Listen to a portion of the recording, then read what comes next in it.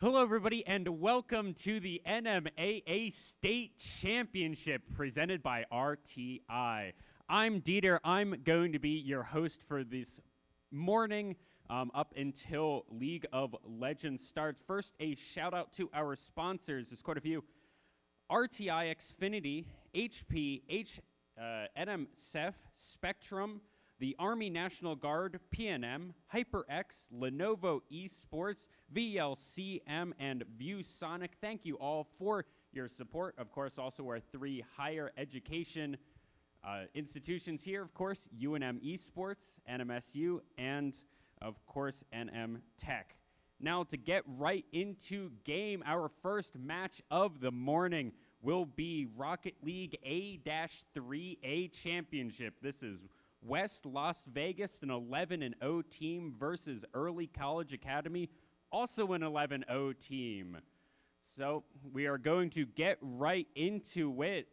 And with that, I'll just throw it right over to our casters. Oh, it's my mic on? Oh, there we go. Welcome to the 3A Championships right now. Does it look like... I think the game's working. Alrighty, well, so today we're going to be shoutcasting Rocket League, so I'm really excited to shoutcast Rocket League. And we have also my buddy, Aidan, so we're here, and we're happy to shoutcast Rocket League. Yep, looks like we're going to be having ECA versus West Las Vegas, as you already know. Both these teams are 11-0. These teams are very, what's the word? They're very integrated with team plays. They like to focus on those and like to play to their strengths. They're very strong with trying to communicate as well as just trying to bring in all of their players into the same play. Both of these teams are very good. It's going to be a great matchup. We'll be starting very soon with the next game. It looks like we're wrapping up this quick match right here. Alright, so it looks like that was the first match because right now they were just doing a warm-up. But so it looks like we're ready for the next match. Got this.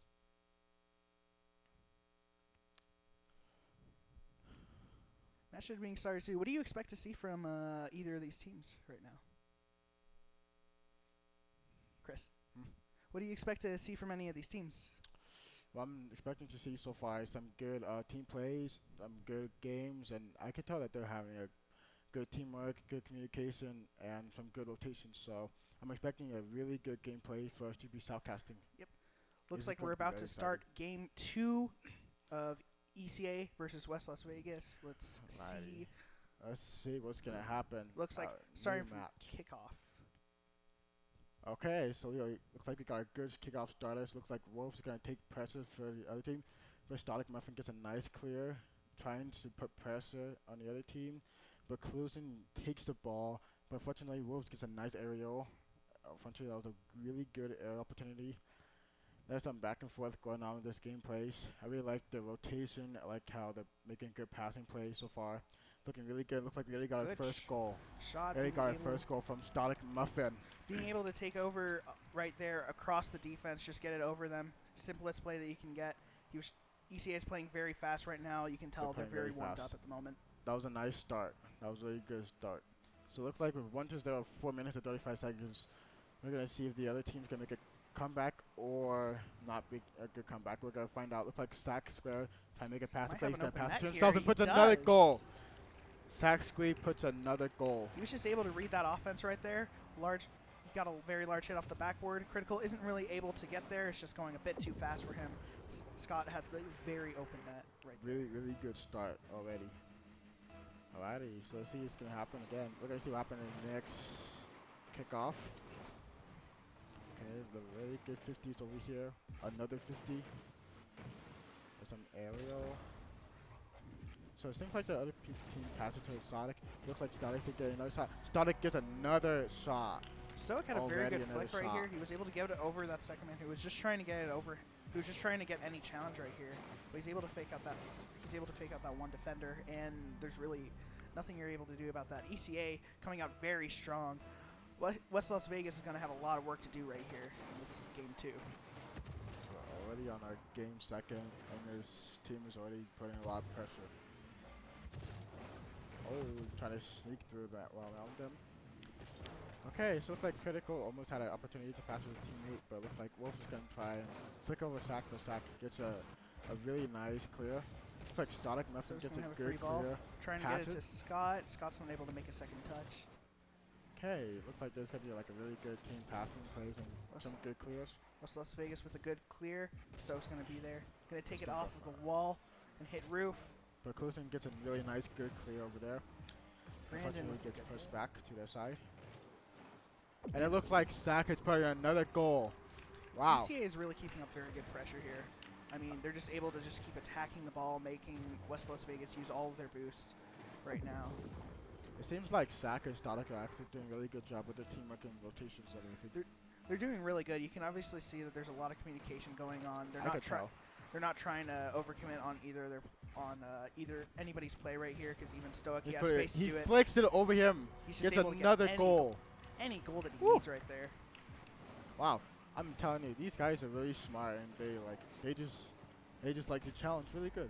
It was a great flick. He knew that Wolf had just recovered right there, so if he just got the insta flick, it would have been way too hard for Wolf to jump right there. So great play from ECA so far. Oh, yeah, that's 5-goal lead. So far.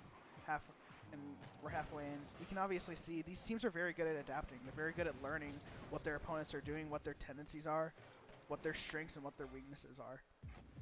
West Las Vegas is also looking very strong when it comes to follow-up plays on offense, so team plays.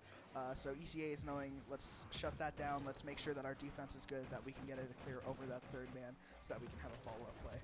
Oh, what a good save. That was a nice shadow defense right there. That was a nice good clear. Ooh, what a nice clear. And Static Muffin puts in another goal. Wow, another goal on shot. That was just an awesome dunk right here. I mean, like, you can't even say anything else. I mean, Stoic just able to read that play and just put it straight on net bottom right, hits the bar, hits the post, I should say. But 6-0, not even halfway through. ECA looking extremely strong right now, keeping up that teamwork.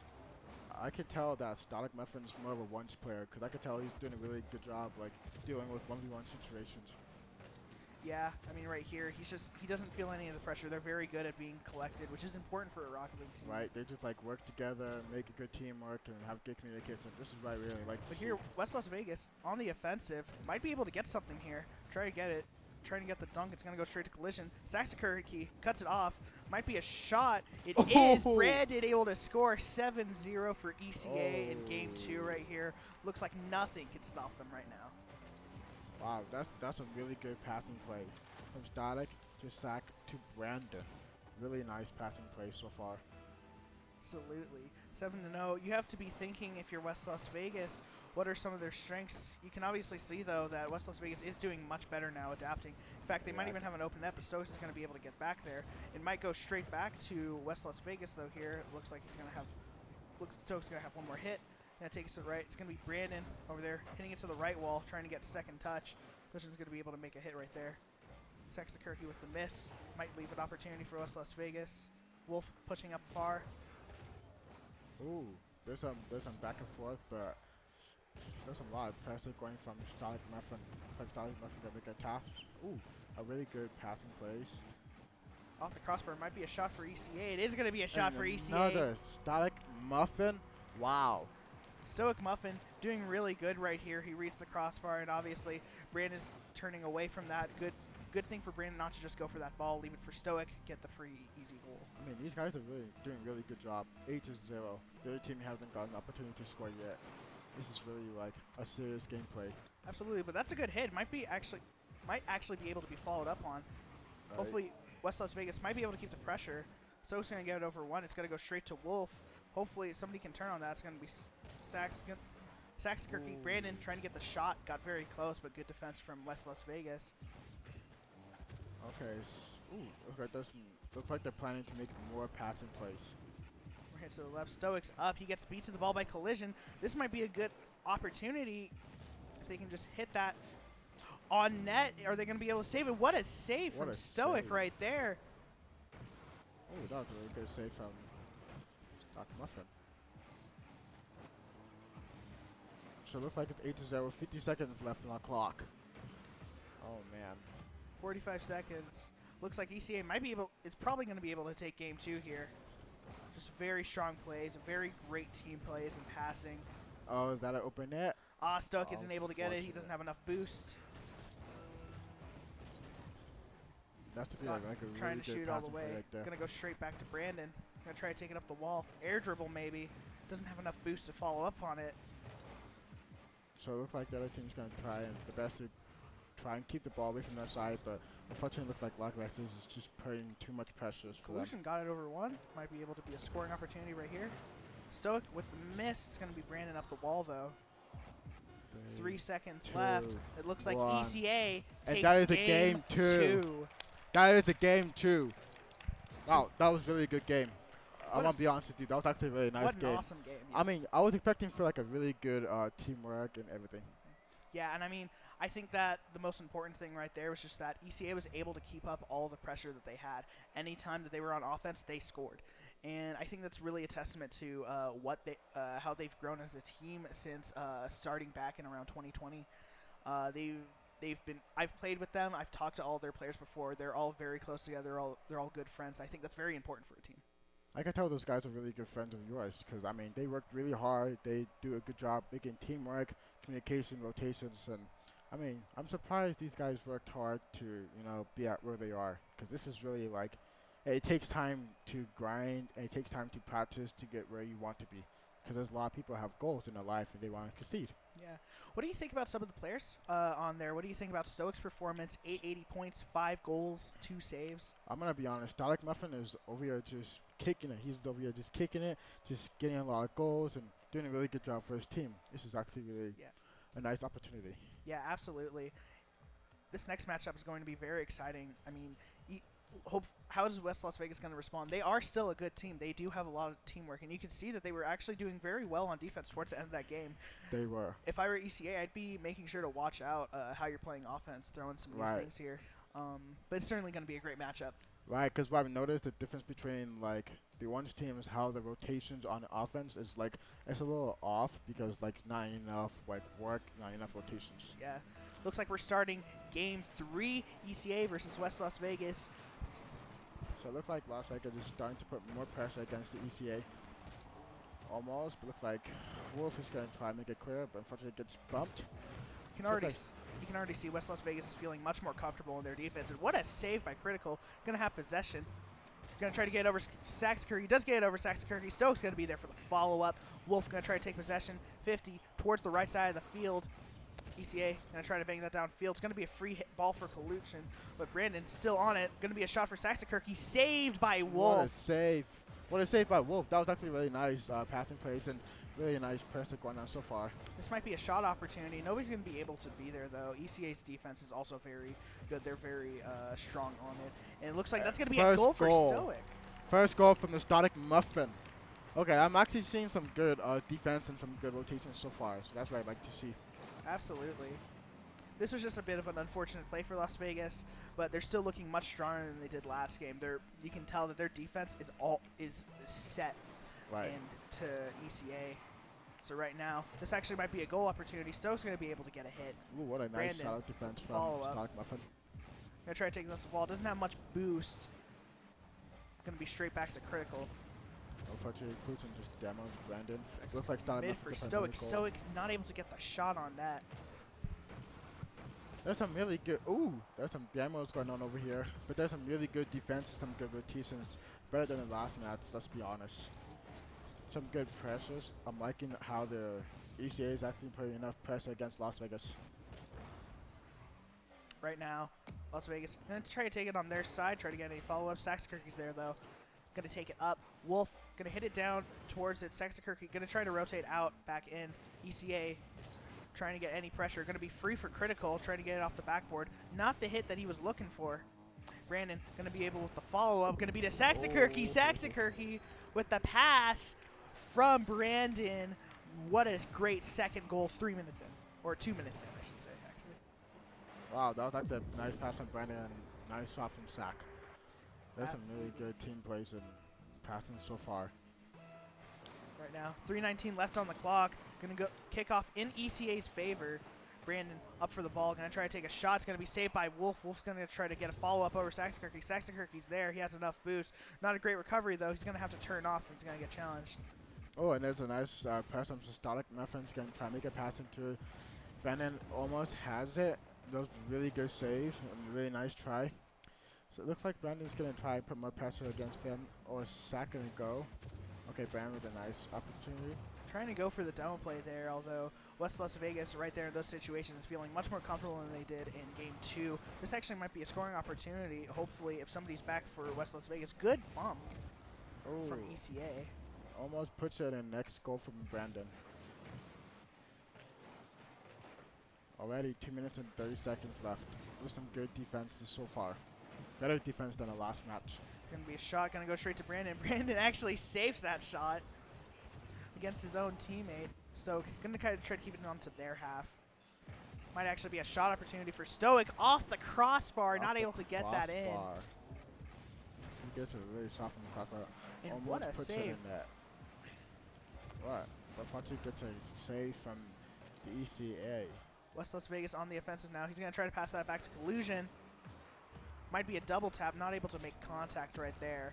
West Las Vegas on the offensive right now, trying to get it over Saxon-Kirky. Saxon-Kirky with the great 50, going to be off the backboard. Backboard, ooh, right there, that goal from Sack. What a good save from Collusion. What a read there from Collusion right now. You can already tell this team does know what they're doing on defense. It was just a bit of a shaky start on Game 2.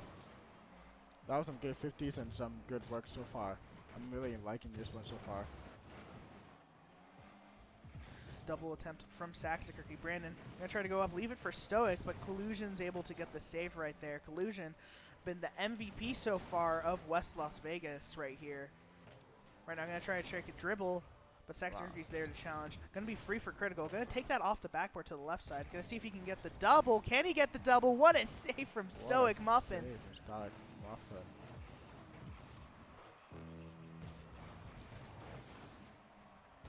Shot opportunity. Saxon-Kirky up. He misses the ball. This might be a good opportunity if anybody's there, but nobody's there to follow up with West Las Vegas. Collusion's going to try to take this up the wall, but an unfortunate bounce means they're back on defense right now. Stoic off the backboard. Might be a shot for Saxon-Kirky. Or Brandon. Brandon's not able to get the shot. Wow. He's back on West Las Vegas. Looks like Stoic Muffin's actually going to get a nice clear. He's going to go for a double. Unfortunately, it looks like Brandon's going to try and put a shot on goal. But the other team is just going to make it clear. Like Brandon's going to patch it to Sack.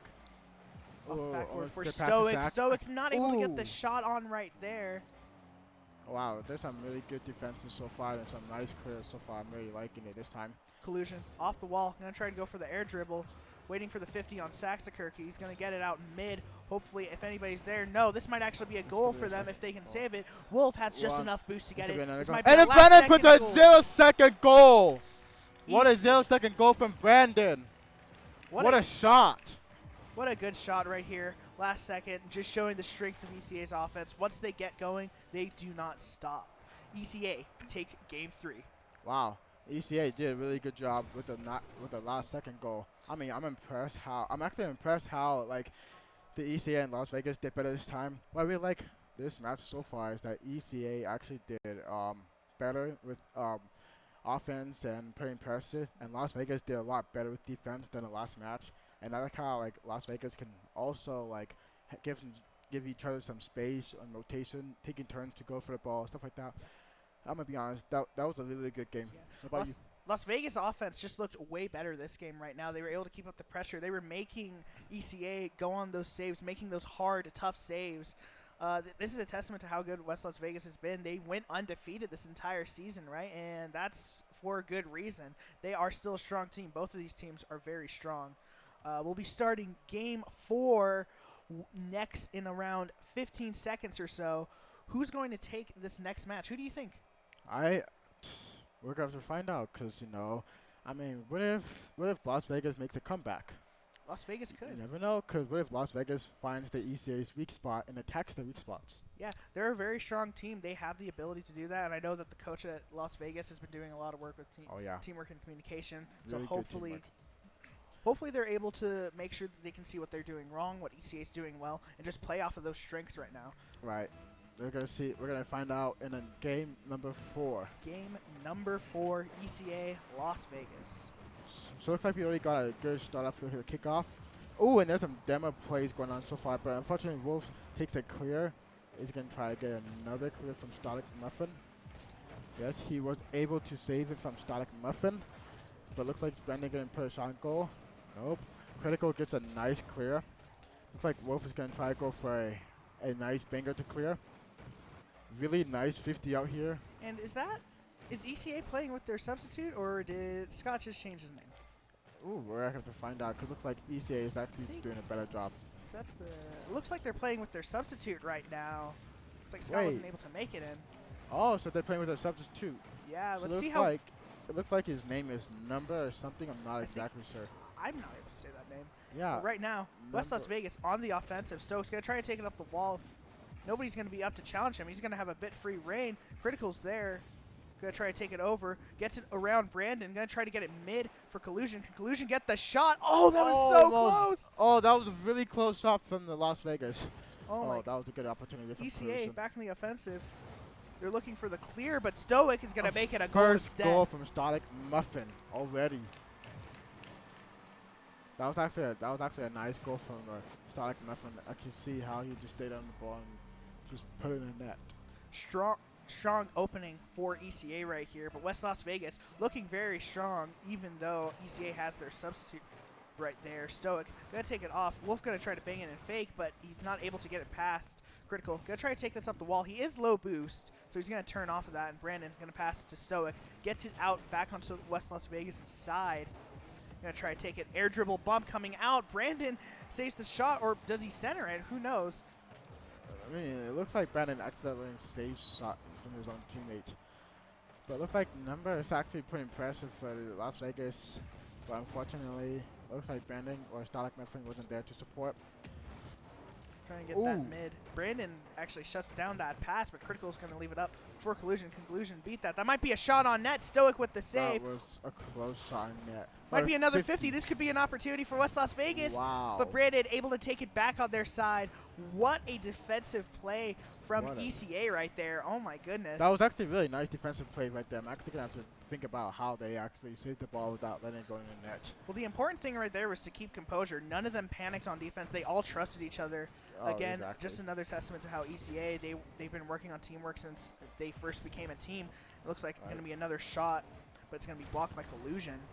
Wow, so it looks like Las Vegas is actually doing better with aerial stuff and with defense and offense. I'm really liking it so far. Absolutely, right now. So trying to go for the double. Wolf gets it over Brandon. This might be a good opportunity. Ravioli beat. This might be a double tap. Can Wolf get the double? No, Stoke's going to be there to shut it down. Critical up to the shot. Stoke's going to be there for the bang. Collusion going to try to take possession. Stoke gets bumped right there. Oh, what a save from a Critical. That was really close shot from Static, but Critical saves a shot. Looks like Collusion's going to try to make it pass, but unfortunately, Brandon gets a really good clear, but they're pass it back to each other. But looks like Number is actually going to take the opportunity. Number 1 Ravioli is how you say the name. Ooh, that was a really close one. Again, it was a nice save from Wolf. There's some bumping going on so far, but looks like Critical gets a nice clear. Number 1 with a pass to play to Brandon. Woo! Second goal for ECA, 136. Looking great on offense right now. Brandon's been has been trying to make those plays for ECA right there, and he gets the shot top right. That was a nice pass from Number 2 stealing down to Brandon. Absolutely. Kickoff going to go in West Las Vegas' favor. Going to try to take up the wall. Collusion not able to get the hit that he's looking for. Brandon's going to go ahead try to shut that down. But it's going to be Critical off to the wall. Hopefully. High bounce. Stokes going to have it off the backboard. Maybe no, he actually misses. This might be a shot for Number 1 Ravioli. Not able to get there. Wolf gets it around 1.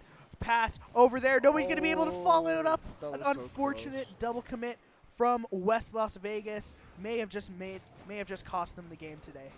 Oh wait, seems like there's going to be another passing play. Unfortunately, he accidentally clears it for the other team.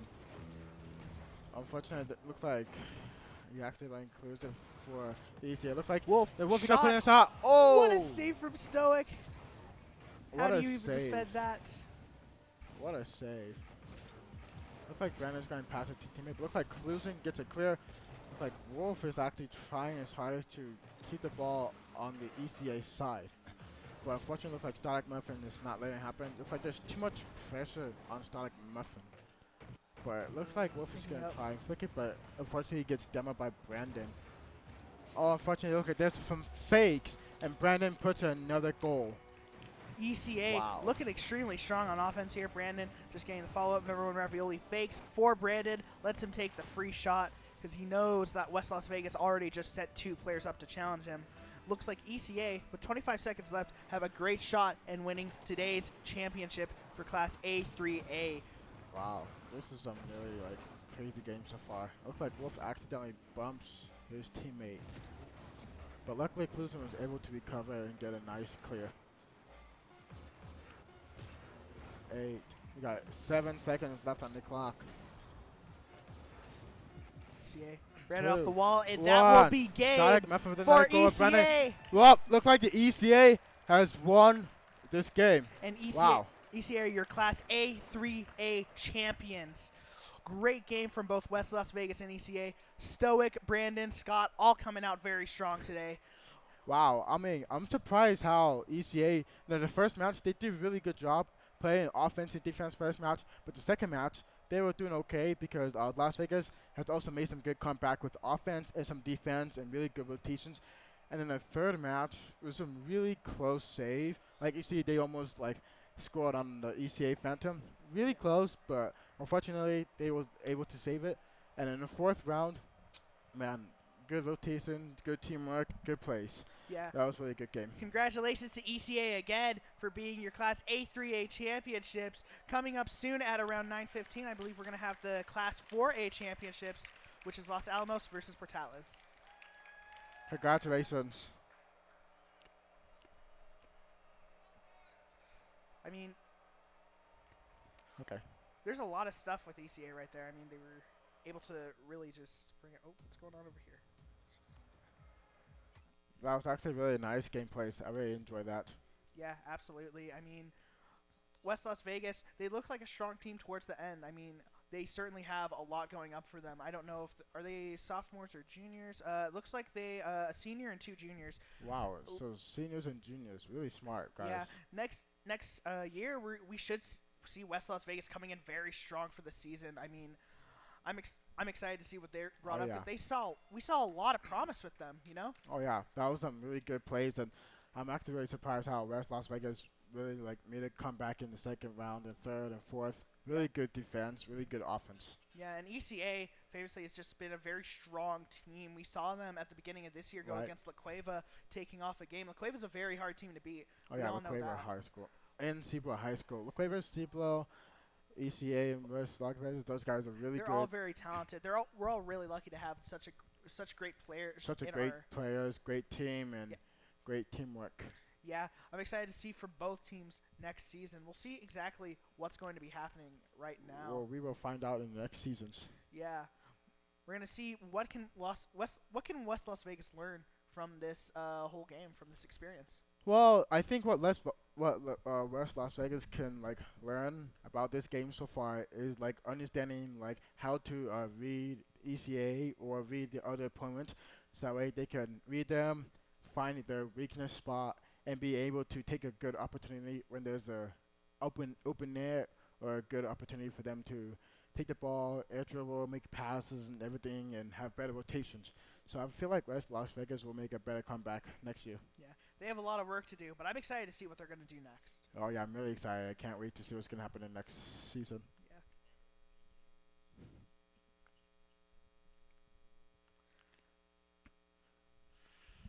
Fortunately, there's a moment of silence.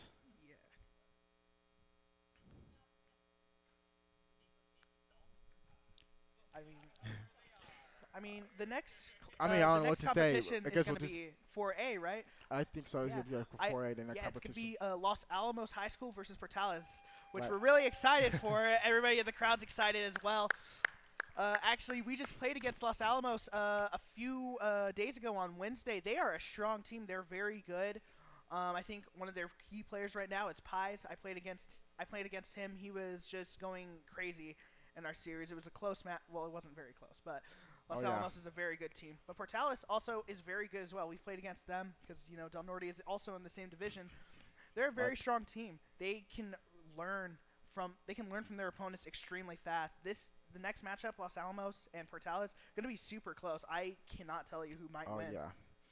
I mean, it takes time for like for a team to work together, for them to be in the state finals, for them to just work on each other, grind games, and level up, rank up. It takes a lot of time and practice. Yeah, and I mean, like, Portales right now, both these teams have been putting in the hours and the work so much, and we're very excited to see what they're going to be doing next. Ready? Thank you so much for our casters. Give it all up for Aidan and Christopher. And you guys, so that it's not weird and you're not sitting here, you guys can exit stage right. All right, thank you guys. And now to introduce our state championship runner-ups, we have the West Las Vegas Rocket League team. All right. If you guys just want to say your name, I guess your gamer tag, and what year you are in what school.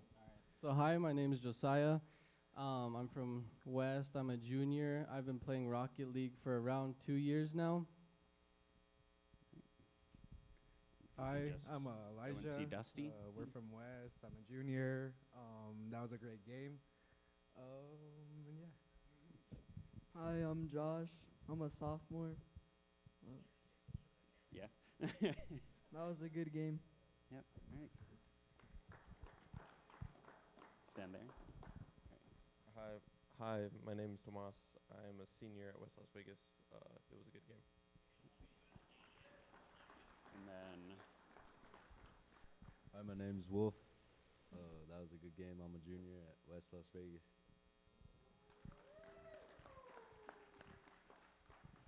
Hi, I'm Kenneth Bachicha. I'm the coach for the esports team. I also teach at West Las Vegas High School. thank you.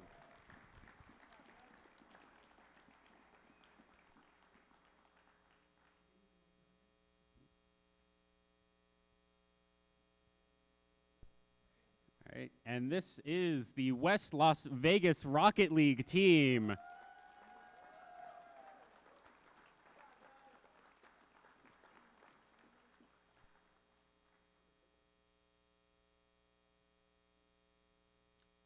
If you all want to take a bow,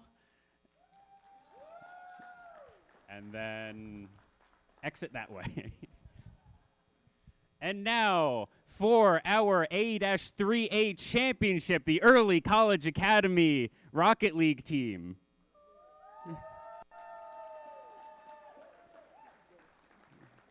So, stand there. If you can just say your name and your gamer tag, and what year you are. My name is Francisco Leos. My game tag is Stoic_Muffin. And what do you mean by year? Like junior, Oh, senior. I'm a junior. Early College Academy. All right, if you can go and see Dusty. I'm Scott Robertson. My username is SaxKirky, and I am a junior, class of 2023. My name is Brandon Hanner, and my name might be tough to figure out on the field. My username is Brandon, and I'm a sophomore, and yeah. I'm Liam Kramer. My gamer tag is #1 ravioli, and I go to and I'm a sophomore.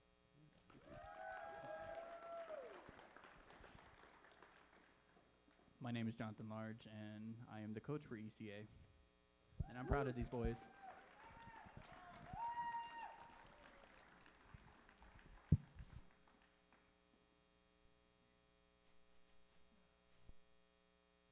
And here we have the Early College Academy Rocket League team, your state champions.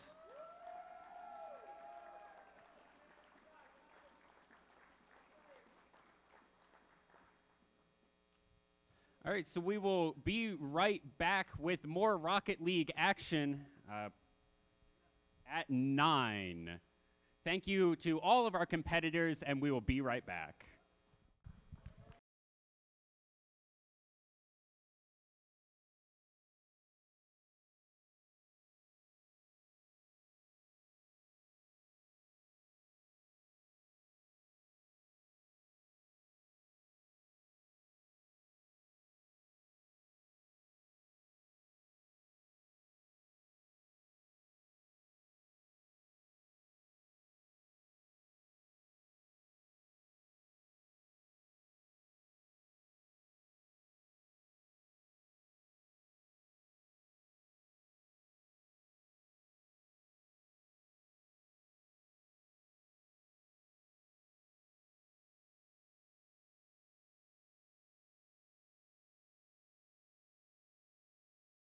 Riverside Technologies, your local trusted IT expert. RTI offers a variety of customizable bags, cases, and shields.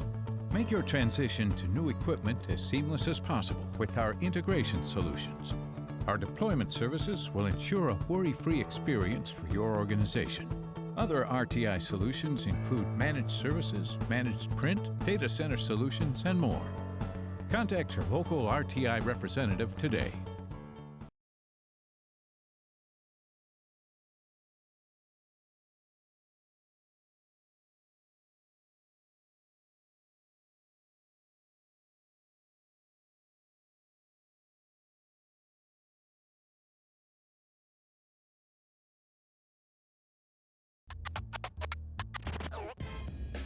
When you have Xfinity XFi, you have peace of mind built in at no extra cost. Advanced security helps keep your family protected online. Pause Wi-Fi whenever for ultimate control with the Xfinity app. And family-safe browsing gives parents one less thing to worry about. Security, control, and peace of mind. With Xfinity XFi, it's all built in at no extra cost.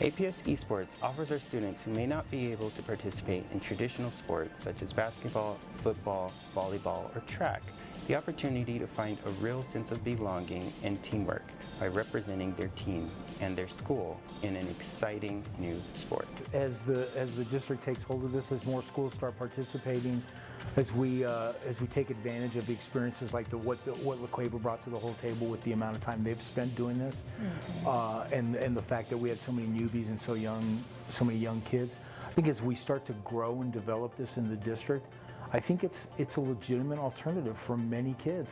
Not only are they learning the nuts and bolts that they do in the classroom setting, here it's like taking something that's a hobby, about a lot of fun, and making it more relevant to life skills, time management, critical thinking, there's strategy behind it. So it truly is a sport, that everybody could participate in. APS Esports is gender neutral, and any student with an appropriate GPA can have the opportunity to play and represent their school in an engaging and exciting competition. The APS Esports mission is to help students use computer and gaming skills with a focus on improvement, collaboration, and engaging competition. I've had a great experience so far. This has been my first year in the program. I've been playing Rocket League for as long as I can remember. I've started playing Rocket League in 7th grade, and esports give me the opportunity to expand. Our vision is to help our students realize their full potential, inspiring confidence and inclusion. You're going to get kids from every population in a school. I had academic champions, I had state football champions, I had varsity student athletes, I had students that had never been a part of any club before. I know that this is sort of a stereotype, but as a kid I was like, I want to be a part of an esports team, or I want to be a YouTuber, and I hear everyone say that. It's a joke. I mean, everyone says that, and this has sort of become a reality because I'm on the esports team. I'm the captain of the esports team. The post-high school scholarship opportunities and exposure to not just video games but online broadcasting is a big thing, or video game development, or computer science. There are now esports tracks in colleges across the United States. There are scholarships that are offered. So you can go to college playing video games to get money to do that. The great thing about APS Esports is that we're seeing colleges and universities recruit our players to join their collegiate teams, offering them scholarships and admission. I think that it's important to give every kid an opportunity, and I'm looking forward to what our kids can do with this, you know, on both sides of the in front of the monitor and behind the monitor. It's exciting. I'd like to thank and congratulate all of our APS Esports players who made our inaugural season a success. APS Esports. Go Esports.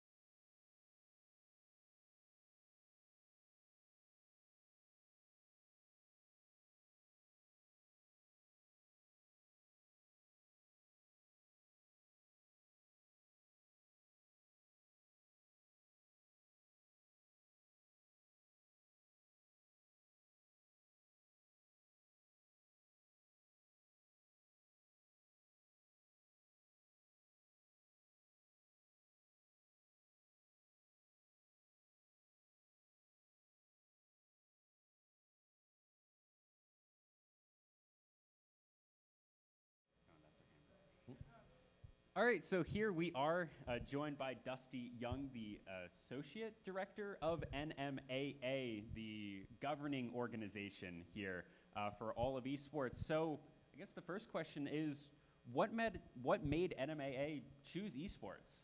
So I think it's really been a national push to join the craze that is esports, and we've had just tons of interest from kids across the state of New Mexico saying that they want to be involved, and we're all about participation. Doesn't matter if it's football, basketball, student council, DECA. We want kids involved in extracurricular activities. There's studies that show it helps them as students. It also helps them learn life lessons. And esports is really a whole new demographic of kids that we've really brought into the school setting, and now they're part of a team. We know kids love to game from home, to do the things they love online. However, now we've made it a team sport, and we're getting kids in a computer lab together. They're working just as hard as those basketball players on teamwork, communication. So it's just been an opportunity for us to add participation to the state of New Mexico at the high school level. All right, so you said that it's a national thing. So where do you expect esports to go from here? Just to continue to grow and grow. I think there are about 25 state associations across the country that officially sanction esports. There are a number of others that have it as a club sport, so to speak. So at some point, I imagine all 50 states will have it in their state association. We have grown exponentially since we started 4 years ago. We had 29 schools. I think it was 2019 was our first year. We're up to about 75 that are participating. We have more schools participating in esports than we do tennis and golf and wrestling. So I mean, it's grown quite a bit just in a very short period, and I think it's going to grow even more, especially as schools kind of get back to normal after the pandemic, and they're able to make some purchases for their computer lab and kind of get back in the swing of things. I expect us to have probably 100 schools before we know it. Awesome. I'm super excited for that. So I guess final question, did you grow up playing any games, or what did you grow up with? So nothing like this. You know, I think I grew up on Madden, which we will play tomorrow, but I never played online or anything like that. But also, of course, Super Mario Brothers. I think I saw that set up in one of the higher ed team rooms across the way, so I might have to go in there and see if I still got it. But it's crazy what esports is now, and gaming is such a huge part of so many kids' lives, and we're just happy that we can be a part of it. Absolutely. Well, thank you for your time, and thank you to NMAA for making this all possible. Absolutely. We're happy to do it.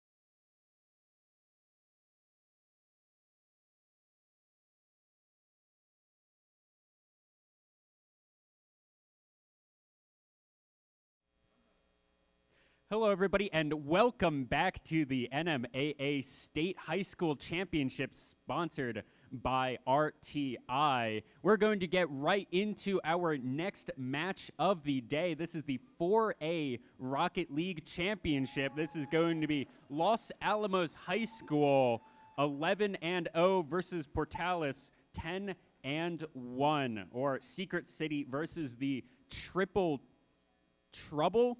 Man, my handwriting's bad. And without further ado, we're going to throw it over to our casters who will bring us the rest of the action.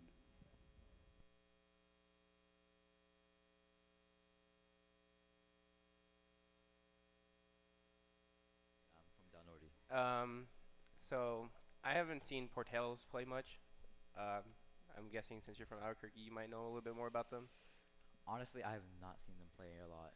I've seen Los Alamos play a lot. They're very good. Some of their players, like Pizro, an all-star on their team. Ryan, a GC1 player who is only in 10th grade.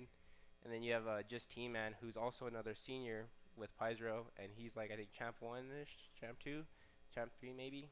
And yeah, they always show me how good they are. I saw them at our invitational that we had here last March. They played well, even without Pizro there. They had their sub Lamboy in, playing extremely well. Yeah, we're just waiting for this invite for this match. I'm super excited. It's always fun to see a new team play Rocket League that I've never seen. It's always a great experience to actually witness in person on how they play and how they strategize and communicate. Yeah, especially in a LAN event like this where there's a little bit more nerves. Yeah. Makes you a little bit nervous, so you kind of have to play your best game. Yeah, otherwise, be on your toes. Yeah. So hopefully we can get an invite here soon. They're just taking their time, I guess. Oh, there it is.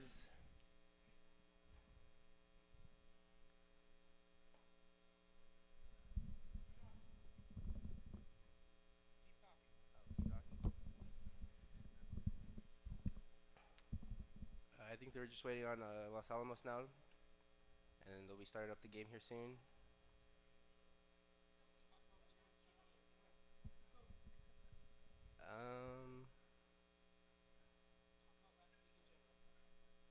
We're starting up the game, it looks like. Oh, never mind. Psych. Alright. Go to spectator. Just waiting for the I think Los Alamos to join the lobby, and then they'll join their teams. I'm really hoping to see some great team plays by these teams. Yeah, I've seen Los Alamos play a good bout, and Ryan and Pizro, they got a good connection, and look, there they are. So I think we're about to start.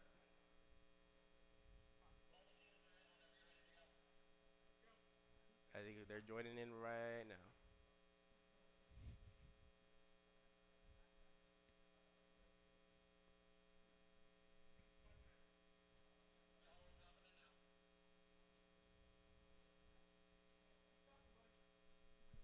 All right, here we go. We're getting started. Game 1 of best of 7. Portales versus Los Alamos.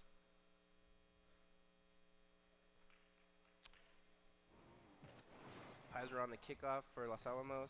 Ryan's up. Just gives it to Portales. And hit it to right corner on orange.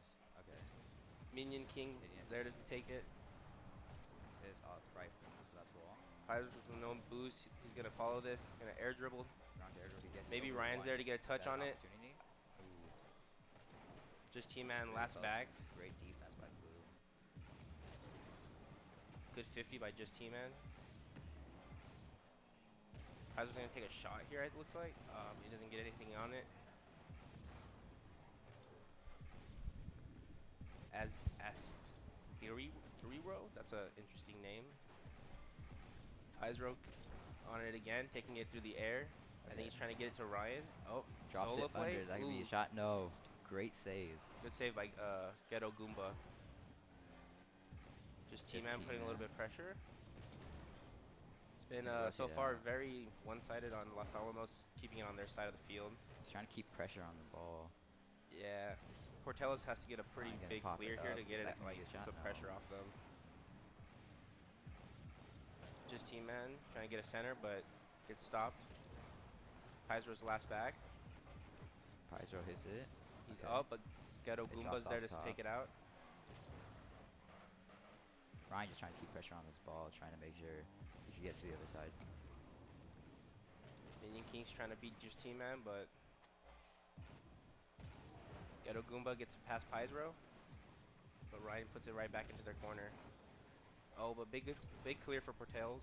Paizo. Okay. He air Nice dribble, plays. pitches off the wall.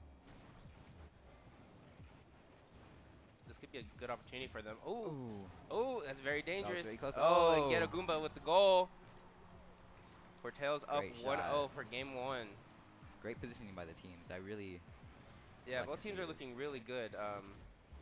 Los Alamos has kept it predominantly on their side of the field, very aggressive. I think if they keep it like that, they'll get a sneak a goal in here, tie it up. But Portales is they have a good counterattack. Oh, and Ooh. Ryan just answers Ryan right just back with the just kickoff. Right back at the kickoff. T-Man giving him a good stop right there in the middle for him.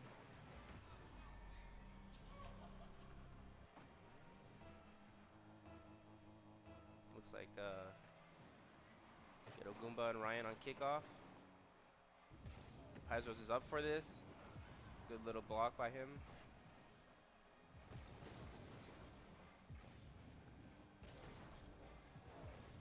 T-Man's up, puts a little shot on, but it's going to be saved. Ryan just trying to keep pressure on this ball. He's going to try to get it over him. Goomba gets a good 50 in that. Might get a shot. Ooh, good shot from Azthrio. Nice job. Portelo's up 2-1 now. Game 1. I mean, both these teams are looking real good. I've Yeah, never you can seen tell they're- Portelos play before, but they're holding their own against Los Alamos, which I know is a very good team. So T-Man. Okay, he misses aerial. Ooh, gets a great save. Paizo with amazing save. Paizo up. T-Man trying to get a good 50 in there. Ghetto Goomba tries to take a shot, but slightly to the left. He's gonna pop it up. Ryan hits the ball. Paizo follows up for Ryan. Minion King clears it to the other side. He's gonna maybe try to play the ball. It's up. No one seems to be there though to clean that up. Paizo gets a good touch on it, but Minion King seems to clear it out before it could even get to the net. Paizo hits it above one. He's gonna pass mid. Oh, good and he pass, could but not T-Man take was the just shot. not ready for it.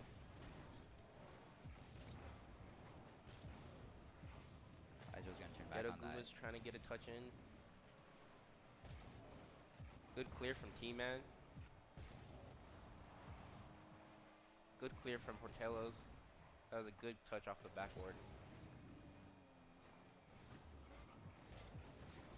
Minion King centers this, but Paizo's just gonna clear it out to the corner. Paizo's gonna get a double touch. Oh, maybe a shot from Portelos here. Oh, they could have really made this tough for them Oh, there. jeez. Oh, if they get a goal here. Oh, my God! Right through all three of them. Great placement in that shot. Los Alamos is gonna need a score here soon if they want to have a chance at taking this game. It is a best 7 though, so plenty of Rocket League.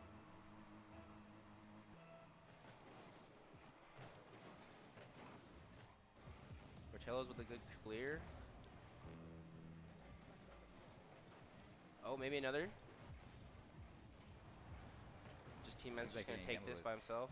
Gets it right above him. Gets it by 1. Bumps another. Paizo has That's a gonna free be a net. free open net. Paizo. Great team play. Yeah, T-Man just with the good pass to go for the bump right after. Yeah, that he was gets a great bump. It's yeah. an open shot for Paizo. That was good on his part to go for that. Just realized that he couldn't get the ball another touch, so he just went for the bump to help his team. They're only down by 1 now, so they're answering back.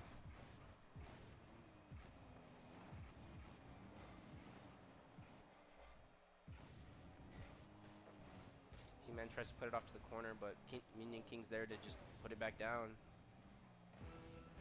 It's centered, but no one's there. Gonna hit mid. Ryan has is going to come up. Just Team Man's going to take possession of the ball. Is he going to do anything with that? No, he's not. Minion King gets a touch going towards goal.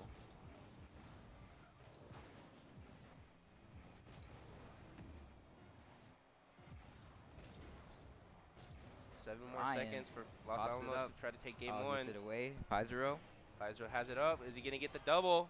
Ooh, Oh, but saved. Great save. Come on. He's going right to Pizarro, and he misses Game 1 goes to Portillo's. Great game. Amazing game. These guys, I've never seen them play, but they're honestly, I mean, some of these Minion King, Ghetto Gumba, Portillo's in general are surprising me with their plays, being that this is the first time I've seen them play. Going up against Supersonic and a Grand Champ, that's pretty tough, especially because these guys play a lot too, so I know they got some good chemistry. Excited for this rest of this game. Yeah, you can really tell that they have a great communication and great like passes to each other. Yeah, I mean, just like good teamwork, like doing things like going for the bump. It's exciting to see how these guys are doing, though. I'm excited for this game too. Just Team Man on kickoff. Minion King. Ryan's gonna hit it towards blue net. They get a clear though. No touch from Pizarro. Just Team Man's gonna take control of this. Gets it past 1. Gets past 1. He's just still gonna try to. Gets it past another. Gonna be aggressive. Maybe with get a pass here. He doesn't get the touch He's though. Gonna go high. Ryan gets a touch. A little double commit from Portillo's. Just Team Man. Okay. Pizarro, he's going up for the air dribble. He's gonna get a nice touch. Oh, he's going for the fake bump. in the demo. Great play by Pizarro. What a nice play from him. Pulling out the best moves he's got right now.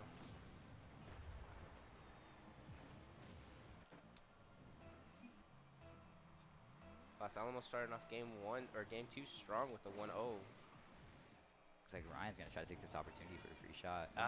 Ryan doesn't get past. Pizarro's gonna taking still it up keep on again, that going for flip reset.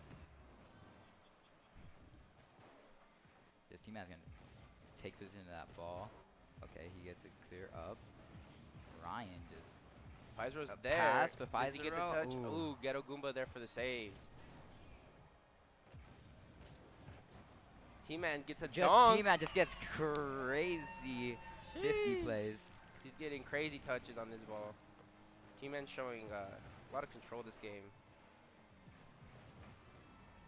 He's been taking the ball, controlling it, slowing down the pace of the game for his team. Ryan Minion can go for the kickoff.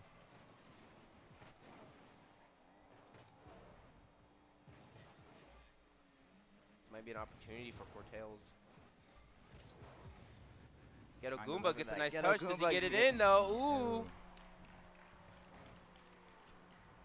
That gets hit off right corner, but he gets that good double touch. Yeah. Right, that pushes it right back in.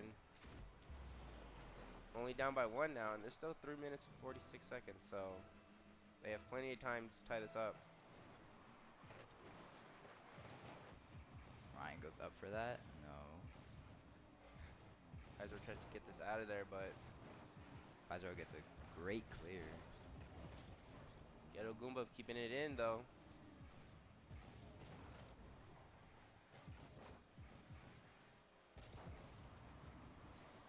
Nice shot. Oh, Ghetto Goomba there to save it though. Gets a clear out. Los Alamos is rotating back, but Pizarro's is there for the third.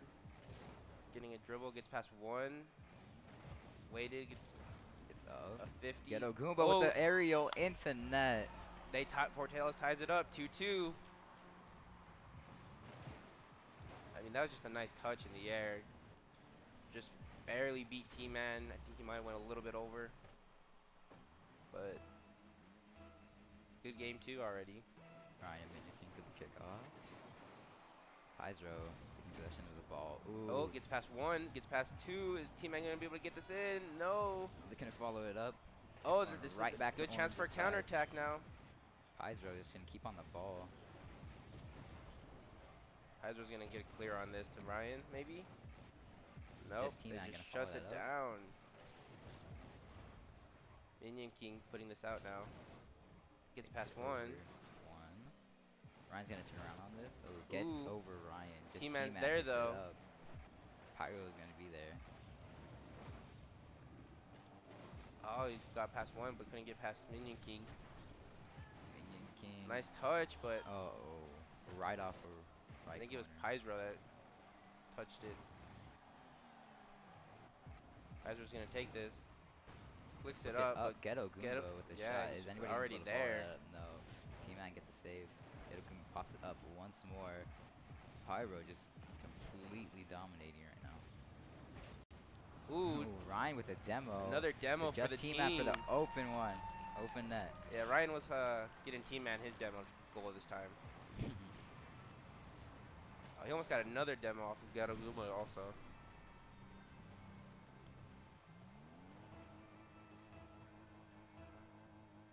Kickoff, 2 minutes left. Pyzro's on the wall for this. He goes up for an air dribble. Flip reset, but can't do much with it. Okay. T-Man's gonna put this off backboard. Minion King's up already though.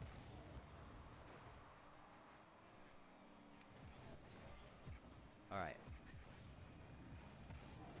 Ryan tries to 50 this, but doesn't get anything out of it. It's right over Ryan. Pyzro's gonna hit it off the corner. Oh, just straight to T-Man though. Straight to T-Man, and T-Man gets a great shot. Puts Los Alamos up 2. That was just unfortunate, like, spot. Tried to get it clear, but T-Man was already there for it.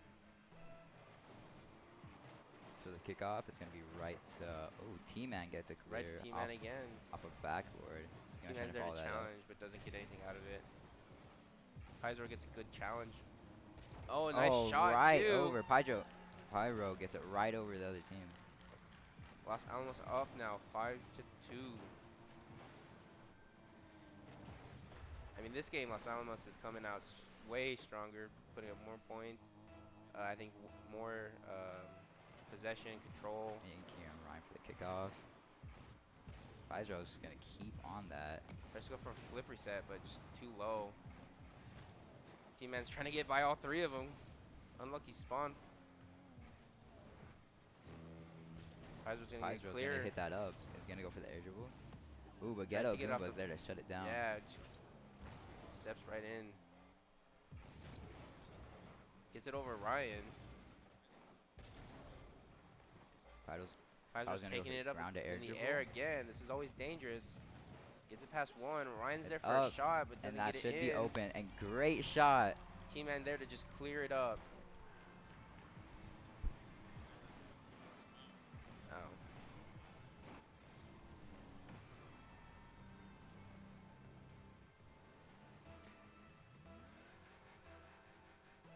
Just T-Man and Ghetto Goomba going up for the ball.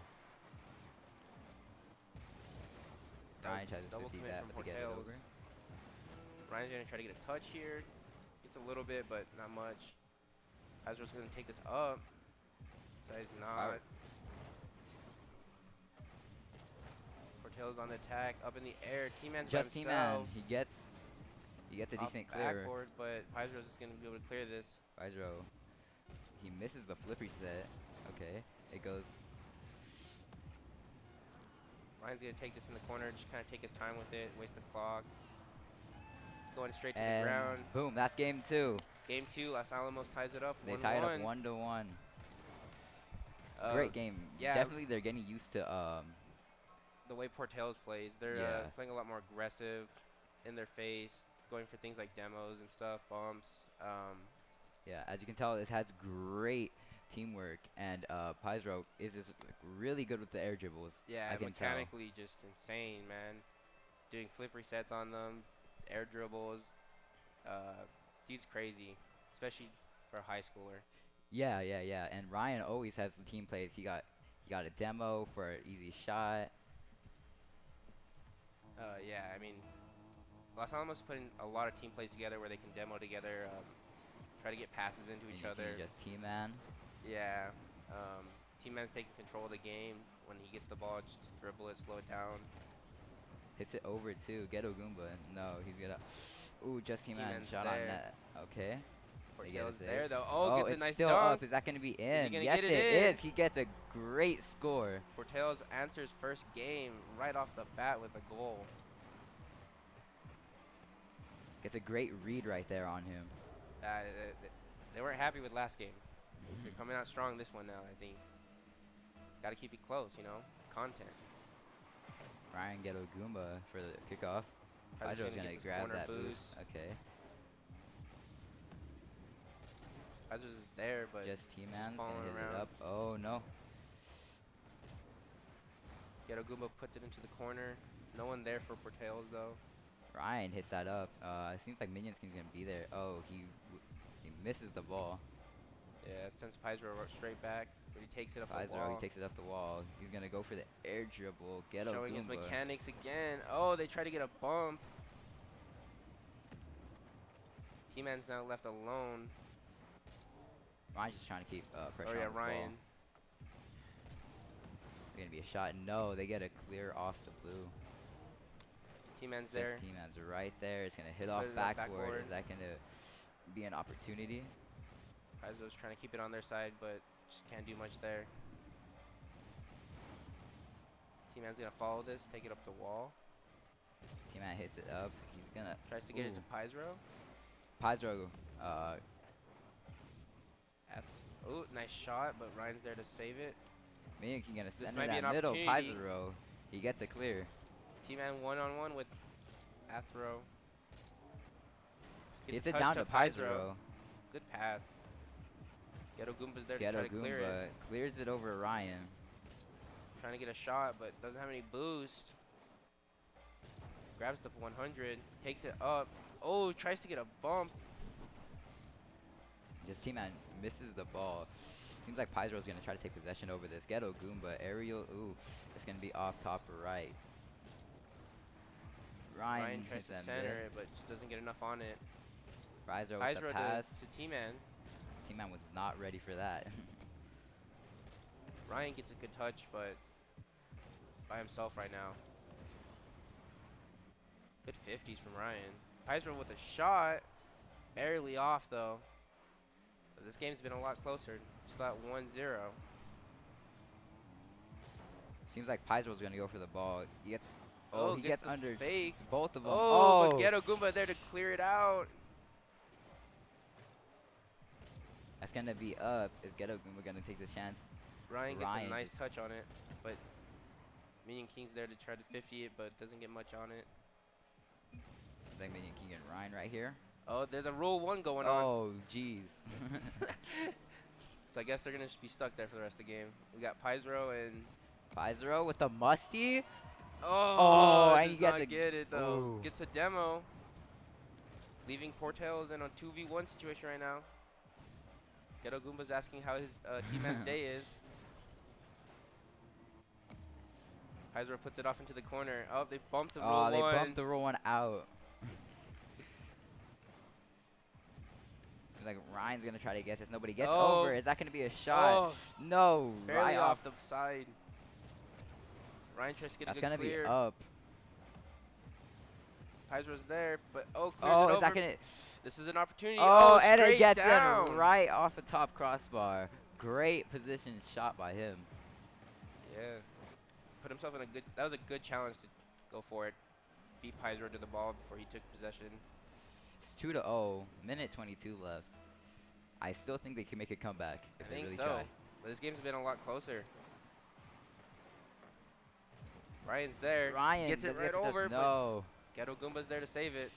Pizro is gonna. Ooh. Oh. Ryan's there. Challenges. T-Man's gonna follow this. T-Man. He's off. He backs up. Pizro gets a Ghetto touch. Goomba. He Oh. gets a shot. He saves it, but there's still an opportunity for Minion Portails. King hits it off top. Pizro gets a nice touch to the corner. Ryan gets a little touch to pass it to Pizro. Pizro's shot right here. Pass to and T-Man. T-Man. Ooh. Ryan gets a shot on net. No. Barely to the left. Pizro gets a pass to T-Man. It's T-Man. It's up on Blue's right side. T-Man's now last back, going for boost. Pizer's there though. Just speedy. Pizer's gonna try to do something with this, but he gets demoed. Minion Open King, net. is that gonna be a shot? Yes, it is. 3-0, 19 seconds left. I think they secured this one. Yeah, I think they're securing this one. I think Portels is gonna go up 2-0 or 2-1 in the series. Minion King with a great power shot right around him right there. Ryan and Ghetto Goomba for the kickoff. It's gonna go up. Minion King's gonna try to get. Can he get the double? Can he get the double? Ooh, barely misses it. He does not have enough boost. Ryan, I think he's gonna try to get up on that. That's gonna be nice right flick. there. Pizer's there to the backboard.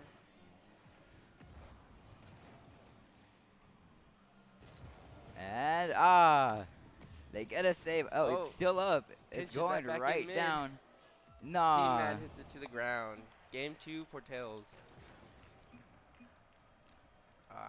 I mean, the game's going back and forth. I think we might go to Game 7 with this series. I don't know, This is a really close game. Portals really just has really great communication and great teamwork skills. The passes on them is just really crazy. They have really great 50s. I think their defense is insane. Los Alamos, they're on their side of the field the whole time, and they're still pulling up this game 3-0. Pizero with his mechanics and those passes to Ryan and T-Man. Their defense is definitely what's keeping them in this series. I mean, this guy's got 4 saves, 1 save, another save, a couple shots from them too when they do get the ball on their side. So Portales is keeping it strong out there, giving Los Alamos a tough match for this final for 4-8. Definitely trying to keep them on their toes for this match.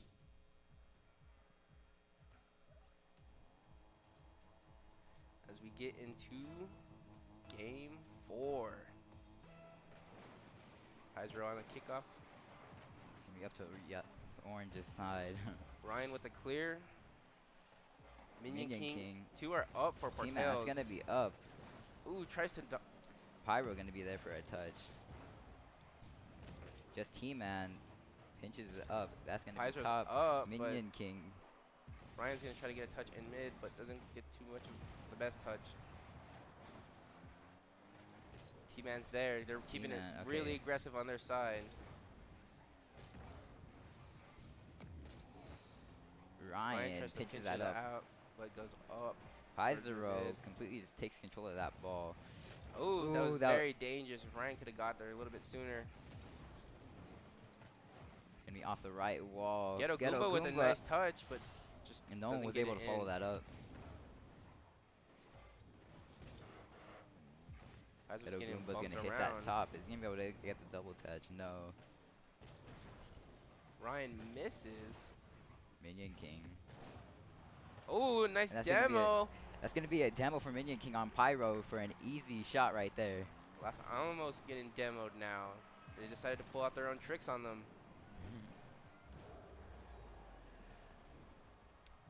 I mean, sometimes you got to fight fire with fire. So if that's what they're going to do to win, then use those demos.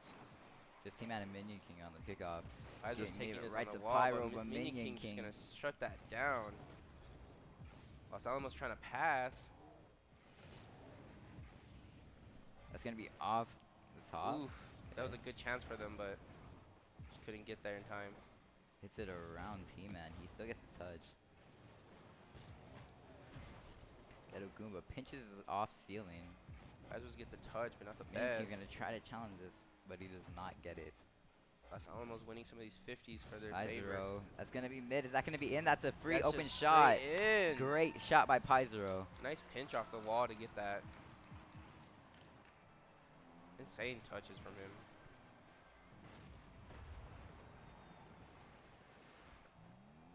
Pizero on the kickoff. Didn't see Portales. It's going to be top. Okay, Ghetto Goomba just trying Straight to shut to that down. Ryan.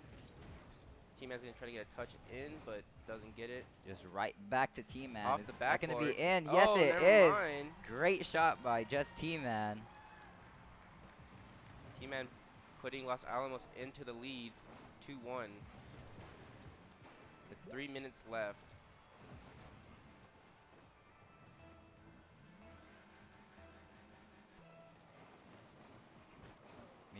Just Team Man on the kickoff. Ghetto Goomba tries to do that, but no, he does not get it. Minion King is trying to keep pressure on this ball. Tries to follow it with another touch, but just doesn't Just Team get Man it. passes it all the way back. Good spawn for Tails. Get some bumps on Ryan. But He's just gonna lead it in. It's a great, easy shot. No one was on net. He could just lead that in for a free shot. Ghetto Goomba He missed the ball. He did not have enough boost to get back. And no one else was there. That's unfortunate. But there's still plenty of time, so. Ghetto Goomba and Pizer on kickoff. Minion King following. Only 7 boosts. Tries to, oh! Ghetto Goomba. Just right past.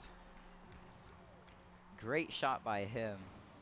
As you can tell, he gets off right wall, flips into a touch right over Just T-Man.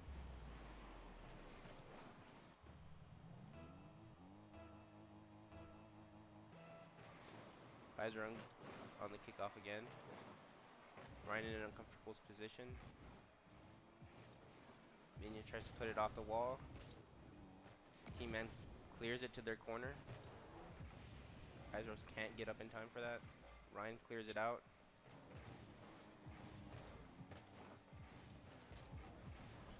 He gets it clear. It's gonna go right to Pizero though. Hits it up. Ghetto Goomba just does not want that to happen. Ryan gets it saved. Gets Minion King demos Ryan.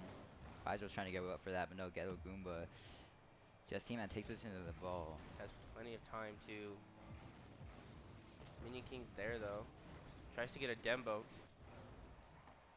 Goomba off backboard again. No one's there to clean it up.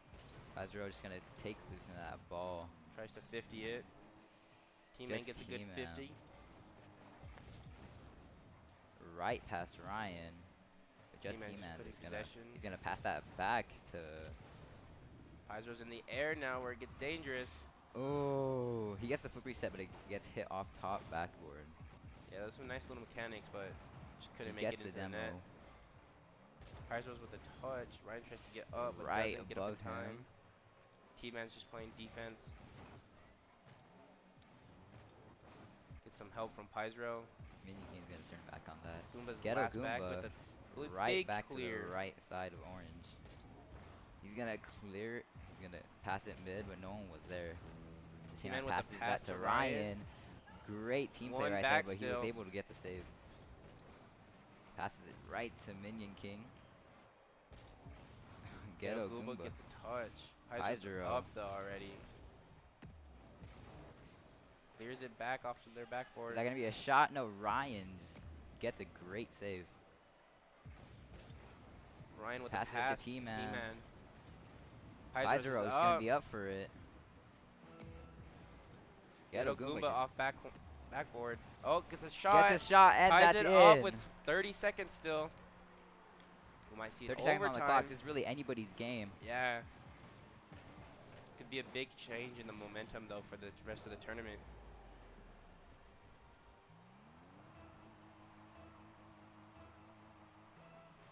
Minion King and Just T-Man on the kickoff. 2 are Ghetto up. Goomba goes up for it. Pizero's gonna take control. Ryan gets a shot. Not enough power in that shot. They get an easy save. Just T-Man hits it to the left side of blue. Big clear from Minion T-Man. King gets it right to Ghetto Goomba. Looks like we're gonna go to overtime possibly unless Just they get a T-Man. goal here. Portello's just trying to keep this from not going into the back of that net right now.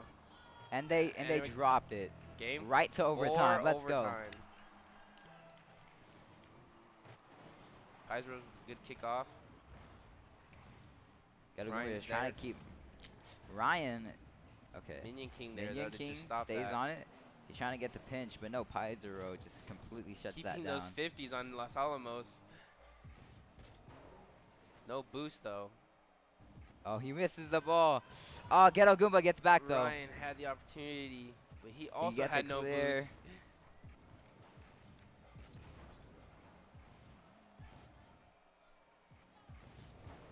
Ryan trying to get it past one, but couldn't. Bumps one.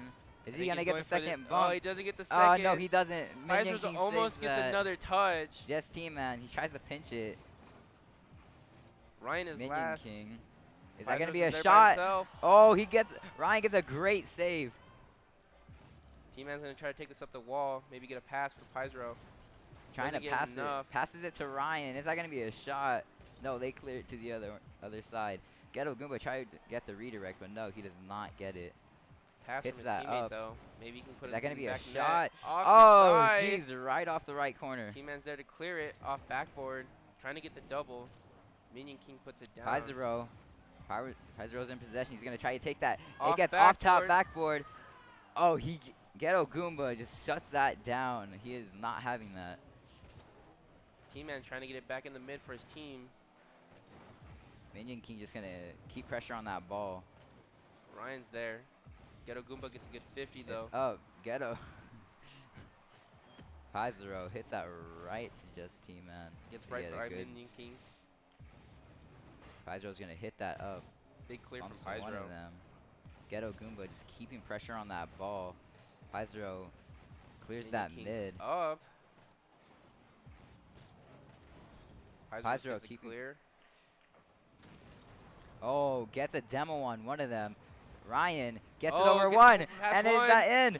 Oh! Yes, it is. T-Man's there to Great finish shot. it. Just T-Man with a score. Ryan with a great pass. They had a good save there. It's just T-Man was there to finish cleaning it up for them.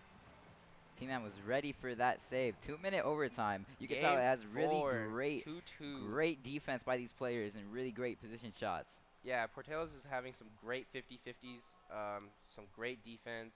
It's really keeping them in the game.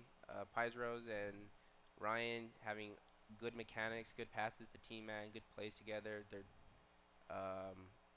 have a lot of aggression on offense. It's such a fun game to watch.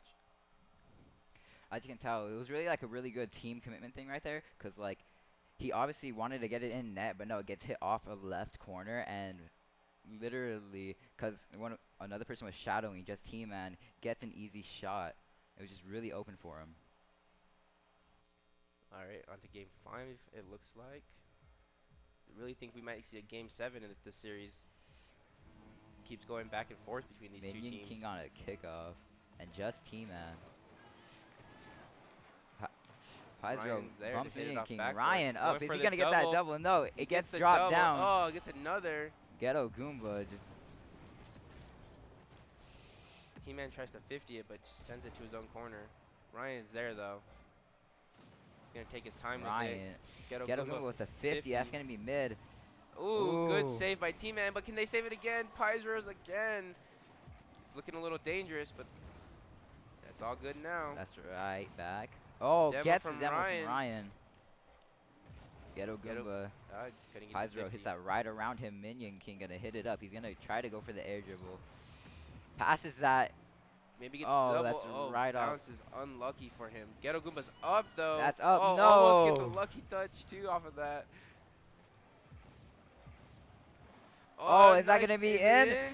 Oh, my great God. save. Pizros with the save. Just T-Man going to try to keep pressure on that ball. Ghetto Goomba. Big clear from Pizro. We were talking about Portales right to defense, just but T-Man. right now, He Let's misses Alamos the ball, is though. looking insane.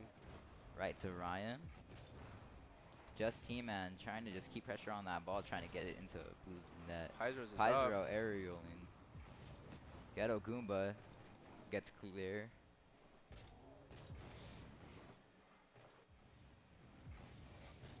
Seems like Ryan gets a like touch, but Ryan Ghetto gets Goomba's a touch, gonna but clear it Ghetto out. Goomba.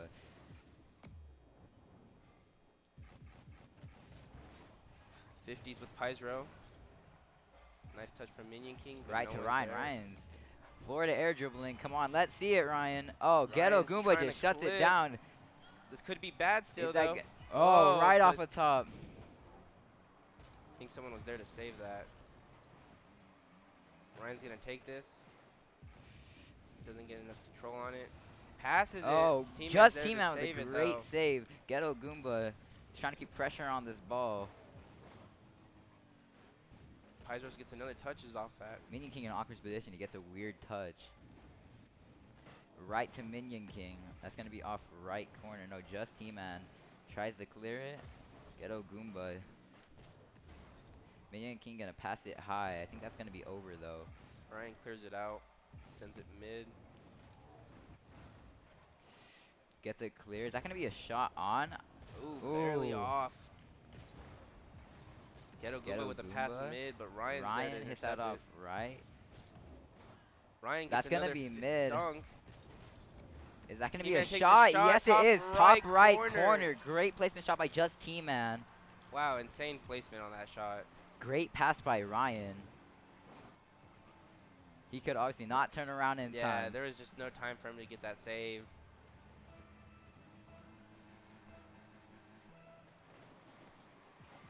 Dang, that's our first goal for this game, actually. Kept it real close so far.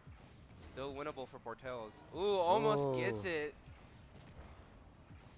Hyzero's taking the ball Hyzero's now. going to take this ball. Okay. Ghetto Goomba gets a block, though. He's there again off the Ghetto backboard. Goomba. T-Man's Just trying to put T-Man's it going in. to place it mid, but no, Minion King hits it high. No one's going to try to take the opportunity for that shot. Ryan doesn't get the touch he wanted. Just T-Man's going to hit it. Minion King there to save it, though. Hyzero's trying to put it mid Hyzero again for puts his it team. mid. Minion King gets a decent Ryan's clear. there for a Ryan's there for a shot and gets it in. Great shot by Ryan. Putting Los Alamos up 2-0 right now for game 5.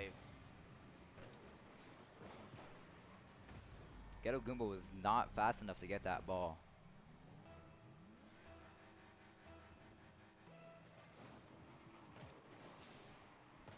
That's gonna be right to Just T-Man. Just T-Man that's going towards net. Hyzero just gonna keep pressure on that ball. Ryan getting a touch. Trying to hit it above one.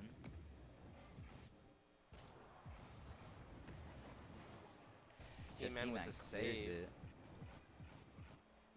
Like Minion King's gonna be there. Hits it around Ryan. Minion King just trying to keep pressure on that ball. That's Yeah. gonna be off right. Is It he might gonna be an try to pass that? opportunity. Hyzero tries to pass it, but no one's. That's gonna be right towards Orange's net. Just T-Man just taking the ball. Trying to keep it away from them. Hyzero's getting a touch. Got the the flip flip reset, reset too. above and two. Air dribble. Nice.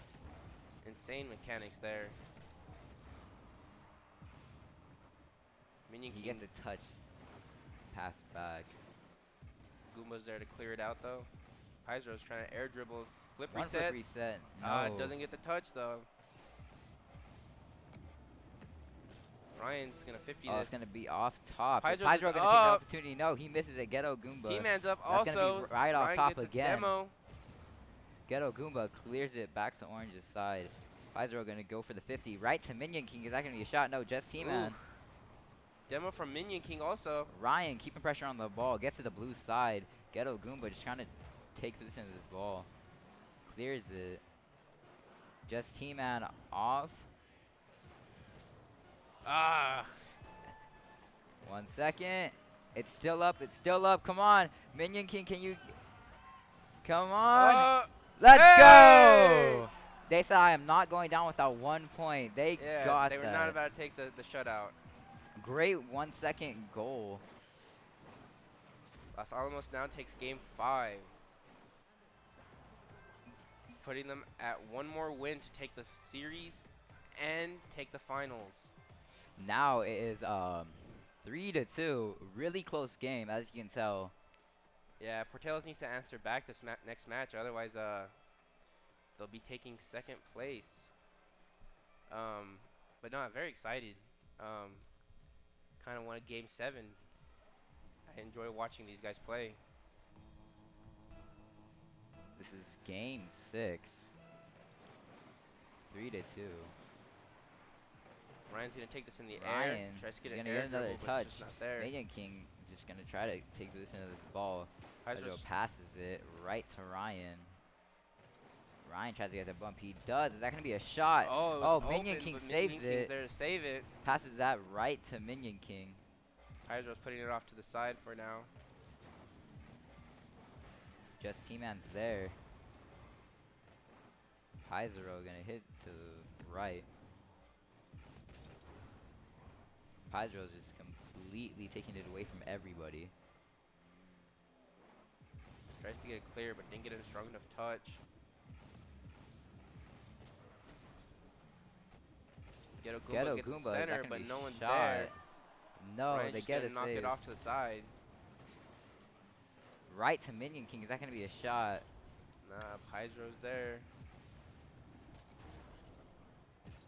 Big clear from Pizro. Sends it back though to the Right side. to Ryan. Ryan with Or the air dribble. He's just trying to, fakes Fakes it it. under one. Ghetto Goomba. Pizro's trying to center it now.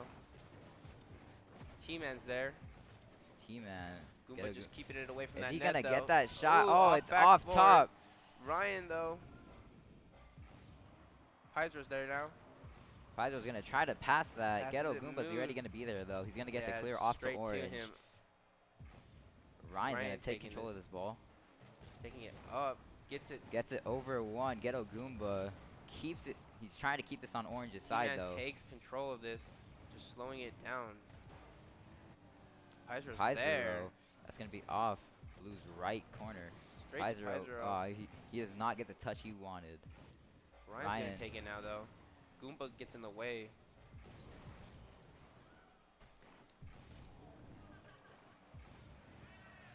And that's going to be up. That's going to be Backboard. off top. No, it's Ghetto could be Goomba got to get the dangerous. shot. Ooh, No, Pizro's there to Pizro save gets it, though. the save. Right over Minion King right there. They get it back to orange's side.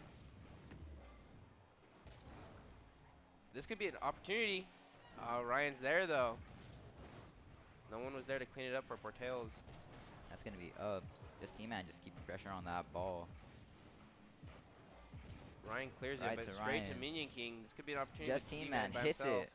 That's going to be right to net. Can they get the save? Yes, they Oh, can. Ghetto Goomba. Ryan. Just T-Man with an easy aerial right there. Great shot. Unlucky touch. Couldn't get enough power on it. We're almost ready. Tries 3 to minutes go into for the match. Squishy save. We're almost 3 minutes into the match, and it's 0-1. As you can tell, it's a really close game.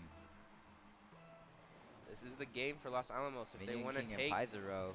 the championship. Is that going to be a shot? No, Ooh, good Ryan save by Ryan. gets a Save. Oh, wait. T-Man's there, though. Minion King is trying to keep pressure on this ball. Ghetto Goomba. Pizro, that's going to Off be off backboard. top. Getting in the way of each other now. Minion King's going to clear it out, though. Right back. Just T-Man hits it up. Oh, Ghetto Goomba's going to clear it. Pizro's is there. But there's He pressure. gets it right over him. Just T-Man, this is his ball. Ghetto Goomba's going to take this off to the side, though. Pizro's is Pizro ready for keeping it, though. It goes mid, but no, he gets a save off to T-Man. T-Man hits that up. I don't think Ghetto no one's there to... Goomba's up. Ryan's just kind of staying there in their face. T-Man's going to take this now, though. It's going to be right to Ghetto Goomba. Ryan, oh, he Pizro's hits it is over last one. back, but Pizro. could be dangerous. Oh, Pizro's gets Demo's demoed. Pizro. It's Ryan off and top. T-Man Is are he going to be able back to get this? No, Ryan gets the touch. That's going to be up that centered Pizro. Minute left. Pizro's taking control, but gets challenged. Ryan, oh, Ghetto Goomba with the great... Could be an Ghetto Goomba just opportunity. trying to take the opportunity. Minion King gets hit Oh! off left side. Pizro's Pizro there gets to the save. it. Pizro's now taking Pizro, it in one the air. flip Tries reset. to flip reset. Does not get it, though. Ghetto Goomba's getting bumped. He gets demoed. Is he going to be able to take the shot? No, he's not. T-Man's there. Left in the corner. Pizro's is up already. 30 seconds left for Portales to tie this up. Just T-Man. Oh, is that going to be a shot? Pizro's there to save it. Puts it off Ghetto to the corner. Goomba sending it back in, though. Oh, he gets bumped, and he's not able to clear that. Minion King tries to get a pass, but can't. That's up. 8 seconds left. Pizro's going to try to send this out. Pizro's just trying to keep this ball to make sure he can secure this win. And oh, it's keeping still it up, keeping it up. Come on, it's still up. Pizro's trying to drop it. Los Alamos once it's on the barely ground. off. Los Alamos High School is your guys' 4A state champions. Portales taking second. Wow, those were a close couple games. I mean, 1-0, you had 3-2. Game 2, Los Alamos kind of came out heavy, but Portillo stayed strong throughout all of that. So they really showed their own here. Both teams should be proud of how they played.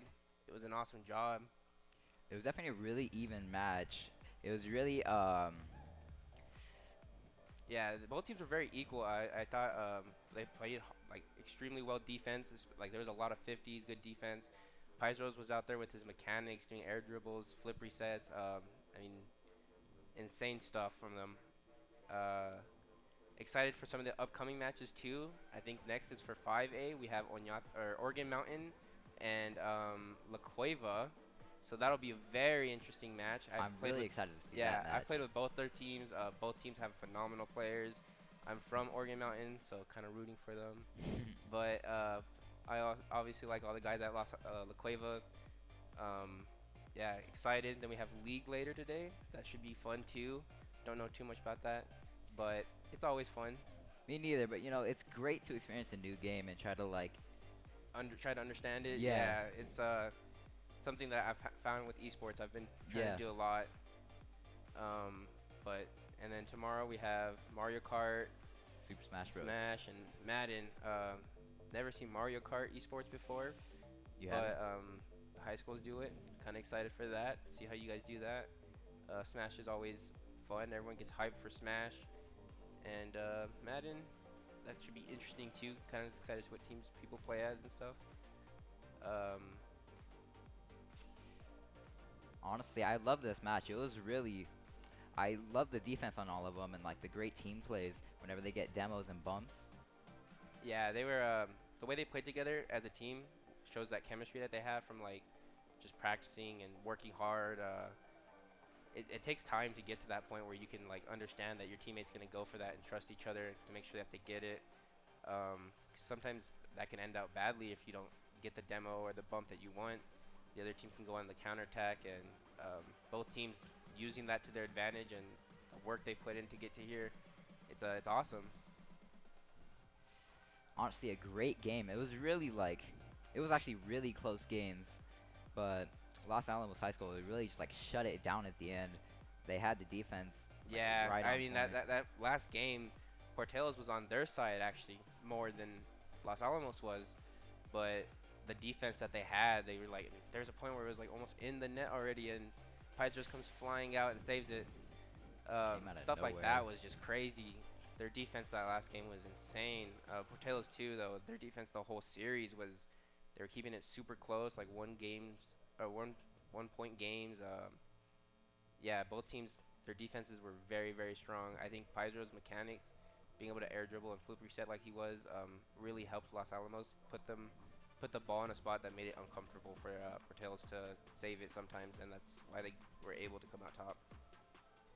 Yeah, definitely great mechanics by Paisero.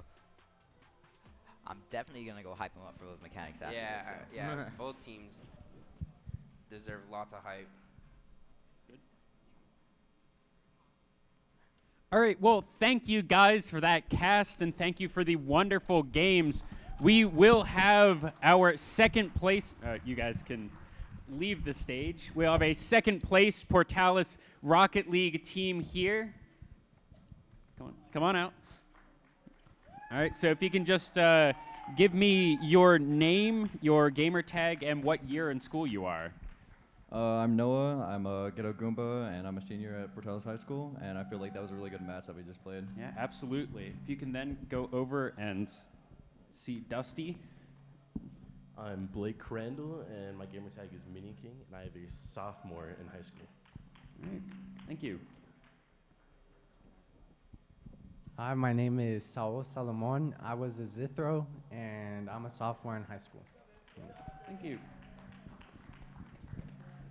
I am Adrian Aranda. My gamer tag is Flashpoint 1933, and I am a freshman in high school.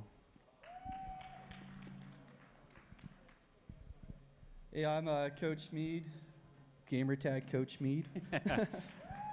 Anything you want to say? I'm just beyond proud of these boys. They have busted their tails since August. Even before August, we've had practices nonstop. hats off to Los Alamos. Coach Sim does an amazing job with the team and with the community for esports. Very appreciative of everybody. Thank you. Well, thank you. And as soon as he gets over there, and give it up for our runner-up, Portales High School.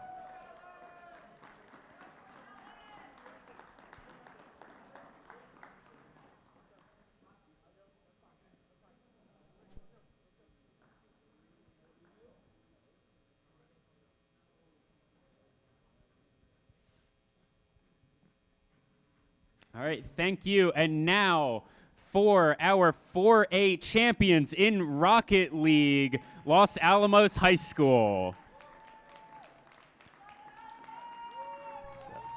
Here.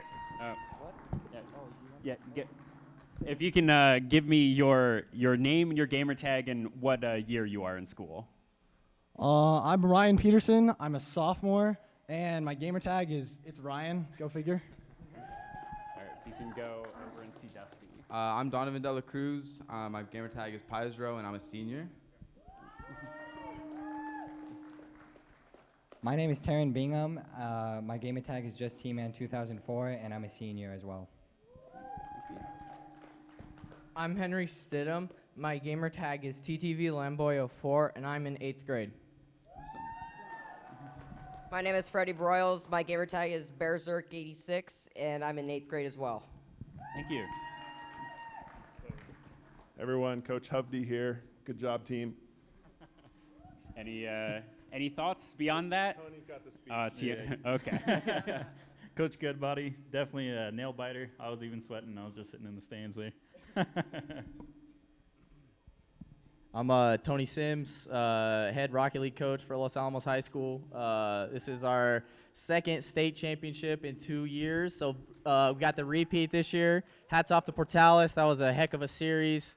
I had me sweating up in the box up there, but we dug it out and we got it done. So good job today to everybody that's played.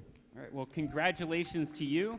If you want to go meet your team so you can get some team photos up here on stage.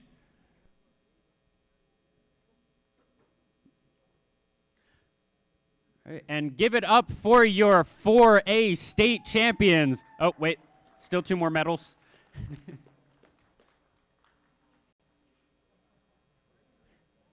All right, now give it up for your 4A state champions in Rocket League, Los Alamos High School.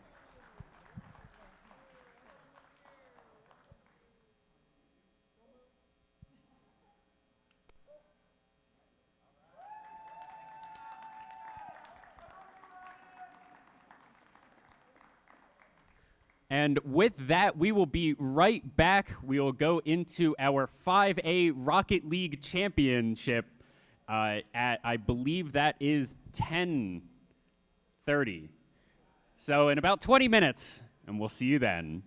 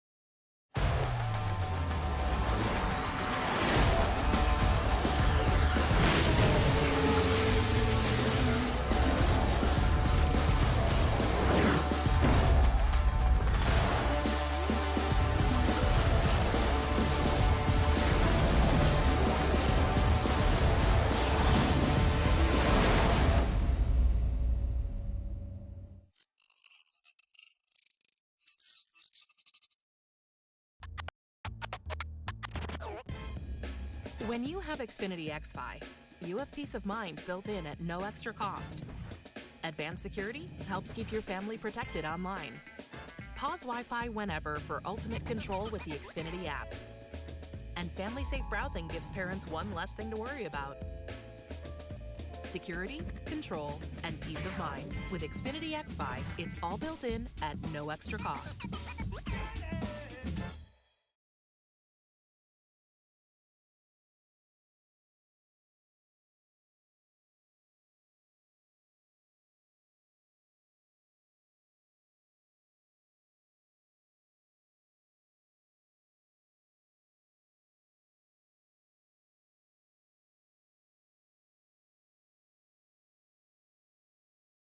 Riverside Technologies, your local trusted IT expert. RTI offers a variety of customizable bags, cases, and shields. Make your transition to new equipment as seamless as possible with our integration solutions. Our deployment services will ensure a worry-free experience for your organization. Other RTI solutions include managed services, managed print, data center solutions, and more. Contact your local RTI representative today.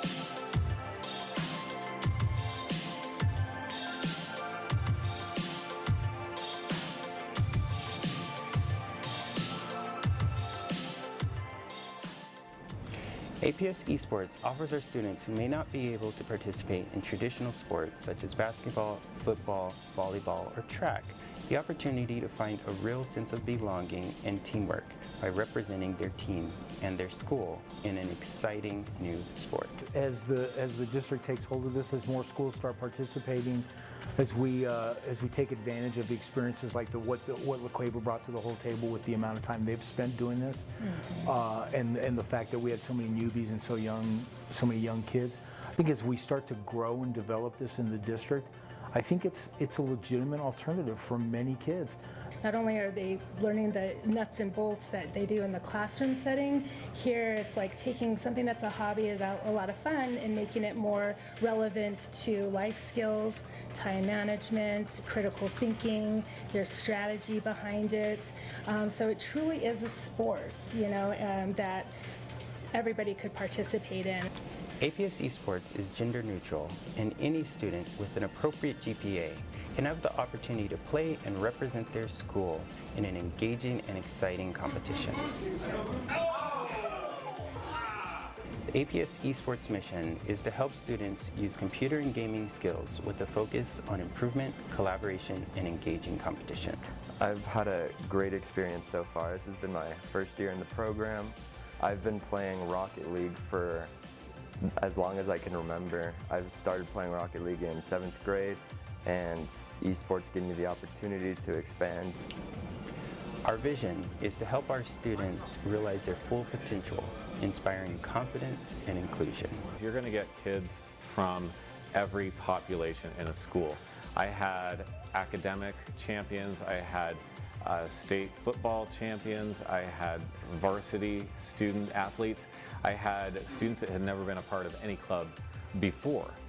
I know that this is sort of a stereotype, but as a kid, I was like, I want to be a part of an esports team, or I want to be a YouTuber, and I hear everyone say that. It's a joke. I mean, everyone says that, and this has sort of become a reality because I'm on the esports team. I'm the captain of the esports team. The post-high school scholarship opportunities and exposure to not just video games, but online broadcasting is a big thing, or video game development, or computer science. There are now esports tracks in colleges across the United States. There are scholarships that are offered, so you can go to college playing video games to get money to do that. The great thing about APS Esports is that we're seeing colleges and universities recruit our players to join their collegiate teams, offering them scholarships and admission. I think that it's important to give every kid an opportunity, and I'm looking forward to what our kids can do with this, on both sides of the in front of the monitor and behind the monitor. It's exciting. I'd like to thank and congratulate all of our APS esports players who made our inaugural season a success. APS Esports. Go Esports.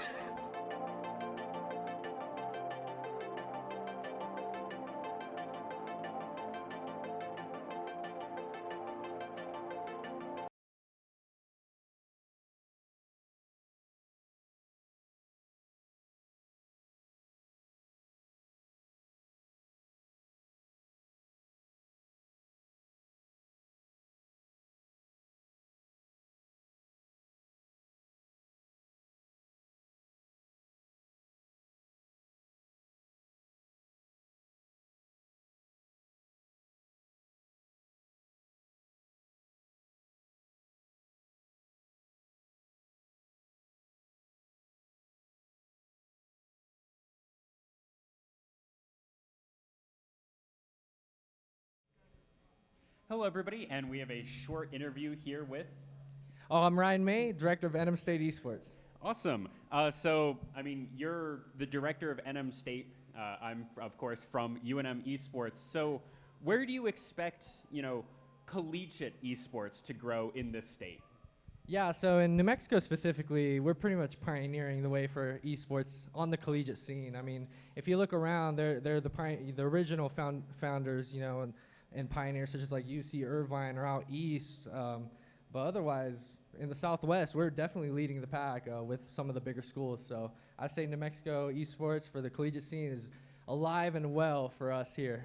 Mm-hmm. Where do you expect not just collegiate esports, but all esports in New Mexico to go from here? Gosh, yeah, with all of the resources put in from the APS, PlayVS, all of our partners here today that we're working with, all the sponsors, it's going far places. I mean, seeing the young competitors is such an incredible thing. Like 8th graders already, our freshmen, seeing how they're already at a very high league and a very high level of play is just amazing to see. And I'm excited to see the future of esports here.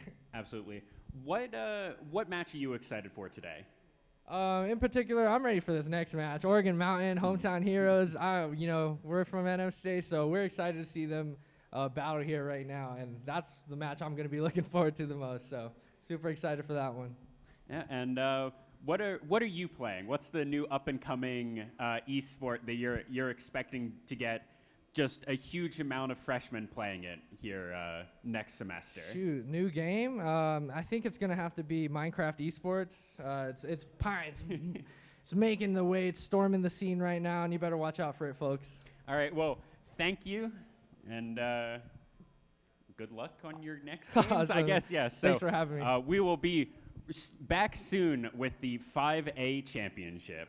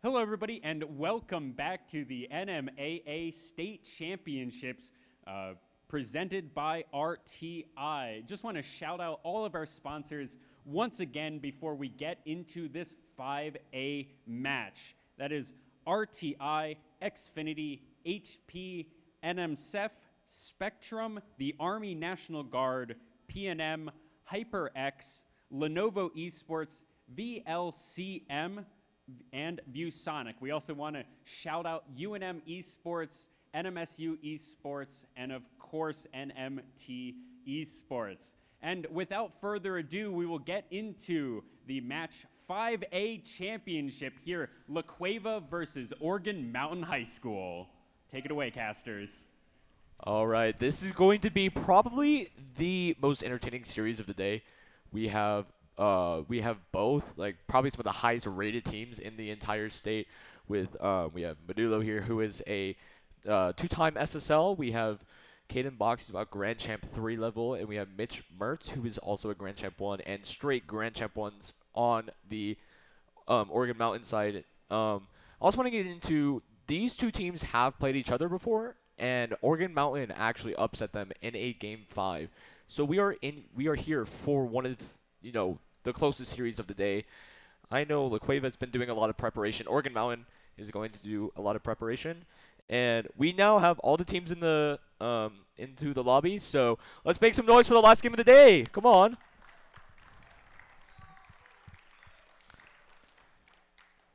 All right, so we're going to get started with the first kickoff here, which is going to be going into the favor of La Cueva's possession, trying to get an early opportunity off the backboard, truly trying to keep it in.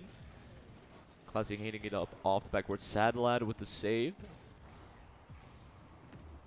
We have Medulo taking it around the corner. There's a lot of offensive pressure early for this La Cueva side, and it could be an opportunity, and one goal for La Cueva here, 20 seconds into the game. Yes, the La Cueva side, they just played it off the corner and was able to just barely sneak it before Medulo had even a chance to save it. So it's a really good start for La Cueva High School, and they hope to continue the momentum that they're having to go through. As we see the kickoff here, and it's to the La Cueva side, and it's up to Truly. Truly's going to take us as far as he can, but Sadlad's going to reject it. That's going to be Medulo. Now to Libra. It's going to pull a 50 and misses.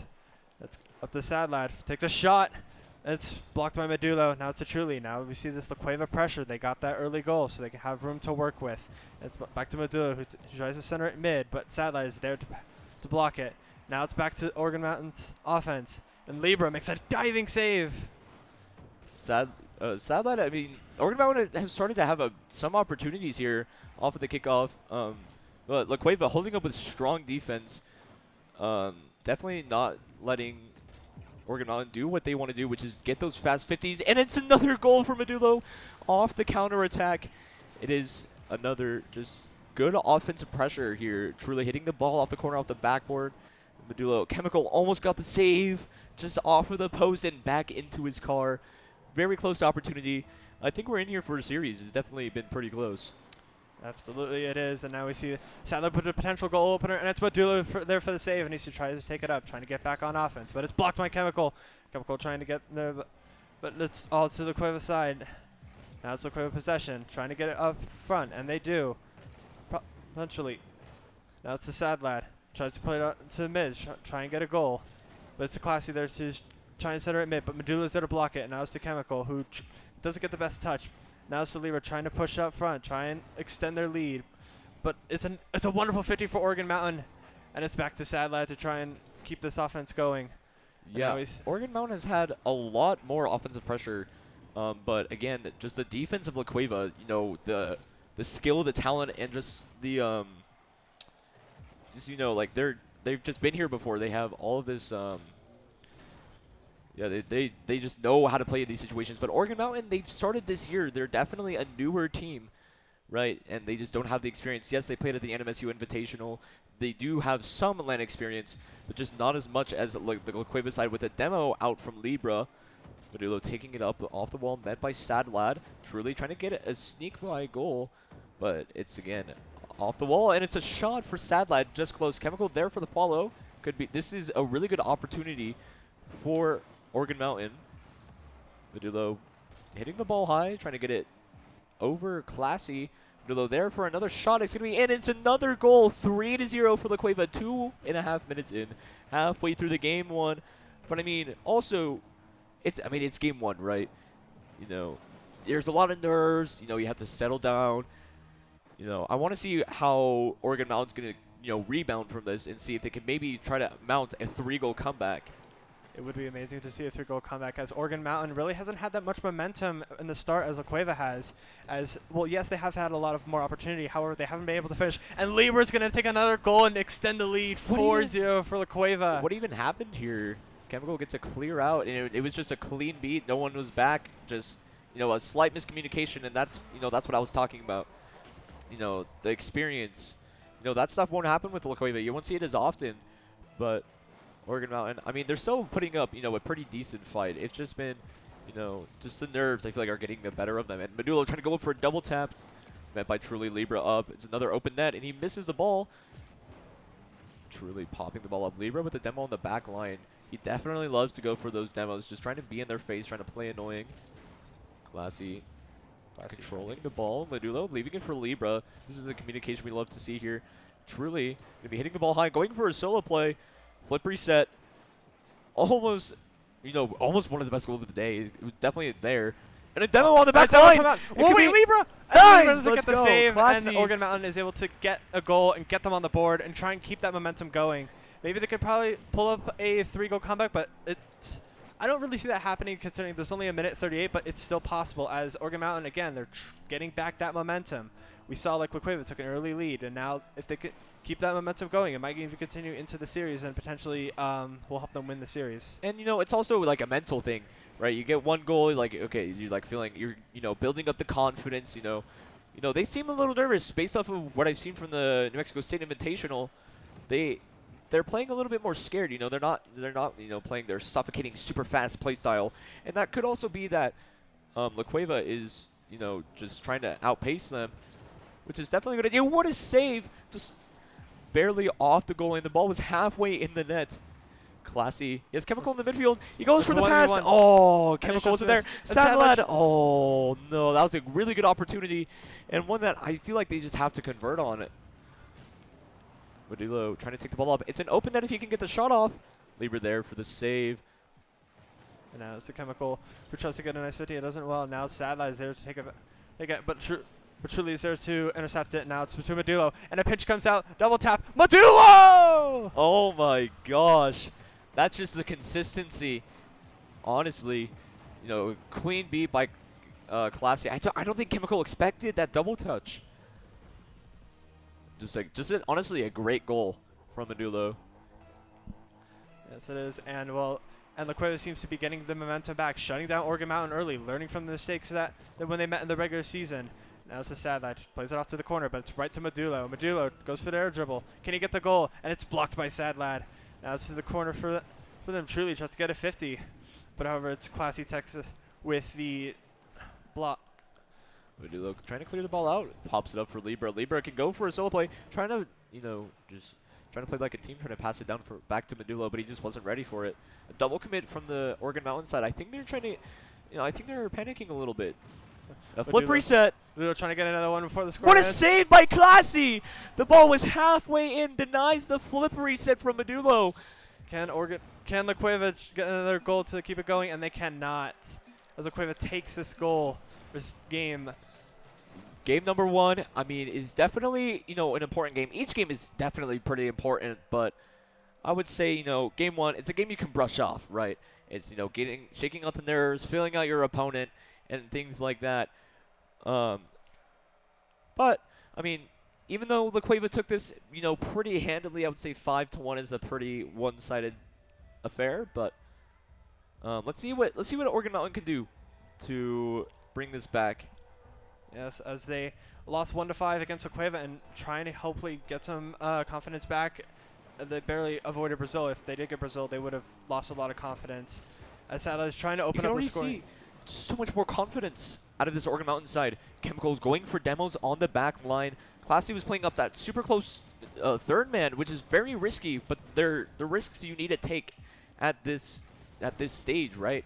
You need to you need to be able to, and a miscommunication is going to lead to a goal by Oregon Mountain, and it is just, just a little miscommunication on the back line from Libra, and truly just not able, both wanted to go for the ball, both called it, so then they both backed off to let the other one go, and it was just a free open net for Oregon Mountain. Absolutely, as Oregon Mountain seems to be getting that momentum back that they didn't have in that first game, as La Cueva's trying to just hold them off as they're down 1-0 with 4:30 left on the game. And now it's the Salad trying to push it upfield, which he does. Can he get the follow-up touch, try and keep the offense going? He can, but it's right to Classy, and it's blocked by Medulo. Now it's La Cueva offense, but it's denied by Chemical. Chemical trying to get it middle, and he does, but it's over the goal. Oh, and Classy able to punch it in to extend the Oregon Mountain lead 2-0. And Oregon Mountain really starting to get that momentum back, as we didn't really see in game 1, with just barely sneaking it into the upper part of the goal. And they're playing so much more confident. You saw they were all 3 players were in the La Cueva half, which is something you normally don't want. You don't want your third man to be that far over the midfield line, because they can just bang out the ball, get these demos like they're doing now, and it leads to a really great opportunity. But I mean, it's obviously working, right? So, I wonder if La Cueva's going to try to change up or anything, or if they're just going to brush off those 2 goals, keep playing their game, try to see if they can get that momentum shift goal or not.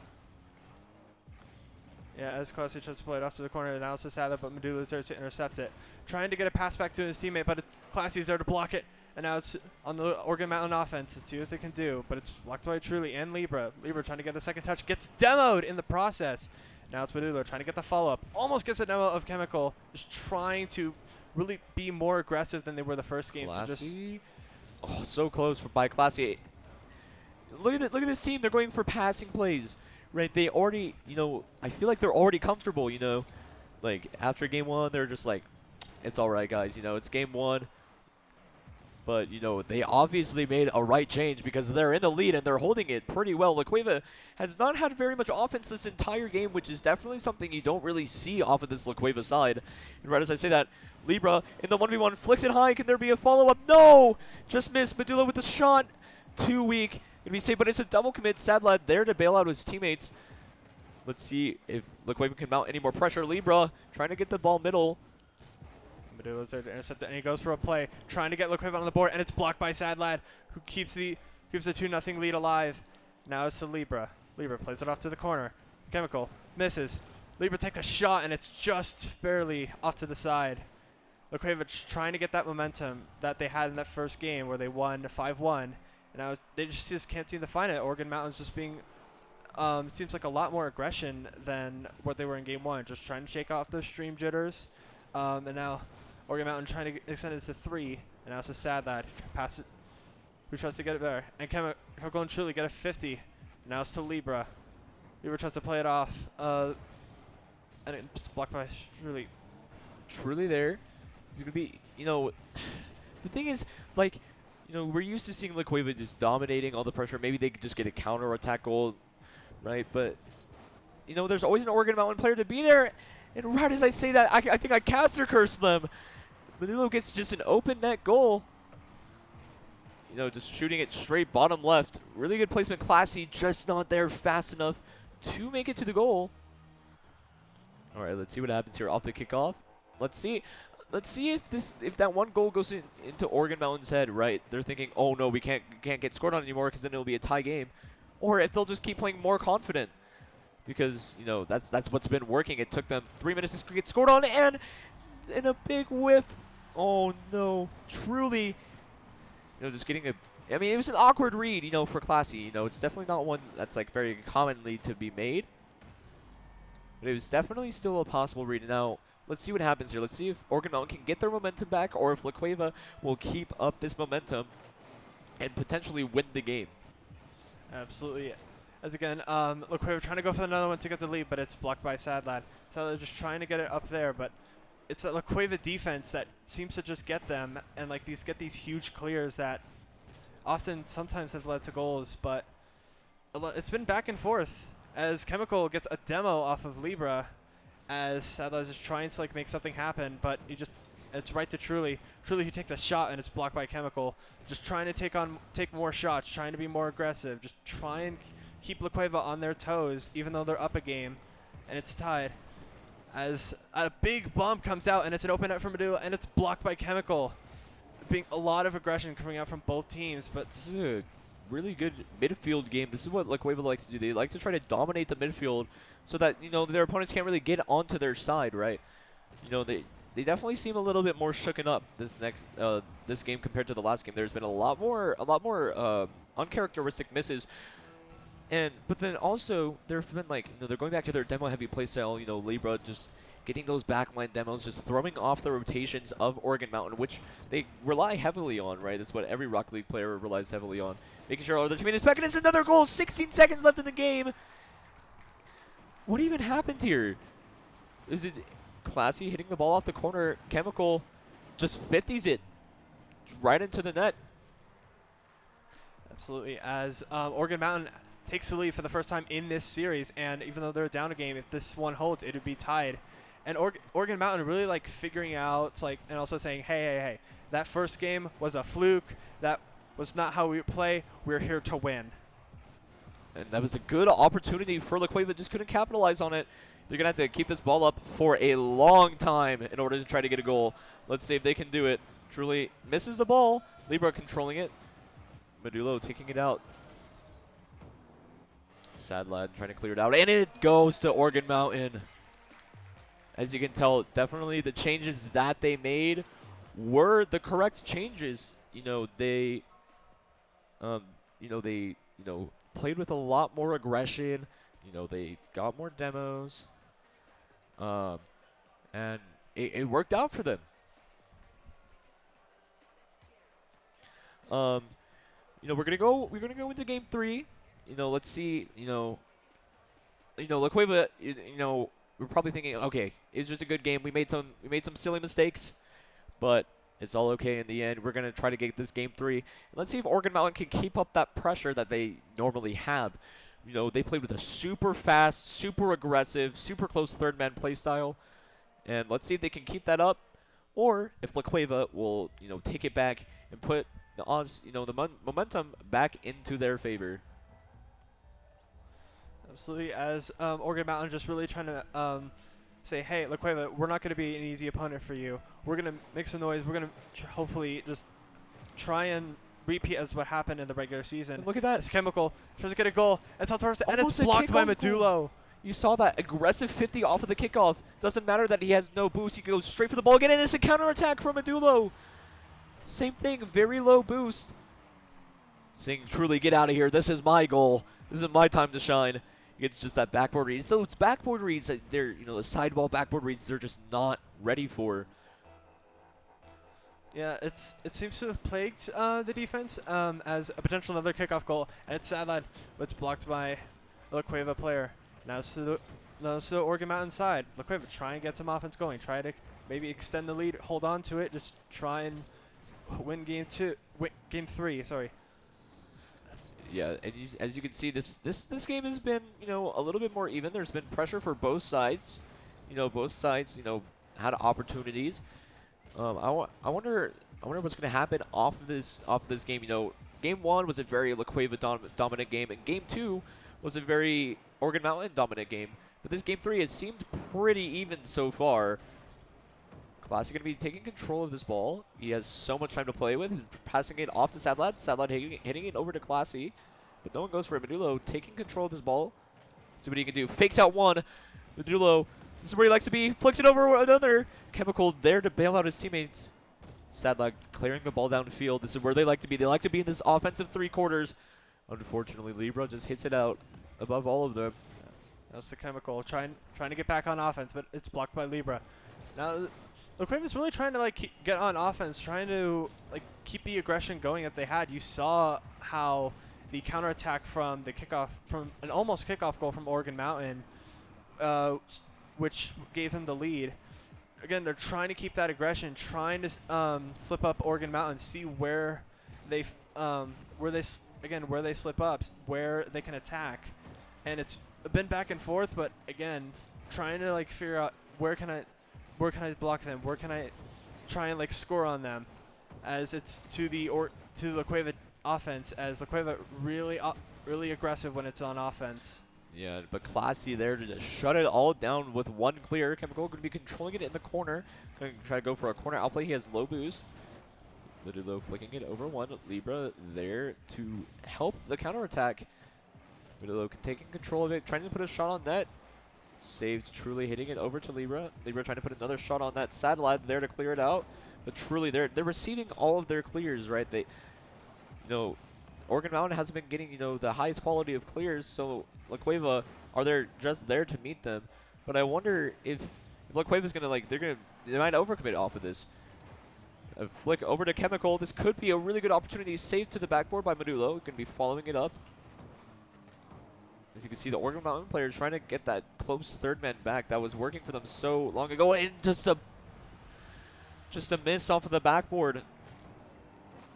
It all started with Sadlad playing too close as third man. Yeah. Allowing Medulo to get that ball off of the backboard. Just an unfortunate circumstance. As La Cueva High School extends their lead 2-0 with 2:09 left, and Oregon Mountain, again, just trying to make something happen, trying to see like, hey, let's try and get some momentum going like we had in Game 2, where we saw they won very closely. And just, again, this momentum, all of a sudden, it seems like they've lost it. As Medulo puts a third goal, and he gets the hat trick for this game, as he's just been pushing aggressively on this Oregon Mountain defense, and just Classy wasn't able to save it as he just barely missed. Medulo has been doing so much for this team. You've seen him on offense, you've seen him in the midfield, and you've seen him score every single goal in this game. He's definitely looking like the MVP of this series from what I've seen so far. But I mean, we still have, a minimum of 3 games to go for both teams. I want to see both teams clutch up like Classy did just now with the 50 into their net, 3-1. This is definitely a possible comeback. A minute and a half. 2 goals, definitely possible. I wouldn't be surprised if I see Oregon Mountain get this 3-goal comeback. Yeah, and Oregon Mountain just seems to have been trying to lock down Medulo, as again he has the hat trick. He's been the main player of this entire series for the La Cueva team. Again, if what they're trying to do is trying to get rid of Medulo from the play, and by doing so they can score it much easier, as again he has been the man of the show for La Cueva. As he's trying to put on his fourth, a backboard double tap, but just off of the crossbar. Libra trying to be annoying here, trying to bump Classy off of the sidewall. Truly going to be touching it over to the sidewall, trying to get rid of all the pressure, but a banger shot from Sadlad. As I said, I wouldn't be surprised if this comeback was possible. 1 minute for 1 goal is not, it's pretty reasonable. It's definitely doable. It is, as Oregon Mountain tries to keep that momentum going, as you see they're coming back with a comeback, as they only have about a minute to score 1, which is plenty of time for the Oregon Mountain side, as they seem to just lock down Medulo, try and keep him out of plays. Again, he has the hat trick. He has been the man of the show, as Satellite tries to put it middle for the team. Truly with a big miss. Could be the third. Medulo there for the save. Like I said, he's also been really good at these goal line saves. You just have to try to take him out in the midfield, leave Libra and Truly just back alone, and they, it just seems like they just don't know what to do, on this defense. Medulo clearing the ball out. It was an overcommit from Classy, but Chemical there to bail him out. Let's see if Oregon Mountain can get this ball out of their own half, try to get it into the Cueva half, as Sadlad tries to do just that. Chemical trying to go for a back touch off the sidewall. Can't do it. Sadlad, just trying to mount that offense. They only have 10 seconds left to do it. Medulo just misses his fourth. Truly there for the follow-up. Saved by Libra. This is definitely doable. Classy there. Oh, can't make it just in time. That was a very entertaining game. You saw almost a 3-goal comeback from Oregon Mountain. And that's obviously scary for what's going to be coming in the future. If they can constantly put on that amount of pressure to La Cueva, I wouldn't doubt it if they crumble under that pressure.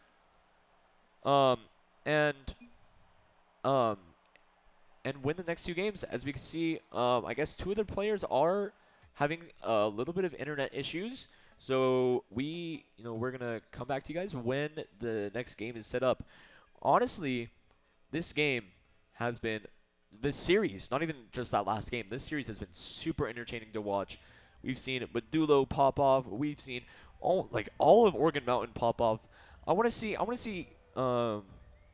people like Libra and Truly, and, I want to see Classy and Chemical start popping off, right? I want to see both teams work like a well-oiled machine. I want to see both teams playing to their best abilities, which I think they are. Oregon Mountain definitely has stepped up their game from game 1. They really, took that domination as motivation to do it back to La Cueva instead of letting La Cueva do it to them again. And, like I said earlier, these 2 teams have definitely, Oregon Mountain has taken a series off of La Cueva. They played very well in the New Mexico State. Oregon Mountain played very well against, very well in the New Mexico State Invitational. But La Cueva took down New Mexico State varsity. They were able to take them down on their home turf in the New Mexico State Invitational. Sadly, they came up short, couldn't take the win. All right.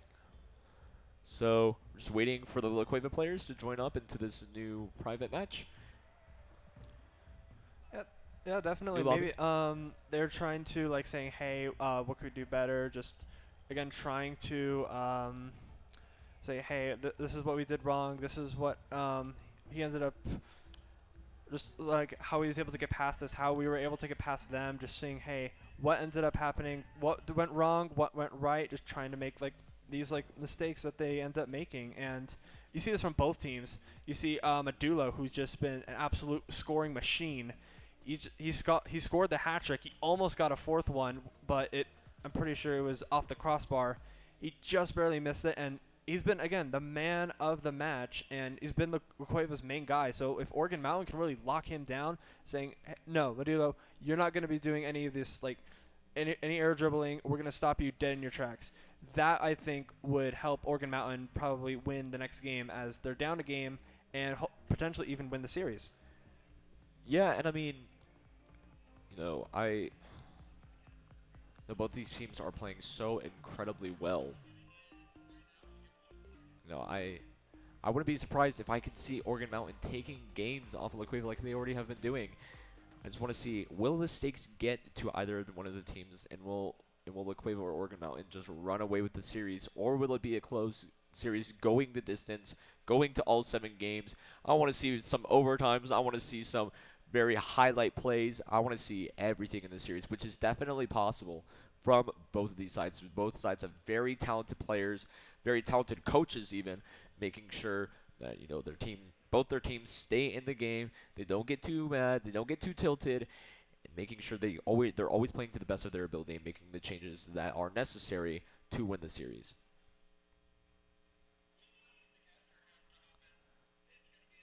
As we wait for, as there have been some technical difficulties, and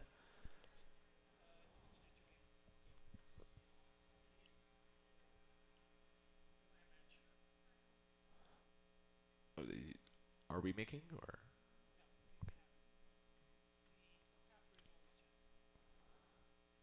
Okay, we have to have the party leader do that.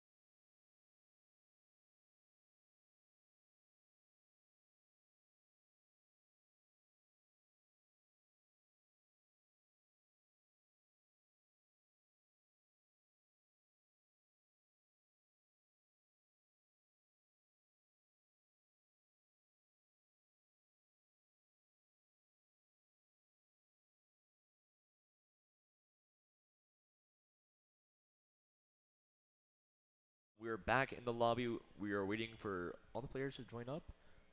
Like I said earlier, this is seriously one of the most entertaining series I've watched.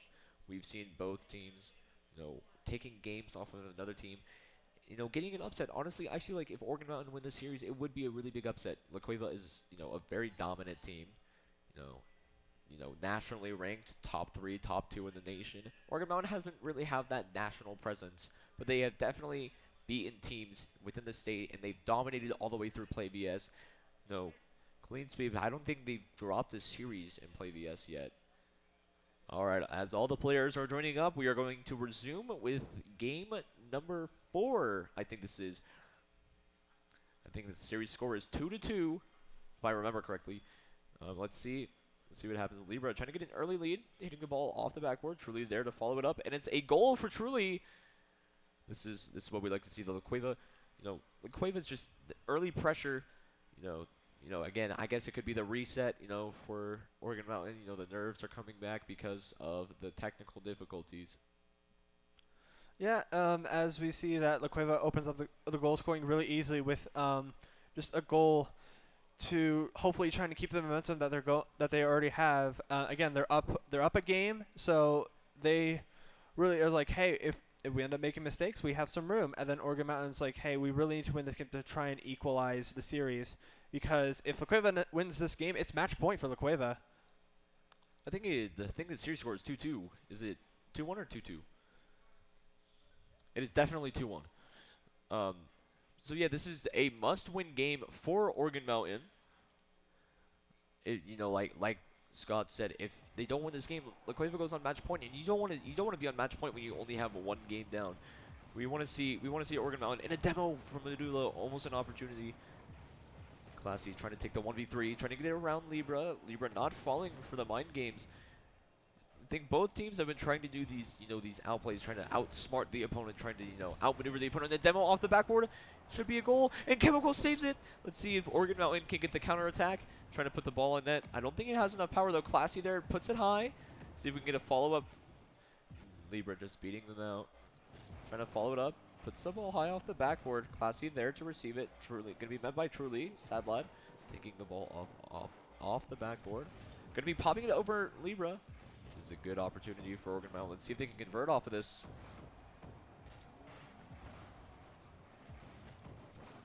And they cannot, as La Cueva tries to get back on offense, but however, a shot comes from Oregon Mountain, and it's just off the crossbar. As we see, just Oregon Mountain trying to make something happen, trying to not concede a goal.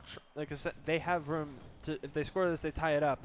They really want to tie it up because, again, if La Cueva wins this game and this score holds, it's match point for La Cueva. And if you're Oregon Mountain and that ends up happening, you're in a really bad position because you have to basically almost do a reverse sweep. You have to win 3 games in a row, not let them have any, not let them win any. You have to really lock them down. So really, this game will truly decide if Oregon Mountain ends up keeping the momentum that they have, or just La Cueva just keeps shutting them down.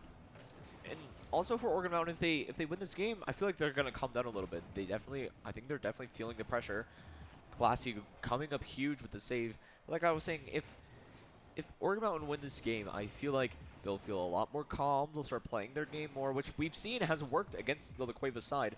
We saw that they were taking on those very aggressive challenges, keeping their third man very close in the half of La Cueva, and it beat them. They won that game. But when they play this super passive play style, that letting La Cueva on offense, it just doesn't seem to work out for them, right? So I want to see if they can try. I want Oregon Mountain to try and see if they can get that very aggressive, very fast-paced play style that they're used to playing, because that's what was winning them. Just like that. As you can see, Sadlad playing super close to Chemical. Look at this. He's playing right under him, and he's just able to beat out Medulla and shoot it behind Libra. That is exactly what we want to see from Oregon Mountain if they want to take this series. If they even want to make this series, close, taking it to Game 7, Game 6. But if not, I feel like La Cueva might just run away with this game. Yeah, Oregon Mountain definitely getting the momentum that they had previously. Just again trying to lock down Medulla, because again he has been the main man for La Cueva as he tries to clear it out, and it's a pass to Truly. Truly with a shot, and it just and it's blocked. Chemical, it looked like he hit it over his teammate. It was looking they're panicking on defense. Classy had a free clear, but look, oh, it was Sad Lad. Sad Lad hit it over his teammate, which allowed La Cueva to, you know, mount that pressure. It just the nerves, I think, are getting the best of Oregon Mountain right now. Definitely. They again, they have met in the regular season. Oregon Mountain was the only loss that La Cueva took in that entire regular season. In fact, again, Oregon Mountain, they swept everybody else except for La Cueva, who they won 3-2. So they're one of the best teams, and something just, I'm guessing, just doesn't click for Oregon Mountain as they try to get something going, and it's blocked by Libra. It looks like Salah tried to demo Medulo, but I guess it just didn't work. Truly did putting a shot on that. Chemical there to clear it out to Sadlab. Medulo's going to try to 50 it out. Clean beats him. Classy hitting it over Libra. Truly trying to follow up with the shot, but Chemical with a great save off the post. 30 seconds almost for Oregon Mountain to get a goal, but La Cueva's keeping this offensive pressure. It's going to be very hard, but Chemical with a good fake. This is the opportunity that they need, and Chemical just throws it away. There was no one there to receive the pass that he was looking for, and it's just not looking possible. 20 seconds left. I mean, we've seen them score within this 30-second mark, but I just don't know. They're like, La Cueva's looking like too dominant on offense, not letting them, you know, play inside their own half. Yeah, they've definitely been keeping the ball on the Oregon Mountain side, just not letting them, as this is potentially a tie to tie it up. Classy hitting it off the wall. This is a big opportunity. Ball pops up in the air. Satellite trying to hit it over Libra. Oh, and I think it goes down. That's just unfortunate for Oregon Mountain. Again, almost bringing that game back. They've been so close to mounting these comebacks, but they just can't seem to, you know, close out their opportunities, close out all the offense that they have, right? I just don't know if they're still making these offensive mistakes and missing. You know, there was an open net miss in this game, right? If they keep making those mistakes, I don't think they're going to take the series. They have to clean up their offense. They have to clean up their defense. They have to start playing like a team if they want to beat this La Cueva side. And it's definitely possible. La Cueva has been beat by teams that have statistically been better. That has statistically, you know, been, you know, should have been, like, you know, a dominant series for La Cueva to win, but they lost. Right, it's definitely possible for Oregon Mountain to win this game, or this series. Yeah, it's definitely possible for them to do it as we get game number 5 underway, as La Cueva just wants to try and put it away for, just try and put Oregon Mountain away, as you've seen and now they're trying the message, hey, that game 2 where we ended up losing, that was a fluke. We're back and we're ready to just put this team away. Yeah, if I was on the Oregon Mountain side, I would be saying, yeah, they're on match point, but that means we have nothing to lose anymore. You know, we lose this next game, it's fine. You know, we weren't playing good on the day. You know, but this La Cueva side, they still have to shut out the game. They still have to close out the series, and they're probably nervous. You know, this would be their second state championship back to back. But, you know, Oregon Mountain, they can't let the pressure get to them, because when they play calm, when they don't let the pressure get to them, they are a very good team. Right, Medulo trying to get the double tap. Sadlak clearing it out, just one back. Truly, Sadlak hitting it off the corner. Chemical there, he misses the ball. Just an unfortunate miss. This is what I'm talking about. Trying to clean up their offense, trying to get those shots. That was almost an open net for Chemical, and he just missed the ball entirely. Libra hitting the ball off the ceiling. And Oregon Mountain there. Sadlak there to take it. Classy trying to get the shot off, but just blocked out by Truly. Yeah, Oregon Mountain just like trying to get some offense going, and it's being denied. Just like La Cueva, just trying to keep the offensive pressure, trying not to let Oregon Mountain get these like breakaway plays that will lead them to having them on offense, as just La Cueva's trying to keep possession. Another miscommunication there. You saw Chemical wanted to go for a demo and have someone else control the ball, but everyone else wanted Chemical, you know, to control the ball, right? It's those small little communication errors that I think are what is making Oregon Mountain not be winning the series. And as you can see with the Cueva side, you know, they're always on the same page. They rarely ever make mistakes. Yeah, La Cueva has been playing on point throughout this entire series as Classy demos Liba, trying to get him out of the play, trying to make some offense going. And it's a miss from Sadlad. Will La Cueva be able to capitalize? No, as Oregon Mountain bangs it to the La Cueva side. As a save comes out from Truly, just trying to not let them get the lead, as Truly tries to take it and just plays it off to the wall. Tries to pass it to Libra. Libra wasn't able to get there, and Libra. Oh, it's an open net! It's an open net for Oregon Mountain! Like I said, those rare mistakes from La Cueva. Just an overcommit. Libra just missing the ball, trying to get the demo on Chemical. And like I said, once they don't let the pressure get to them, once the nerves are settled, it's a very close game, and we went over half the game for the first time without a goal. This is definitely going to be a momentum shift game for Oregon Mountain if they can take it off of La Cueva. Yeah, Oregon Mountain seems to be getting that momentum back as La Cueva just made that tiny mistake, which ended up resulting in the goal. Abdul tried to put a shot on net, and it's blocked by Sadlad. Truly there to pass it to the middle for Libra. This is the team plays that we like to see, the chemistry coming out from La Cueva. Medulo there to receive the clear. Libra trying to hit it off the backboard for Truly, and an early response from La Cueva. Not even 30 seconds later, just the overwhelming pressure that they seem to always have. But whenever they're on offense, they just go. They never stop. They will suffocate you. They will take your boost. They will demo you on your back line. They'll force you to get those awkward clears that just go right into the hands of La Cueva again. Chemical gonna be trying to take it for himself, controlling the ball. He realizes he has space. Gonna try to hit it middle for his teammate. Blocked out by Libra. Going for the backboard read. It's on target. Just wide. Let's see what Oregon Mountain can do. Sadlight hitting it off the backboard to Chemical. Hitting it off the backboard again. Hope that a teammate will be there, but I think they're just playing a little bit too safe. I understand they probably want to force this into overtime. Try to play the safe game, but I don't know. I feel like if Oregon Mountain plays just a little bit more aggressive, I feel like they can definitely do some damage to La Cueva. Yeah, as they're trying to get back on offense, but however, Medulla's there to block it as it will go right to Classy Texas. Trying to just get it back on offense, and Medulla's there to get the 50, and Truly centers it. Will it be Libra? No, Good and it's blocked read by from Sadlad. That was just, those are really awkward reads to make. The ball's bouncing right over you, and there's an opportunity, but they didn't go for the shot. They went for the bump instead. Those are opportunities right there that you need to capitalize on. Truly wasn't going for the ball. He was shadowing way too close. Just a simple shot I feel like would have made it. Classy in the pass from Chemical. That is really good team plays coming out from the Oregon Mountain side.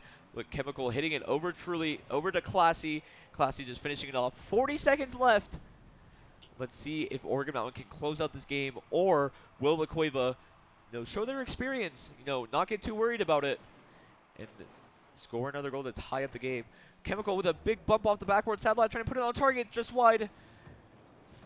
Let's see what Medulo can do off the counterattack. You can see Oregon Mountain are playing so much more aggressive, cutting off La Cueva, getting those demos.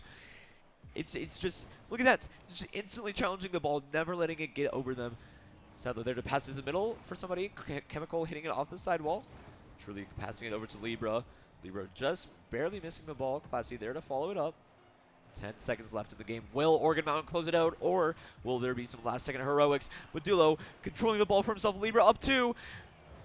Just wide. They just have to put the ball into the ground, and they do. 3-2 in favor of La Cueva, but Oregon Mountain, they look dangerous. They look ready to take it home this series. Let's see what they can do. Let's see. Will they take it home? Bring home Oregon Mountain to state championship. They just started this season.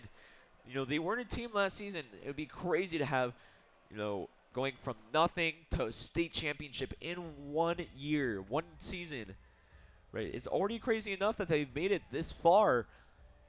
Top 2 in your first ever season of Rocket League Esports. That is definitely not something to be disappointed about. Yeah, as Oregon Mountain seems to have figured out, hey, because what I've noticed is that the majority of the times that La Cueva does score, it's often because Oregon Mountain just gives La Cueva a lot of space, and the times that they did end up scoring, they basically gave no space. So if the more space that Oregon Mountain gives La Cueva, the better La Cueva looks, and the more likely they are to score. And that's just because La Cueva is so mechanical. right? They have the mechanics, they have the consistency to constantly finish out those plays.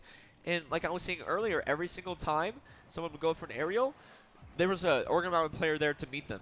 Every single time they would always meet them up in the air, but they've started to not do that as much. I haven't seen those in-air 50s as much. And a pass out to the middle, almost a great 4-man passing play. Classy getting it into the corner. Medulo trying to clear it out. Sadlad up there to meet Libra. This is what I would like to see from the midfield presence. Classy there to get a touch out, but it's met instantly by Libra. Oh, is it an open net? Gets it around 1! And Sadlad, that's just another miscommunication from La Cueva. I think the pressure might be getting to them. Libra and Medulo double commit off the ball. Medulo trying to get the bump, and truly just left hopeless in the back.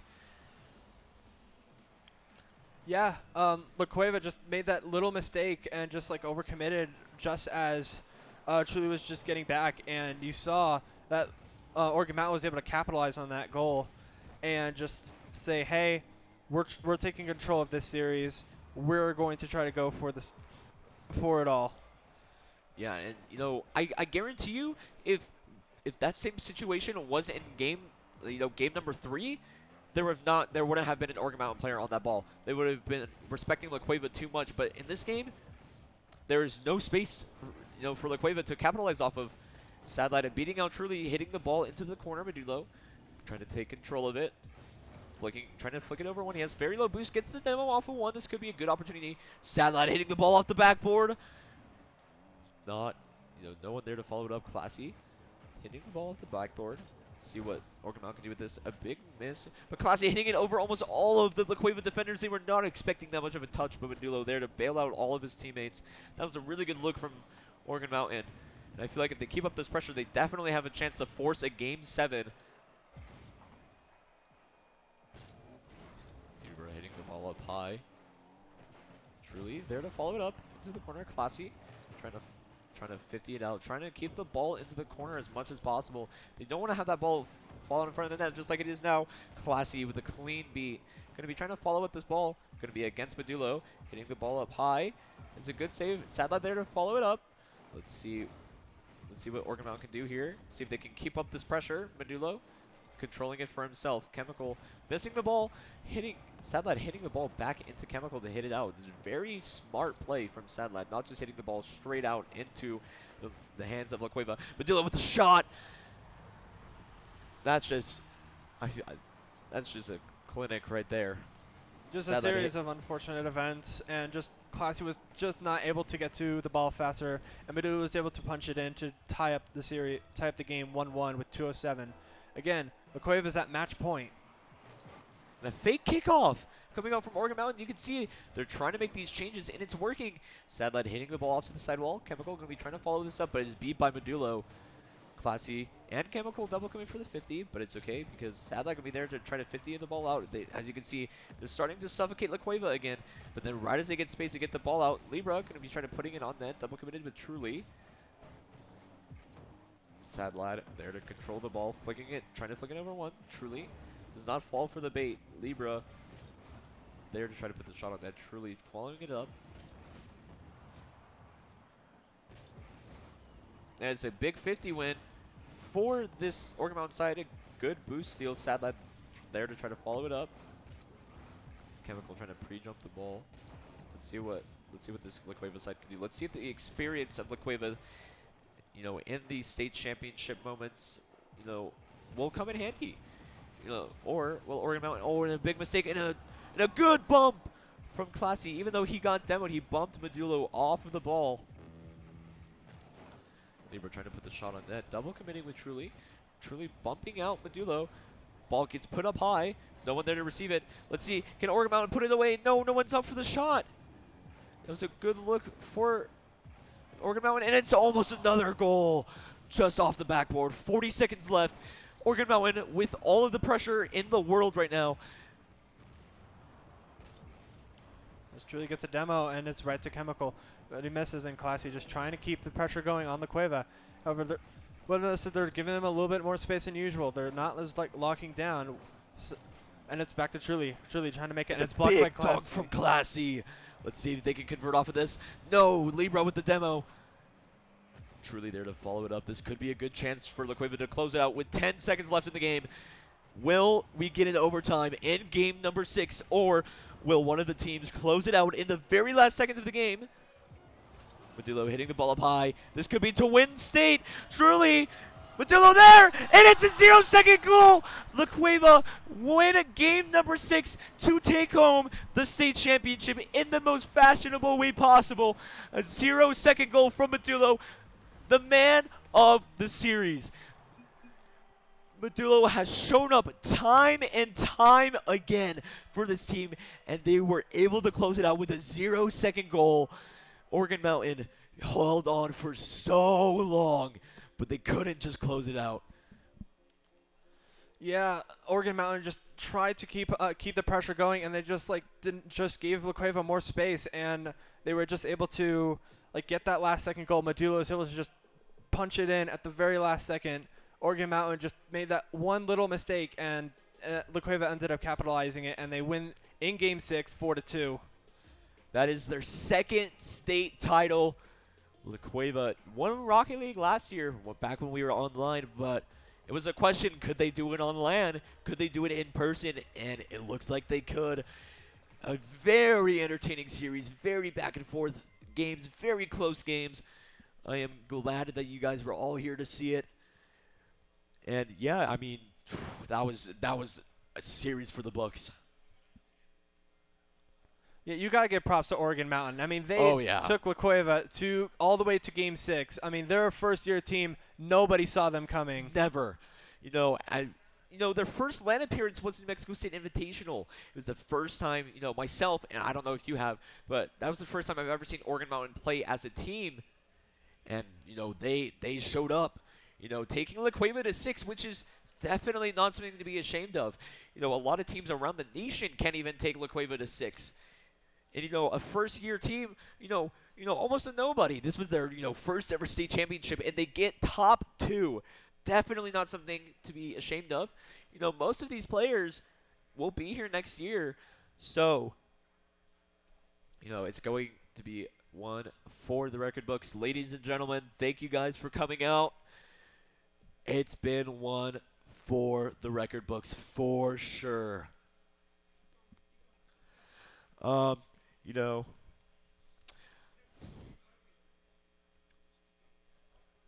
These two teams were just absolutely incredible. There have been mechanical showcases from both sides. Medulo, really took the series into his own hands, telling his team, "Don't worry, I got this. I have the experience. I have the amount of hours in this game to win the state championship." And we saw that. He scored so many goals, had so many great saves and great opportunities.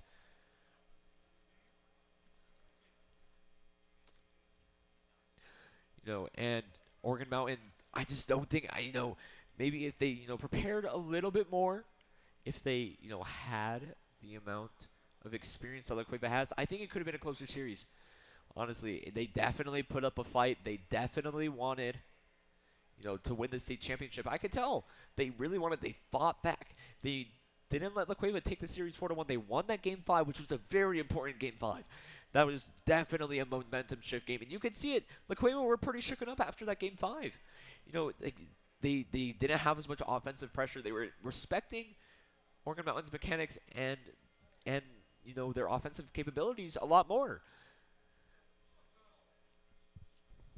All right, so thank you, casters, for bringing us that hype game. You guys can...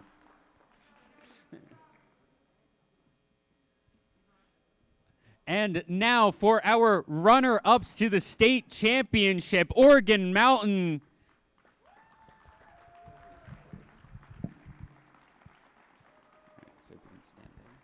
All right, so if you guys can tell me your name, your gamer tag, and what year in high school you are. My name's Roger. My gamer tag is Classy, and I'm a junior. Awesome. Go and. I'm Jaden Good. My gamer tag's Chemical PXL, and I'm a sophomore. All right. Thank you. My name's Ethan. My gamer tag is Mr. Solids, and I'm a senior in high school.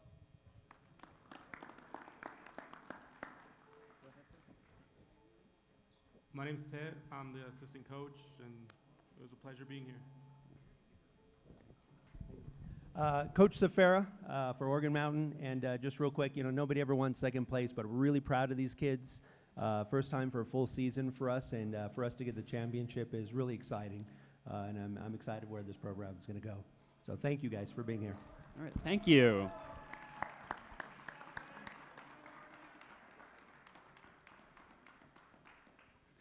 And give it up for Oregon Mountain High School.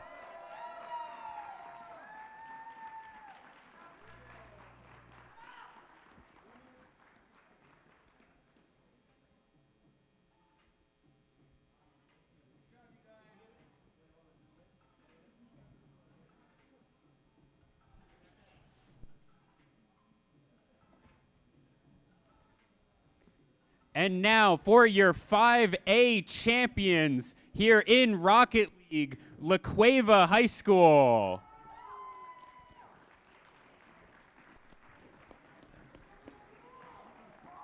So if you can tell me your name, your gamer tag, and what year in high school you are. My name's Mitchell. My gamer tag is Truly, and I'm a senior. Thank you. You can go and see Dusty.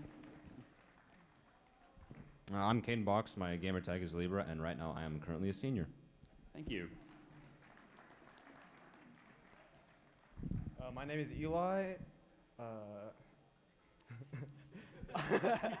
I'm Modulo. I kind of forgot that for a little bit, and I'm a junior. Thank you. My name is Mason. My gamer tag is also Mason, and I'm a junior. My name is Brian. My gamer tag is Eagly, and I'm also a senior. My name is Titus. My in-game name is Magic, and I'm a sophomore. Thank you. And my name is Coach Nick Romero, and great job to my team for sure. Any other words? Hey, go Bears. Awesome.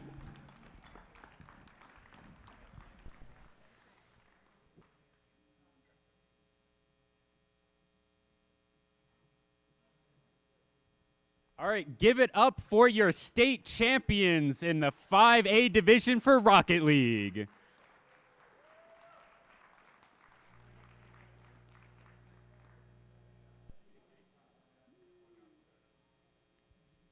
And that will do it for us for a little bit. We are going to go to a lunch break, but we will be back at 12:20 for our first game of League of Legends. We'll see you then.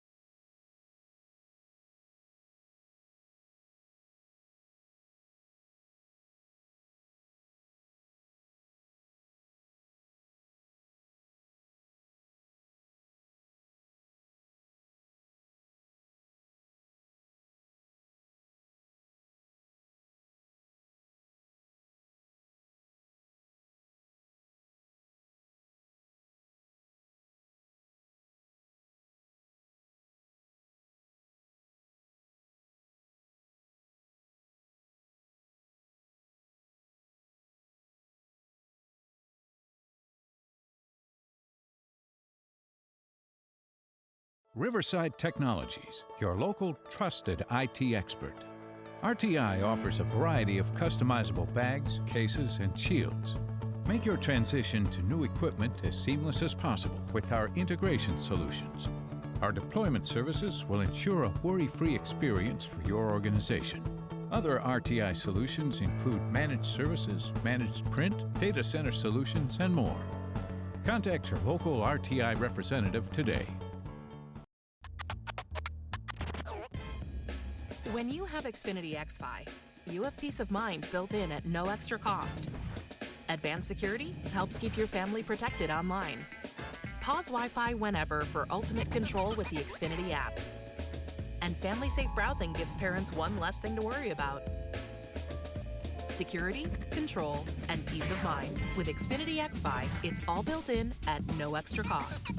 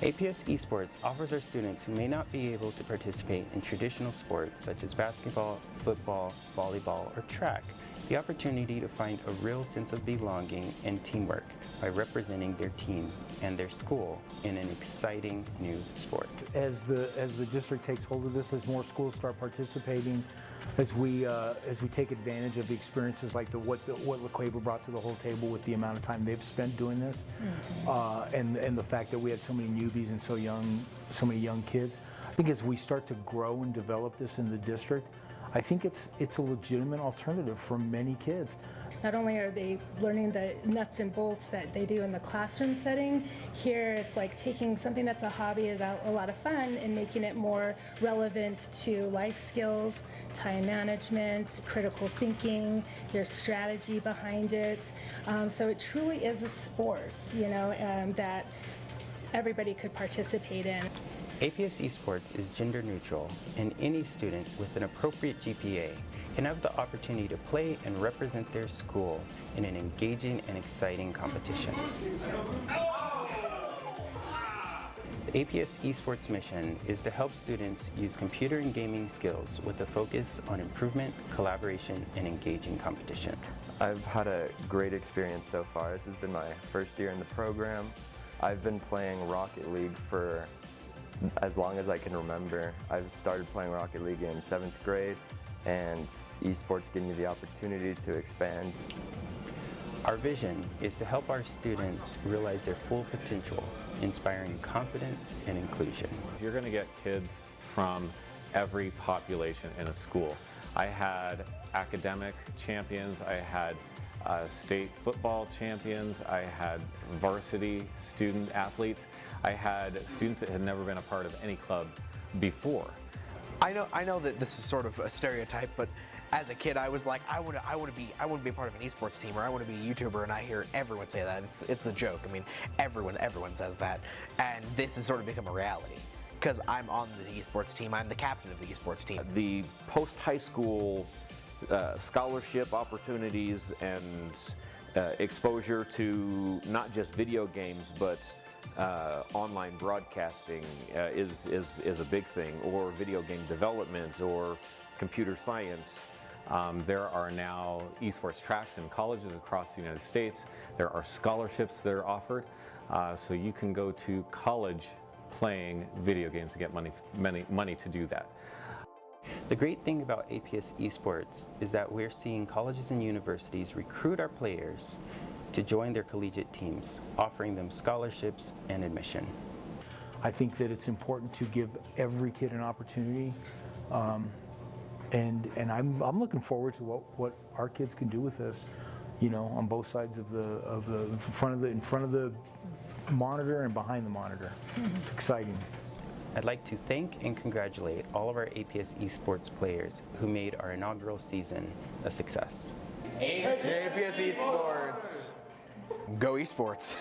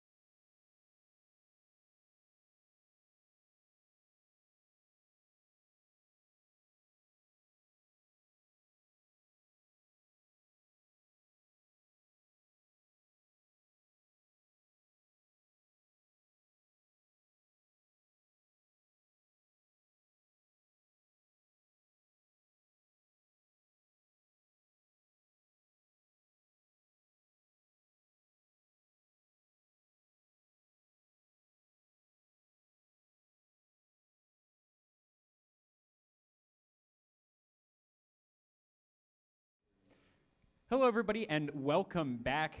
I'm Dieter, and joined with me is Dr. Bowman, the Chief Information and Strategy Officer of APS. How are you doing today? I'm doing great. Great, Dieter. How are you? I'm doing great. So, where do you expect esports to go from here? I think esports is going to be getting bigger and bigger and bigger. And I'm just really proud of this first in-person state championship. And it's been really, really exciting to see all of the students and the coaches and the great sportsmanship and playing that we're seeing. Awesome. So, did you grow up playing any video games? I mean, if so, what? Yes, I did. And at the risk of dating myself, I played a game called Descent, also Doom, and Quake 3. So yes, I grew up playing. I have very fond memories of being in the computer lab with my teacher. His name was Mr. Wilson. Really great. And he was one of the people who told me to go to Caltech. And I did. And at Caltech, was that where you first experienced esports?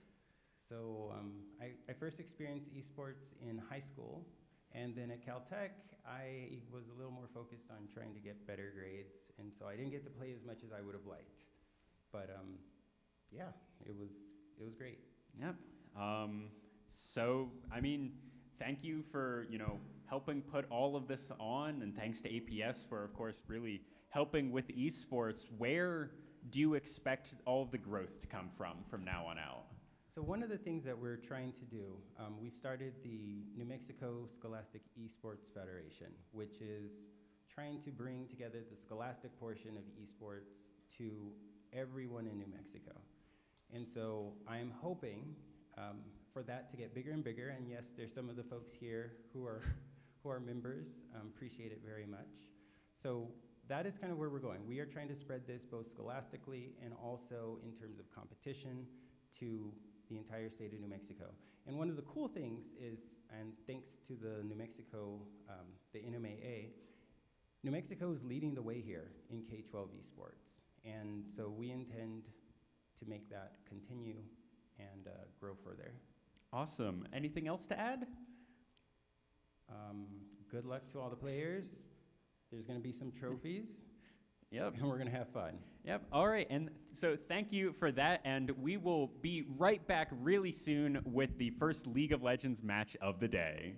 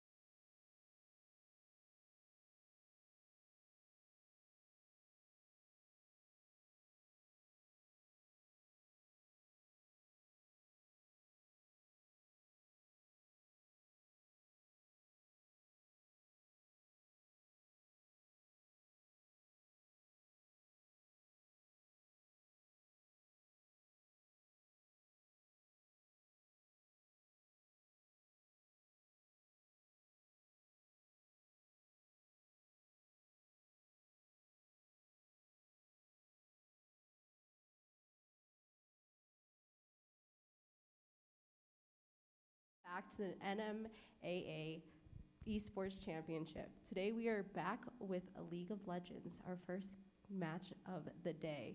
So we are going to be seeing Cottonwood Classic Prep and Early College Academy. Early College Academy is 21-1. So we are going to see an exciting match today.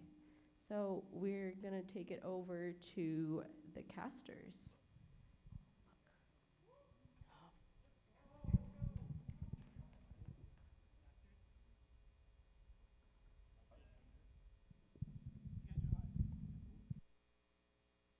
Doing today, Gabe? I'm feeling pretty good. How are you? Doing good, doing good. Super excited to be here at this venue. I mean, we're going to have to see some incredible games of League of Legends today because these guys are very, very good. So what do you think about today's rosters? I think it looks pretty good. We have a pretty diverse ranking amongst both teams. Yeah. We see one unranked. We see a plat, bronze. We see a very variety of ranks. But I think that won't play too big, especially since Cottonwood was 21-1. They've been playing pretty well up till now. Definitely, yeah. Just from personal experience, I mean, we've seen ECA at the New Mexico State Invitational. They're very, very good players, and I'm just excited to see the Classical Prep today, man. They look pretty good. I mean, they have a very large variety of ranks here. I mean, you see them ranked. I'm very excited to see Jay Maru. Haven't heard this name before in the New Mexico area for League of Legends, but man, I'm excited to see this game. I am really excited to see what these guys are going to pull out for picks, though. Yeah, I am too. It looks like all these guys have pretty good potential to be pretty high players later. But we'll see how draft comes out because they could draft something very odd, but still. No, yeah, definitely. I mean, I've seen and I've talked to some of these players from at least DCA, and I know they were thinking about some weird picks, some very meta picks. I mean, they were just thinking about a lot of the things they could do. I'm sure Classical Prep is going to be probably doing the same with their coach, talking about what they're going to do for draft. Obviously, going to see which side selection they want. In your opinion, what do you think is the best side selection? Personally, I think blue side. I feel like you just have advantage if you go to blue side. I don't know why. I feel like really? every time. Man, see, I feel like for draft-wise, a lot of people end up liking red side just so they can ban out more on red R2 and R3. For blue side, obviously just map. It's like a normal feel. You have more control of like the dragon being on your side. Yeah. Things like that. Easier to go to Baron and not have to walk around through pinches. But man, I'm just really excited. Honestly, this is just such a great opportunity for these guys and obviously for all these players today. And it does look like they're pretty ready here to go into Champ Select. Here we go to draft. Let's see these bans. We see Necrodan, so let's see what ECA is going to ban here. Who's the Vayne? So I'm feeling like J.R. Maru, a Vayne player probably. Yeah. I think they might be playing for bot side. We'll see depending on these picks. Yeah. Oh, Nunu. Man, I do remember Arctic Fall pulling out the Nunu once in a while. We got a Shen as well. They don't want to see that top lane TP shield. I feel like they're going to try to focus bot side here and try to... Ooh, we see a Zed. So it looks like pretty good assassin to get rid of, especially if you're trying to get squishy. Zaya, a very meta pick right now. Oh, definitely. And let's see what's the blast. Zag. It looks like they're playing...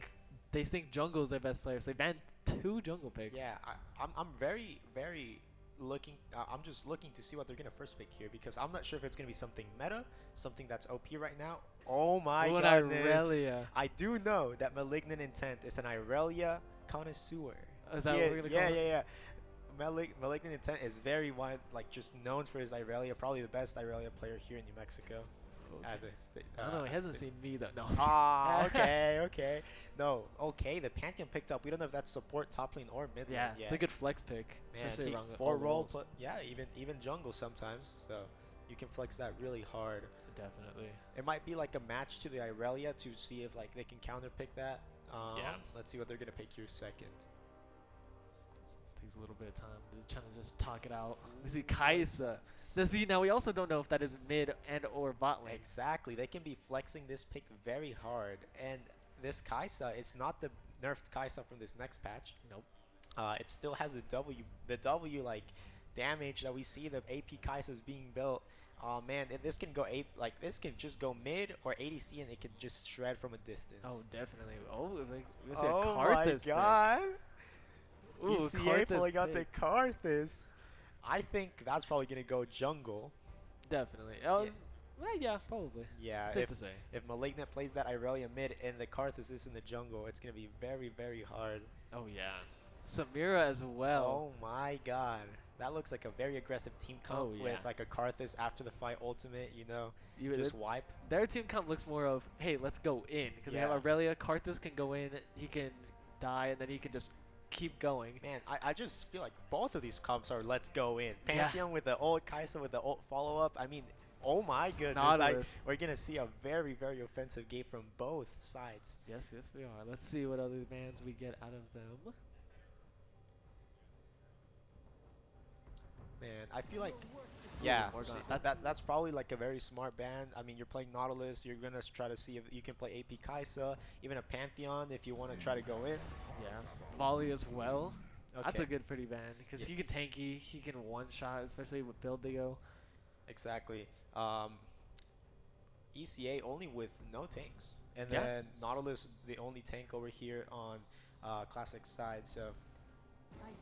Kale. So they do not want the scaling top laner. I know. They want to get rid of him. Let's see what they ban out this side. Man, they don't want scaling, I don't. guess. They got rid of, plus keep in mind, they got rid of 4 AP champions. Zed's the only AD champ they got rid of.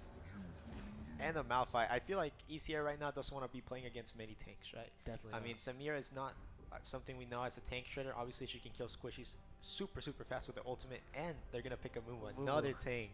Let's see if they go through with it. That would be a very, very interesting choice. Yeah. Oh my god. I think it'll be very difficult, especially if they get Kaisa mid or even Pantheon mid to just roam on this Karthus because he's very immobile. Definitely. Something that could happen with the Karthus. I mean, Karthus can invade after his clear is super fast. Amumu has some fast clears, especially with the Raptors and Krugs, but his solo camp clear is very slow, so we might even see some early invades, and we do see the Cyan and the Yuumi. Man, if they pick this Yuumi right now, I'm just very confused because Yuumi Samira is not something you see every day. No, you usually pair the Samira with like a CC champ, right? You see Leona, we see Thresh, we see Rel. Oh, there we go. There's the Leona. So, I mean, that's going to be a very, very interesting bot lane. Kaisa, Nautilus, Leona, Samira, both early game bot lanes. We'll see, depending. They might go, depending on if Kaisa is mid and or bot lane, we'll see what they pick for this last one. Oh, God. The Jax. So we're going to see more than likely that Pantheon going mid lane, that Amumu going jungle, and that Jax going top. I'm not really sure if the Jax was a counter to Scion. I think so. I think that was the plan. Or the plan was if they get too damaged. Yeah. I feel like they're a super heavy comp. I mean, there's super, super heavy damage comps here on both sides of the team.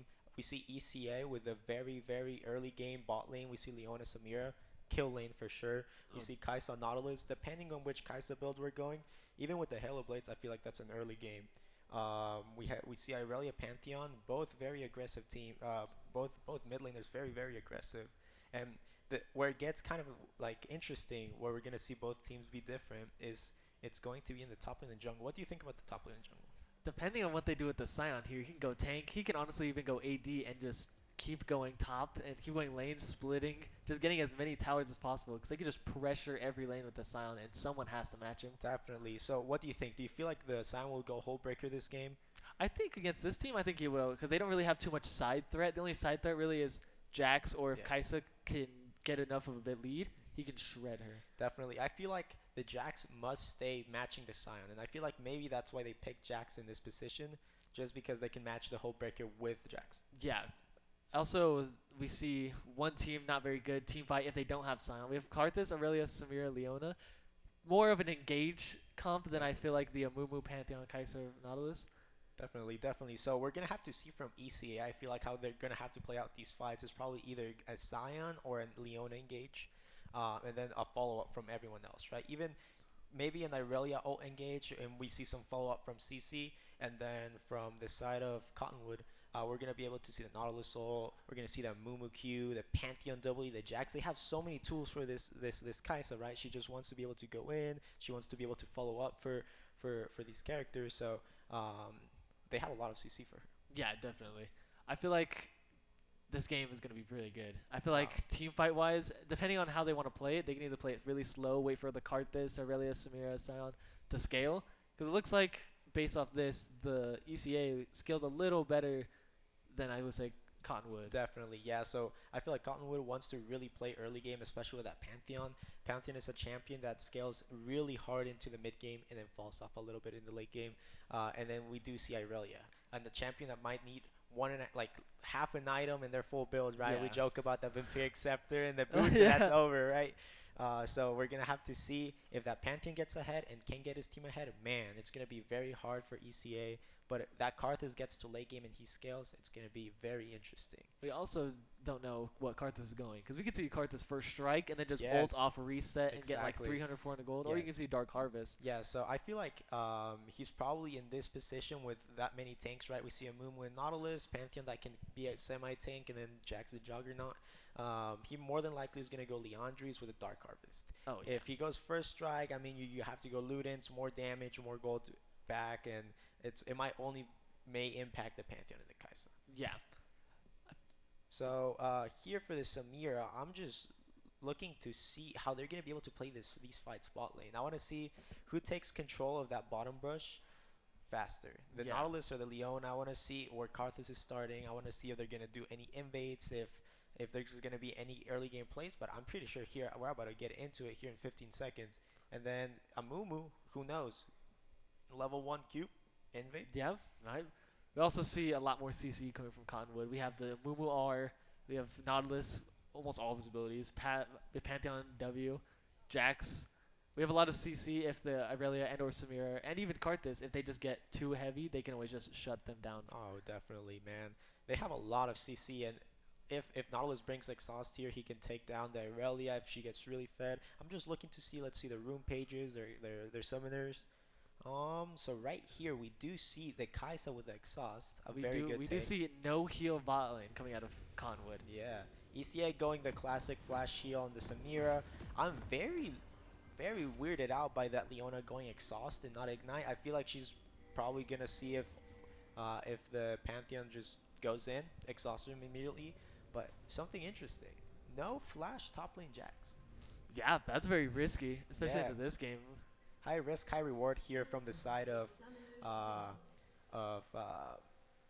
Cottonwood. We also see opted for the no flash Karthus. We also see the invade coming out. Yeah, man. We obviously. Oh, the ward already there. We obviously see that the blue can't see them. Exactly. Now they saw them off that ward. Yeah. So man, great ward placement there. I'm just looking to see if they can still do something. No, another ward placed in on the bottom pixel bush. Their invade is just getting stopped Yeah. permanently. Let's see if we can. Oh. It'll direct it. Yeah, directed in a second right here. So we do see their attempt failed. We see opposite sides. We see Karthus probably wanting to start blue, and maybe go for a straight invade. It's possible, but most likely not, because I feel like Pantheon's I do believe Karthus does need blue to be able to maximize his clear as much as possible. I mean, he shreds through mana like we know his E, his Qs, always spamming abilities, so he can finish that clear really fast. So we're gonna see the bot lane try to be able to cheese the other bot lane here. ECA trying to cheese the Cottonwood bot lane. Yeah.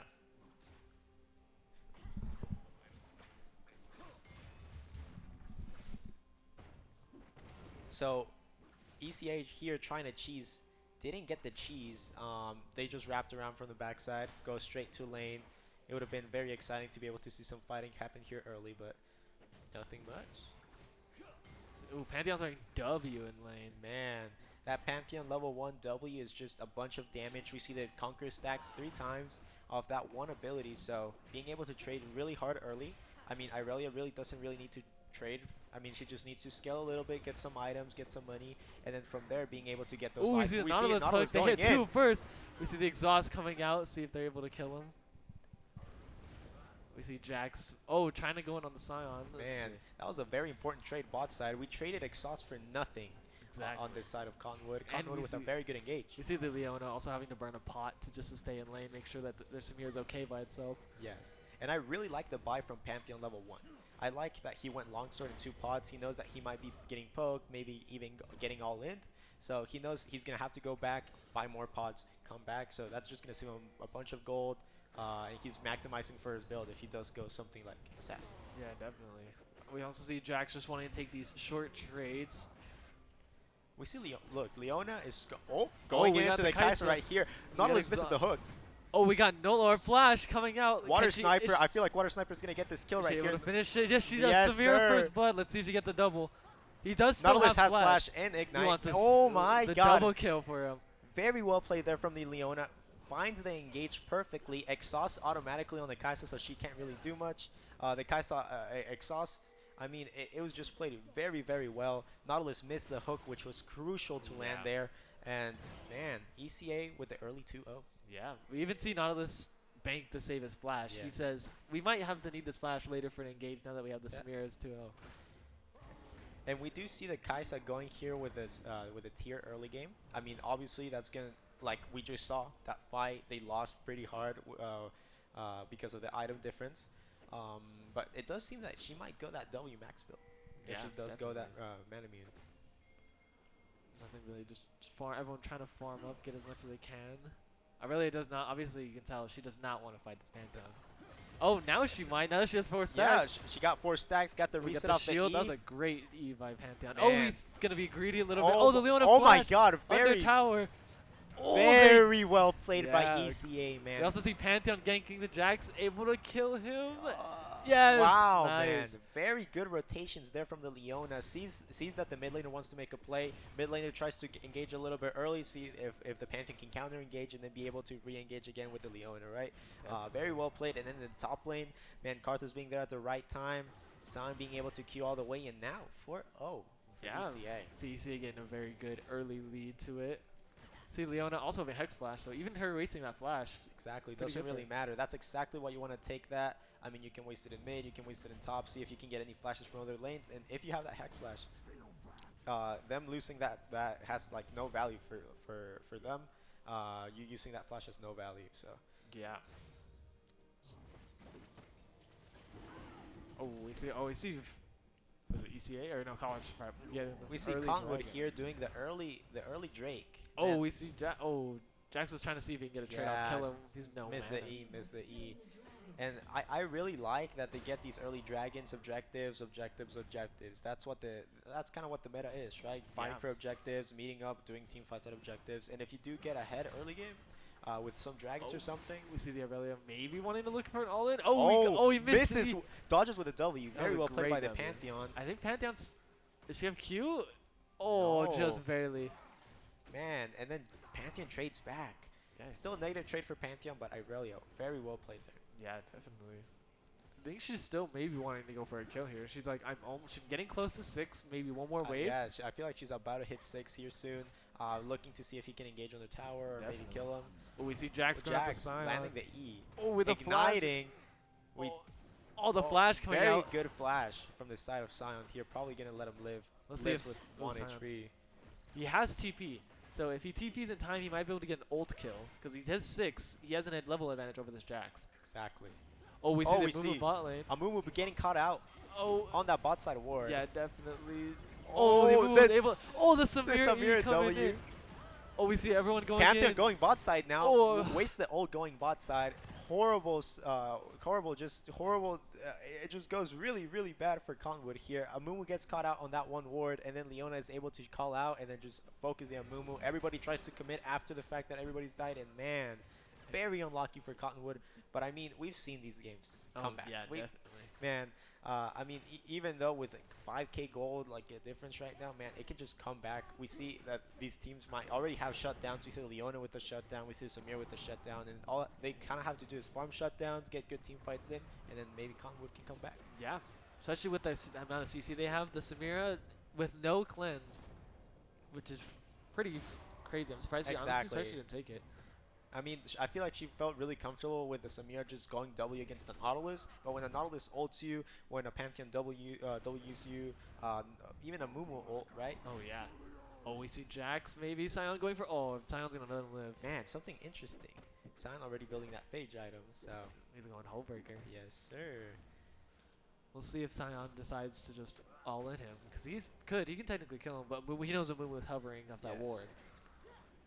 Oh, Leona barely missed. Barely missed. I feel like she thought he was gonna move downward while clearing that ward. And then Oh, we see Irelia here, going in. Irelia very good counter engage. Very good counter engage. We see the damage that comes out from Irelia, and we get a little bit of freeze here, but we're back because Irelia got that very good trade on that Pantheon. Oh yeah. We see the counter engage. Pantheon tried to greed for the engage, get some damage in, but Irelia got to dash behind him with the Q. And then we see the Karthus finishing off the Jax with an ult. That's literally why you play Karthus right there. Exactly why you play Karthus. You just wait for those all-ins from your team, and then you just like, let me just click my ult, and then just kill them. Always, man. Always, always, always. Especially if you have Leandries, that's going to hurt. Definitely. Man, we see Leona going here for the engage. In for the ult. He got lands the CC. everything. Oh, the flash might save her. Man, Samir has nothing to eat through and can't get to the Kaisa. She does live, but she also is opting to stay, which is very scary with the Leona getting her real flash up. Exactly, man. Nautilus just trying to, he's hovering too far back. We see Karthus invading here, putting up the pressure for this bot side. Maybe even going for a dive right here. Oh, they stack the wave. Oh, we see the Pantheon coming in on this. I really did it back right now. So this is going to be very dangerous for ECA if they do get caught here. Oh, is he able to hit the plant? Oh, maybe. He is.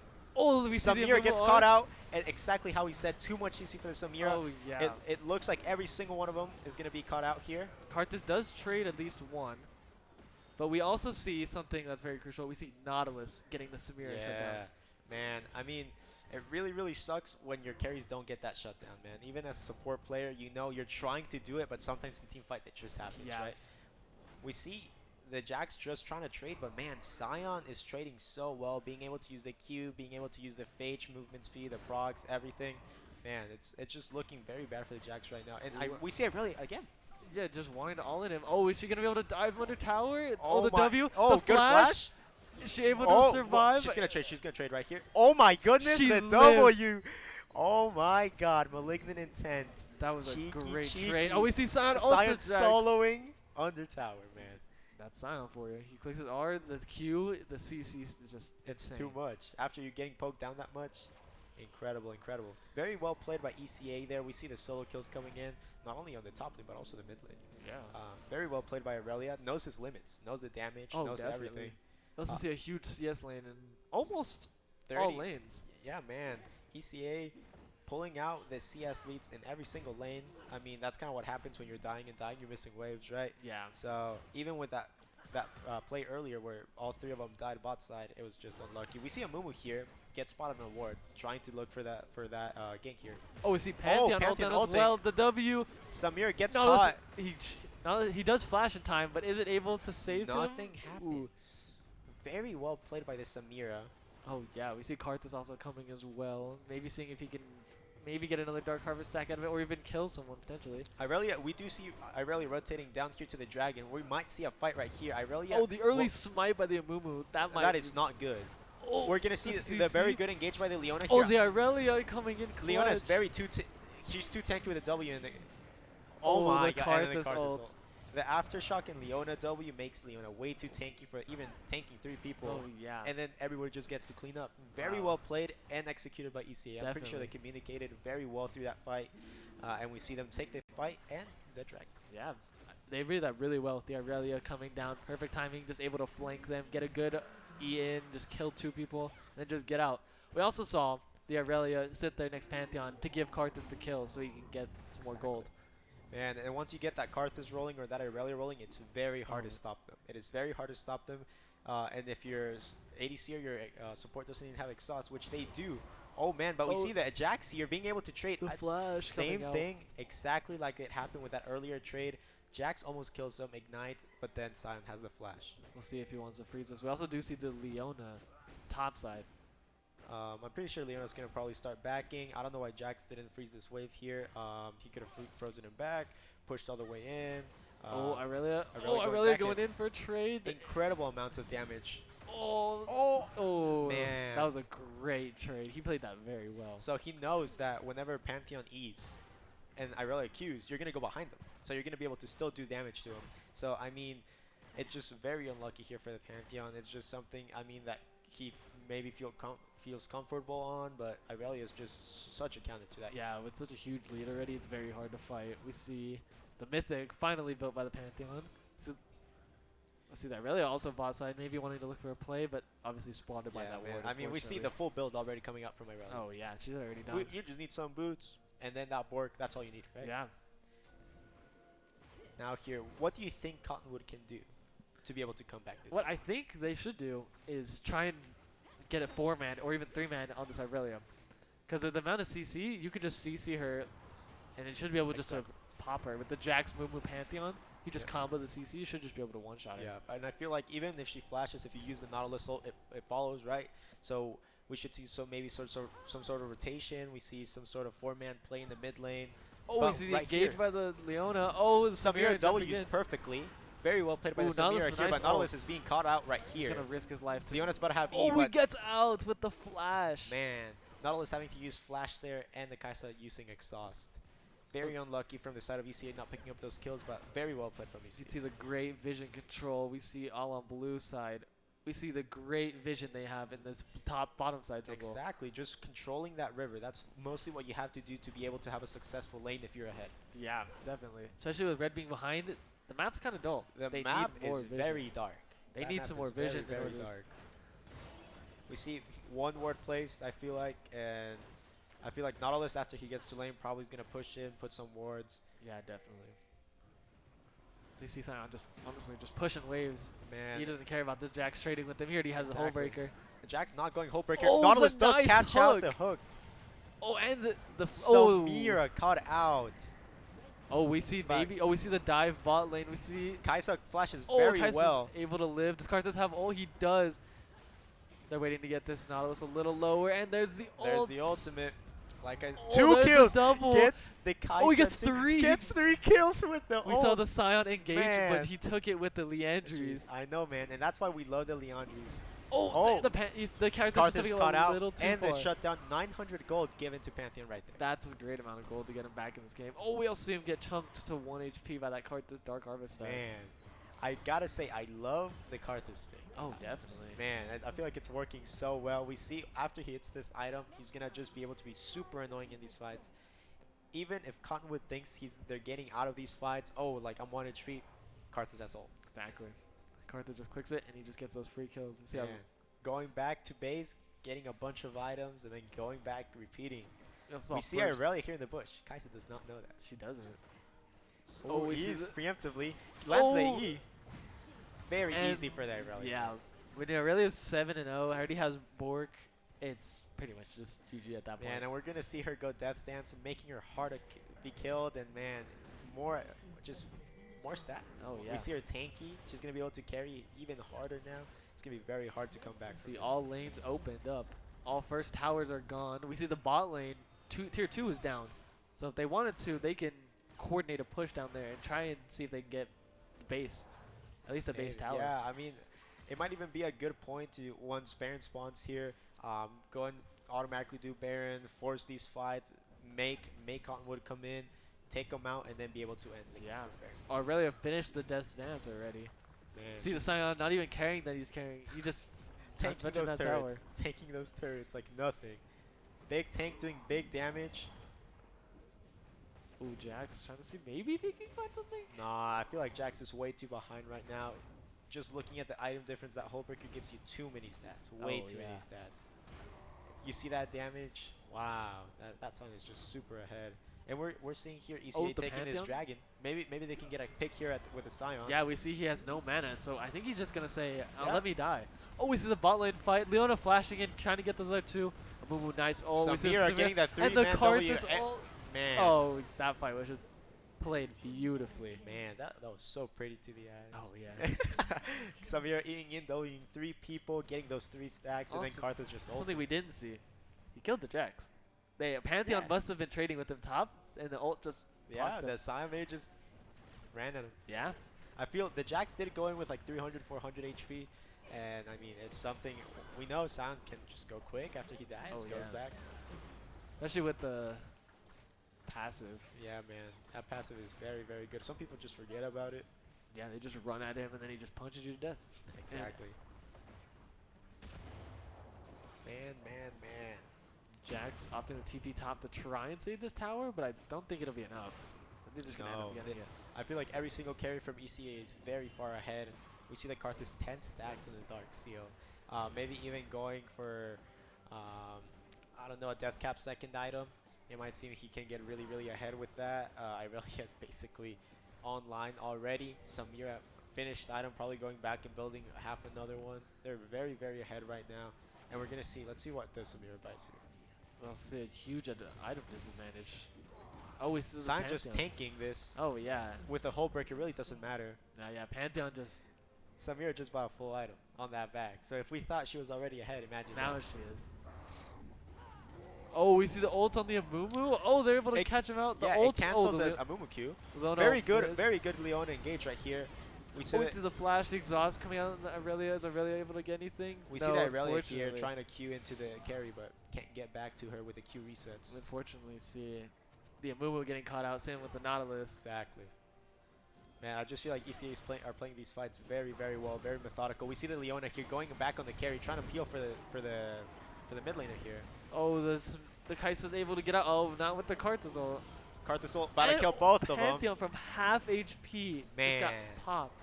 This Karthus damage is no joke. Definitely no joke. And I feel like right here with these death timers, they might be able to end the game. Oh yeah. We will see. I mean, Amumu has all. Nautilus has all. We might see a little stall here from them, but I feel like it's a close game from now. You see that? Oh, that was a beautiful Leona stun. Man, this Leona is very, very clean with these engages. We just see the Samira cleaning up. And they opting to end? Yeah. I think they might just end this game. Either that or at least get a tower out of it.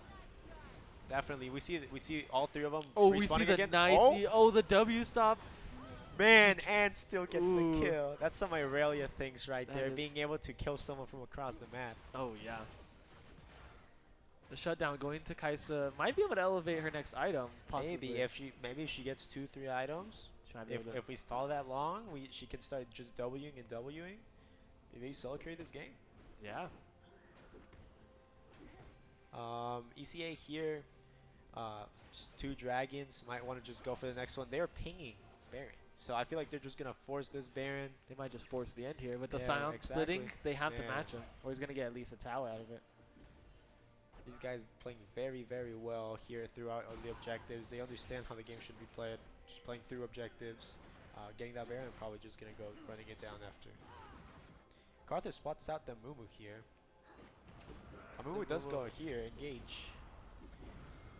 Amumu really hard engaging without any vision. Nope. He just... Pantheon going on the back line without knowing where everyone Leona is. stun them all, making sure that Pantheon and no one can get on this Karthus, so he's able to survive a little more and get that damage out. Oh my god, we see the Scion engage back in with a Samira flank. Samira can't gets the oh my god, and that damage from Karthus. They might both just end up dying to the Samira. The Samira's speed. She does not have flash, man, and that's very unlucky. Leona's gonna try to EQ. She's gonna risk her life to get that kill. And Samira kills the ADC, man. Wow, they're really greedy for these kills in base, but we just see a very dominant performance here from ECA. Just probably gonna end the game right here. Definitely. That was a great first game for ECA. Saw them get that huge advantage early. Pantheon getting that last minute shutdown to make sure ruin his KD. 1,000 damage real quick, patching the KD real quick. Aurelio just dashing all over the place. Yeah. And that's game, man. Game number 1 going to ECA, 39-9 in kills. That was a great game. And we're back to the camera. So, man, how do you feel like Cottonwood can get back in game 2?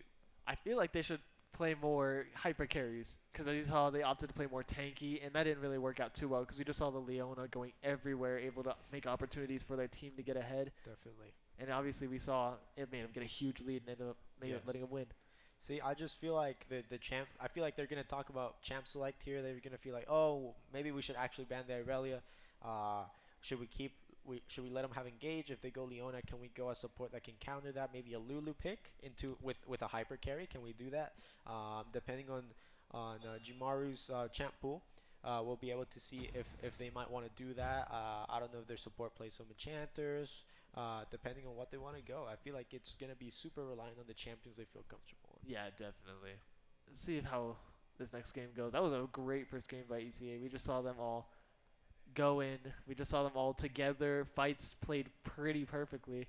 Saw everyone just engage, everyone just come in from the back line. We saw the Aurelia coming in from the back, just able to do as much damage as she possibly can. Honestly, for an MVP of this game, I would just say I feel like the support from ECA did a wonderful job being able to give mid laner and even roaming top. We saw him going top and going bot side, getting those kills, perfect engages. We saw them peeling very well. I feel like the MVP should go to for this game one to that support player. Man, it was wonderful to be able to see them there, and I feel like Leona deserves it. What do you think for that MVP of that game? I don't know. She played that very well. She obviously understood the game, knew how to roam, knew when to leave her bot lane. She was like, I'll leave you for a second. Let me just go the other lanes, make some opportunities. We saw the mid lane flash to the Pantheon, killed him under tower. Almost the Jax kill, even though he soloed. I mean, I don't know, man. These players from EC are very, very talented, just like Cottonwoods. And hopefully this game too is just as fast, just as exciting. So many kills happen in that first game. Not the typical League of Legends game you'll see of like just waiting for the hyper carry to farm up. We wait till 40 minutes. We have one team fight, and then the game ends. Yeah, exactly. You saw ECA just being like, okay, let's get early game and then let's end this as quick as possible. Man, and that's not a Karthus type of game either. Like they're just going in really, really hard early game, and they made it work. Karthus is usually a late game pick, and they made it work for early game. They made it work for mid game, and they didn't even get to late game. But exactly, man, they ended it quick. I feel like those kills early game for mid lane and bot lane, and man, that top laner just holding his own very well. Yeah, we saw the Scion pretty much being left alone almost the whole game. We saw one Amumu attempt. Yeah. But it didn't really, nothing happened. He got a ward. Beautiful vision out of them.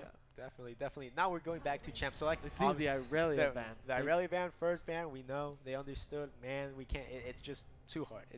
We will need someone to lock him down mid lane. We see the Vayne ban. Probably they might a just main stay or the same bans. Yeah.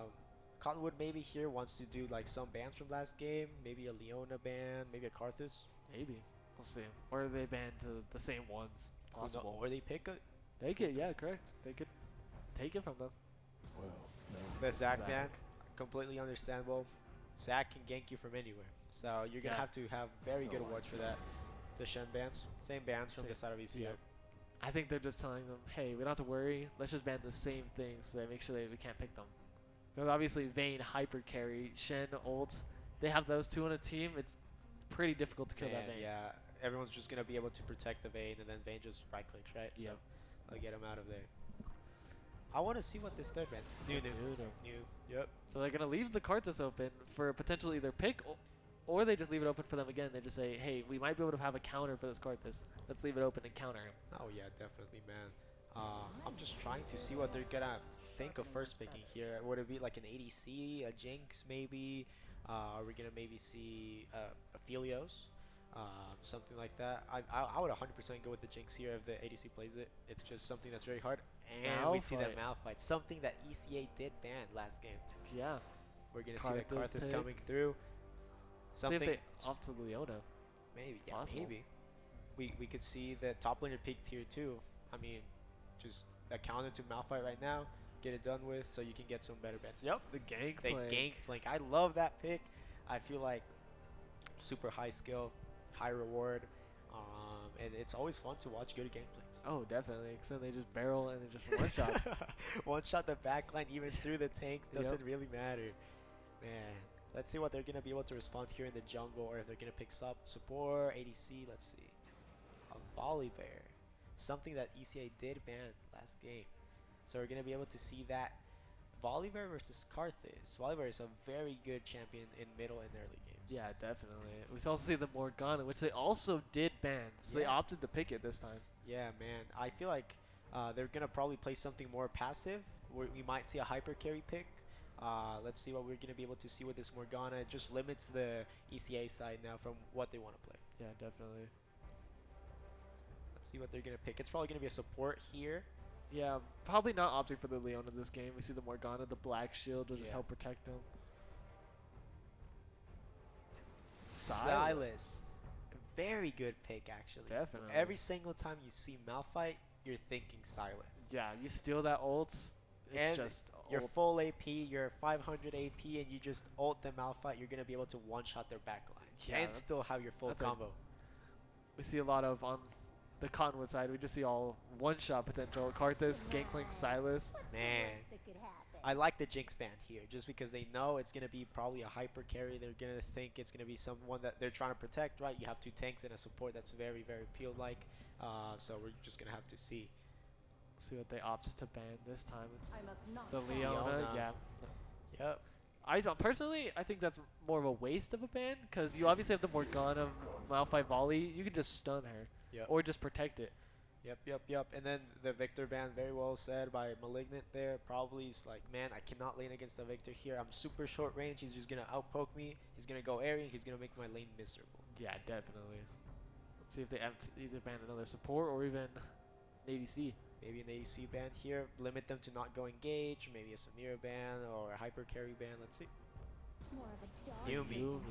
I like that ban. Honestly, I really don't like going against Yumis. And especially on like a hyper carry like Silas that you can just go in and stay in the fight with a Yumi. That'd be This is horrible. up to Karma. So they are still looking for pretty high engage with Karma. Definitely. No, Karma's a go. She can be a peeler. She can be a go champ with her ROE. She's great in lane to poke. And I feel like this bot lane's going to be more relaxed than last game for Yeah, sure. definitely. We're not seeing more engage. We obviously we have to see ECA pick or Cottonwood, whichever team. Yeah, Cottonwood is picking the Samira here. Very interesting. Very, very interesting because the Morgana has 2 pieces of CC and maybe the Corki. Ooh, I like this team comp more than last game. Me Personally. too. I really like that Corki pick just because Silas is short ranged. He would have to E-flash and then maybe Everfrost to even get on the Corki. Corki can W back. He's just poking with the rockets. That's Yeah, something definitely. And when package comes up for dragon fights, that's crucial, huge. Man, we saw the Corki meta. Everyone just picking Corki because we knew it's objectives. Draven. The early gun bot lane. Well, now we might see some engaged bot lane with this Draven I am pick. very excited. I am very, very excited to see this Draven because, man, not a lot of people play Draven now. Yeah, no. It's Man. very, like, pretty mechanical. You got to, like, be really good at him because he's super early game, super middle game. He falls off a little bit late game. Yeah, but we see Draven is probably in lane the strongest champion in lane. Yeah, definitely. He's just super, super good. We see him if he takes pres the attack. It's something that's going to be able to, with 3 axes, he might even kill you, take 3/4 of your health level 1. Morgana super squishy. Samira can probably W the E from Draven, but I feel like it might not even be enough. Yeah, I don't think so. But we also see very little CC off of them. Instead of from last game, we see Karma pretty much their only high CC at that point. We also, but on the other team, we see 2 tanks. We Malphite, Volley, with the Morgana shield. So they have better engage in my opinion. Definitely. I feel like if the Draven gets behind this game, it might be very, very hard for ECA to come on top. I mean, they still have the Karthus. They have the Gangplank. Very late game characters. Silas can still snowball. But from the 2, just looking at these team comps, I really, really like Cottonwoods. It's straight to the point. I would probably change the ADC here a little bit. I wouldn't go like a Samira with a Morgana, but if you're going to play, they might be playing very offensive Morgana. Yeah, it's true. They're just going to really have to watch out for this Karma, man. Karma is one of the most like damaging champions early game. In the first 3 levels, Karma can shred you. And with Draven, that's more damage. Yeah, definitely. So, man, I'm just excited to see how they're going to play bot lane. I feel like I'm just excited to see how bot lane will go. How do you think mid lane will go with Corki and Silas? I think, personally, the Corki is going to just want to farm. Farm and poke him out. Because the earlier you can poke him out, the more you can get him behind. He's going to have to back because he's obviously low or he's going to risk dying. So we're going to see probably Corki scaling a lot more harder than the Silas. But when they get 6, Silas doesn't really have ult to steal from Corki. It's only just the missiles. So Corki has an advantage off of that. Definitely. And I know the Silas pick was specifically for the Malphite ult or even the Volibear ult, but if Silas does steal the Morgana ult and it's in the middle of a fight, that could be very, very crucial. Yeah. With a Corki, I feel like it's just going to be poke with a Q after he gets 6, hitting rockets, but Silas might want to do like a very fast engage, E-flash with another E or Everfrost, might even one-shot the Corki. Yeah, possibly. So how do you think about How do you feel about this Gangplank and the Malphite? How do you think this lane goes? I think Gangplank will win. I think Malphite will start winning at the beginning game because Gangplank is going to waste a decent amount of mana from Qs. So I feel like Malphite will just be able to tank it, just be able to sit there, tank it all until he finally gets armor. Then it'll start being in Malphite's favor because he has armor, so Gangplank will be able to do too much. Yeah, I feel like Gangplank is just going to be able to poke the Malphite out super early. We see this all the time. Gangplank taking grass, waiting for that grass proc, queuing, getting the grass proc back. Malphite's probably just going to have to go corrupting pots, taking the damage. Or even if he wants a D-shield, but I'd probably go corrupting pots because Malphite does take a lot of mana. He's just going to probably try to trade with Q. I'm not sure what runes he will take. I hope he might take Comet. I mean, you're going to have to trade with a Gangplank. So. Yeah, definitely. Or you're just going to get poked out of lane permanently, and you're just going to have to force losing waves and stuff like that. Yeah. And something that I really like from ECA, their damage, like, it's perfectly balanced between magical and, like, AD. I feel like, obviously, they have a Karma, more AP-sided, right? But Gangplank can single-handedly do all the AD damage you need. Draven, very hard AD carry. And then you have Sylas and Karthus. Sylas does so much damage late game. It's not even funny.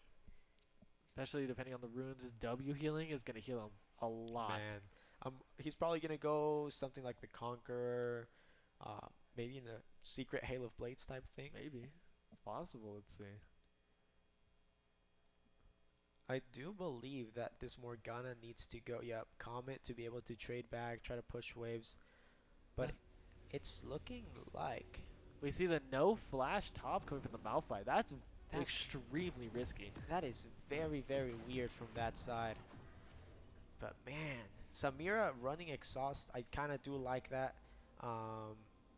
And again, the Karma running Comet. Gonna be able to play very, very, very far forward, trying to be able to poke him out, do more damage. Oh yeah.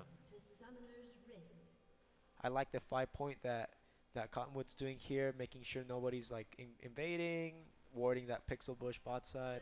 But I feel like either way, both of these team comps are not built to engage super early. We also see we have no ignites from this side, from the right side. We have from ECA. ECA no ignites. I mean, the person that can heal the most probably is going to be Samira with that shield, or Voliver with the W, but that's about it. I mean, I understand why they probably took no ignites. I would maybe take it on the Karma to have some kill potential. Yeah, definitely. We see her opt with the exhaust for maybe the Samira, just if she wants to all in. And we do see the tier from Corki. Very interesting. Probably going to go for a mana immune early. We're definitely going to see a lot of TPs. This game's probably going to go a little longer than the last one. Oh, definitely. This is probably going to be a late game angle, hopefully. Yeah, definitely. I mean, we're going to see one of those very explosive fights in the end of the game, probably. We do see both bot sides leashing, so very good. There's not going to be nothing like cheesing in the try, cheesing in lane, pulling any waves or anything, so it's going to be definitely good. The double camp clear here, very well played by Arctic Fall. I really like how he's doing that.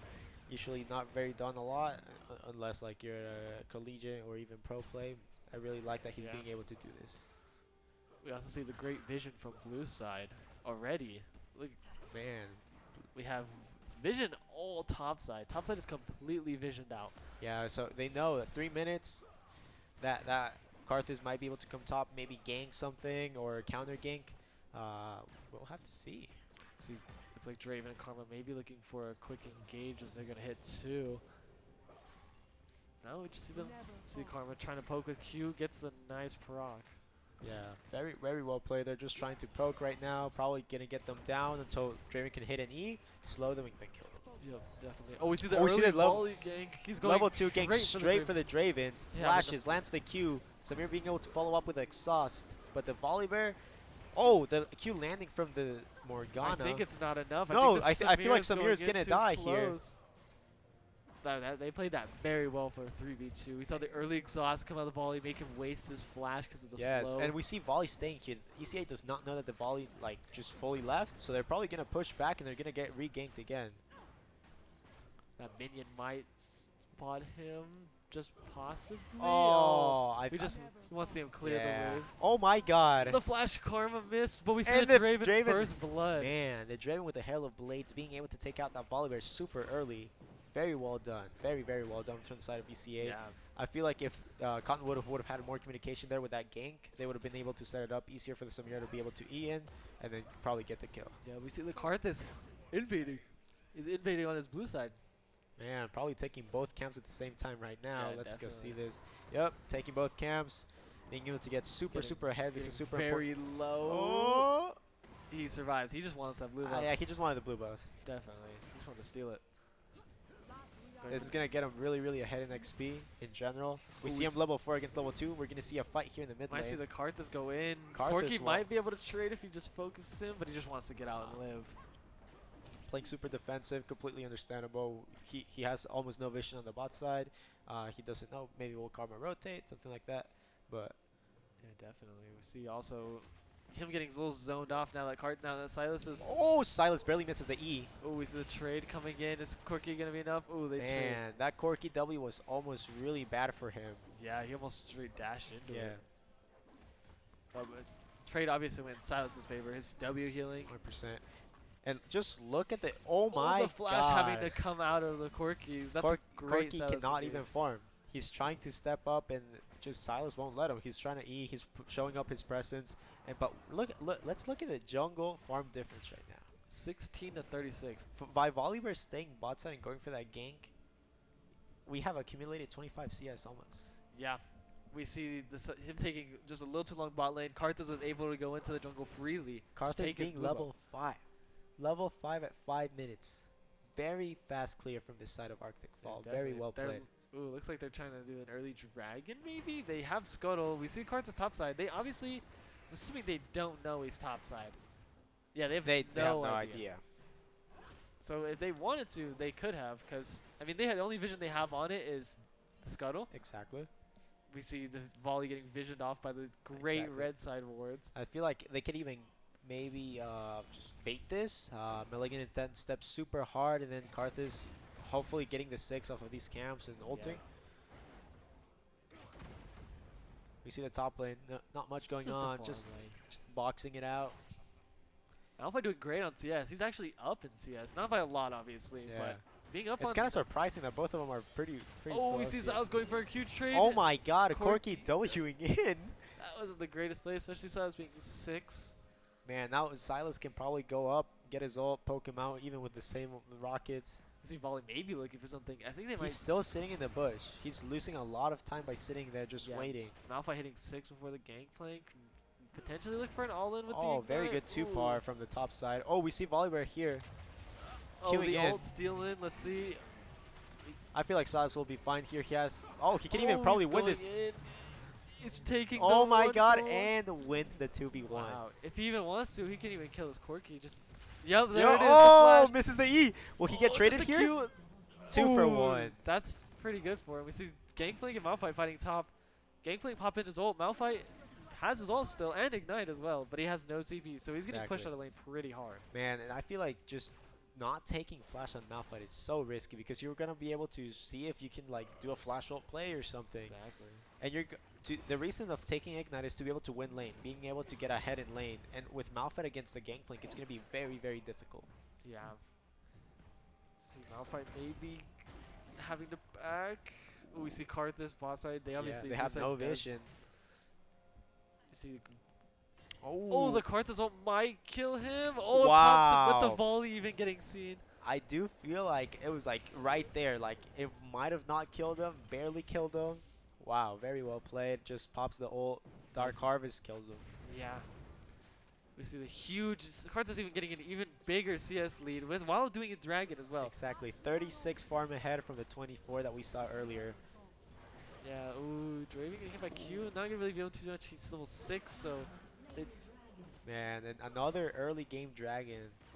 we do see Just didn't 2 take it. early, both games, Hextech Dragons Yeah, first. super early. And something that's kind of bad about Hextech Dragons, early game, it does so much damage. So a lot of like early game junglers cannot take it. Yeah, definitely. You sometimes need some people, but Karthus already being level 6, super ahead. Oh, the Oh my Draven God, and we ults. see the snipe on the Morgana. Ooh, we might see. Oh, we're seeing the 2v1 top lane. The As Samir we also see the getting bot side. dove. Exhaust coming out, getting stunned. Maybe And the even- double ooh, kill top side, and I and mean the the Gangplank kill top. man, the double kill bot side, and then the top side gank being able to be pulled through with the volley We there. also see him not waste his ult. Malphite still has ult, which is good potential for him. But I mean, if you just want to kill him faster, I guess just use it. That was a pretty close bot lane. I thought they were gonna kill this Man, just barely. this back once they back, they have already gotten 4 plates, have killed them 3 times. This Draven is about to have a full item once he goes back, probably. If Morgana can hit the Q. See, Morgana can probably go for a very aggressive play there. Yeah, we see College going. Will the Karthus be able to steal this? Does he have this smite? Oh, we He see does the not Malphite steal it. ult. They kill him, but the You see Malphite. The Silas going in.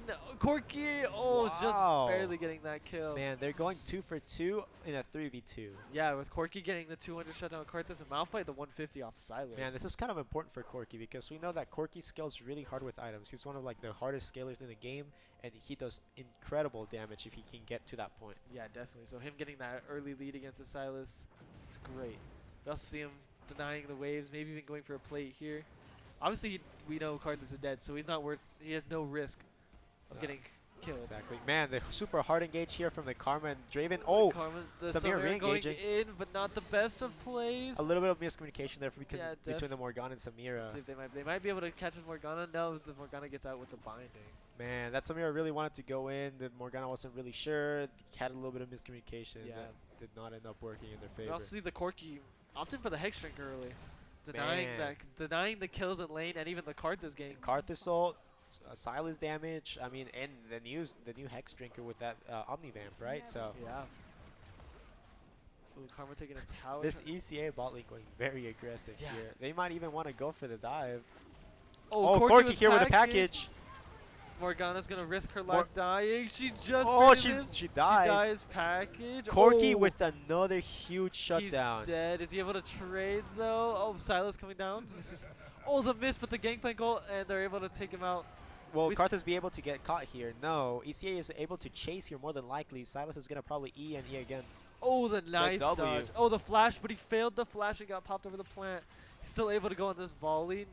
Very good slow here. Oh my god, that Karthus damage is insane. By making this Samira pop the flash just to survive. Man, it was a very well played just play in general from Cottonwood at the beginning. I feel like Corki getting that shutdown was huge. Try to probably get out afterwards. But in that situation, Silas was already rotating. He got there, and the Gangplank goal just zoned them out. Corki TPing back in the lane. We see no full items completed. We see the Draven actually. With the Essence Reaver already since that last back. Man, he's going to be very, very strong. We already know that does a lot of damage with those on-hit Qs. He even has his first part of his Dust Blade, it looks like, is what he's trying to go. Probably a Dust Blade. We'll have to see which of all the lethality items he's going to go. Exactly. Now we're just back to the farm, and everyone just wants to be like, all right, let's try and stop the fighting. That's probably what they're thinking. They're like, okay, let's stop the fighting. Let's farm up a little bit. Let the Corki scale up. Yeah, Corki, I mean, even then, that fight, he got 800 gold out of nowhere. And we see the Silas here trading in. Going on the tower, warding. Is he able? Wow, Corki out-trading him. Wow, that's actually impressive. And he still has Hex Trigger. Did not pop that fight. Wow. This actually might be pretty good for this side of Cottonwood, being able to scale with the Corki. If Corki gets rolling, it might be very hard to stop him. Yeah. Ooh, Silas having his Everfrost already completed. And TPing with the Karthus in lane. I'm pretty sure he is not on a ward.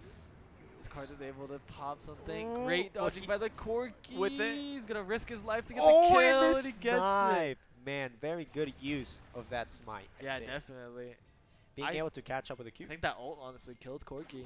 Yeah. It made him stop for a second. And then we see Karthus here being able to 1v1 3 levels ahead of the volley there. And is able just to easily 1v1. And given the kill to the mid laner. Do we see, the exhaust being popped automatically. Oh, still able to do so much damage. They're just gonna dive these guys. The My Karthus god. Oh, Samira lives with no lord, but she's dead. Oh, she's 100% dead to Draven. They're gonna give it to either Draven or Silas. So Silas with the Everfrost. And first tower going for them, and the second dragon. Jesus, they're gonna be very stacked in gold right now. Definitely. Karthus with a 70 gold lead. I know, man. 70 CS over. Incredible. Oh, the Malphite all being able to go in. engaged, the 1v1, he gets it. Gets the free 1v1 against that Gangplank. We haven't seen much of this Gangplank, obviously not late game, hasn't gotten into any team fights, we just see ults, see trades once in a while, and that gank that they did on him topside, that's about it. Yep. We see Draven just farming. I feel like this back for the Draven is going to be very, very big. Probably going to finish his item. I mean, we just see the Karthus picking up that Leandris right now. Going to be able to do a lot of damage with full boots and the large rod right there. Looks like his back got stopped. Looks like Corki probably stopped it, looking to maybe kill him. No, he just stopped it. Just he stopped it because they have. Yeah, they might want to just kill the Corki here. Seems like not really. They really can't do much about it. It's just Draven there alone in the bot side. Yeah, now he's back. He sees no opportunity. Yeah, he always going. It feels like Eclipse. Yeah, it's gonna be an Eclipse angle here for the Draven. I still like that buy. I feel like it's very aggressive. Great when you're top side for this Gangplank. Gangplank in trouble. Maybe he's able to chunk out the volley. Maybe able to get out. Oh, the flash coming out from the volley is gonna be enough to take him out. Will the slow be able to just run away? Oh, he's on 1 HP. Are they gonna Will dive? Volley chase this? Volley's chasing. I feel like he's gonna die. Volley's gonna die. Yes, Volley dies with the Q. Man. Great play by this. We see the Karthus going in. Karthus dying. Karthus dying. This might be actually very huge. Very big from Samira there. Yeah. Might be able to just go back and actually finish the item. Here, Silas being more than likely going to pick up the kill. Oh my god, that W damage was insane. Was it a Karma Flash? Maybe able to pick off the Corki as well. Let's see this Draven damage. The Draven Hail of Blades is god, too good. Triple kill here on the Draven. For sure going to be able to go back and get Eclipse now. Malphite does not have ults. He has ult for about his ult's in about 5 seconds, looks like. He could maybe, if he had vision there, he could get a potential double. Exactly. Maybe even kill them. Malignant Intent looking here for the ult, seeing if they can do anything about it. See, he's waiting. He's waiting. Oh. Volibear backed off. Malphite going topside now. They're probably just going to keep pushing waves, looking for objectives, looking to see those plays, and then heading out. Yeah, definitely. So ward the Herald, make sure they don't end as early as possible. He wants to keep this game alive a little bit. Definitely, man. Then we see here Malphite going to the backside of Gangplank topside. Gangplank just running around. Yeah, Gangplank says, I'm okay. Corki does have the package here. Maybe want to see a play. I don't know if he just forgot he had it or something. Nah. Okay. Gangplank just sitting in the bush with a barrel ready. See, Karthus is extremely ahead now. Yeah, still with a 90 CS. Ooh, the package. Getting used to the package, trying to get out. You see Corki with the finish Mirror Mana actually doing a lot of damage right now. Yeah, almost killed the Karma there. Ooh, will the Draven be able to 2v1 even with through the exhaust? Ooh, we see the Photoshop pop the Oh my god. Wow, but he's able to play that well in 1v2. We see here another 1v2 coming in with the Karthus. Will he be able to land the last Q? Oh, Corki with the flash. But it's not, he's going to die to the man. The 2 for 1. Yeah, man. Both times bot side 2v1 gets the 2 for nothing. Jungle 2v1 gets the 2 for 1. Exactly. Their ECA is playing this very well. Yeah, man, and they're super ahead in their items. You can just see they have 1.5 items, maybe 2 items on some carries. It's incredible. This card is extremely ahead now, and with 1 ult, might probably be able to like do half someone's health. Exactly. See everyone, pretty much everyone except the Morgana having their first mythic and/or item. Man, that really sucked for that Morgana. Yeah, look, they're looking for another maybe potential. Oh, Morgana just getting 4 autos done. And if those were empowered autos, it would probably just been 3. Oh, they find the vision on the Drave. They found vision on the volley. Volleys were running straight. Draven does not care. Draven said, I don't care about this tower. Wow, the Samira eating both of them. Yes, being able to use the W to cancel both the auto attack and the ult from the Draven. Ooh, that was a lot of damage. We see that Gangplank with the crits doing a lot of damage now. Let's see if Malphite just wants to. He probably just wants to get this wave. Man, we have 13k gold ahead on the side of ECA. What do you think we can do to get back in this game? Well, it is a very rough angle at this point. Their best bet is a 5v5. A 5v5 team fight where Corki just Does a lot of damage. Ults. Corky package to Malphite. Oh! Gangplank. Very good the three-piece. nice ult to get out. Very well positioned three-piece combo They're there. looking for a 4v4 at the Dragon. ECA over here getting Dragon, not really too worried. We see the Silas trying to get coming from behind them. Oh my goodness. We see he has Morgana ult. If he gets in the middle of the fight, he's just going to pop that. He's probably going to pop it right here. Yup. Nice Morgana ult. Very well played here from mid lane. We see the Samira going in, able to trade for one. Went over the wall to try and Man, kill him. Samira getting 1,000 gold from that shutdown. She almost got the karma too, but it wasn't enough damage. It wasn't enough. Volibear and Samir being taken out, but Samir coming out on top. Instead of getting only 600 gold, she got 1,000. We also saw the Gangplank TP coming down. It looked like, unless he walked, it's possible. I'm pretty sure he just TP'd down Yeah, to come and help I the do fight. believe he did TP down. See everyone just refarming. I think ECA at this point is just trying to, okay, let's either get this last dragon, or let's get this Baron, and then let's end this game. Yep, that's exactly what they're probably thinking. They're like, man, okay, we're super ahead. Let's just have one last team fight, end it, and just go next. Yeah, definitely.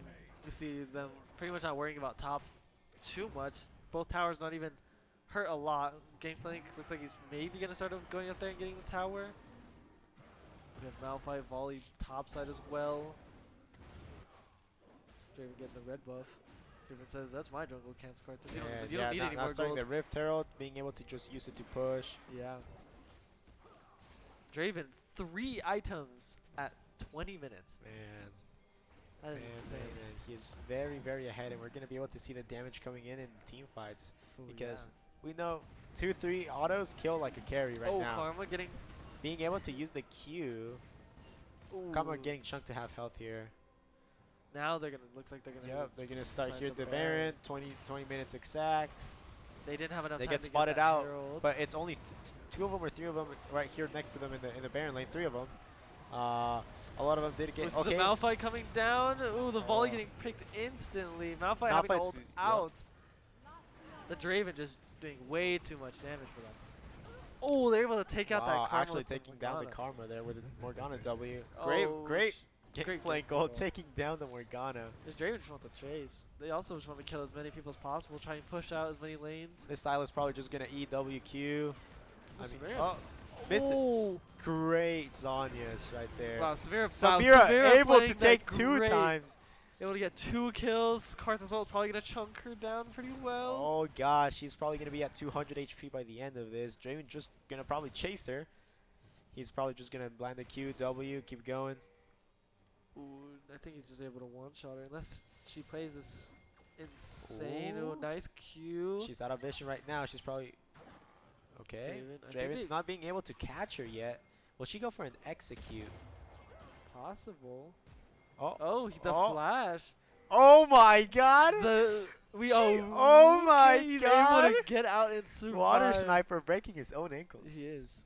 Man. Flash, a little too greedy. A little too greedy, yeah, I do believe so. But honestly, if they did get that kill, they could probably do like a 4 or 5 man push mid lane because they're the only fed ones. Samira is the only one with gold probably on the team other than Corky. So yeah, Corky had to back after that fight. It was way too low to re-engage. They're starting to get ready for the Dragon coming up. And man, yeah, I feel like they're just gonna play for the next Drake. They're gonna 5-man, find a pick. Yeah, push Corky mid. wasting packet. Oh my That god. Draven actually half of his HP. Oh, will he be able to? Almost the execute. Barely. Gangplank Malphite. Man, the tower's still up in top lane. If I was this Gangplank, yeah, I'd just go and auto the tower. It looks like it's just enough to just I feel like, yeah. There he goes. There he goes. They got top tower. Gangplank maybe looking to trade with them. Okay, Malphite just tanking those. Understands he has a lot of gold. I mean, a lot of armor. He's just like, yeah, man, hit me with them. Actually, trading pretty okay with the Gangplank here. We'll see the Samira top. Ooh, the Samira the old combo. Very good. Able Very to well played. Very well played one-shot. there from the Malphite. Being able to just push and get that pick, right? Yeah, definitely. That good. Nice pick on that Gangplank. Stops him a little bit from scaling up a little We more. do see, okay, I thought it was going to be like a 2v1 situation again with this Karma. She does do a lot of damage. She's two items already. We see the Karthus here, just clearing through the jungle. They're setting up for mission all the way around for this dragon, securing the soul. I mean, one of the best souls here. Oh Mountain. yeah, Mountain gonna make him 10 times more tanky. Yeah, which do you think is the best soul right now? Personally, I think probably Mountain, either Mountain or I'd say Infernal. Just 'cause Oh the my early god, damage. and we see the Silas going in. Oh, the Draven are barely Misses. missing. 5-man Flash. Everfrost. We see the Samira being able to Going have 4 in, stacks, almost 5 maybe. stacks. Will she get the 5 stacks? Do we She see that? gets Oh my 2, god, gets 2 of them. But the Karthus ult kills ult picks 2. 3 total. Quadra Kill for Karthus. If that Morgana didn't have stopwatch, she was 100%. Man, Pentakill that for was Karthus. actually way closer than I thought. We see the Samira there being able to get the 5 stacks a little bit late. Almost got the auto attack beforehand. And then at the end, man, being able to pop that ult, almost killing 2 of them. And then I mean, it doesn't really matter if you kill Karthus, right? Exactly. If they didn't have exhaust that fight, Samira definitely won't be 9 that fight. She almost killed 2 more, but that exhaust just saved them. Exactly. Man, that Karthus is very, very strong. And even these 2 might be even looking for like an inhib. Never mind. The Malphite's probably up. All the guys are respawning. I don't know if they want to stay in greed. Nah, they're probably going to Oh! They might just think, they're hey. dancing. They're dancing. They don't know. Well, should we stay? Should we go? They're thinking, hey, we're pretty strong. They might be able to chunk them out. Man, that was a very good engage from the side of the mid lane from ECA. Oh, definitely. 4-man ult. Quick 4-man ult into the 5-man Everfrost. Very unlucky that the Draven couldn't even ult because of the Samira W. Yeah, definitely. You saw him, the great hourglass straight after. You saw him flash. You saw him ult into them and then instant hourglass knowing, okay, if I don't hourglass now, they're just going to instantly pop They're me. just going to pop them. Very well played from the Samira. She had a very good location. The Could this be a pick? Samira. I feel like this could be a pick for the Samira. The Samira cancel dodging. the barrel with a Good W. pick. Very well played from this side Oh, of the Cottonwood. Draven gets maybe cute. able to trade as well. Getting Draven one out of that. executing with the ultimate here. Very well played. They have no idea Corky, the 4-man in the bush. Oh, they see them all now. The Karthus kill, which Karthus killed, but he has his E active. It's not like it's gonna do a lot. Karthus Samira taken triple. out. Man, it's just you're standing in the E of Karthus in a choke. You're just gonna get bursted. I think. Man, we might see an end here. yeah, we with just the might see an timers. end angle. Nasiah's just making sure he gets this last kill. Yeah, we'll see. And just like that, man, We'll the see Draven. Karthus pick. Yeah, that really Karthus pick is showing up. Huge. Very good try from the Samira. I mean, very good try for that whole team, man. That was a good executed play. They got a pick, see if they could like do anything more with it, but then overcommitted a little bit too much. I guess they're not gonna end. Wow, they're gonna be like, okay, we need one more fight. One more Baron. That's more. get a spawn right now. See Baron coming up in about probably 40 seconds. Great vision coming out of them. We see the great bot side and top side vision coming out of this team. Just able to control all of the map. Definitely here. And look, all these guys are doing, they're setting up, they're just making sure they can close out the game super easily, making sure they don't throw any leads, just farming up, finishing up their last items, and then doing the Baron. Yep, now they started. I don't think we'll see Cottonwood very contested. They have really no vision of it. They have no idea they're doing it. But even if they do, they contest it. That Draven gangplank to combos is just going to do too much damage. Definitely. Very good. Very well played. Get the Baron. They're probably going to hit a reset here. I'll push down mid. Push down somewhere, and then maybe get a fight. Getting his IE and even armor shred. Oh my goodness. That Draven is scary. Yeah.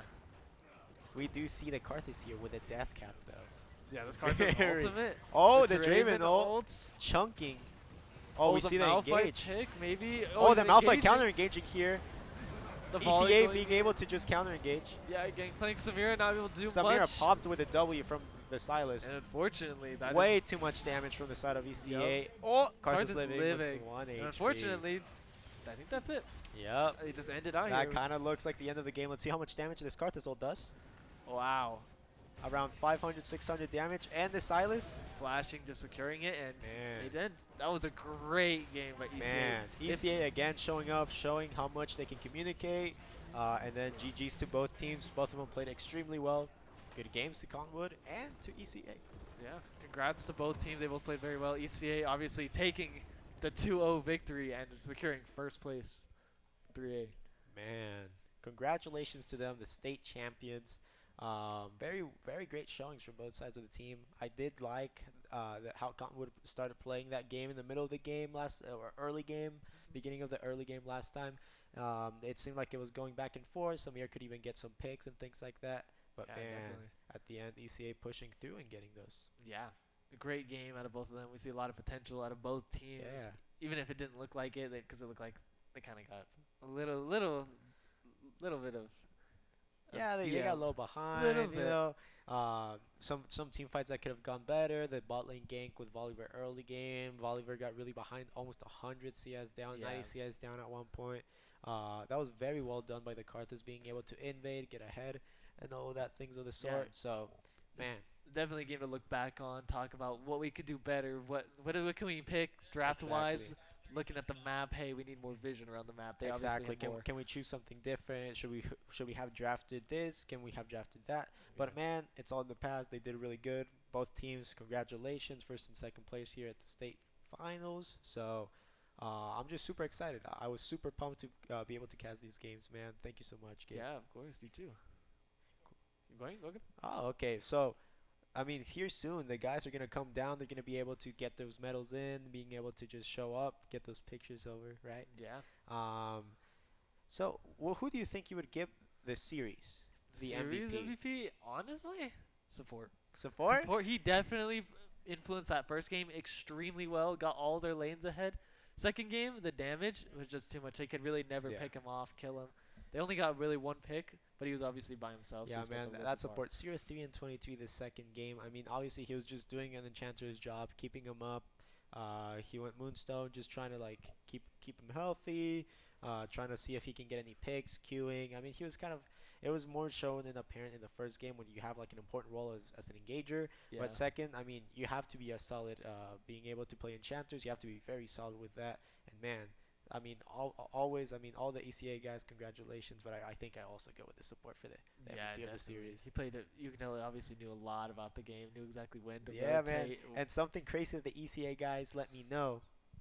The bot laner and support role swapped 1 week ago. Wow.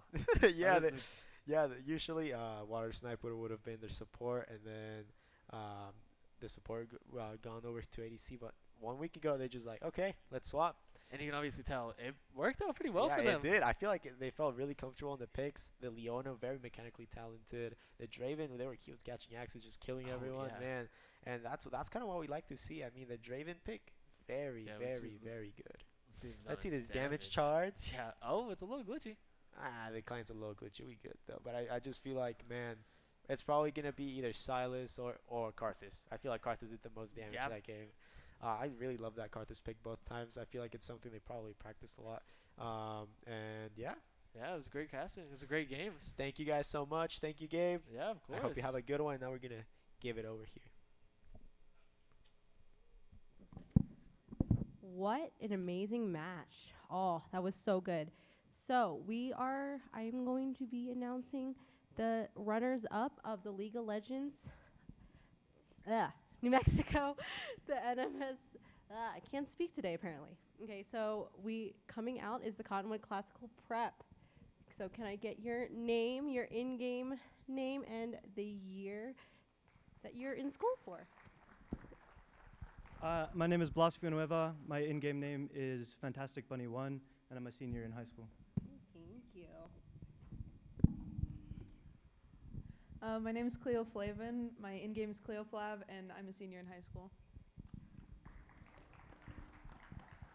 My name's Andrew Foster. My in-game name is Drew Sivev, and I'm a senior in high school. Thank you. My name is Julian. My in-game name is Jomaru, and I'm a senior in high school.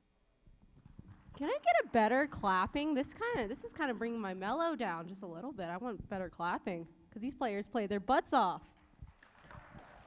That's what I like to see. My name is Connor Jacks. My in-game name is Jeremy's Mog, and I'm in 12th grade. Thank you. And I'm guessing you're the head coach. That's me, yeah. Okay. My name is Jordan Van Every. I actually teach geometry at Cottonwood Classical Preparatory School, and I just want to give a shout out to my players. They were super independent this whole season, and I give them all the credit in the world for their performance.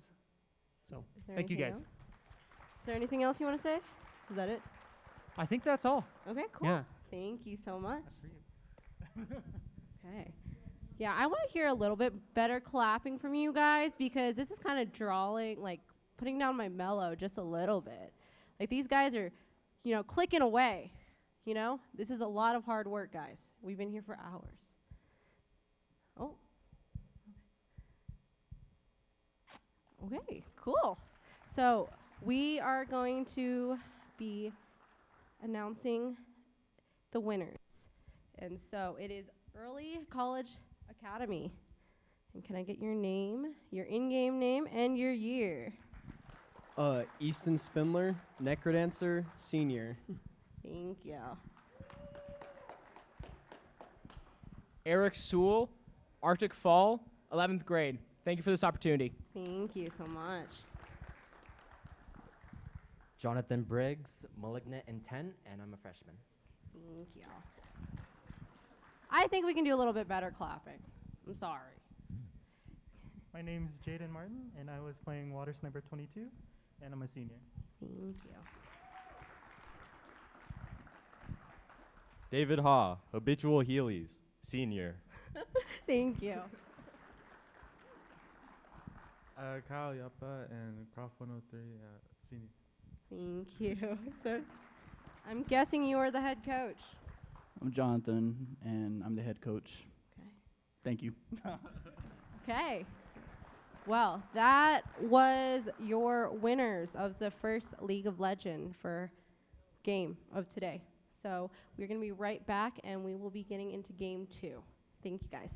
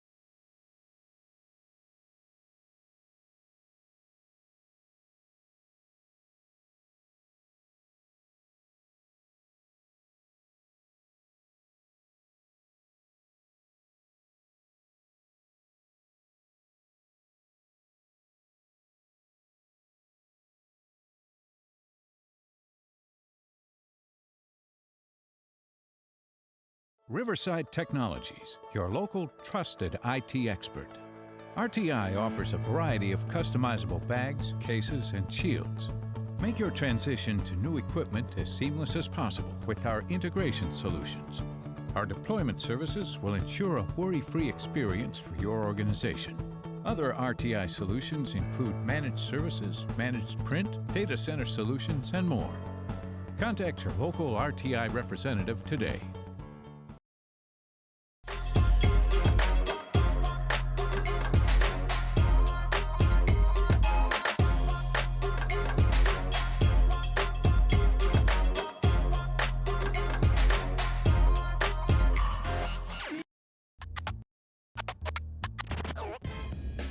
When you have Xfinity XFi, you have peace of mind built in at no extra cost. Advanced security helps keep your family protected online. Pause Wi-Fi whenever for ultimate control with the Xfinity app. And family-safe browsing gives parents one less thing to worry about. Security, control, and peace of mind. With Xfinity XFi, it's all built in at no extra cost.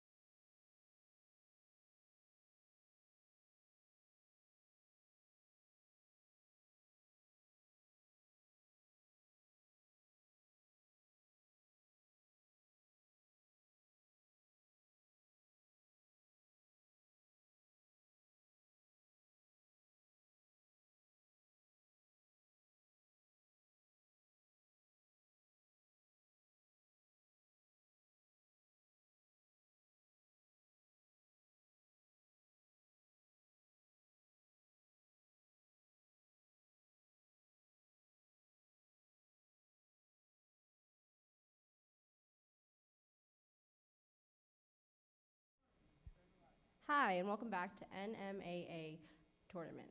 So we are going to do a quick interview with New Mexico Tech director. So hello. How's it going? It's going well. So can you introduce yourself just a little bit?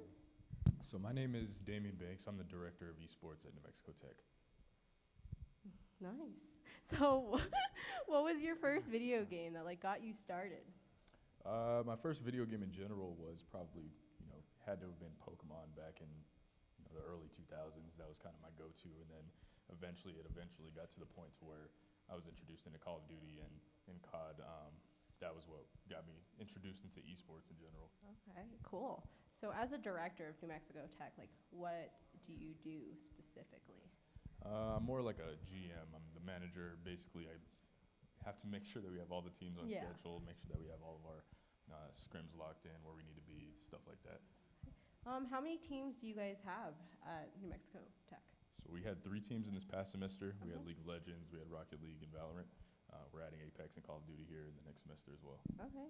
Are there any other titles other than the 2 you just mentioned that you are hoping to add, that you haven't really seen in the New Mexico circuit? None that I haven't seen in the circuit. I really like Smash personally. Okay. So I really want to get us a Smash team, and we just started integrating our Smash club at the university, so we'll see what happens. Okay. What do you want to see change in the college aspect of esports? I like, so far it's on a really progressive route right now. Yeah. I think that the integration from all different levels of skills and capabilities, I think has been pretty awesome. And you have a lot of these wonderful leaders across New Mexico that are definitely a part of it and making it happen a lot easier. So what would you give the advice to parents that they're oh, my kid plays all these video games, they want to go into esports, but I don't really know anything about it. So what information would you or advice would you give those type of parents? I would give those parents kind of an idea more so to help their child decide what they're most interested in. You have so many different avenues within esports. I mean, whether it comes into content creation or being a coach, being an analyst, being a caster, there's all these different avenues. So really allowing them to explore each one of those avenues and deciding what they really want to do and hone in on that and just do what they can in order to fulfill that. Cool. What made you get into esports, or specifically, what made you decide to go create a program at New Mexico State? Honestly, I think it was more so I played for such a long time, and I was around the scene since early 2009, 2008 was really my introduction. So it just eventually evolved to the point to where I got to college, and that was really all that I wanted to do at that point. So finishing up my degree and all that, it just came to a T where I was playing a lot, and we had the opportunities. A lot of different people came forward and said that they wanted to play, and so we just took care of that, and here we are. Cool. So let's get on to some fun questions. So who is your the pro team that you watch the most? Definitely 100 Thieves. 100 no Thieves? Why 100 Thieves? I'm an old head when it comes to Call of Duty, so Nade Shot is my favorite. Yeah. Optic was the squad that I used to watch all the time, and then from there, obviously, he ended up creating 100 Thieves, and so I had to move with him, and so that's basically how that happened. I feel that. If you could be other than 100 Thieves on one pro team, and what game would it be? I would probably want to play League, Okay. and if I was going to play for another pro team, Yeah. and we're talking NA, It could be EU or, well, a lot of people know EU teams, I think. I think if I was going to play for any team, it'd probably be G2. I'd want to play Okay. for G2. Cool. So what is the game that you're most passionate about right now? Definitely League of Legends. League no of doubt. Legends? Yeah, no doubt in my mind. So That's who- the go-to. Who is the character you play the most? Cassiopeia. Okay. Yeah. I don't know anything about League of Legends. It's I'm a Valorant player. That's all I know. I still play this game almost every day, and I still don't Okay. even know what I'm doing. So So, what advice would you give to upcoming esporters, right? Esporters, right? just really decide if this is what you're going to do. You have so much time and energy that you have to put into it. Like, you can't just dip your toe into esports. You really have to indulge in it, regardless of what path you end up taking, whether you're a player or a coach or whatever. You really have to be all in on it because there's so many other people around and the scene is so saturated nowadays. Yeah. You really have to be a master of your craft. So just go all in for it, regardless of whatever you're going to do. What are like the positive things you see in esports? Because I know that's a huge question when it comes to like a lot of like the social media aspect of it. Because like these kids are playing like 18 hours. Like, is that even good for them? Like, even though I know the difference, but if people that don't know. I don't know. I think in my opinion, some of the really awesome stuff about esports is the fact that it is much more accessible. Yeah. Not only in the sense of being able to play, but I would say that I don't have to be 7 feet tall, 300 pounds in order to be good. You just have to put in a lot of time. Yeah. There's so many resources out there, YouTube, Twitch, all of these different platforms that allow you to find more information about these things at a rate and a speed that is incredible in comparison to what we've had years and years ago. So I think the accessibility is really awesome, and moving forward, it just allows for so many more people to express themselves in different ways within esports. Oh, that's cool. So what are some of the disadvantages you have been through, like in esports, like that you had to overcome? I don't really think that I can think of anything as a disadvantage when it comes to esports. Everything that's basically happened, whether it's been a hurdle or not, has basically been a test, in my opinion. I think it's been pretty awesome, regardless of just kind of helping the scene grow, specifically in New Mexico. I guess we could call that somewhat of a hump, but it's been awesome, and obviously we get to enjoy these types of situations. So, what is the most rewarding thing that New Mexico State as a program has done? Like, what are some of the accomplishments that you guys are so proud of? Like, even if it's just making the playoffs of a tournament.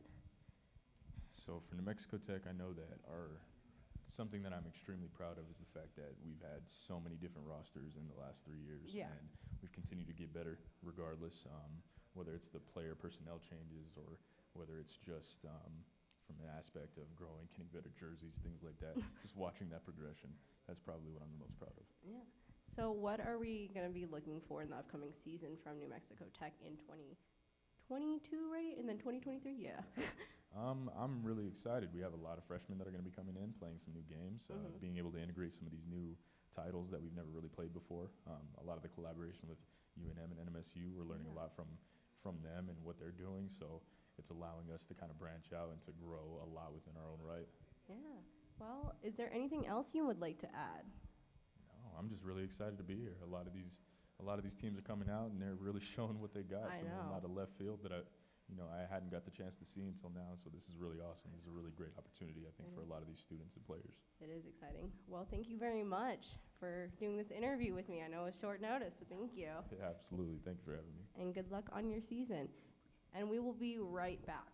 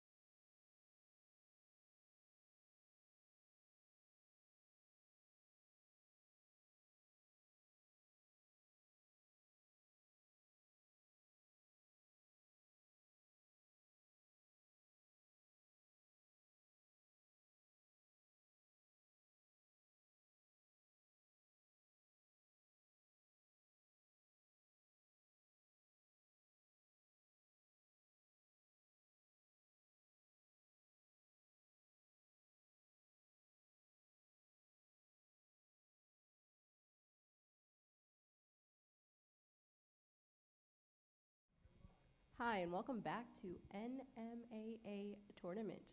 Today we what? Today we are with the UNM advisor. Hi, how's it going? You want to introduce yourself a little bit? Absolutely. My name is Bernardo Gallegos. I'm the staff advisor for UNM Esports. I've been there since about 2018. Okay. Well, so that being said, what is the role of the advisor? Like, what's your role at UNM? So I'm a full-time employee, which allows me to take on the staff advisor role. And really what it is just to ensure that if there's any problematic things for the students in trying to succeed with stream, with competing, etc., that we help remove those obstacles, that we can get them to the people who can also help remove said obstacles. We work through student activities and other offices on campus, really just trying to enable the success of all the students at UNM Esports. Cool. So how many teams do you have at UNM? That's a great question, and if I had Discord out, I could be completely accurate, but I want to say we have 9. We probably have have 10. a little more. We have a few more, maybe, but I know we just started a couple this one semester rolling around. We have a Halo Infinite team that's new to us, so that was really exciting to start there. And we're also, I believe TF2 is starting to compete this semester for the first time. Looks like 10. 10. Okay. So what was the first game that got you into like video games? The number one top spot. First game that got me into video games? Yeah. Well, this will definitely age me. It was probably Street Fighter 2. Okay, cool. What got you into esports? Like, what was your first experience with it? With esports specifically, for money and things like that, competition, it was Halo. Okay. Halo 2 specifically, once that came out and multiplayer online was introduced, that was where things really took off. Cool. What is a game that you're very passionate about now? I know Halo is one of them, obviously, but what is the second most passionate game? Today or right now, probably going to be Rocket League. I've been having a lot of fun playing that. It's very challenging for some of us who play like FPSs or other kind of like standard ones. And again, it's just something I can play with a lot more of my friends, honestly. Okay. So let's get to some fun questions. So what is the like pro team that you watch like the most of? Or that one. Currently, for competition, I'm still watching a lot of Optic Gaming. I'm a big fan of their Halo squad. And then when it comes to content creation, it's between 100 Thieves and I'm enjoying a couple of like the smaller ones that are out there too that are up and coming. Do you think Optic is going to win Valorant? Valorant? That's a great question. I don't know if I've seen enough of their Valorant play, but Optic's got some pretty strong FPS pedigree, so it's probably a high probability. I think they're the only NA team. I think maybe. I don't remember. I know what's going on right now. Right. That being said, what do you want to see improve in esports in New Mexico? Well, specifically since educational esports has been our primary focus, I'd like to see kind of like the curriculum get a little bolstered. There's a lot of great work going on from like NMSF and APS esports and then NMAA as well. I'd like to see more summer focus. I know it's a little tough because we're just an up-and-coming activity, but now that there's more people that have been competing and there's more draw to it, I'd love to see kind of year-round stuff for the students to get involved with. What are some big accomplishments that you are very proud about New Mexico? I mean, University of New Mexico esports, like any teams going to playoffs, like stuff like that. Our COD team, they just clinched a seed into the playoffs for CCLs, so super excited about those guys. So shout out to the COD guys. And then honestly, for the rest of the state, again, this event itself, really just been humbled to be tapped by NMAA to help put on the production. Our students here, I know Charles, Tristan, Luke, and a lot of the guys from production, Dieter, yourself, have been just like very integral in making sure that we have a lot of success on stage, that the production's fun. And it's been very enjoyable, and we hope to keep doing that for a while. Yeah. Are there any other games you want to add into esports, like into our programs? Not all of them. If we could do, all of them, somebody said from the crowd. We're pretty much, esports is kind of like, I guess, it's like martial arts. It's kind of like a track team where there's like, we say esports, but we mean there's like a lot of different disciplines. So honestly, I would be curious to see if we could add in like speed running as like a particular I've been kind saying of thing. this for so long. I want a Minecraft speedrun team for so long, or Bed Wars. That'd be great. Yeah, we're supposed to get a Minecraft server here real soon, so more on that Please. later. But Please, Mark. What are some of the obstacles you have faced since starting in esports? For primarily esports, it's been, I think, acceptance and legitimization. We're still facing a little bit of pushback from some of the older generations, which we're doing a lot of education. And oftentimes when we do meet new groups or new interested parties, it's a lot more education on the front end. But we work through that kind of quickly now. We've gotten really, really good at making sure we cover all our bases. They know what esports does for students, what the positive things are there. And then other things are just kind of, again, finding the places like this beautiful Bonifacio Development Center here from APS. Thank you guys very much. And then also, again, consistency. We want to create like that consistent programming. We want it to be regularly based so that way gamers can find out, where they can go every day of the week to go find high-level play. Yeah, that's awesome. What would you tell a parent that's like, hey, my kid wants to get into esports, but I don't know about this? I would tell them that it's a great way to just get involved. It's like any other activity, and it should be treated as such. Like if a kid's showing interest in something, being there and being a part of that and just being like in their corner and being their hype, person, that means an immense amount to the young person who's like trying to do something they enjoy. If they enjoy doing it, you should help cultivate that. And 100%, if you can stand behind them, or if you need to learn a little bit more about it, they can come to the higher ed groups, us, NMSU, NMT. Yeah. We're all about educating parents and other folks out there just so that they can help their kids get involved. Cool. Okay, my last question. What would be the pro team that you would play on, but also what game would it be? It can be like any pro team that was in the, like back then that was like, Houston Outlaws. I don't even know if they're a thing anymore.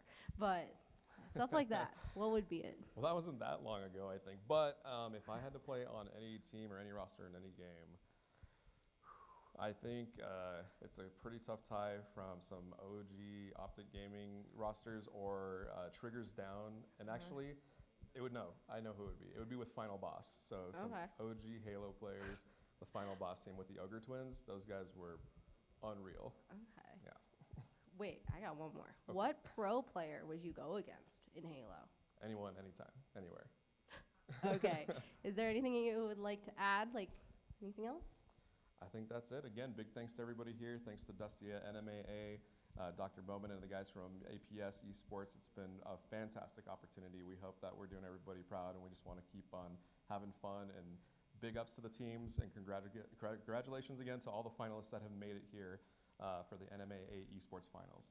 Okay, thank you very much. And we will be right back with New Mexico State University. Thank you.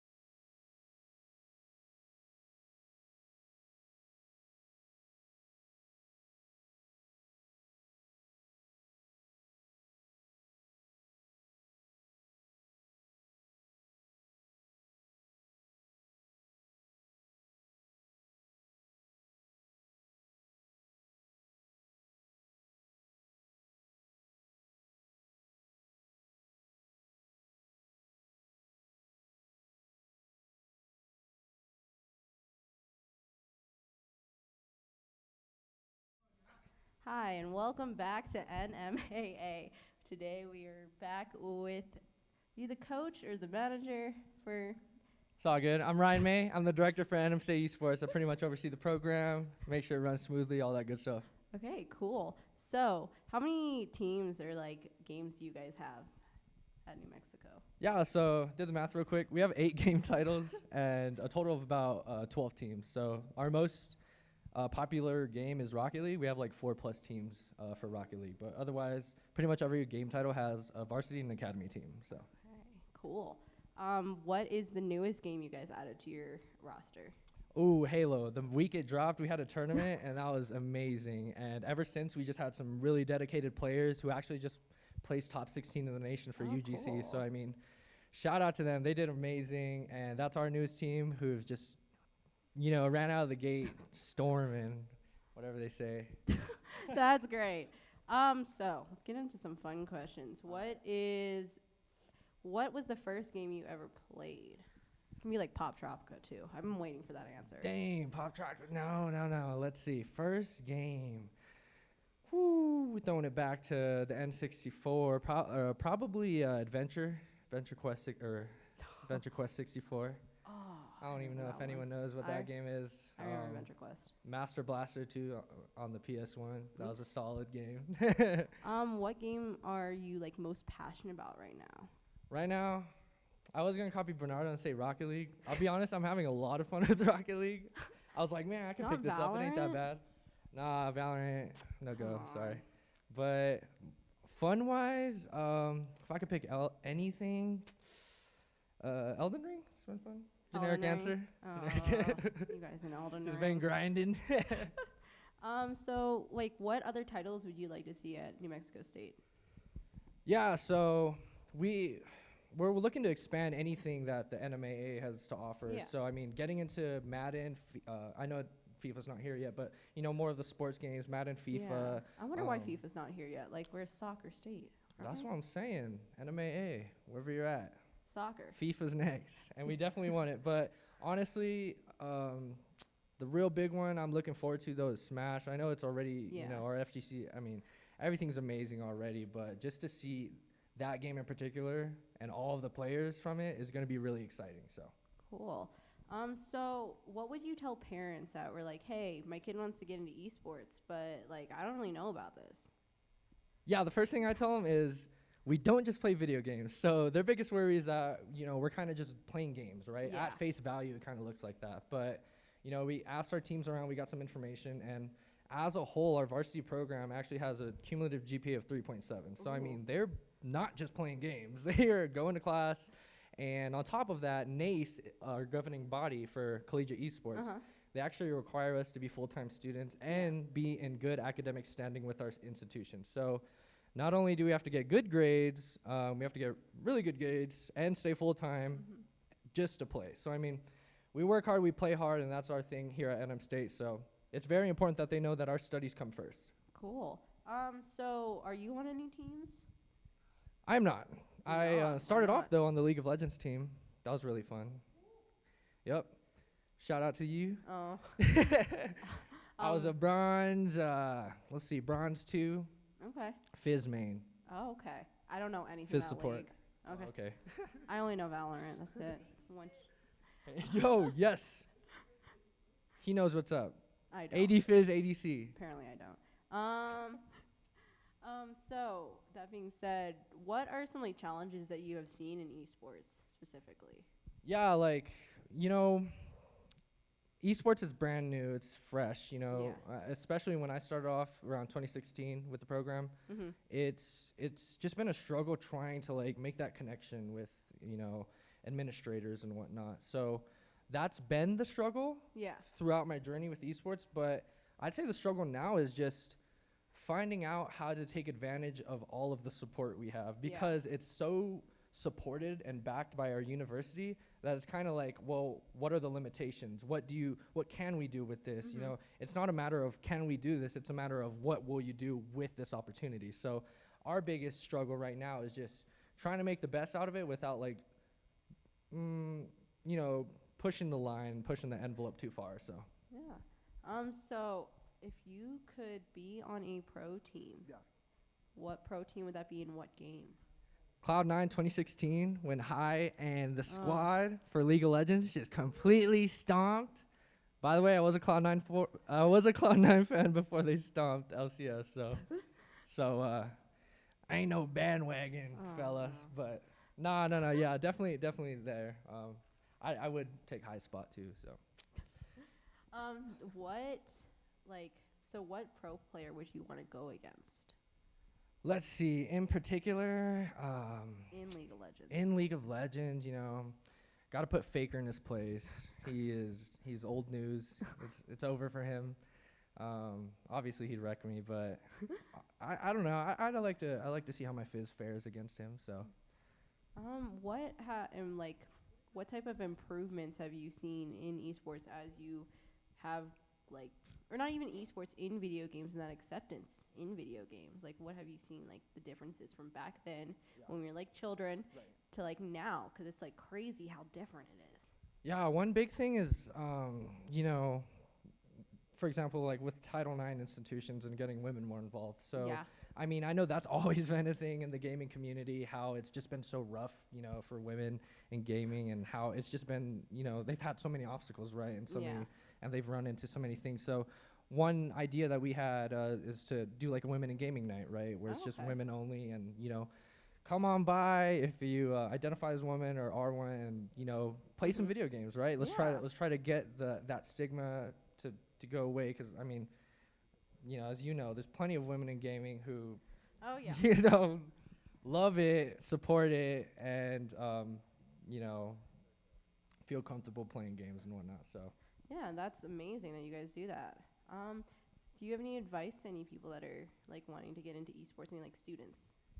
Yeah, my advice is just keep pushing forward. You know, keep pushing forward with studies and school.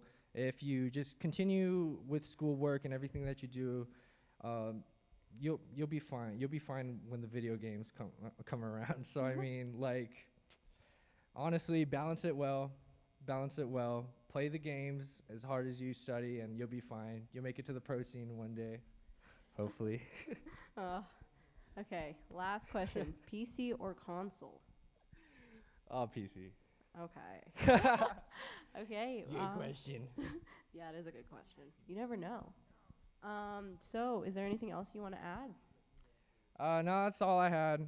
Huge thank you, though, to NMAA for putting this event on, all of the sponsors. Honestly, this is an amazing opportunity that, you know, Bernardo and Damian, all of us, we can agree that we could have only, like, dreamt of an opportunity to play on a stage or to play for spectators. So it's just like, you know, if you see this and you're playing, like, take the most advantage of it. I mean, we never had this opportunity, and we are so grateful and thankful to help you get this opportunity. So live it up. Enjoy it. Thank you so much, and we will be right back. Thank you, guys.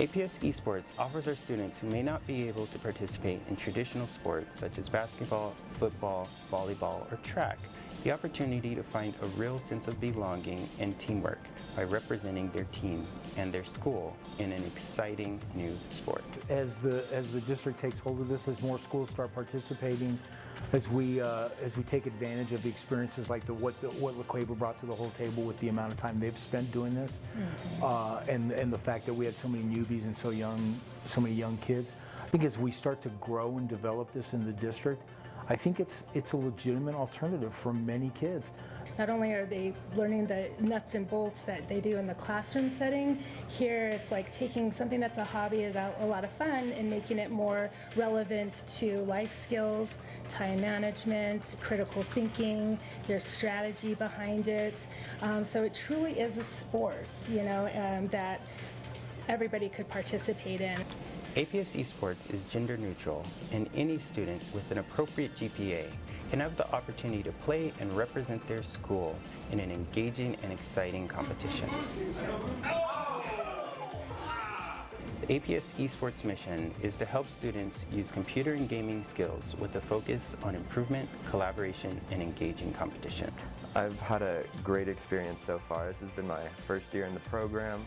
I've been playing Rocket League for as long as I can remember. I've started playing Rocket League in 7th grade, and esports give me the opportunity to expand. Our vision is to help our students realize their full potential, inspiring confidence and inclusion. You're going to get kids from every population in a school. I had academic champions, I had state football champions, I had varsity student athletes, I had students that had never been a part of any club before. I know that this is sort of a stereotype, but as a kid I was like, I want to be a part of an esports team, or I want to be a YouTuber, and I hear everyone say that. It's a joke. I mean, everyone says that, and this has sort of become a reality because I'm on the esports team. I'm the captain of the esports team. The post-high school scholarship opportunities and exposure to not just video games but online broadcasting is a big thing, or video game development, or computer science. There are now esports tracks in colleges across the United States. There are scholarships that are offered, so you can go to college playing video games and get money to do that. The great thing about APS Esports is that we're seeing colleges and universities recruit our players to join their collegiate teams, offering them scholarships and admission. I think that it's important to give every kid an opportunity, and I'm looking forward to what our kids can do with this, on both sides of the in front of the monitor and behind the monitor. It's exciting. I'd like to thank and congratulate all of our APS Esports players who made our inaugural season a success. APS Esports. Go esports.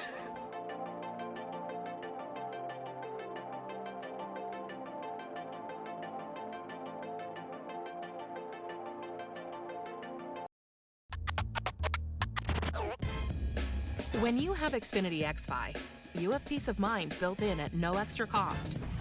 Advanced security helps keep your family protected online. Pause Wi-Fi whenever for ultimate control with the Xfinity app. And family-safe browsing gives parents one less thing to worry about.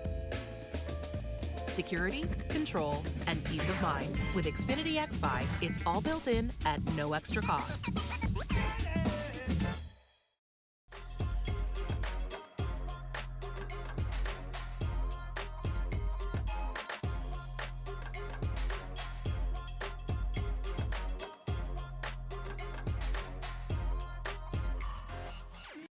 Riverside Technologies, your local trusted IT expert. RTI offers a variety of customizable bags, cases, and shields. Make your transition to new equipment as seamless as possible with our integration solutions. Our deployment services will ensure a worry-free experience for your organization. Other RTI solutions include managed services, managed print, data center solutions, and more. Contact your local RTI representative today.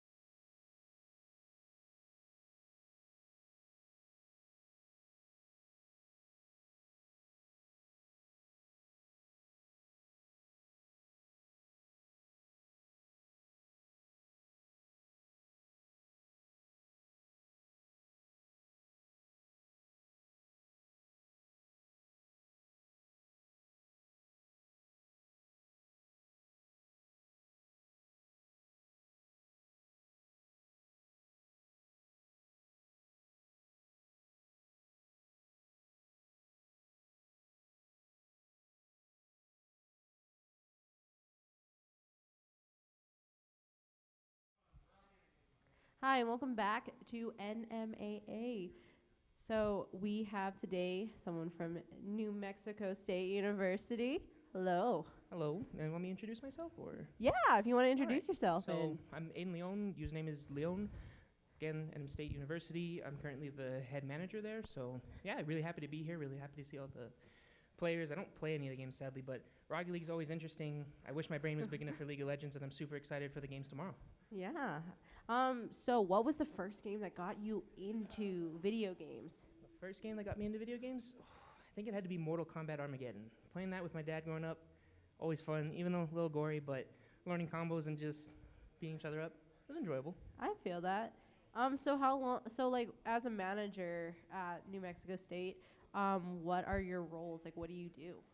I mean, overall, let's see. I started off managing or playing for Rainbow Six, switched to manager shortly after, and it was just a lot of trying to help my team out as much as I can for getting prepared for games, finding out who we were versing, and anything to basically give them the edge. And I guess now, since I moved on to Valorant, is just trying to uphold a higher standard and ensure that I'm doing everything I can so that way my players have a good image to follow. Ooh, Valorant, you say. So like, who do you main in Valorant then? I started off Duelist main, and I mean, transferring from Siege kind of makes sense, you know, quicker movement. But now I kind of moved on to Flex as I benched myself to focus on school a lot more. But it is still fun. I still do go back to Duelist Jet main. Yeah. Super sad to hear that nerf on the dash. Oh, yeah. I saw that. I was like, that's sad. What are the obstacles you've had to overcome in esports? Ooh. I mean, I guess starting off was just making sure that our players had the equipment that they needed. Yeah. And huge. I mean, difference between somebody running on a 970 and, you know, somebody running on a 2080 Ti, they're going to have that performance boost, and higher frames, especially in Siege, those milliseconds count.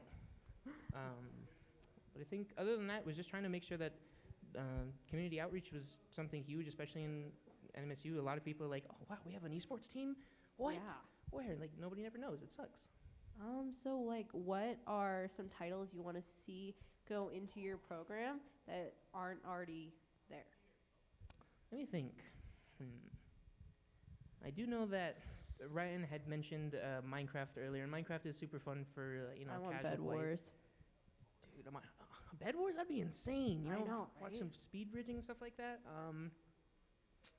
Let me think. This is something that like a lot of people hate on, but like Smite's kind of fun, you know. Ooh. No, it's a less brain heavy version of League, and it's third person, so your aim matters. But let me think.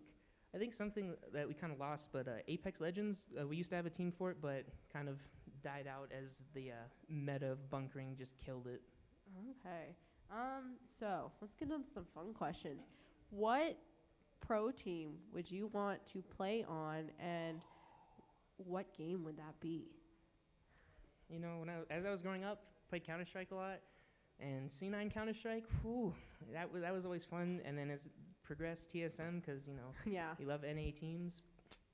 But I don't know. Probably just TSM. Okay.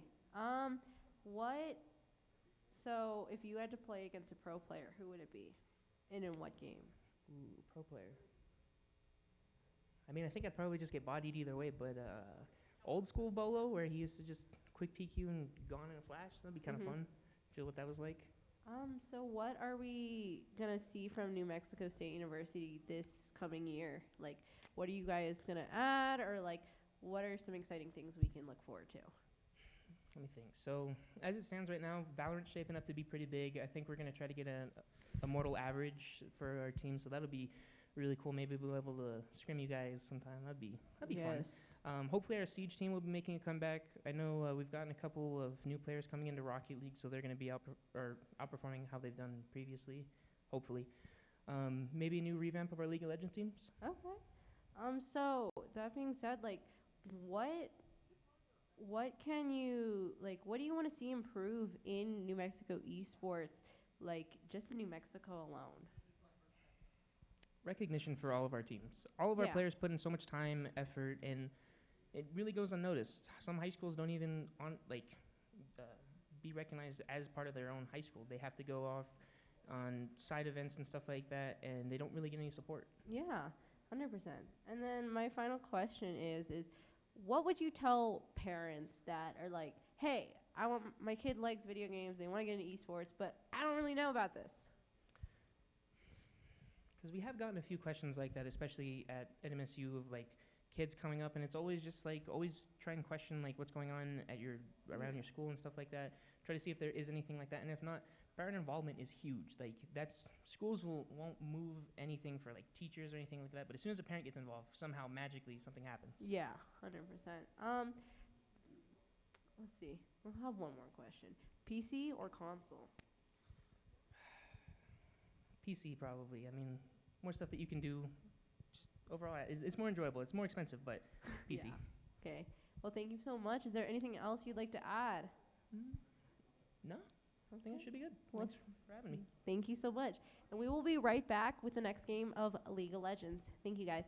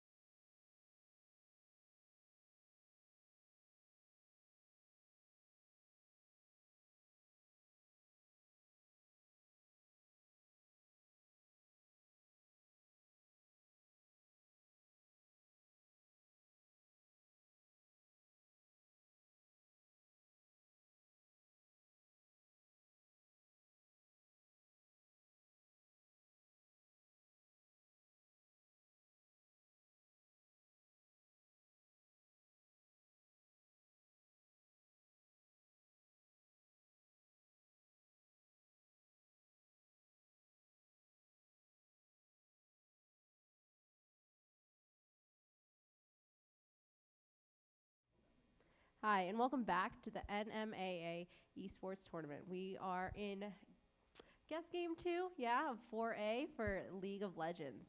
So today we are going to be seeing Del Norte High School versus Albuquerque Academy. So this should be a good match. And now we're going to our casters, Dieter and Noah.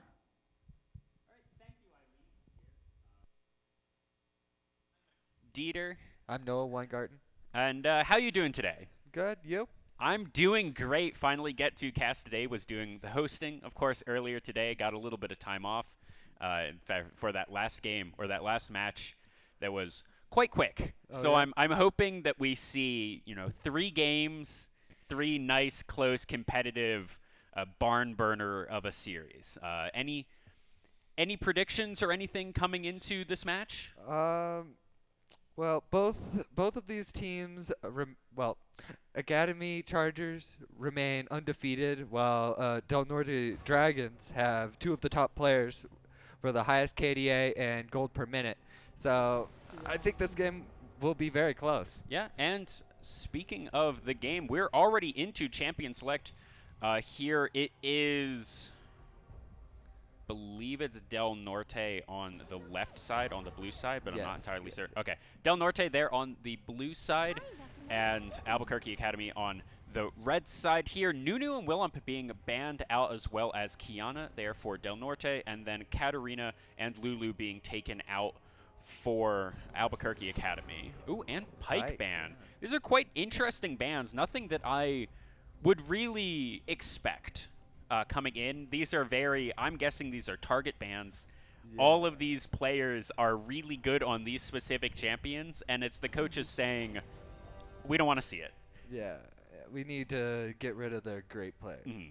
And I actually really like that at this level. I think if someone's a one trick, you want to get rid of that champion, because usually, one, they're very good at that champion, so just get rid of it. But also, if they're a true one trick, they're usually terrible if they're not playing that champion. Yeah. So that's just an easy, all right, get rid of him. We'll deal with it. Lucian first pick is really interesting. That is kind of a triple flex. Yeah. It can go in the bot lane, and I like the Nami takeaway. So Nami, Mordekaiser here picked off, picked away for Albuquerque Academy. Mordekaiser up in the top lane. That's a really early top lane pick. That's a top lane. And we'll see. Looks like that's going to be a Malphite coming up into the Mordekaiser. As I said, I really like the Lucian pick away here, or the Nami pick away, to make sure that that isn't the bot lane threat coming out from Del Norte. Really good kind of draft adaptation. That's also really where you would want to pick your support anyways. So Nami's pretty decent on the patch, and now we see the counter to the Nami is the Leona. Yeah. And I don't actually love Leona Lucian all that much. Oh. It's a strong lane, but I think that it can get punished, is how I will say. Yeah. So we'll see what's going to be here, and it's actually Scion. That's really interesting. Do you think that's a Scion mid? I would guess by their name. I mean, sure, CEO of mid lane there in the mid lane. I mean, that could be a Mordekaiser jungle. We have seen that. I don't think that's so. Good, but that would be, otherwise that's a Mordekaiser mid lane and a Scion top, or vice versa, which seems weird. Yeah. Is how I would put it. Braum Yasuo banned away here from Albuquerque Academy, and then Twitch Vayne taken away from Del Norte. Really interesting AD carry bans right there, as Jinx, Xayah, and Aphelios are all still open. And I would be really surprised if Guwon doesn't just pick up Jinx right here. Yeah, they should. So we'll have to see. And instead it'll be a Samira. This might be the 3rd Samira pickup of the tournament, and it is! Quite interesting. We are going to see Samira into the Lucian Leona. That's a perfectly strong lane. It's odd that we've seen so many Samira games already on the day. She's not the strongest AD carry right now, so I'm not entirely certain why we've seen her that much. Trundle being picked up here.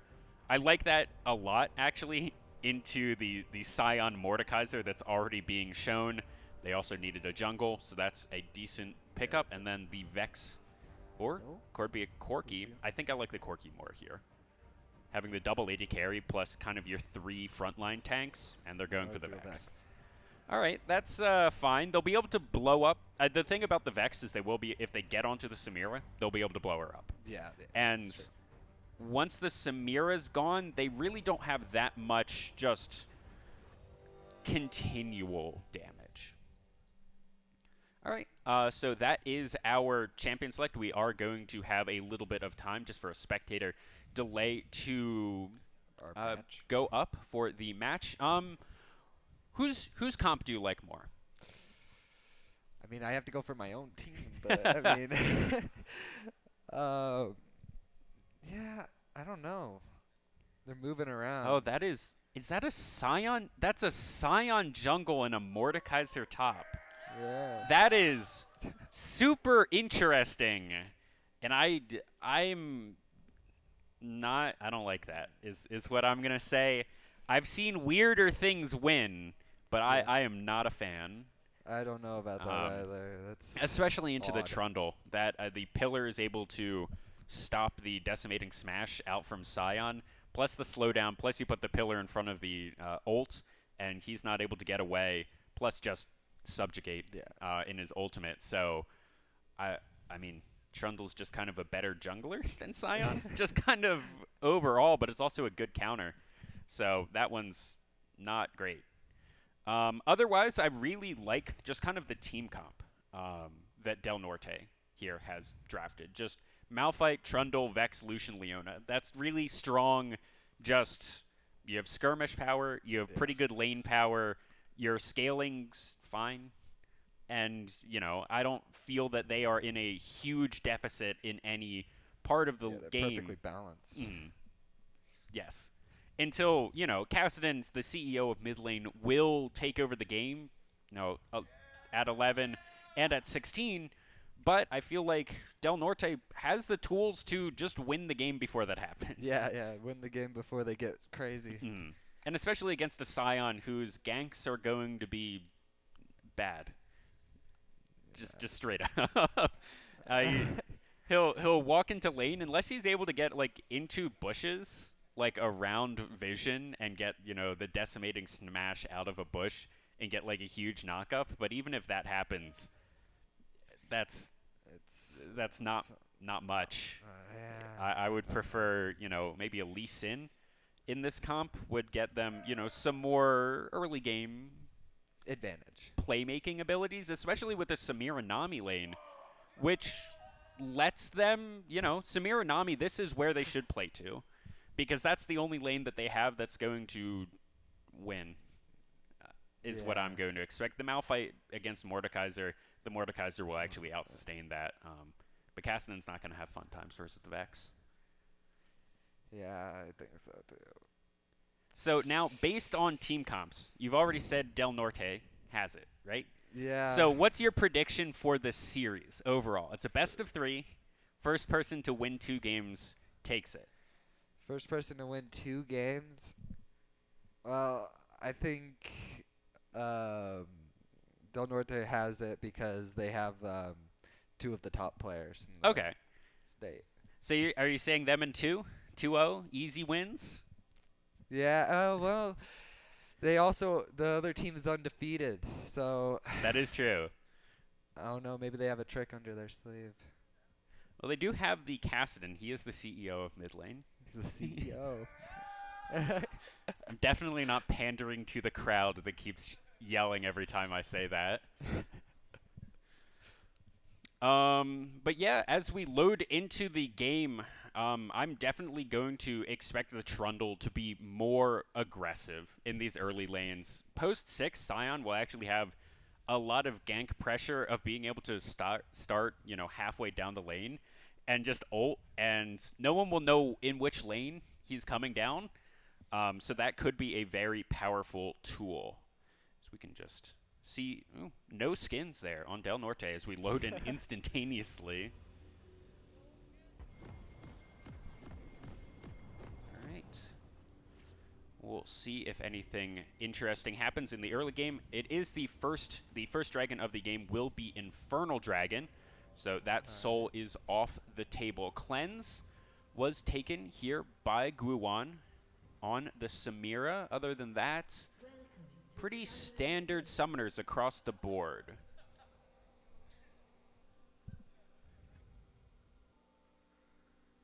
This is just going to be a 5-man invade here down in the bot lane, and not even a ward dropped. That's going to be that's super interesting. And usually what you would want to see from that invade is that 5-man unit continues to go in, drop 2 wards, one on the red buff and one kind of on the jungle entrance. And in response, the blue team should counter invade towards the red side, red buff, and put basically this mirror the map. Because you see all 5 people down in the bot lane, okay, they can't be anywhere else. Yeah, exactly. All right, so I'm not expecting all that much in the super early levels. I don't think we're going to see any cheeky level 2 ganks or anything like that. We might get some super explosion-y things happening down level 2 in the bot lane. I mean, this is Lucian, Leona, and Samira Nami. Their level 2s are explosive. Yeah, they're level 2s.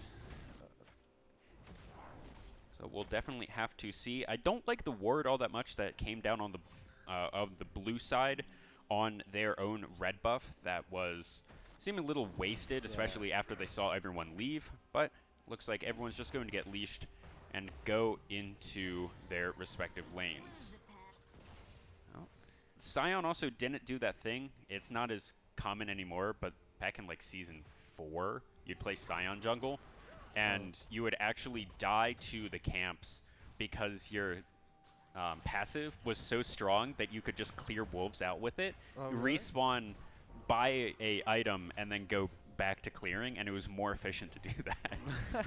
So we're seeing a little bit of trading up top. John Cena Real is level 2, and that's a very low Malphite on mana.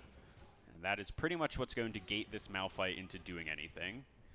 Frosty Vibes down to half HP in the mid lane. CEO of mid lane actually doing quite a bit against that Vex. Not what you would expect out of the Gadsden. I like how this crowd just cheers every Cheers time. every time. All right. Level 2s across the board for the bot lanes, and nothing has come out really from them. Items across the board, pretty normal. We're seeing the Doran shield out from the Gadsden, and that is the Spell Thief's Edge out for Cinna Sesame down there on the Nami, which is actually super interesting buy, as she didn't go the Relic Shield, which is usually what you go into the Leona. That I wonder why. I think that to me yells they think that they're good enough to dodge every Leona E. And they have no fear as to going. Oh, Aqua Prison hits. Oh, yeah. And nothing happens. I heard someone in the crowd yell bubble. Actually, the name of Nami's Q is called Aqua Prison, canonically. Even though it looks like a bubble, it's not. It's called an Aqua Prison. Oh, yeah? It's I would know. A long-standing meme of mine, but Leona came up from bot lane looking, flashed out onto CEO mid lane, who forced that flash as well. And that's Viking with flash down from him. Good roam. That is going to deny the Lucian a little bit of CS, as it looks like the scoreboard didn't update. There we go. Keeps not doing that. It's odd. Must be a bug. Now, something I would like to point out, I'm very surprised. The Scion has, I think that's 2 camps up on the Trundle. Oh, yeah. What? Ooh, Leona E just barely missing Guan right there. But that Mets Cinecima go forward, and he's just going to walk out. Aqua Prison did go wide, and here Baba Weasel having to run for the hills. Yeah. But overall, really just a pretty slow early game here. But just from the farm difference, we're seeing a 500 gold lead here coming out for Albuquerque Academy on this red side. Yeah, that's a big difference. And, I mean, we can see it's more or less even there in the bot lane, 5 CS difference there, pretty much even in the mid lane. But that is 2-3 camps here in the jungle and a full almost 20 CS, but that's going to be a lot of damage, and Guwan just going to jump out of that. A good Aqua Prison to disengage. Yeah, and that's just, I mean, that's also, we saw why Sin Sesame is decided to go for the Spell Thief's edge there, as they've been so good at just dodging out on all of these Leona spears and having really no fear if someone does get, you know, stunned up, locked up by the Leona, that they'll just disengage and walk right out. Yeah, that makes sense. So what do you want to see, I guess, happen here in the next couple of minutes? In the next couple of minutes, I think people will get more items, and they'll try and push, I think, more towards the middle from the bottom river. Okay. Because Ooh, that's a teleport out from Gadsden. He's just going back to the mid lane, though. Nothing spectacular.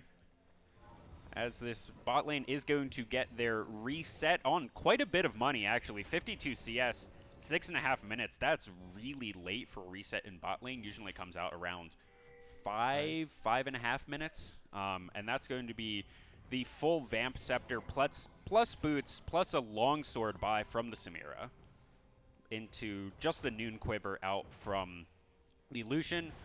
Interesting, because we've seen so little trading across the board, there are 6 total biscuits of rejuvenation still in the inventories here for Del Norte. Oh, but level 6 CEO of mid lane, Gadsden, does have access to the ultimate. John Cena pulls in the Malphite, and just both teams are super... Oh, but that's Viking Ang going in. Yeah. Bubble does go wide. Double? No. Guwan just dashes out, and still everyone's just playing this game super passively. Yeah. No one's wanting to commit to any of these fights, as Albuquerque Academy is up to a 1,000 gold lead just off of CSing better. Oh, John Cena looking to do proxying, or maybe going over to Gromp and just stealing that one out, as Del Norte will get the first dragon of the game. 8 minutes is a respectable time for the dragon, if not super quick. Ooh, Viking Hang still mid lane. That could be pretty big. Vex going in. That CEO mid lane going very low. He does have access to the teleport over the wall, and he's just going to jump over. Unfortunate that Vic Hang did not have access to the ultimate. Otherwise, I think that would have been a kill. Just getting that extra lockup might have been outside of range there. As again, 0-0 here, 8.5 minutes into the game.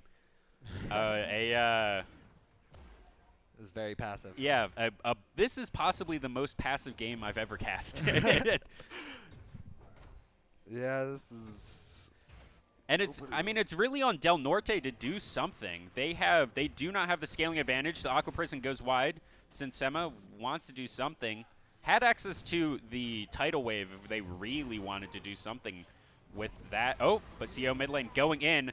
Frosty Vibes getting about half HP, and that's going to be Guacamele going in. Frosty Vibes forced to flash out, and that's going to be the Scion ult down for the flash there of Frosty Vibes. This is like 3 waves crashing on this bot turret, and no jungle anywhere, so that's just going to be 3 waves crashed into the turret. Yeah.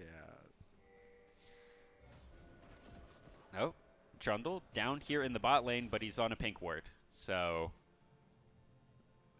everyone's probably just going to walk away. Rift Herald is being started here by Albuquerque Academy. That was the flash out by Baba Weasel, deciding to have to use that. And that might be a really big pickup of that Rift Herald there onto Guacamole. We'll see where he wants to use that. Interesting itemization choice. This is going to be the Lethality Scion. Ooh, Guaiwan might be a little far forward. And nope. Okay, but no, they're going in. Tidal Wave does come down. That's going to be the ultimate disengaging, but that's going to be the Death Blossom, and 2 flashes out from the bot lane. That's going to be a lot of Nami damage, but still, everyone gets out alive. 10.5 minutes in, still 0-0. This is going to take a long time. This is, I mean, this is just. This is early game. It is still pretty early in the game, but, I mean, Albuquerque Academy is perfectly fine with just, with this. They have way better scaling on their team. Vex going in, he might be able to get it around the tower. He's burning down the CEO mid lane, doesn't want to go in. And that's going to be everyone disengaging. Again, these kills, they're so close. And nothing's happened. Nobody commits enough. Up to a 2,000 gold lead here, this red team has over the blue team. So it really does feel that Del Norte just, maybe it's nerves, maybe they just don't know what to do, but they're just getting, I mean, they'll get outscaled here. They have the Scion, the Gadsden, and the Samira they're playing against. And they're getting out CS'd, and they're not being proactive enough to, you know, use the early game advantage that they have drafted for themselves. So this definitely feels a very one-sided, super passive game. Yeah, because they're just making more gold. Yeah, like one team is just doing better, and what I'm a little bit worried about is we're going to see nothing happen for the next like 15 or so minutes, and then Del Norte will do a desperation like, oh, we're losing so bad, but that's going to be the death run coming out from John Cena Real. Baba Weasel stuck in it. This might be our first kill, but that's Unstoppable Force getting the stun, and he's just going to walk out. This game's all right. really passive. This is super. Okay, CEO mid lane going for a quick trade. And we're just back to farming. We do have the Prowler's Claw finished here. Oh, that's a lot of damage. Duck Woe, he's going to go down. Now Guawan, he's burning low, but he has a lot of life steal. Vikang trying to trade this. He does a lot of damage. That's going to be the cleanse out. Vikang should go down here. Guawan, no, he missed. No, he got it here. Good Aqua Prison. That's going to stun him up, and now Guacamele is here. He's going to use that flash out by Chunky Raccoon. He's trying Decimating Smash, stopping the escape, and he's actually just going to do a third of Trundle's damage right there. And in that quick trade, it was just 3-0 to Albuquerque Academy. The Scion coming in. I mean, 3v3, getting all 3 of them and not trading anything. This is damn. Getting bad here for Del Norte, as they are now 5,000 gold down here at 13.5 minutes. It's a big difference. They can't buy all the items they need. Yeah, I mean, this is going to start showing up in itemization soon. We're already seeing the Rift Maker out from John Cena, and not even really close to the first item there out from Baba Weasel. Items, that's pretty close, I think, there to the item, or to the Mythic out from Chunky Raccoon. And, ooh, the big one is the Mythic completed from Grywoon right there. We'll see. We'll have to see what Lucian wants to, or decides to go with as well. Baba Weasel playing with fire a little bit here. Has no flash, has no ultimate for the next couple of seconds. John Cena Real does have ultimate available to him at probably about the same time. So we'll see what happens. Oh, pull in. Oh, that was close. That one was 5 HP there from Baba Weasel. One more auto attack, I think that would have been a dead rock. And we do have objective bounties here for Del Norte to pick up. So this could be a really big swing in their favor if they're able to win just 1 or 2 team fights in a row. Yeah, I think if they win 1 or 2. All right, Scion has access to ultimate. He's going in. He does miss it. Decimating Scratch coming down. It does get in. CEO mid lane gets out with a sliver of HP. that was really close. If Frosty Vibes was able to sidestep that decimating smash just a little bit closer, I think that would have been a 1-for-1 trade. Let's see. Sin Sesame. Oh, I don't think they know. Forced the flash out of the Nami. And Bob Weasel not using the, or not able to use the unstoppable force right there. But yeah, we're still, Del Norte looking sort of for a couple of things, just for individual outplays, but nothing proactive for themselves just yet. I mean, they did get the first dragon of the game. Bob Weasel doing some damage to the mid lane. So they but have the Inferno Dragon? They do have the Infernal Dragon, but the second one, the Cloud Drake, did go over into the pockets of Albuquerque Academy. The next one should be coming up in the next 3 or so minutes. Guaywan looking for something here. I think it's just a lot of poke out. Yep. Just a lot of poking. And we are on, I believe this, I don't know what rift this is. I think it's mountain. Yeah, it's a mountain. You can see the little mountain extra rocks coming up. Yeah. So that's fine for really either team, I would say. It's a decent soul. Oh, Bob Weasel going, gets the unstoppable onslaught here. Funky Frosty Vibes go in, gets a really good snare, but that's going to be a flash. That's going to be out by CEO of mid lane. He's going to be fine. That was a lot burned for him, though. That was 2 ultimates, and Bob Weasel's going to face check John Cena Real. Frosty Vibes is here. Chunky Raccoon is here as well. Who's going to go into the Death Realm? And it is Chunky Raccoon. Subjugate is down. They might be able to win this. That's going to be the charge in. Decimating Smash comes down. Chunky Raccoon tries to buy a little bit of space. Bob Weasel gets everyone out as everyone just walks out of that. A lot of ultimates used, and the teleport into mid lane by the CEO of mid lane. And everyone's just going to walk out 0-4 here at 17.5 minutes and a 7,000 gold lead here for Albuquerque Academy. Second Rift Herald is in the pockets here of the Mordekaiser as well. For some reason, the auto spectate doesn't like showing when Rift Heralds get taken. Yeah, I don't know why. I've been noticing that. I don't know what the coding on that is. I'm also pretty sure that the auto spectator really likes any amount of CC. So when it's like tank versus tank in the top lane, like you'll always see if it's like Malphite versus Ornn and they're just knocking each other up all the time. We'll see. It'll get like. They'll show that one instead. It'll just like randomly go to this skirmish in the top lane, and you're like, why are we seeing this? I wanted to see something else. That was a flash out from Bob Weasel up in the top lane. Went for the 1v1 there versus John Cena without ultimate, so had to burn the flash. That might spell disaster for this tier 2 in the top lane, as the third dragon of the game does spawn in the bot side. Chunky Raccoon wanting to go in here, but it's really hard to gank him out fight because he can choose the 1v1, and he does choose the 1v1. Kills Chunky Raccoon. 1-0-0 and already has a 300 gold bounty because he is almost 100 CS up there on Baba Weasel. Finally, a tower. Well, that's the first tower. No, that's the second tower. Oh, the top one tower. went down. And it looks like Albuquerque Academy will just get that third dragon of the game as John Cena Real just keeps bashing down top lane. And, I mean, they tried to stop him.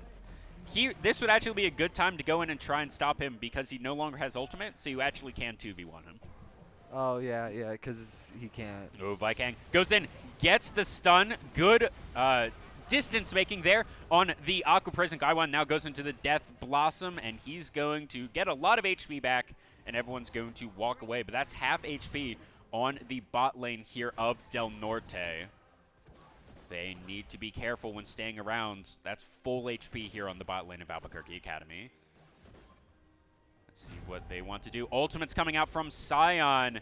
Plus a teleport in. Ultimate, that's just going to hit Duck DW. No, he's going to get out, but now they're cut off. Duck DW, he's going to go down, grab him. He's on a killing spree. He's going to dash around. The Aqua Prison goes a little bit wide. Chunky Raccoon might be the next one down. And he does not go down. Yes, he does. That's going to be a huge pickup there. Double kill on the other side of the fight by Guawan, and CEO of mid lane He's doing so much damage. A double kill for him. Level 13 at 20 minutes.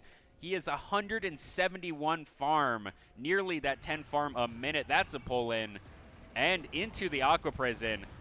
Ultimate not coming out there from John Cena. And this may just be the tower going down. Baba Weasel does have access to the unstoppable force, but I think he wants to just run away here. No, he may have overstayed.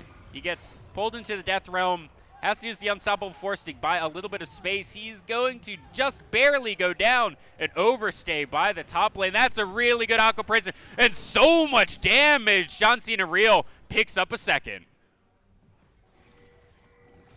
And while that was happening, the mid lane tier 2 went down as well. This is Sion. He's going to be snared up, and he might just get taken down by the turret. That's a lot of damage. 700 gold into the Vex's pocket. A good shutdown, and that's a little bit of gold back. The first kill of the game here for Del Norte, but they gave up an inhib for it. They maybe give up a Nexus turret as well. Albuquerque Academy want to end the game. The calling goes a little bit wide as John Cena Real doing so much damage here on this Mordekaiser. Flame horizoning Baba Weasel up there in the top lane. The level difference is insane. That's 12 to 14 in the top lane. We'll see in a second when Guacamole 12 to 10. Wow, that's actually insane that Guacamole is the same level as Baba Weasel there. Keeping parity with the enemy solo lanes, definitely not what you want to see. The Gadsden here, very low on mana, but he should be able to get out. Yeah, he'll be fine. At level 13 to level 13, the Vex here, the shining light for Del Norte. If they're able to shut down John Cena, get more money just into the Vex's pocket, that is one vector into this game. But it's not looking good. 11-1 here.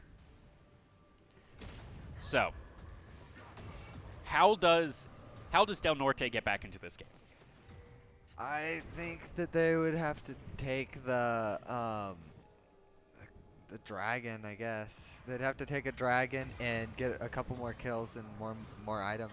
Well, speaking about the dragon, this Baron's already down to 2/3 HP.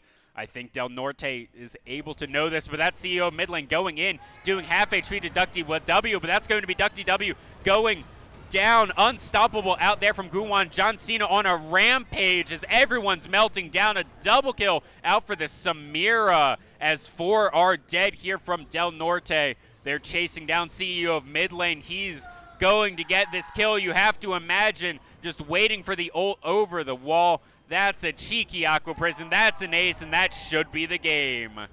A super minion here on the Nexus turrets. No, it died. And okay, they'll just. But they'll go through mid. There's also more super minions in the bot lane, but respawns are low. It's only 23 minutes into the game. Ducty W is here. He needs to dash in. That's a mistake here.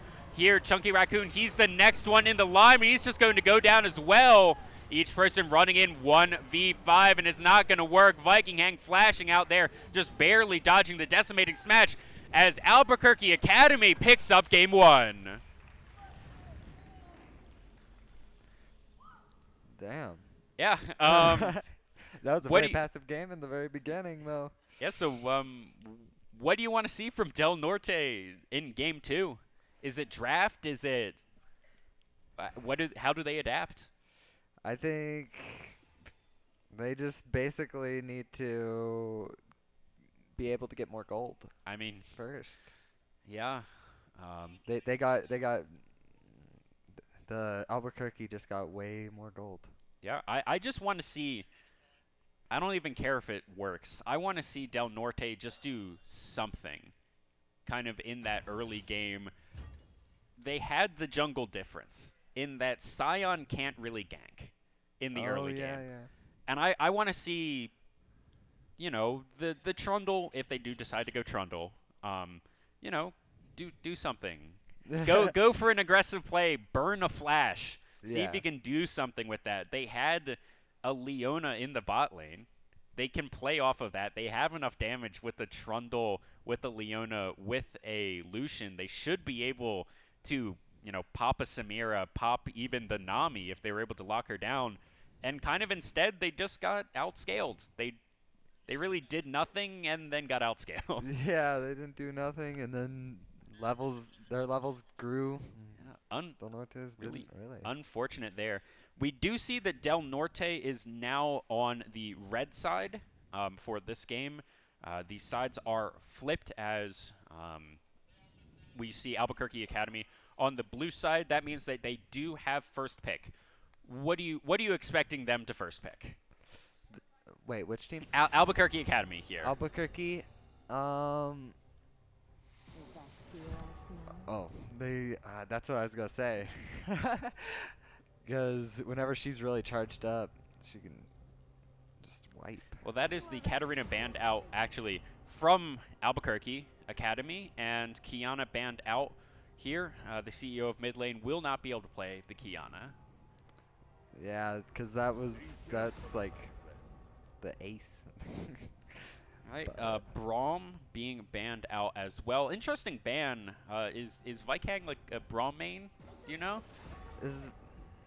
Wait, who? Vikang. Yeah, Viking. Okay. Yeah, Viking.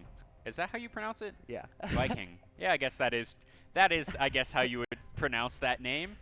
Nunu and Willump again banned out once again. Guacamole has to be a Nunu and Willump main. Unless, like, CEO of mid lane plays Nunu mid only and is insane or something. Yasuo banned out as well. Feels almost like that would be a ban against your own team. Just make sure your team doesn't run it. And we'll see what the last ban is. Scion. They're probably scared of him last round. Do you know what we didn't see get banned? It's not Lulu. I mean, we didn't see Lulu get banned, whereas that did get banned game 1. The Mordekaiser. Oh, the Mordekaiser. Did not get banned here, and unless Del Norte pick it away right here, John Cena Real, that was a problem for Del Norte. They really couldn't do anything against that Mordekaiser. Yeah, that Mordekaiser had him. Yep, Nami here being picked up, and the Lucian hovered. See if they decide to lock that in from Del Norte. Getting that powerful combo in the bot lane is something that they may want to do, just have more agency in one lane. Taking a long time. A while. And burning it down. No, going for the pike instead. That's going to be a solo lane pike here, unless it's a solo lane Nami, which I really don't. I don't think that's a thing. We have seen solo lane pike, not as much recently. I know he did just get a couple of new buffs. But I think it's been a few seasons. Oh, really? Since solo lane pike has been a real thing. I think that was 2018 where G2 played it in literally every single role and won. They even played jungle pike. Here Camille coming out. John Cena Real going to flex his muscles on her. We'll see what that is. A blind pick Camille, unless that is a pike top. Which it might be, and it's still going to be the Lucian here out with the Nami Lucian. Yeah. So we'll see what the next bans are going to be. I want to see the Gadsden ban, right here. Don't let the CEO of mid lane have that. Yeah. If your strategy is do nothing, and then hope to win, don't give them the best scaling champion in the game. Like that's just a bad idea. So we'll see what they want to ban. And it's nothing. That's an interesting play by Del Norte. Yeah, very interesting. Malphite gets banned here. We'll see what the next one is. And it is the Gadsden. I do wonder what their fourth ban would have been. We already saw the Samira, Lulu. Think would have been something else. I think they already picked or banned out everything from their last game that they would have played. But now Zach banned out as the Tom Kench. We now have 3 supports here on Del Norte. Tom Kench can go top as well, so that's a pike mid. I am not entirely certain about what's going on. All right, what do you think they're going to round out their comp with here on Albuquerque Academy? I think they're... What could go good? That's a mid lane that they have to pick up. Looking for the Fizz. They could go for, I guess Fizz. Yeah, but that's going to be a Gragas jungle. Not something you see all the time anymore. As what Gragas Camille, super powerful. That they can do whatever they want really against the Tom Kench, who I'm assuming is going to go top. Please don't pick Shyvana. You're not a real champion if you pick Shyvana. You're not a real champion. You have won. Okay. I'm confused. About what this team comp is. Is that a Nami? Okay, no, it's Tom. Okay, so it's Tom Kench top. It's Shyvana jungle, Pyke mid, Lucian bot, and Nami support. Yeah. But why? I don't know. I don't know. I can think of. I like the Lucian Nami. That's a legitimate thing. You go the electrocute Nami, and you do just tons of damage. But everything else that you want to do, at least in Pyke Shyvana, Tom Kench top is a legitimate pick. It's slightly off meta, but with all the recent changes to his ultimate, basically swapping his ultimate and his W, Tom Kench is more of a top laner than a support anymore. Oh, okay. But if you want to play an AP jungle, there are many more that are better than Shyvana. I know. I heard you say that there's not a real champion. Well, if you play I know AD Shyvana is actually okay right now, but if you play AP Shyvana, you have one ability. You use your ultimate, and then you throw your E out, and you hope that it one-shots someone. And if it doesn't, well, die. That's you just blew your entire kit. So, oops. Yeah. And then Pyke, we'll have to see how Frosty Vibes plays this. Frosty Vibes was definitely the shining light on this Del Norte team in game number 1. So maybe this is a comfort pick. Yeah. I have no idea. So maybe it's secret OP, and I don't know. I don't know. But at the same point, I think there are many other champions that you can play in mid lane that are balanced for mid lane that do the same thing but better. Like Zed, let's say. But that being said, this is the comp that they have picked in for game number 2 we've talked quite a bit about Del Norte. And we are seeing a remake come through. Is the remake because they're changing comps, or we don't know? Okay. There will be a remake. That being said, if their comps stay the same, I do like this team comp from...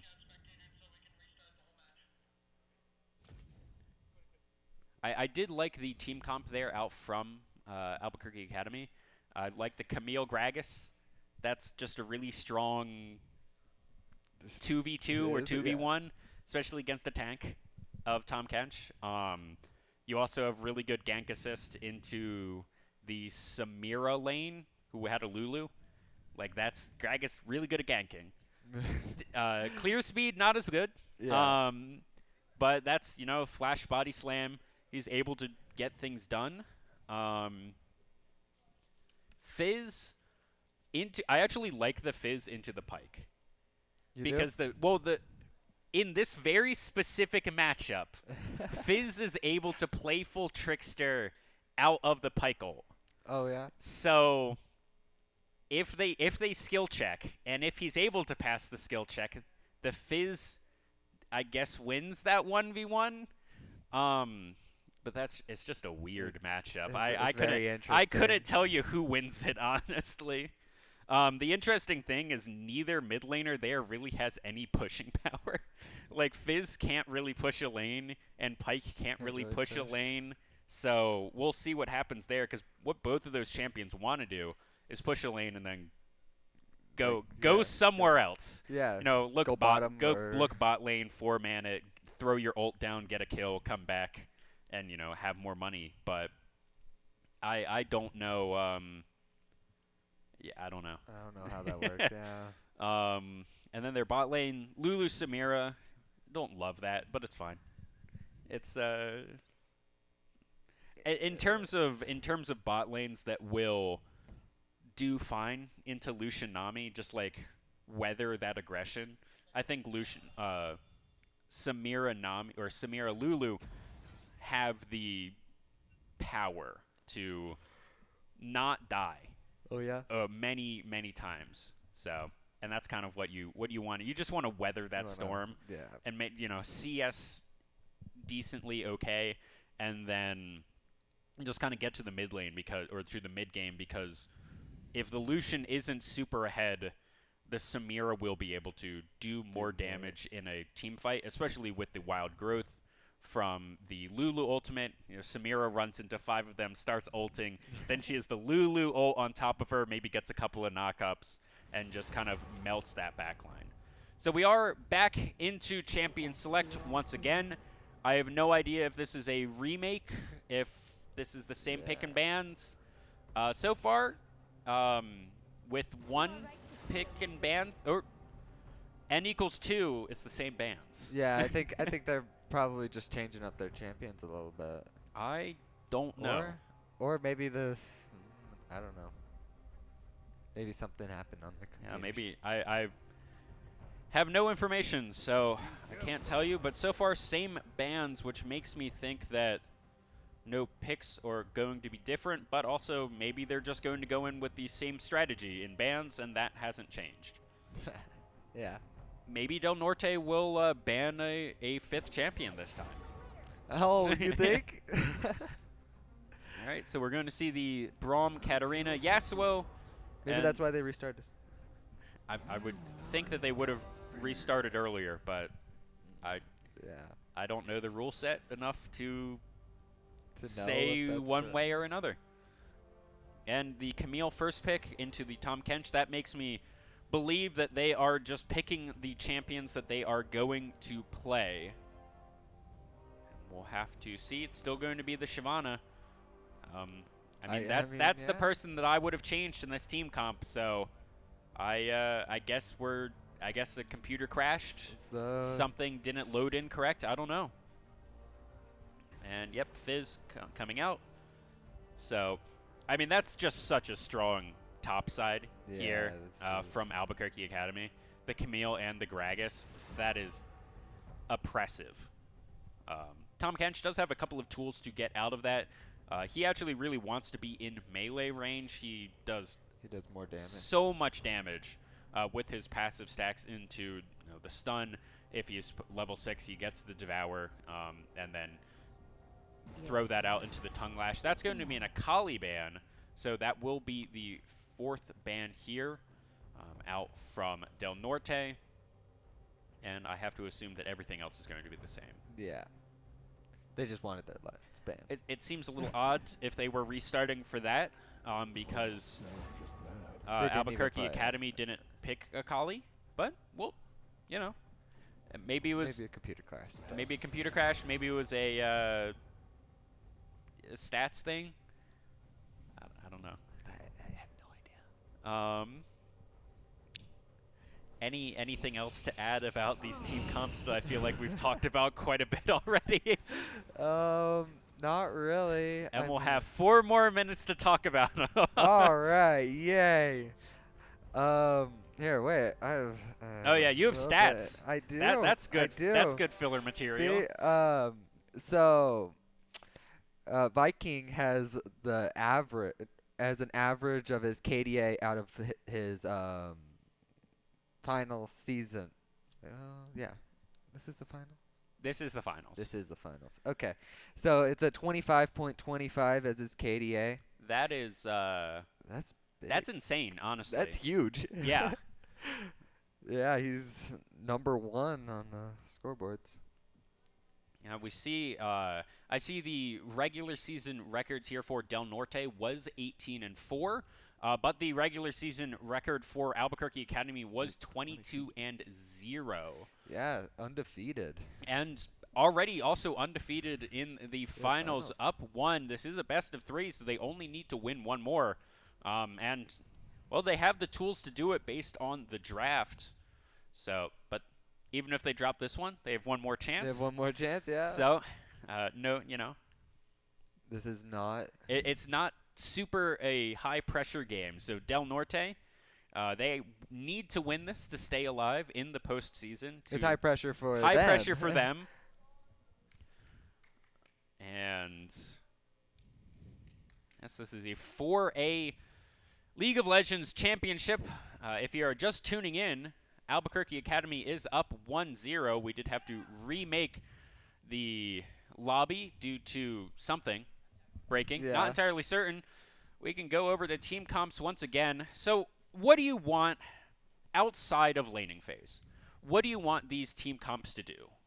What do I want them Yes, to so do? tell me how does Albuquerque Academy win with this team comp? With this team comp? Yes. I think the mid laners just have to go over to the other side. But you said that they can't do that, right? Wait. I mean, they can. They can get a little bit of push, you know, on back timers and everything. They'll be able to roam a bit.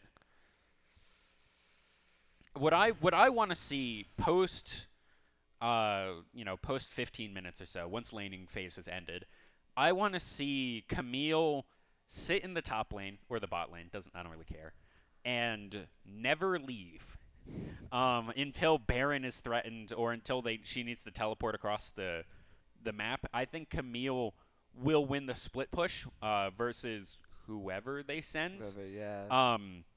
Even if she doesn't, even if, you know, everyone in the game is 0-0-0, Camille will eventually win the split push against Tom Kench, I have to assume. We have seen wacky things happen. And just use that as a point of pressure. So I want to see Camille in the side lanes, Gragas and Fizz maybe, kind of trailing her to make sure that she has the confidence to push up to these tier 2 towers to really be able to create a point of pressure for her team and to kind of just move the Del Norte Knights just around the map to their whim. And then once they get, you know, 3 people to collapse on the Camille, then start Baron. Or, you know, go for something across the map, get a cross-map play, trade a tower for the Camille or something like that. Whereas the Del Norte team comp wants to do one thing, and that's 5v5. Yeah, that's exactly what they want. The problem is they don't have a huge amount of engage. They have a Nami ultimate, and Tom Kench can go in with his ult or with his W. But if that misses, he's now in the middle of the enemy team. They're also relatively low damage. Lucian can do a lot, and Shyvana can do a lot, but I mean, Pyke will be able to get some of these executes, but it's not going to be, you know, this high DPS threat that a Victor or a Corki or something like that will be able to put out. Boneclaw Shyvana. Oh, I wanted to see if he was Mastery 5. It was too fast. Yep. So here we are into game number 2, Albuquerque Academy versus Del Norte High School. Del Norte here, everything on the line, need to win the next 2 to stay alive. Albuquerque Academy just need to win 1.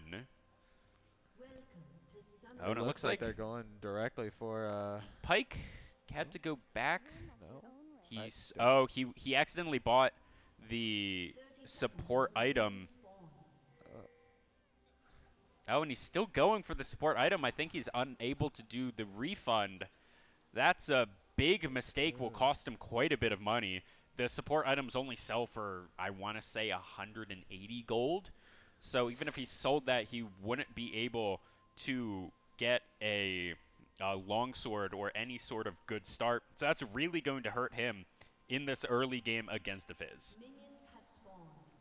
Then across the map, if we want to look at the summoner spells, John Cena taking the Ignite and the Teleport, which is fairly common on a Camille these days. Ignite out of the CEO of mid lane there on the Fizz. Relatively common. You can see the Teleport on the Fizz, but it's not super necessary, especially after the preseason Teleport nerfs.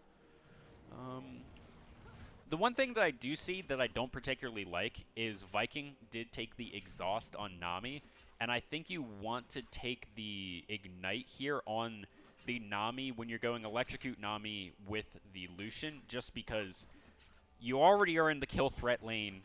You already are doing a lot of damage.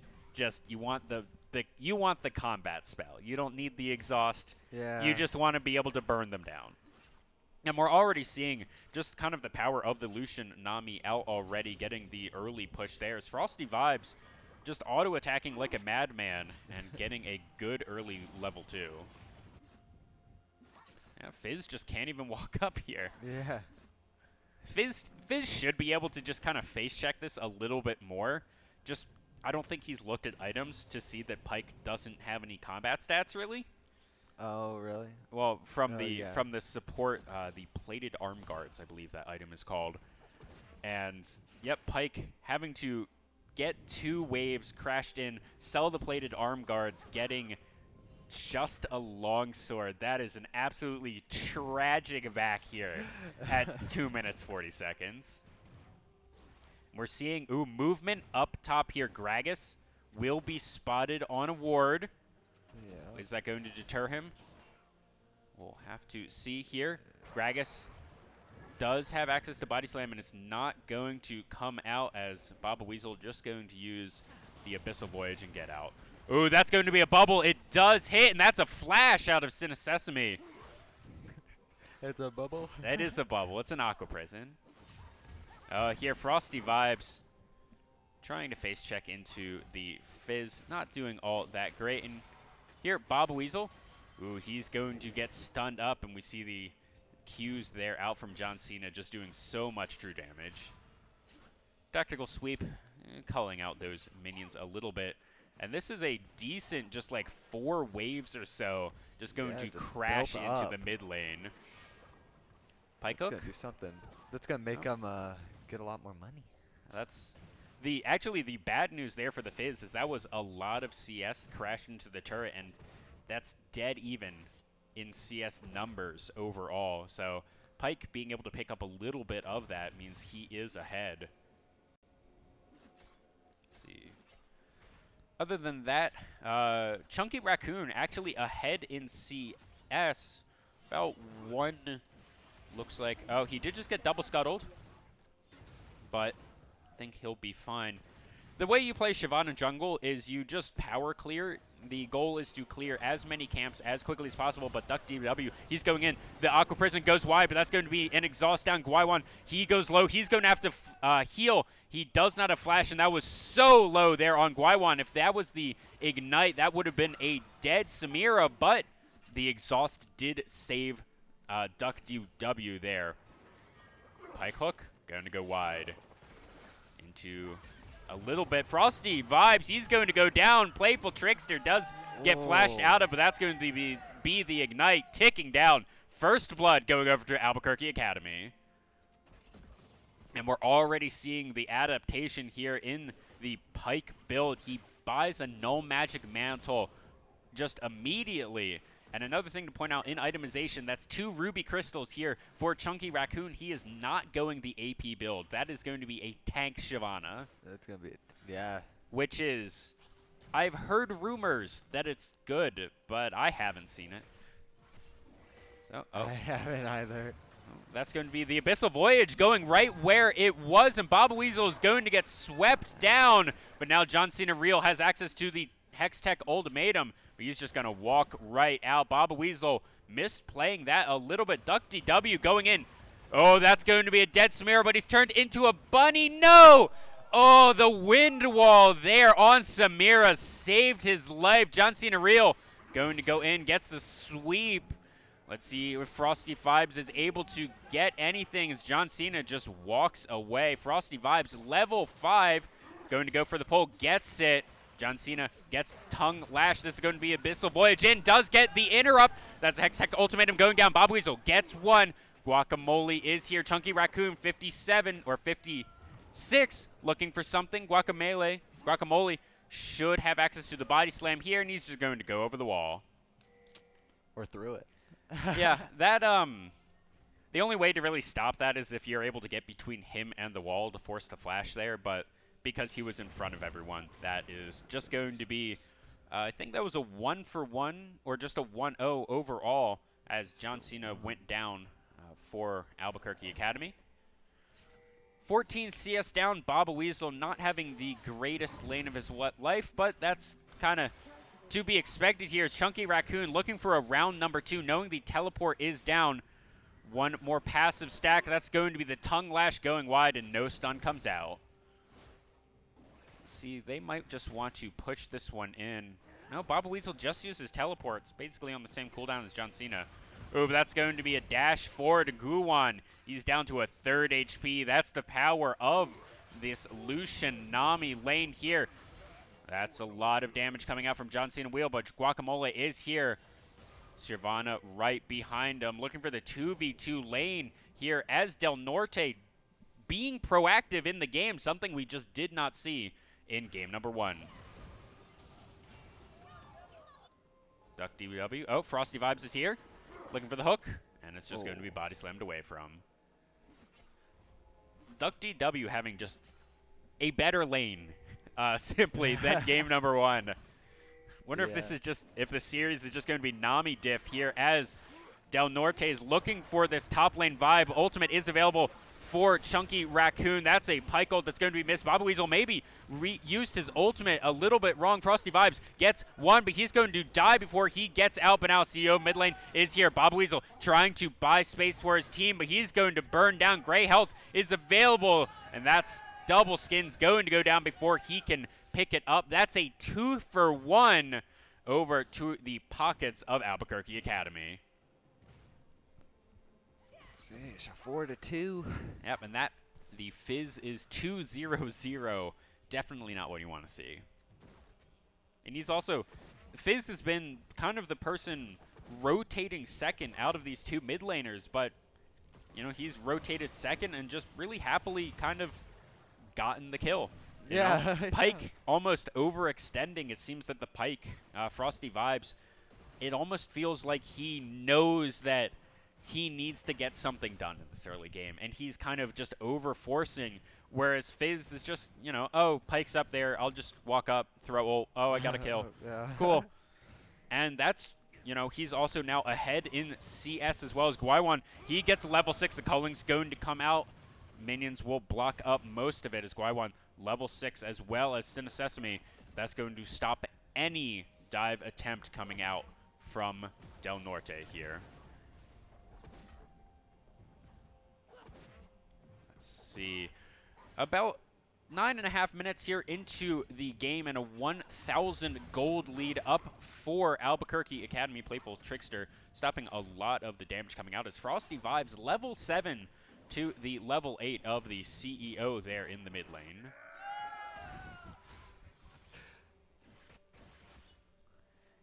Gotta love live audiences. Really, yeah, the live audience. Tidal Wave coming out does actually pick up the Samira. Good sidestep on that. Should have access to the wind wall, but the flash is going to guarantee the safety. That's the polymorph. Also, why we see the Lulu was banned out in game number 1. That polymorph is just coming clutch so many times, just keeping the Samira alive, just turning the Lucian into a bunny over and over is quite useful. Yeah. Oh, Chunky Raccoon. No access to Smite right now. Did he get that?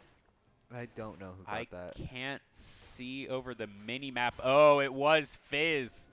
Oh, just the auto attack battle there going over into the mid lane here of the CEO of the mid lane. For those on the stream, if you cannot hear, every time I say this Fizz's name, there is a cheer squad for the Fizz. Here's Chunky Raccoon is in the mid lane looking for something. They might just be, nope. I thought they were maybe just going to try and push this lane out, get Frosty Vibes a reset, but no, Chunky Raccoon's actually going to pick it up using the ultimate there. Kind of a lot expended just for that back. Just for, yeah, some minions. Ooh, that's Aqua Prison does go wide, and that's a big bunny. Rampant Growth comes out. Duck DW, he has to flash out. The culling comes out. That's a lot of damage. Let's see, Guaywan, he's going to get one. He might get two. Really good Aqua Prison for a disengage. As Nami gets out, Duck DW goes down, and that's a huge shift in momentum here for Albuquerque Academy in the bot lane. Just 5-2 here. What was a 1,000 gold lead just 2 minutes ago has blossomed into a 2.5-ish gold lead here for Albuquerque Academy. Ooh, John Cena going in, the bounce house coming out. That's such a good disengage ultimate. Bob Weasel's dead to rights as that cast just secures the deal. Frosty Vibes getting the ultimate, getting the execute. Let's see if he wants another. He flashes for it, double kill into Frosty Vibes pockets. But now CEO of mid lane is going to use Playful Trickster. He dodges everything, flash out, but he's low on mana. CEO of mid lane, he picks up one. Let's see if he's able to get another. Viking low on mana. No one's able to follow as the CEO just gets in and gets out. Hostile acquisition. Yeah. What other CEO terms are there?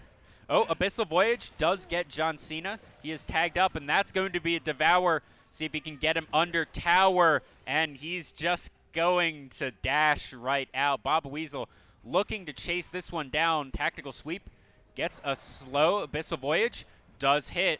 John Cena should have access to the jump out ability, and he gets out over a wall. And Camille is a fun champion to play against. And he even has teleport, so he can just come right back, not even lose anything. As Frosty Vibes down 1 level and 2 turret plates. Turret plate check here. Ooh, Duck DW doing a lot of damage there to the Samira. Cinesesame is around, but they see him. And that's the calling. It gets it on the almost last little burst. That's a kill over into Duck DW's pockets as the dragon goes over into the inventory there of Albuquerque Academy. Really late first dragon, almost 14 minutes there. It is, of course, the Infernal once again on the first. And we'll see what the next one is in a moment. Here, Chunky Raccoon going for the Rift Herald as everyone's collapsing on it. He's going to use the ultimate, but he's going to just get hit by the ultimate of the CEO of mid lane. He's going to go on a rampage. Frosty Vibes needs to get out. He's down to half HP. He's getting tagged up. That's a flash body slam. Not even sure if that was really necessary as the CEO of mid lane gets 2. Can he get a third? That's going to be a stunned up Bob Weasel. He's down very low. Cinesesame trying to buy some time. That's a really good X-Tech ultimatum as John Cena Real picks up one himself. And unmitigated disaster there for Del Norte as they go for the Rift Herald, get stopped, and 3 dead on their side for the pickup of really nothing. Yeah. All right, as Albuquerque Academy up 4,000 gold here at 15 minutes, will be giving over this, or will be picking up this first Rift Herald. Viking is here trying to just dissuade. Oh no, the body slam does get hit. That's the tidal wave out. Chunky Raccoon actually steals it. He gets the bounty as well. Frosty Vibes picks it up. And Guacamole, he had just like 15 seconds to smite that. And he didn't. So maybe it just came off cooldown. But now Johnson Real onto Chunky Raccoon. Guacamole going to dodge out of the ultimate there from Pyke, but Frosty Vibes still gets the kill. That's going to be an ultimate onto Chunky Raccoon. He's going to flash out, trying to do it in time, but it's just not going to be in time. And that's a kill over, again, into the pockets of Albuquerque Academy. A 1-for-1 overall, jungle for jungle. It's a 5 difference. Yep, and that's the second tower of the game going down. Hopefully this Lucian in the bot lane here for Del Norte will be able to pick something up. He's been down there for quite a while, but it looks like he's just going to push one wave, not knowing where the Camille is, and back off. Here's Del Norte down 4,000 gold at 16 minutes. So if you're Del Norte, how do you get back into this game? Yeah, I don't know. I don't know how you really. They have the up on almost everything. You just basically have to. I just like attacking the dragons and the. I mean, you definitely want to do that. Shyvana still gets power from having dragons. Yeah. Fortunately, I think at this point they probably can't fight for any of them. What I want to see, because they have this pike, I want to see picks. They have the pike into the Tom Kench, and with that lockup, if you have the Lucian there, you should be able to kill pretty much anyone. But speaking of picks, this Tom Kench is getting picked off himself. 1v3. He's going to try and trade for Guacamole. He's going to get the Devour, but it's just not enough. As CEO of mid lane, 6-0-1 Frosty Vibes is here, and he's going to decide, no, that's a bad idea, and walk right out. Oh, no, Duck DW. He does get jumped on by John Cena, and he'll actually just get right out. Good disengage power of the Viking on Nami. Frosty Vibes nearly dies right there, going down to about 100 HP as this 3-man in the top side just keeps pushing forward. CEO of mid lane gets stunned up under the tower, but it doesn't get taken at all. Playful Trickster gets him out as Chunky Raccoon tries to go for something, and it's really just not enough. Frosty Vibes here maybe looking for something. That CEO of mid lane going in. He's maybe going to get one. He does. Oh, and the cast goes wide, and Frosty Vibes gets out. Disengage total? No. They're looking for more. I doubt the Gragas recalls. Oh, but now in the bot lane, this 2v2, John Cena is here, and he's split. He's split the Nami. The Nami is going to go down as well. She has to flash out. Bob Weasel's going to go down here. I feel like I already saw this once in this game. He's going to go down to this 3-man Viking. Needs to run for the hills as Albuquerque Academy has full control of this map. Yeah, they have full. Frosty Vibes going to go for the pick as Playful Trickster just gets him out. Really good Zonia's there. Cinna Sesame going to get ignited, but he's going to be perfectly fine. As CEO of mid lane, 9-0-1, the absolute CEO of the mid lane. And yeah, I mean, what more can you say? This is basically. Yeah, this one, all of the plays that we've seen in the past 3 minutes here from Del Norte just feel like desperation plays. Backs against the wall, they've been trying to find something, but haven't been keeping track of where everyone is. Baba Weasel maybe getting the solo kill here on Guacamole. Guacamole flashing out, trying to use the cast to disengage, but just not enough, and that is a kill into the pockets of Baba Weasel. Maybe that'll be enough to dissuade any sort of aggression for the next minute or so. Let's see what else Del Norte can pick up. They could turn this game around. Oh, I believe. Yeah, I think they. It is my job as a caster to believe that that every game is winnable. It is. It's winnable. It's only a 6,000 gold lead here at 20 minutes, 16-7. The bounties definitely can help. That's a good pull there onto John Cena Real, and it's actually just not going to matter as he's just going to walk right out. Cinna Sesame. Oh, another good pull. John Cena maybe going to go down. That's the rampant growth right out of the ultimate from Frosty Vibes. Oh, and now they've gone maybe a little bit too far. That's 3 members just completely exploded. Chunky Raccoon not even able to. Oh, now Frosty Vibes going to go into the Hextech Ultimatum 5v2. Flash forward by the CEO of mid lane. He's going to use his Zanya's go golden, take a tower shower, but it does not matter. 5v1, Baba Weasel, the only one left here for Del Norte. The Frog here has to mount defense, and I don't think it'll be enough. John Cena jumps on him. Guawang looks for something. Baba Weasel has that thick skin, and it might just be an inhib to go down. Do they want more? Albuquerque Academy Not sure what they want to do as 3 members decide to back off, and CEO of mid lane, not deterred, wants to go in 1v5. Oh, but maybe went a little bit too far. Chunky Raccoon uses the ult, takes a little bit of HP. He'll be fine. The B comes out.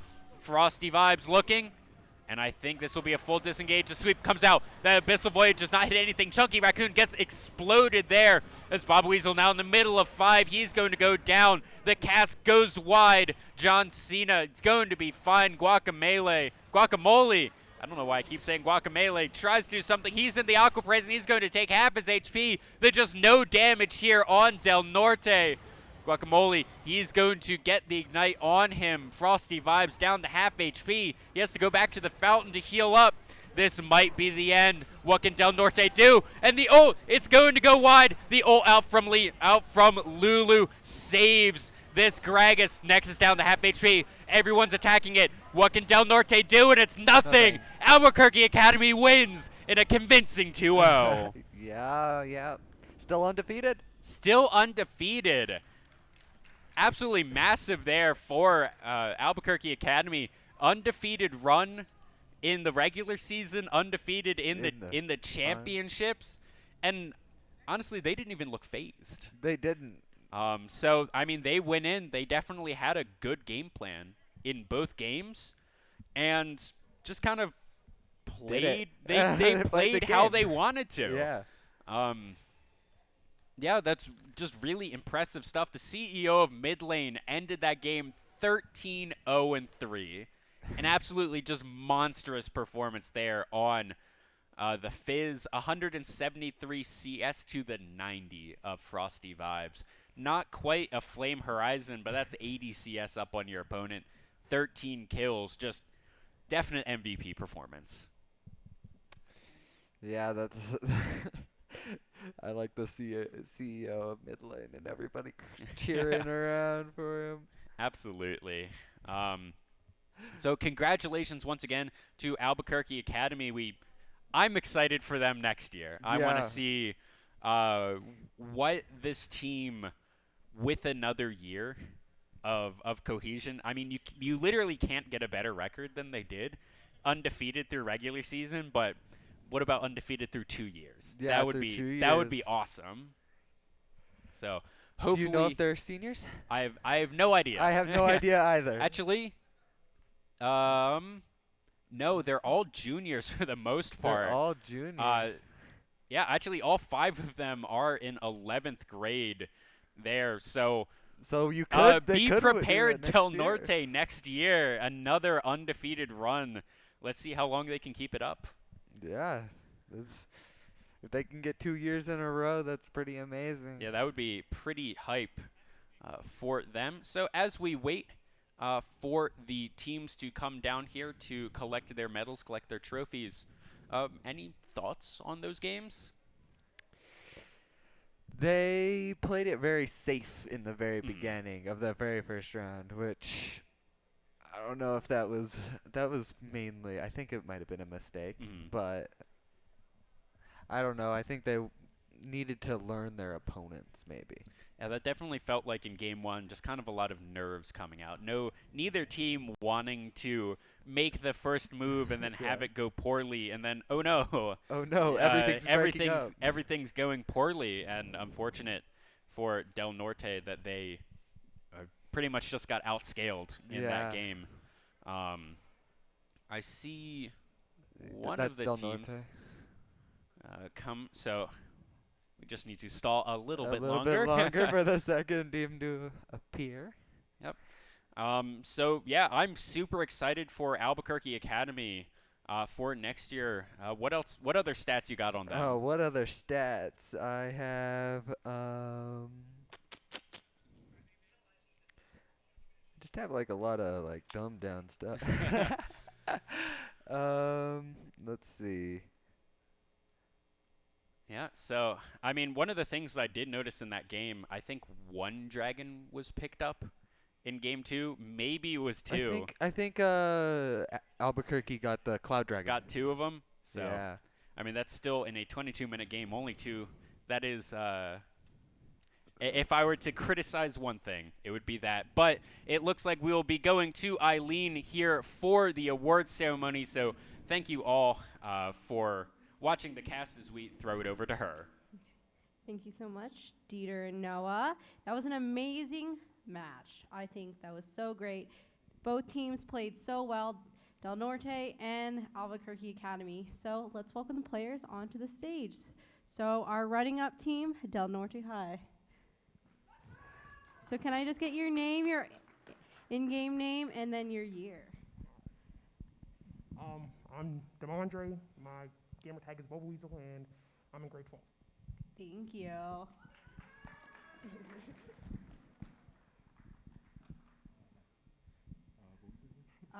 Your name, your in-game name, and then your year. Hi everyone, I'm Kylan Yazi. My in-game name is Chunky Raccoon 56, and I'm a 12th grader, a senior. Thank you. Well played. My name is Gabriel Jimenez. I'm a 12th grader, and my in-game username is Frosty Vibes. Thank you. Good game. My name is John Bayless. My in-game name, Duck DW. I'm a senior, 12th grader. Thank you all. Thank you. My name is Kyle. My in-game name is V Kang, and I'm grade 12. Thank you. And I'm guessing you are the coach. Woo! My name is Marta Anderson, coach of Del Norte High School. These are my seniors, LOL team. It's been a blast to be with them the last 3 years. Good job, Del Norte Knights. Hey, thank you so much. And now we are just waiting on Albuquerque Academy on their big win.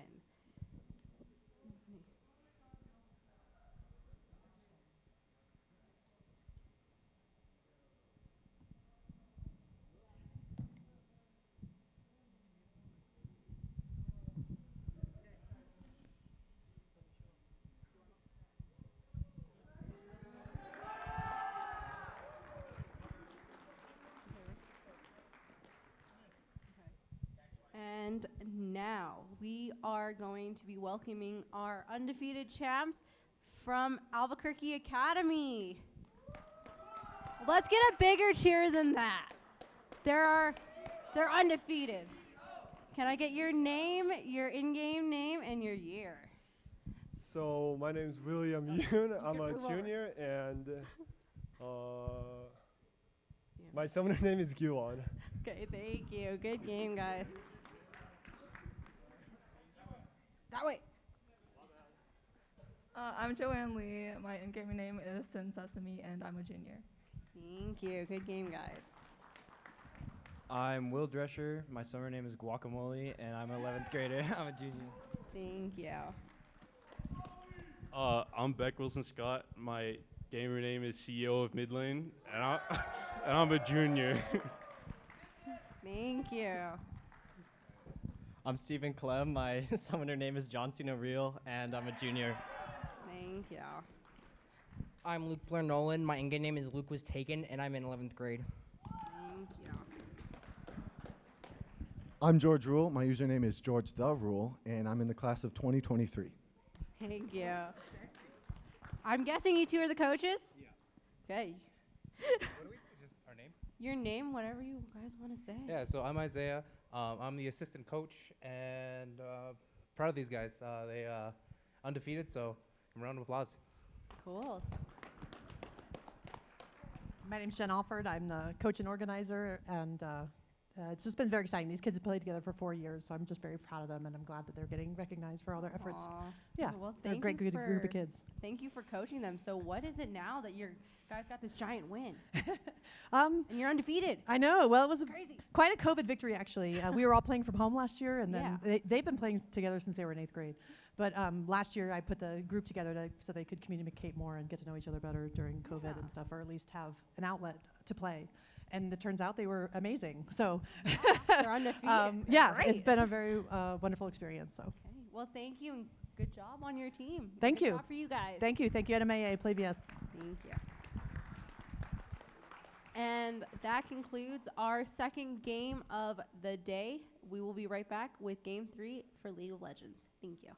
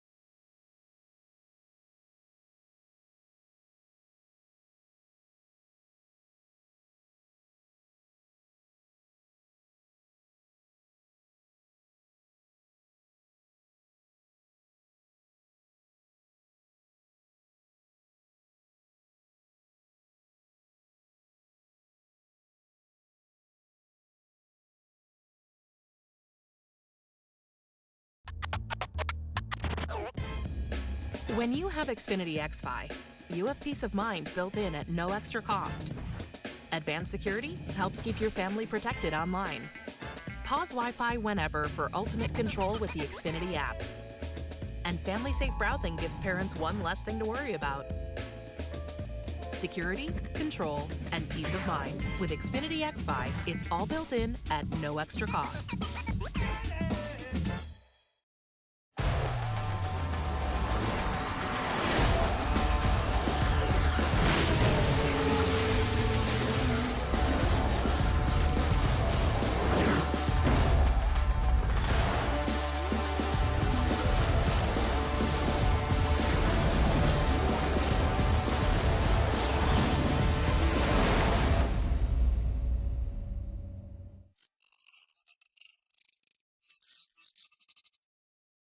Riverside Technologies, your local trusted IT expert. RTI offers a variety of customizable bags, cases, and shields. Make your transition to new equipment as seamless as possible with our integration solutions. Our deployment services will ensure a worry-free experience for your organization. Other RTI solutions include managed services, managed print, data center solutions, and more. Contact your local RTI representative today.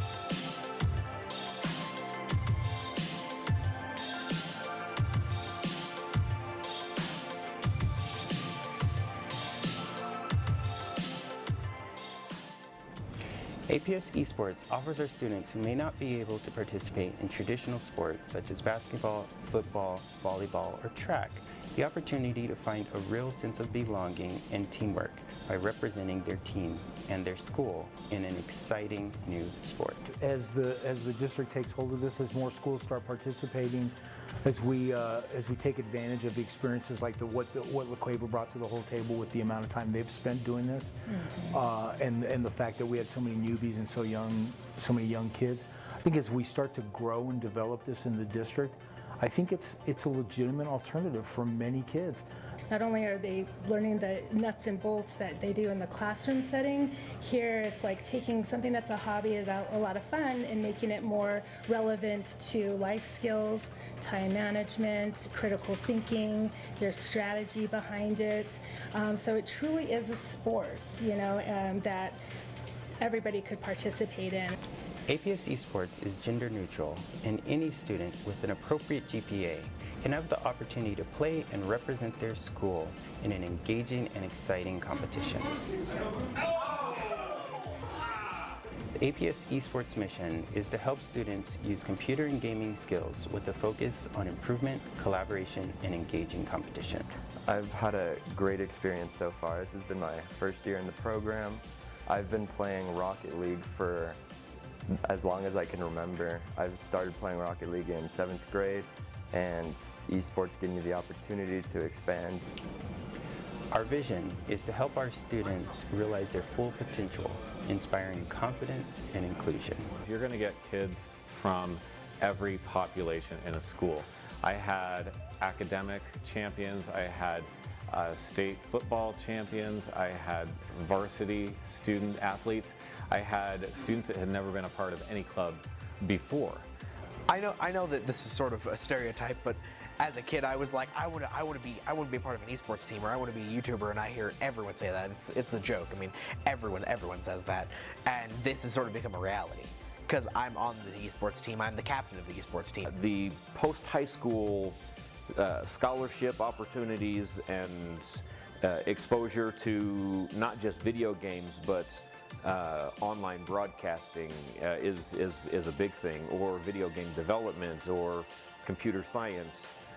There are now esports tracks in colleges across the United States. There are scholarships that are offered, so you can go to college playing video games to get money to do that. The great thing about APS Esports is that we're seeing colleges and universities recruit our players to join their collegiate teams, offering them scholarships and admission. I think that it's important to give every kid an opportunity, and I'm looking forward to what our kids can do with this, you know, on both sides of the in front of the monitor and behind the monitor. It's exciting. I'd like to thank and congratulate all of our APS Esports players who made our inaugural season a success. APS Esports. Go Esports.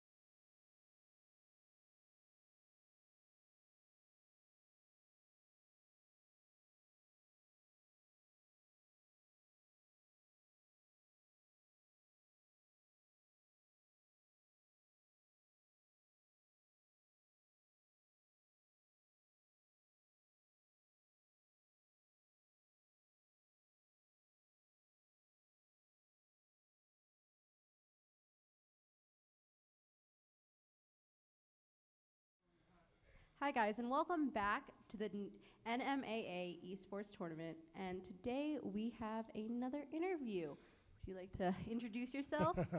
Hello, yes, I appreciate you having me. I'm AJ Bramlett. Work with the New Mexico Activities Association on all our corporate sponsorships. Everyone's done an incredible job of getting this event together. It's been running very, very smoothly. Kids are having a great time, so I'm just happy to be here supporting the mission. Yeah. So, what about esports? Like, what made you like, okay, we need to do this? Because I know you're a basketball player. Right. And so this is kind of different from that world in this aspect, obviously. It is, but also it's not, because everybody's a gamer. You know what I mean? We all grew up playing video games. Like, I played it with my teammates. You know, still play it today with my sons. You know, multiple different games over the years, and so everyone has a love and a passion for gaming. And so, being able to bring gamers into a team atmosphere where they're able to compete for a state championship, include everybody, and just really give more opportunities to our kids here in New Mexico is something that's just good for the entire community. Yeah, I think that's amazing. What was the first video game that that you ever played? Super Mario Brothers, Super the Mario original Brothers? ones. I mean, I played, you know, some Atari back in the day, but the one that really got me was Super Mario Brothers, and I think I got it for Christmas back when I was 7 years old, and we played it all night long, beat the game. I'll never forget that with my friends. So, you know, when you have those moments, they stick with you, so. So since because I know you went to high school in Albuquerque, right? Correct, yep, La Cueva High School. That's amazing. So, that being said, are you when you saw that esports was coming to La Cueva High School, because we did see them earlier in Rocket League, and then we're about to see them in Smash, or not Smash, my bad, League of Legends. Yep. Did that really excite you that hey, this is getting pursued?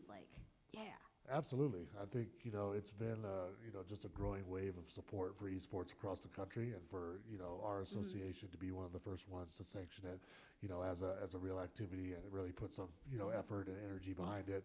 And then the thing that is so special about it is that the New Mexico esports community really works together, like from higher ed to, you know, New Mexico State being here, UNM, New Mexico Tech to, you know, to us, to APS, to everyone's working and pushing in the same direction for this to become bigger and bigger and provide more opportunities, positive opportunities for our kids. So it's great. So that being said, since you are a parent, what would you tell other parents that are hey, my kid wants to go into esports, but I don't know anything about it? Yeah, I mean, it's no different than anything else. You know, it's really about being a team and working together, and, you know, committing to working hard every day, going to practice. It's no different than playing basketball, no different than playing football. Yeah. The same values are associated with esports, and so people need to get past that kind of roadblock in their minds about what gaming is and what it can be. Yeah. And I think more events like this are going to continue to push that mission forward, and people see how well received and how positive it is. We're just going to continue to grow this, you know, for years to come. Yeah. So that being said, what other games would you like to see in this type of tournaments that we have going on? What other platforms, or what other games? 2K for sure. I mean, 2K. you know, I'm going to go for the basketball game. So if we can get 2K in there, you know, both my sons are big 2K guys. So they came in earlier and watched a little bit of the tournament. That's cool. My younger one's a Madden guy, but if we can get 2K in there, I think I'd be happy with that. So are your kids going to pursue esports? Well, my older son is actually at La Cueva. He's a sophomore. He did esports last year. This year he focused on track and basketball, but the coach, you know, came up to him today and tried to get him back involved. So I think we might have another gamer on our hands for next school year. So I'm excited about that. And last question, that being said, what do you want to see improve in New Mexico esports? I think just to keep growing it, you know, to get more support, you know, from the community, from the higher ups, and for everybody just recognizing all the positive benefits that come from it. And I think we have a great community right now, and so we just keep pushing that message and keep growing it over and over to provide more opportunities for our kids to be college and be, you know, go to college, have a bright future, and, you know, this is a great pathway for them to do that. Okay. Well, thank you so much for giving us your time. Do you have anything else you would like to add?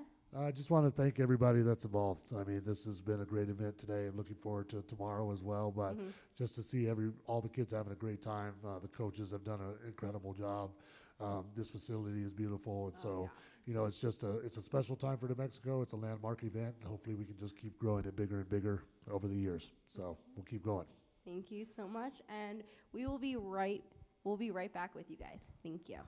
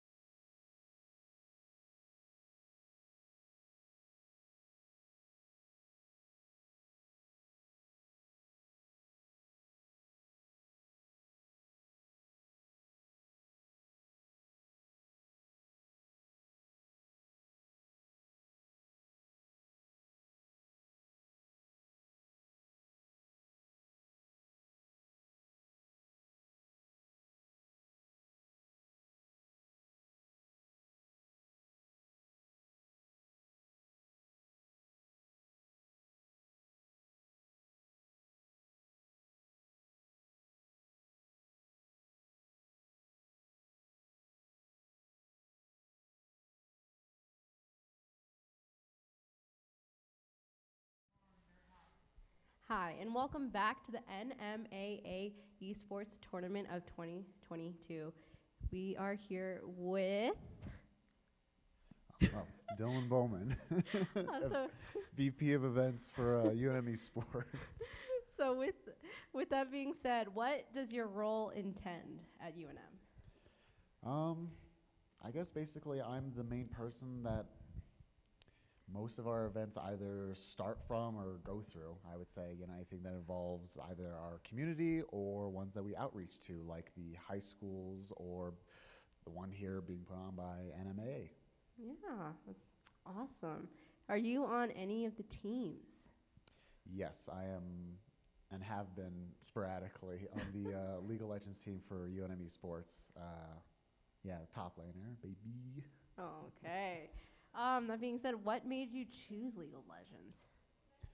I would say, I've been playing the game now, I think, for about 8 years or so.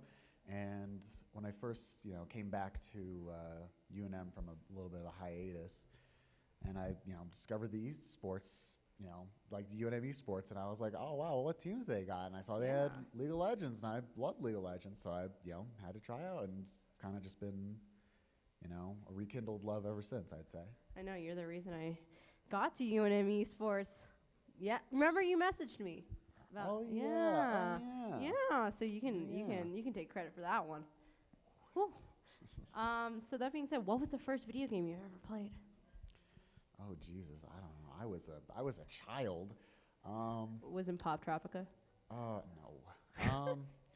I would say if I was to credit anything, I would say maybe not the first video game I ever played, but the first video game I ever saw was my mom actually playing Prince of Persia on the Sega Genesis. Ooh, okay. And her beating it for my brother because he couldn't beat it himself, so he got her to beat it for him. Wow, what a gamer. That being said, what can you tell upcoming students, freshmen that want to join esports? Any advice or tips for them? I guess the two big things I would say is that it's not just playing the video game good. Yeah. There are so many different roles that can be filled in the esports sphere. You can run production, you can run other behind the scenes things like events, team management. Oh yeah. Really anything, and also just to, I don't know, have the passion for it. If you really want to do it and you can see yourself doing it, pursue it, go after it. The worst that can happen is, maybe one or two things slip by you on the road to it, but ultimately, as long as you have the passion for it, then I genuinely think, you can get it. So what do we see in the upcoming, not summer per se, because I know there's not a lot going on this summer at UNM, but for the fall and spring semester of 2020 to 2023? I'd say we're actually going to be doing a lot of recruitment and everything. At least from the next upcoming semesters, and same with any other semester. People come and go. It's a college after all. 4 years for most of us, 5 for some, and I think the biggest thing is to be looking out for all the fresh, new, passionate people that are going to be in the higher up roles, executive board coordinators, et cetera, who are, I don't know, probably going to be coming in for their first semester, maybe second semester, and they're going to be, have they're the biggest passion possible, Yeah. That being said, let's go into some fun questions. What would be the pro team that you would have joined, or you would join, and what game would it be? Ooh. If you say Optic, I swear. Optic, they're not a league team. No, I would say, I'm or Cloud9. For most of my friends know I'm a very hippy dippy person, so I have to say FlyQuest for League of Legends, just for the the ad campaign. They're very pro environment sort of team. So I gotta roll with that. Plus I just like them. But if I was to pick a legacy team, the first Echo Fox for League of Legends back in the day. But that's it. Yeah. That being said, for my final question, what would you want to see improve in New Mexico esports? what I want to see improved. Like what like things would you like to see come out of it?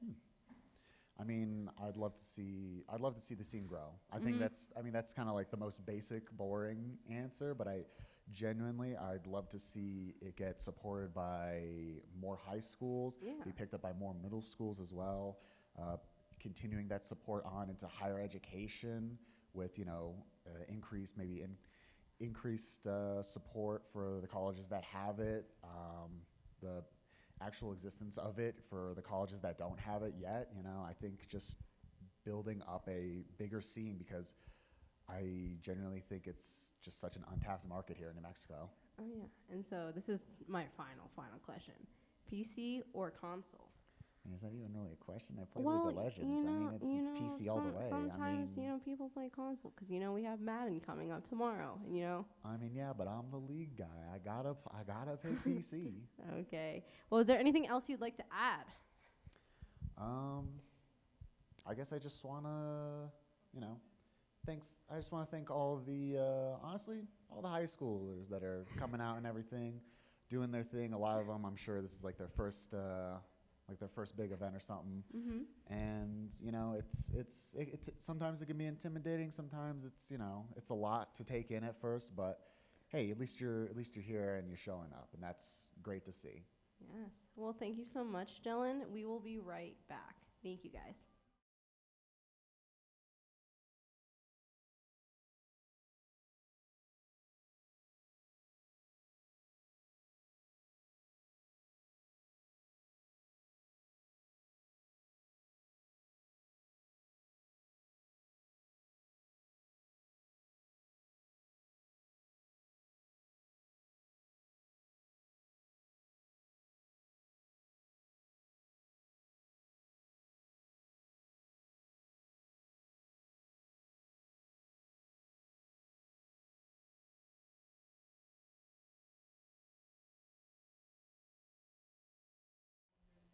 Hello, and welcome back to the NMAA Esports Tournament.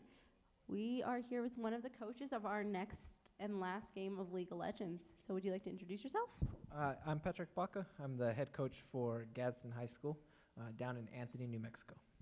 Cool. So that being said, what got you into esports? Just playing, I guess. I really enjoyed playing, and then I actually found my way to NMSU's esports team. Okay. I was there with Mr. Ryan May and the rest of those hooligans over there. So it just kind of went from there. So nice. So what was the first video game you ever played? Oh, shoot, I don't know. It'd probably be GoldenEye, Nintendo 64. Probably a classic there. And all those other Star Fox, all those classic Super Smash Brothers. So what has your team prepared for today's match? We've played La Cueva before, so it was just kind of having to go back to those memory banks, figure out what they do well, what they don't do well, and just practice around that. Okay. So that being said, what are some issues that you've had as being a coach? There hasn't been too many issues. The beginning of the season was a lot of hiccups, mostly with internet. Yeah. I think that's the biggest hiccup. But once the ball got rolling for a lot of my teams, they came out and they performed and they did well. I'm very proud of all of my players this year. So, is there anything we should look for in today's match? Anything that you guys are doing that's surprising that we haven't seen? Those are corporate secrets that I can't give away. So. Okay. So you guys have to tune in then. Yeah, you're gonna have to pay attention to a little bit. You might see a spicy pick, you might not. We like to keep everybody on their toes. So that being said, let's go into some fun questions. So if you had to choose a pro team, and what game would it be, and what pro team? Team Liquid for League of Legends, 100%. I respect the FlyQuest choice, by the way, too. That's an odd pick, so I respect that. But Team Liquid, 100%. Nice. So is there anything you would like to see improve in like New Mexico esports? I'd like to see more games. Like what type of games? Just different genres. I'd like to see different genres come out. I know at my particular high school, I have a lot of kids that aren't necessarily good at Super Smash Brothers, League of Legends, or anything like that, but I have some cracked kids at somewhere else. So I've seen them play Valorant. I heard that you're a Valorant player, so Yes. I have some immortals at my high school that are wanting to compete. So Valorant I'm hoping to see Valorant soon. I'm hoping to see that too. That'd be amazing.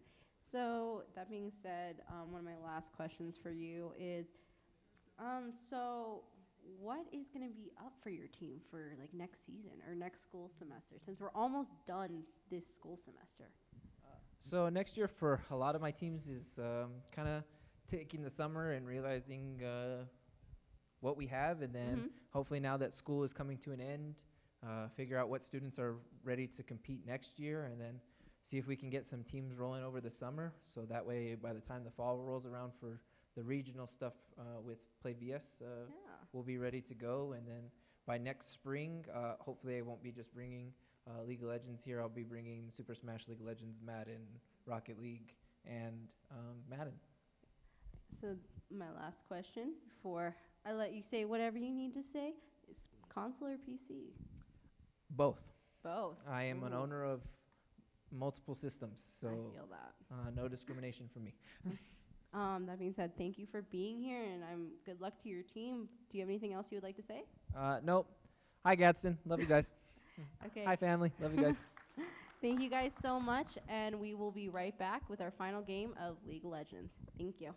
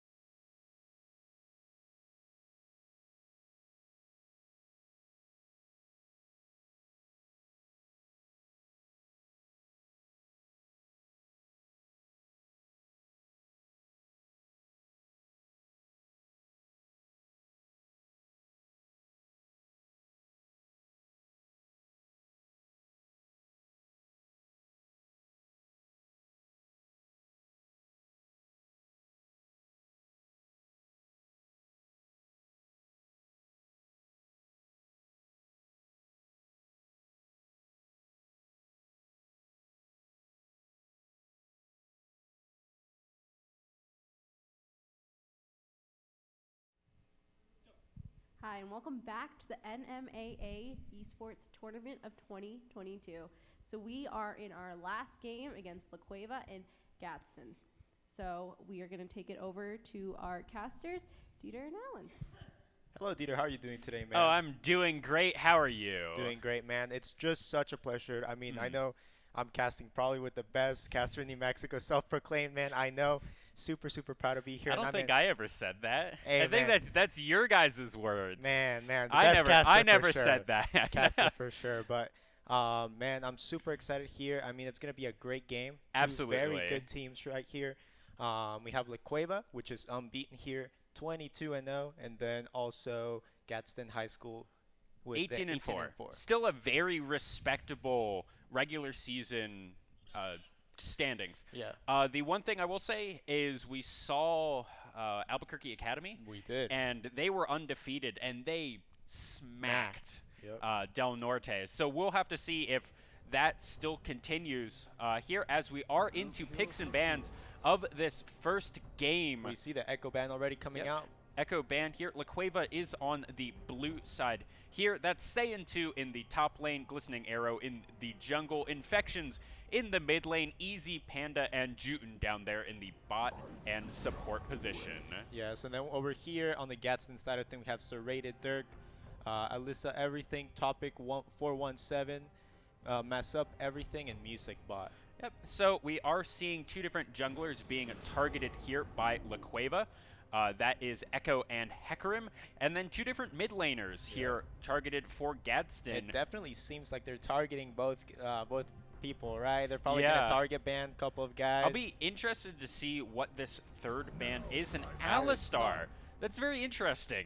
Generally, because Alistar is a unique champion, but everything that Alistar does, there are champions that can do the same thing or better. So it is an interesting ban because while you are taking the Alistar off the board, you still have the Nautilus, you still have the Leona. Yeah, I feel like the thing is Alistar does bring a very specific thing to the table, and that's the cleanse, being able to be tanking, being able to take a lot of damage.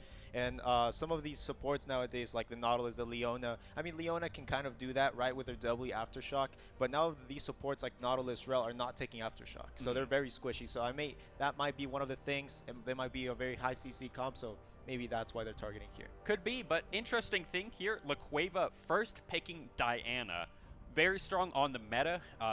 Maybe not first pickable is what I would be doing myself, but here Volley Bear and possibly Scion being locked in here from Gadsden, and that is going to be their top lane and jungler locked in. Who knows? Maybe good Scion news, jungle. Yeah, good news for Gadsden is they do have the ability to flex those roles. Yes, we do. I'm not really expecting that. No, I have to probably imagine not. the Scions going top, but Ball breaker, some split put action, maybe. Yep, that can happen. And the Camille immediately coming out here from La Cueva saying, all right, either way, Scion or Volley Bear, Camille's good into tanks. Let's just pick that, get more split pushing power. Plus, Camille Diana is such a formidable 2v2. Definitely. I mean, Camille's going to be able to ult one person, probably select the ADC. Camille can automatically just go in and ult, basically. So now, Jana, that's an interesting disengage Enchanter support here to pick up this early. Yeah, and I kind of don't like this pick as of right now with these three picks, especially, I mean, you cannot cancel Leona. I mean, you can't cancel Leona with the Janna. Yeah. You cannot cancel Volibear ult or Scion ult with the Janna. Both are unstoppable. The only thing that really stops them is a Trundle Pillar. Exactly.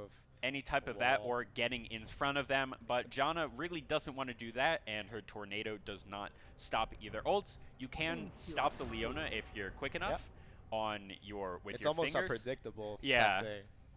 Here, Akali being taken off the field already from 3 Gadsden. bans from mid lane. I like the Vayne ban. We've actually seen that quite a bit today between all 3 matches, I think. Every single match probably has had a Vayne ban. Has had a Vayne ban. Akshan taken out there as well for Gadsden. So no 80 carry Akshan available, even though I really don't think that was a necessary ban. Because Akshan is a top laner at this point. La Cueva already showed their Camille, so that seemed like a wasted ban. Yeah, the thing is, Infections does have a record of playing Akshan. Actually, at the Red Bull tournament, pulled out the Akshan. Very great, very, very good player. And I really do like the Aphelios pick here. Yes, Aphelios and Jinx still pretty much the two best AD carries, and it'll be countered with the Caitlyn. Caitlyn Janna, a decently okay lane, definitely going to have a lot of presence in that lane. Nothing like a Morgana Caitlyn or anything like that. Yone here picked out for La Cueva. And the Lissandra. And a Lissandra. Huge amounts of pick lockdown potential here for Gadsden. No, they have CC in basically every single role. They're probably going the Lissandra here for the Yone answer, being able to just put him like in one spot so we can chain CC him very easily, more than likely. Honestly, I would like the Leona maybe in this position to go exhaust. Maybe even because you're probably not going to be able to engage as much, so you're probably just going to be peeling most of the time for this Aphelios. You also don't need the heal cut as much off of this team, while the Moonstone Renewer here from Janna will do a decent amount of healing. It's not going to be enough that an Ignite is really going to be worth it. Sure, maybe you get like a level 2 kill. Maybe. But it's definitely more worth it to go the Exhaust, because the Diana, the Camille, the Yone, all of these people want to get on not just your AD carry. I mean, it will be the AD carry that you're more worried about with the Aphelios. Lissandra has the self-peel, and your Volibear and your Scion aren't going to get exploded. No, yeah, and man, the thing is, Exhaust is going to be so important here. I mean, you know who's going to be your carry in this team. You know it's going to be Aphelios. You're going to try to get to that late game. You're going to try to peel. You have Leona. You have Lissandra. You're going to be able to do as much as you can. Let the Aphelios sit in the back, have his long range, go that lethal tempo. Yone is probably going to try to look for a flank. Camille's just going to try to focus that Aphelios right with the ultimate, so you have to be near him. You have to have that Exhaust. Absolutely. So, now that we know the team comps, who do you like more? Man, I honestly really like Gadsden High School's team comp. I feel like it has everything. Scion can go split push or can go team fight. Volibear is a very good ganker. We see him right now. He's very, very strong. Honestly, Lissandra is like an interesting pick. I feel like it might be more of like a comfort pick, although it's like very seen with LeBlanc, Akali's right to lock him down. I still really like it against Yone. Aphelios, I mean, just great just pick in general. And then Leona offers engage opportunities with her ult. I know with Janna she can disengage with the ultimate too, but Leona can also peel. Yeah, I really like just kind of all of the engage here that Gadsden has played. I think that at lower levels of play, high school, even collegiate, and even especially like lower levels of professional play, and even at higher levels of professional play, sometimes it's just easier to get the win by picking engage. Because it's very easy for one person, the Leona music bot, to say, all right, we're going in, throwing the ult, I'm going to flash E someone, follow up please. And it's really easy to, if you don't have weeks and weeks of just communication just down pat, you just go, all right, I'm making this decision, everyone's going to follow up. Maybe it's not the best decision, but sometimes in League of Legends, if all 5 just commit to a play, it works. Definitely, and that's something that we do see here, like especially we've seen today. A lot of these teams are pretty good at communicating. They know they have to go in. They know like they have to get out. It's communication here at these levels of play, and honestly, being able to commit with your whole team is probably most important.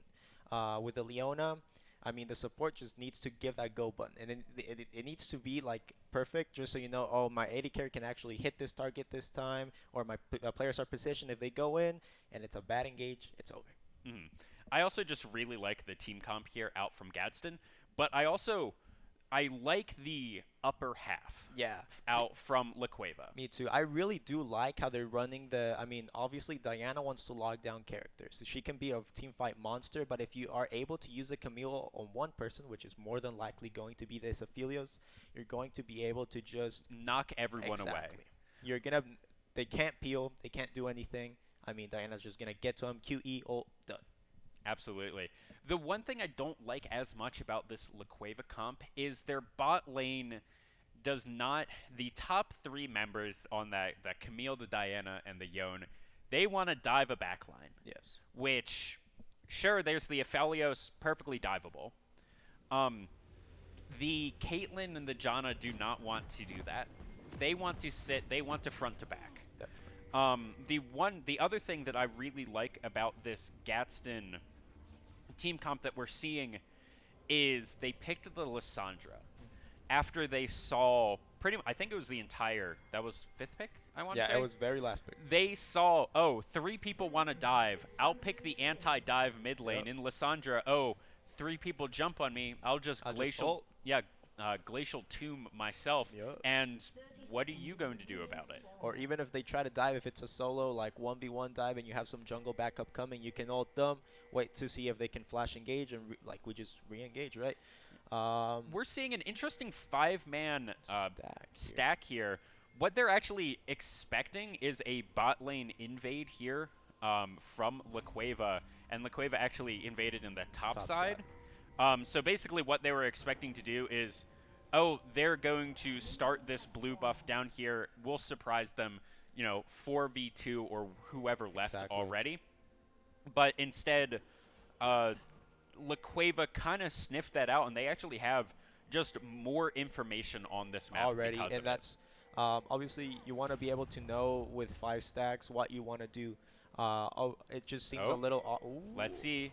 Man, that's going to be a lot of damage. Serrated Dirk going down to half HP. He's burning down. He has to flash out, and that's going to be quite difficult now for Serrated Dirk. No flash and having to go to lane on half HP, having to use at least one of his corrupting pots already against a Camille.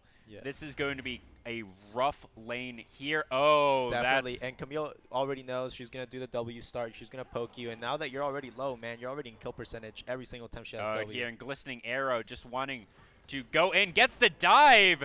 Gets the level 2. Flashes out. First blood here for La Cueva. Glistening Arrow picking that one up. Man, that was very well played, very well executed. I mean, the communication was there. You could tell, the Sion stepped up a little bit too much, and then I was there to capitalize. Absolutely, and that was all from just a really creative kind of level 1 there. They went in, they got the invade on the enemy red buff. This is also going to mean, I fix everything. He's going to go and get the enemy red buff, but they are going to meet here right here at the crux soon. Maybe. And it looks like La Cueva should have the ability to move over first if they want to. But the Volley Bear, the Volley Bear is just going to walk that one right out. Infections should have the beginning early part of this lane basically covered. Pretty extensively. Up until the Lost Chapter at least comes out for the Lysandra. To get more mana to just be able to push or waves. some cooldown reduction. Those cooldowns level 1 for Lysandra, I mean, they're really, really long for her, so. Yep, and this is pretty much what you expect as Serrated Dirk when you are getting first picked or early picked the Scion.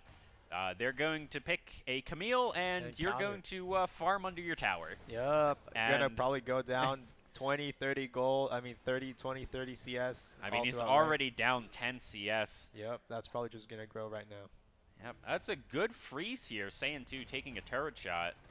Decimating Smash does a lot. Saiyan 2 going back in. Had a good shield there, so not much traded out. Easy Panda actually taking quite a bit of damage right here. Music Bot just walking forward. Trying to see if you can get an engage here. Not going for it. Results from it. Yep, Jutton doing a good job here of just keeping his AD carries safe. And we're seeing more or less even CS across the board. I think Easy Panda will be up exactly one. Infection's already 2 waves up, 34, 15 CS up. So he's already off a good start, man. And it's going to be really hard for this Lysandra to be able to farm. Just like we're seeing here, the pressure from the Yone is too much sometimes. And he's not going to let you farm. The cannon. Yep, that's just the power of Yone right there. Only level 5 on that champion. This will get alleviated a little bit once Lysandra gets that, those first items, gets some items under her belt. We'll be able to survive this a little bit better. Infection. It might be a dive angle here, right? Wants to go in, but the junglers are nowhere around, so I can't imagine that he's actually going to commit. Music Bot? looking for some aggression here. They do have the 200 years guns here on Aphelios. 200 years, man. And yeah, if he is able to land any of these Qs, if Leona is able to go in, it more than likely will be a better trade for Gadsden here, unless obviously the Jenna is very quick with that Q. Yep, MusicBot just keeps trying to put some presence in lane and just make sure that Caitlyn's just ability to out-farm is negated. And, I mean, it's working really well. iFix everything is here, but so is Glistening Arrow. Oh, Glistening Arrow goes in on Aphelios. He's now going to get stunned up. That's a huge tornado onto 3 people. MusicBot now low. He has to flash out as everyone's just going to walk away. Yeah, definitely. I mean, we see the trade of just summoners here. I mean, Gadsden went on the negative, probably trading 3 to 2. Oh, but now up in the top lane, Ignite coming down. Saiyan has access to the hook shots, going to get it, just going to walk away.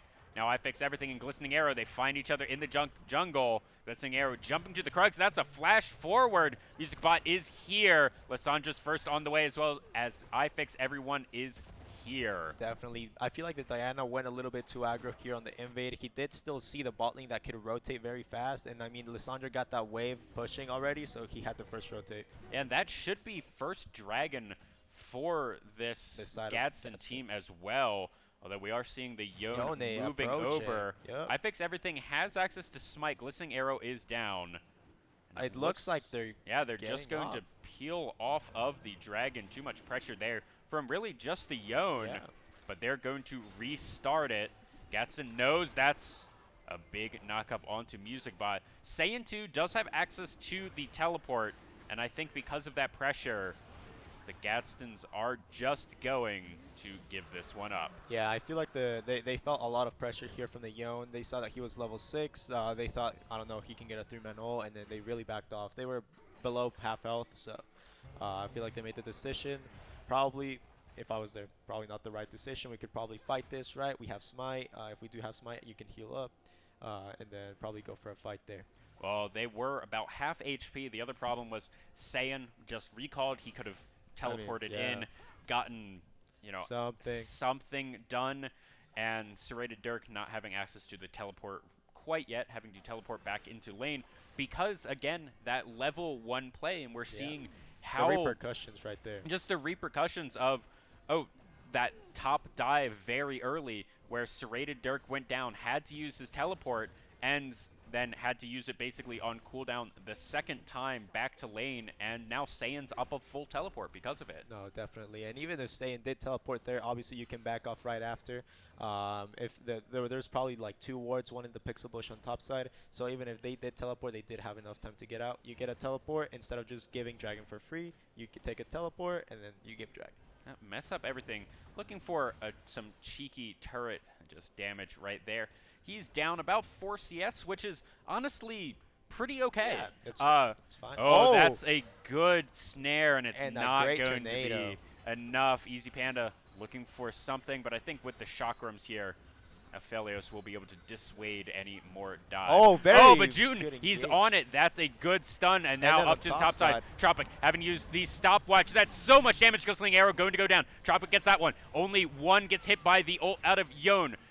Serrated Dirk flashes out of that one. Infections gets it, but he might die for it. Serrated Dirk trades his life 1-for-1 versus Yone. Right there, the 2-for-1 up for Gadsden High School, man. It was a very, very complicated play there for Infections. Saiyan wasn't very sure if he should go in or not. It was just very awkward position. The Stein get a very good ult, and it was a very good play there for Gadsden High School. That 90 caliber net might have been death right there with a good headshot against the Aphelios. But the Aphelios almost overstaying here. But that's going to be a lot of damage. Easy Panda down to 100 HP. He's burning down MusicBot, trying to get on him, but now MusicBot might die. Good heal out, but now Juten is the target. MusicBot down to about 50 HP. He's going to go on it. Juten gets the kill. And such a good Monsoon. The kill gets him the XP for level 6. The flash out, and now Glistening Arrows here. Mess up everything, trying to get a kill there, but he goes down to Glistening Arrow, not able to trade any kill there. Exactly, man. It was such a close fight. It was so mechanically played. We did see the Janet Tornado miss at the beginning, which just allowed for the Felios to be able to auto-attack. The thing is that Exhaust did come out from the Jan at the beginning play, so Felios was not able to get those auto-attacks off, and man, since he took Conquer and not Lethal Tempo, he's not able to finish it off. Yeah, and that was just so... I mean, the knife's edge of that was Juten getting the kill, getting 6, then being able to hit Monsoon, disengage, buy time for Glistening Arrow to get down there, and then, you know, with the extra chase down from that, really just kind of confirmed the second kill. Definitely, man. It was a crazy play. Very well played by Juten there.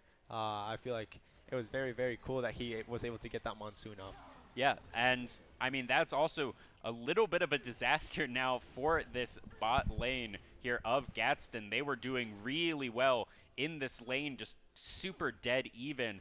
And they're definitely doing fine now. Neither of the kills went over onto Caitlyn, which is pretty much the worst case scenario. Definitely.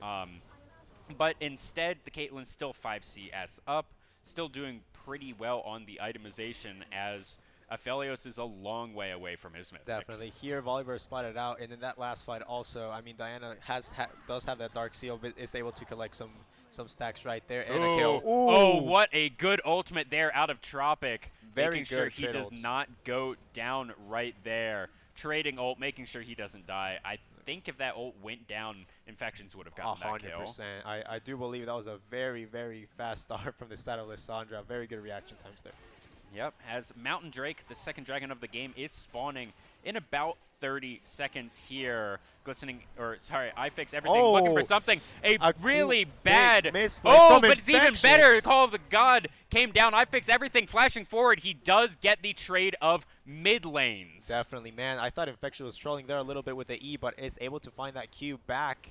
Seeing both of them, so man. Oh, that's an ult out. Musicbot trying to find something. He dodges out the tornado. Now Easy Panda looking for something. That's going to be the ultimate out from me. Mess up everything, and that's a lot of healing done by Juten. Volibear is here. Musicbot trying to find something. He's down to 300 HP. Aphelios trying to do something. I fixed everything. That was a troll stopwatch by Juten right there, making sure his 80 carry dies first. I fix everything, trying to do something. Glistening Arrow is here. He gets one. No. Musicbot goes in. He's going to die to Glistening Arrow as well, as now I fix everything in the middle of 2. A good tornado stops him from doing everything, as I fix Arrow.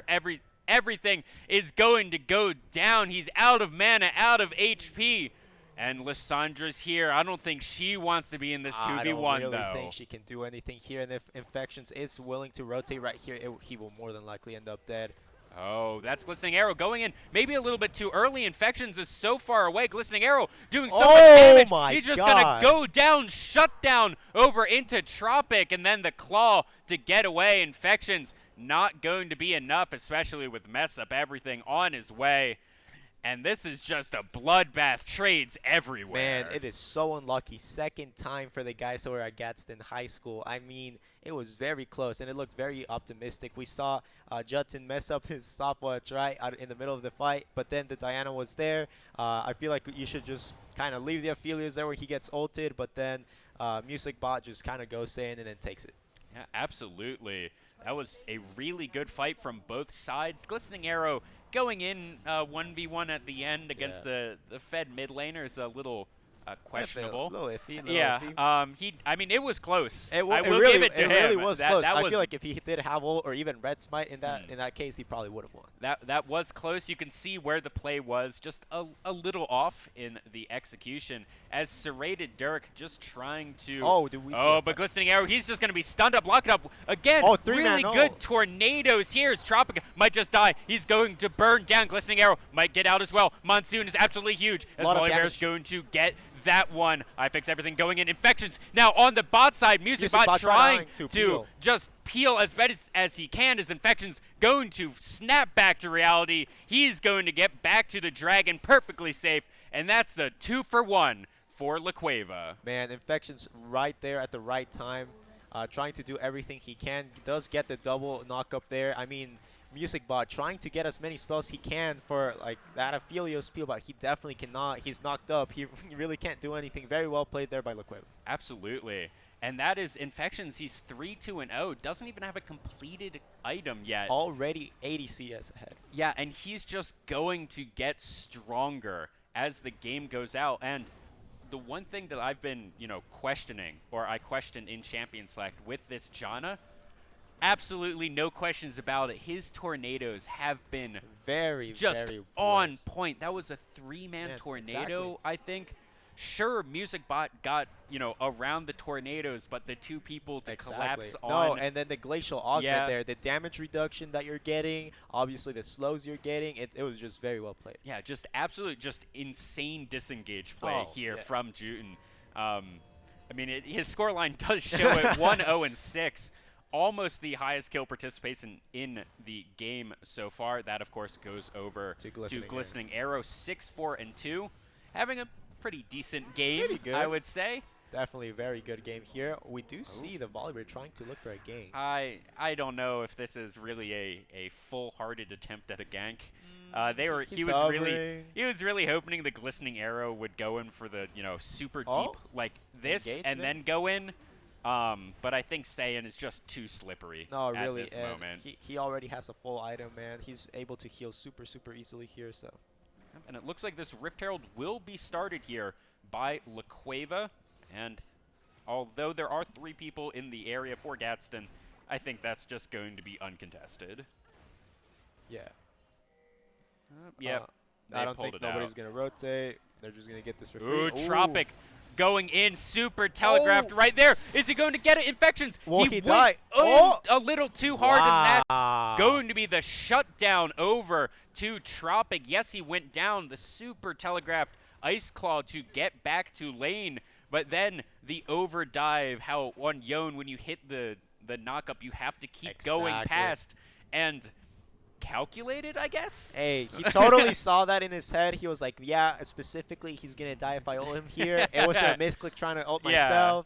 No, very well played from both sides there. I mean, in reality, Tropic does come out ahead with the gold, but, then again, he does lose the wave. Yes, he loses the wave and he loses his turret. However, Glistening Arrow having that's MusicBot missing the ultimate, but it might not be enough. Glistening Arrow going into the 2v1. Now the ultimate coming out from I Fix Everything. The claw coming in, and that's a lot of damage. I Fix Everything gets the kill on the enemy jungler. We see it again. Glistening Arrow going into deep, thinking he can 2v1, thinking he can do these things because he's gotten away with it in the bot side fights, but then again, shut down.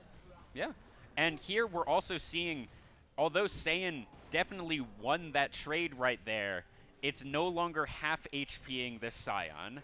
Okay, well now right as it's happening. Okay, right as I say it here, Tropic. Oh, what a good tornado! These guys' tornadoes are really on point, man. That was really flashy, but he actually should have held it so that when the exactly when the claw came out, you can interrupt it. But still, it looked cool. It looked cool. Yeah, we can't criticize that one too much because it looks awesome. No, man, and he's been hitting them. It's not like he missed it. Oh, he's been absolutely. hitting these. And that was like picture perfect really? out of the ultimate. So Juten definitely very comfortable having a great game. I'm just very scared for this top side fights. You can see the damage he is being able to put out. Serrated Dirk playing aggressive, and I think whenever that happens, Saiyan has to just back off because Serrated Dirk isn't going to play aggressive if he's the only one there. If Volleyball is going to show up, obviously you're going to step a little bit and you're going to be like, what's going on? Yeah. Saiyan still might be able to get the 1v2 at this point. Might be. She has, she does have Ignite up. She has ult up. She has everything up. So. Or at least, maybe still get out of the 2v1. 1-for-1 or something of the sort. But I think it's still definitely better to just be, oh, they're going aggressive. I'm just going to back off. Definitely. You lose maybe a minion. Or something like that. Yeah, at best. Oh my god. Mess up everything, having to use the Gale Force to get out of that. That was a very large crit there. Third hit from that item, man. It does a lot of damage. Infection's going in, forcing the ultimate here out from Tropic, and the flash as Infection's just going to walk out of that one. The interesting thing was Easy Panda did not mess up everything. I feel like that's what should have been went down. You throw out. I feel like he saw the Leona. He's like, automatically, she's just going to block. I think you go for it, just in case. 50-50. Yeah. We coin flip those. Here as Glistening Arrow and the rest of this bot lane are looking for this third dragon of the game. This one is not particularly impactful. It is the Clown Soul. It's right there. Cloud Soul. My bad. Yeah. This is third. of the game here at 20 minutes, which is a super fast soul. Yes. Which you definitely want to fight from here on out. Especially with the Janna being able to have that passive, man. Oh, that out-of-combat movement speed, Janna will never be able to be picked. Yeah. That being said, you do have a Lissandra, so if the Lissandra gets within ult range of the Janna, you should be able to blow her up. Yep. But that's also not having ultimate for infections. Exactly, right. Or yourself, even. You never know. And that's why he's probably going to build Zanya's right here. We do see it getting started. And, I mean, that's 2 ults, basically, right? That Seeker's arm guard here coming out from the Lissandra. Lissandra 4 CS away from getting Flame Horizoned here at 20 minutes, which is a super early Flame Horizon. It really is. And we see this, I mean, we see this with Yones all the time and Yasuo's. Their CS potential is very, very high. It's very easy to CS, clear waves, being able to just QE a couple of times and then it's done. For Lissandra, you're getting focused all that early game. You're not letting, like, they're putting their foot on your neck and they're not letting you CS at all. I actually want to call out right here, kind of the unsung hero. Infections. Oh, that was actually really good. We do see the volleybird going. Ooh, I fix everything. He's going in because that was the Glacial Tomb coming out from Tropic. This is going to be, Music Bot is here. Infections just going to run away, but now Juten is here. Tropic trying to find something. Infections is going to get that kill. No Easy Panda is getting it, but now Mess Up Everything is here. Juten, he's the next target. He's very low. He burns down. He gets it. Music Bot now going to go down. I Mess Up Everything. He's going to heal, but die anyways, as that's a 4 for 1. Yes, they killed the Janna, but at what cost? Yeah, man. I mean, right there, the biggest issue I did see the Leona missing that ult. If he did hit that dead center, stunned into the Everfrost, that would have been more than likely a kill into the Infections, and it would have 100% been a 180 in that fight. Well, that was almost just kind of an overchase there by iFix Everything. Tropic hit the ult on the Yone as he was going back here. Serrated Dirk trying to survive under turret here.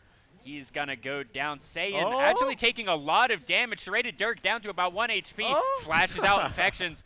He's trying to juggle tower as quickly as he can, but this is going to be the next minion wave. He's at 1 HP. He has a shield. Oh my god, the Can dodges. he outplay it? Decimating Snap. Stash goes down. Infection gets it. Now Easy Panda.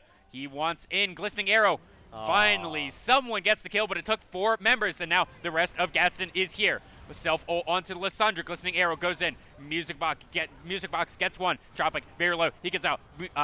Very big shot. Diana goes in, but that's a huge Yono double kill for him. He's still in the back line. I fix everything. Going into the 1v1. He goes down. Music Bot last alive, and that's going to be an ace for La Cueva. Man, it did look a little promising there for Gadsden at the beginning, but wow. I mean, the Aphelios was not in position, was barely walking back, and that's most of their damage right there. Yeah. So it was a little premature of an engage.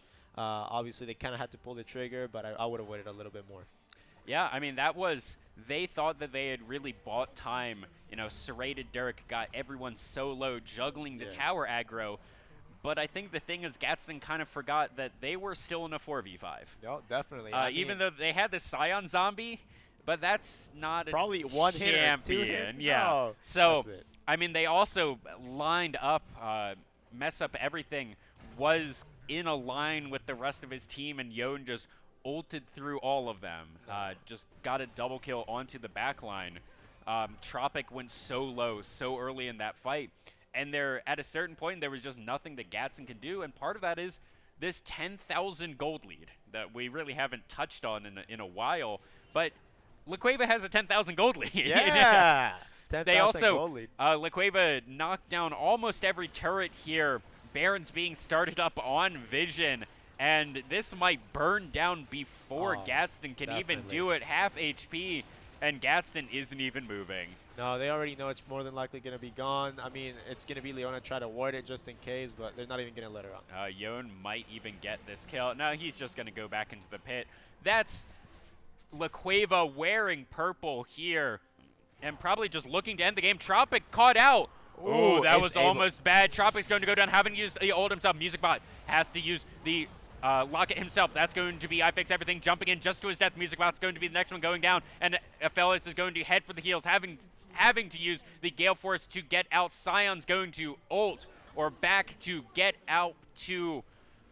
the base, which is going to fall. It's a 5v1, a quadra kill out for Glistening Arrow. It might be enough time to get the Penta. Let's see if we can get it.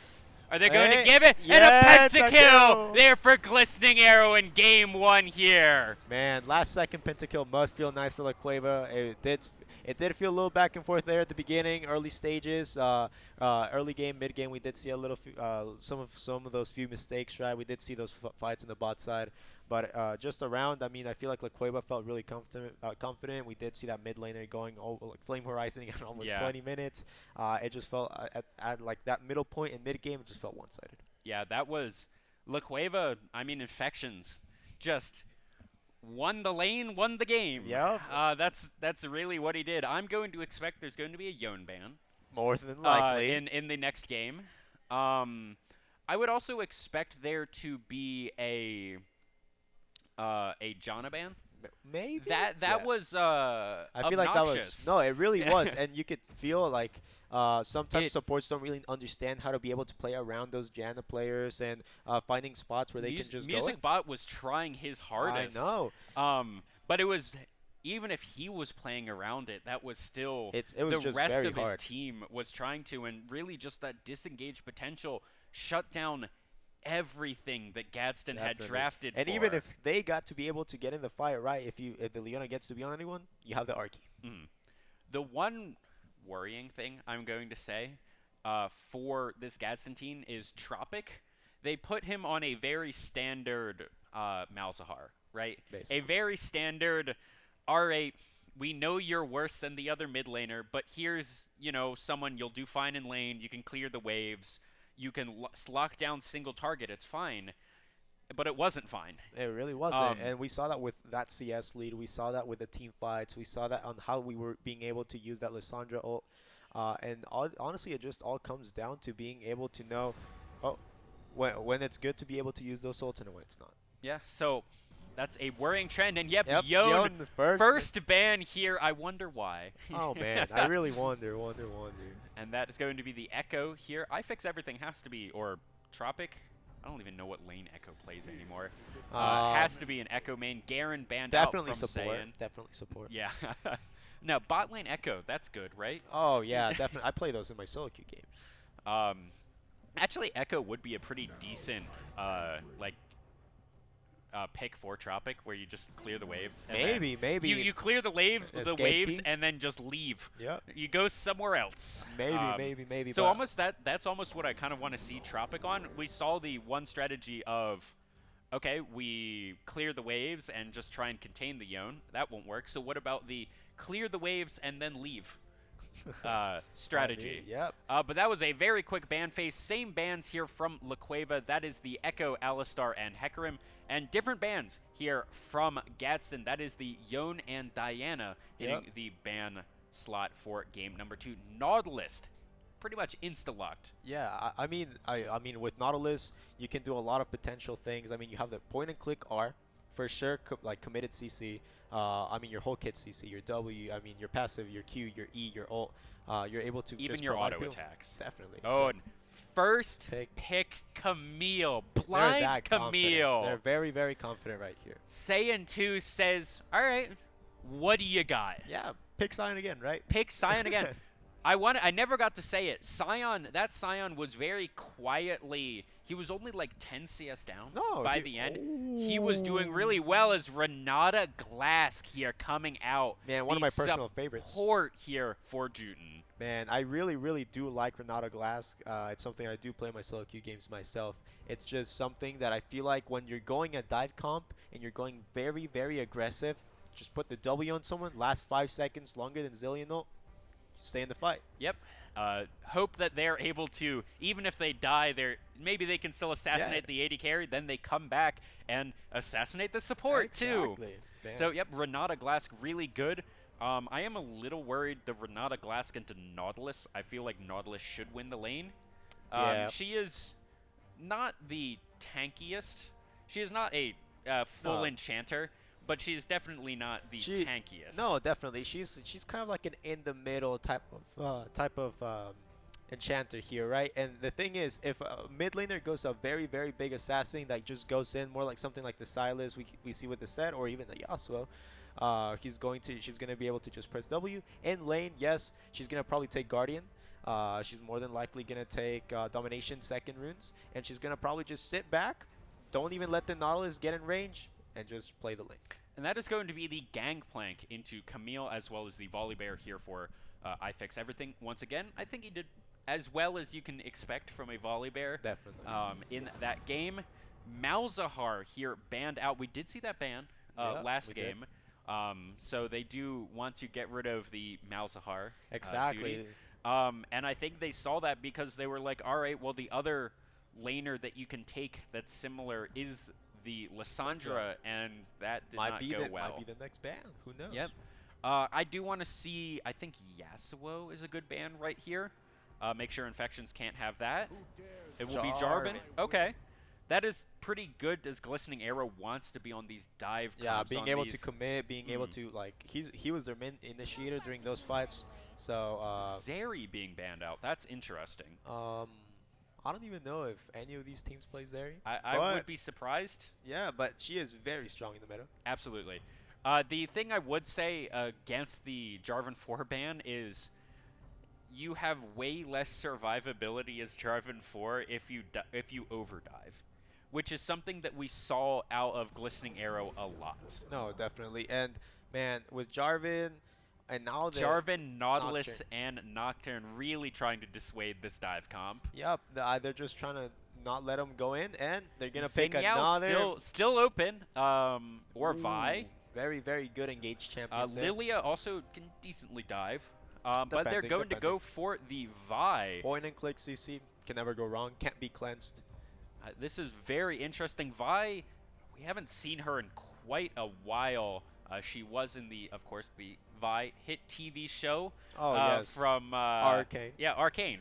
Is that Vi from Arcane? Oh my God. Aphelios here being picked up. I really liked Mess Up Everything on that. I feel like he did great. The only thing I would more than likely change is, yes, you can run Conqueror on that. I just find that Luden's tempo, the tempo rune, it's just so much better with lethal tempo on Aphelios. Thank you. Just going to have that little bit more DPS. Although I also like this team comp that they've created. Gangplank's going to have a little bit more damage, so it's not just going to all be on Aphelios. And Vex definitely going to have more damage potential than the Lissandra. Oh man, and if there's something I am afraid of is Infections Vlad. So I'm really hoping will he pull out? Oh, the Kaisa AP mid. I don't think that's what we're going to see. Into a Vex, that is very bold. Yeah, but okay. Yep, it's going to be something like how explaining earlier, the Silas, something that can go in with the Renata Glass W, being able to tank and just trying to see what we can do here. I already know how the fights are going to go. Vi's going to engage. Camille's going to engage. Silas is just going to be able to go in after them. The Renata's going to put the W on them. Good luck. Yeah. The one thing that I don't like about this comp, it's super dive heavy really? for La Cueva. And I like that because it worked last game. Yeah. It's almost too dive heavy now, I think. But more importantly, it is so short ranged. Oh, it really is. And Vex is perfectly happy to dive into 5 different melee champions and make them have a bad time of it. Definitely, and also Gangplank, if they're coming to you, you can set barrels up. Aphelios, you can sit way in the back, being able to outrange these shorter range ADCs. We see Lucian, we see Silas, we see Vi, Camille, all of these. Even Renata has a very short range. The only thing that can probably get to them at that point is Renata. Mm-hmm. And I do like Nautilus also here as the kind of different, a little bit of a different feel on the Leona. Nautilus definitely a bit better at stopping these dives. With the Riptide, has that slow field, so people on the opposing team won't be able to just run you down as quick. Sure, they may still be able to, Camille can still hook shot in, hit the Aphelios, but, after that original snare, you can just auto-attack her, Aphelios can walk away, and then you put down the slow, and It's Yeah. so much harder to get to the Aphelios. And like how we saw last game, we did see Leona running the glacial room right there. I am just hoping to see what MusicBot feels more confident on. I'm loving to see some aftershock, maybe some team fight, something that he can stay up on with a W aftershock, be more tanky, be able to live longer. We saw him every single fight just get burnt down. Yes. So I mean, it's just gonna see will he go glacial? Will he go aftershock? We'll just have to see. We will definitely have to see with that. I'm always a fan of the Aftershock Nautilus.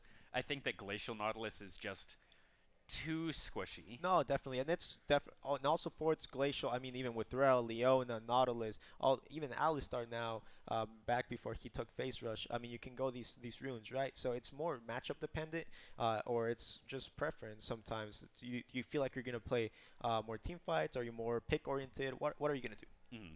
The other thing that I would like to point out here about this La Cueva team is Silas is their only AP threat. It is. And while Volibear is, that pseudo tank, he is perfectly happy in this team comp to go a Frozen Heart and a Thornmail. Yep. And on top of all of the HP that he has, the Silas, then this team will just have a really hard time burning him down. Definitely. Now, they'll be able to do it. That Camille has enough damage. This team has more than enough damage to do it. But in dive comps, it's always about that time to just, in dive comps, you really want to dive the back line, kill everyone, and then get out. Exactly. And with just this little bit more tankiness, it's just going to be that much harder to dive, get the kills, get out, because so much of this damage is front-loaded on all of these champions. If you're able to survive the initial burst of a Camille hookshot hitting you into the two different Qs or the assault and battery from Vi, where is this damage going to come from after this initial just burst explosion of it? Lucian, I mean, somewhat, but even he is a super bursty AD carry. So that is one thing that I'm a little worried about here for this La Cueva team that they've drafted is what happens if they survive that? No, definitely. And I mean, La Cueva is very, very confident playing this, just get to the bag, being able to just get there. And I feel like they're going to more than likely pull it off. But, there is something that I am not used to seeing, and that is the Silas rune right here. Very he interesting. went first strike. That's interesting. First strike instead of Conquer against these picks. More than likely maybe a Q max against the Vex. Could that be something that we're going to be able to see? I don't really know enough about Silas to know. Grasp, Serrated Dirk went Grasp on Gangplank. That's pretty obvious. I feel like that's you do when you're playing against Gangplank, you do the counting game where every time you get parlayed, you just type 1 in chat. Yeah. Because you're going to get parlayed a lot. Man, and it's just gonna be waiting those 3 seconds for his grasp and getting queued. Yep. And again. Oh, as this is a very late invade, Serrated Dirk may be caught out here. Yes, he is. Hookshot going in, and that's a flash out. 2 games in a row, Serrated Dirk having to flash super early is now MusicBot. He has hooks, so he should be fine here.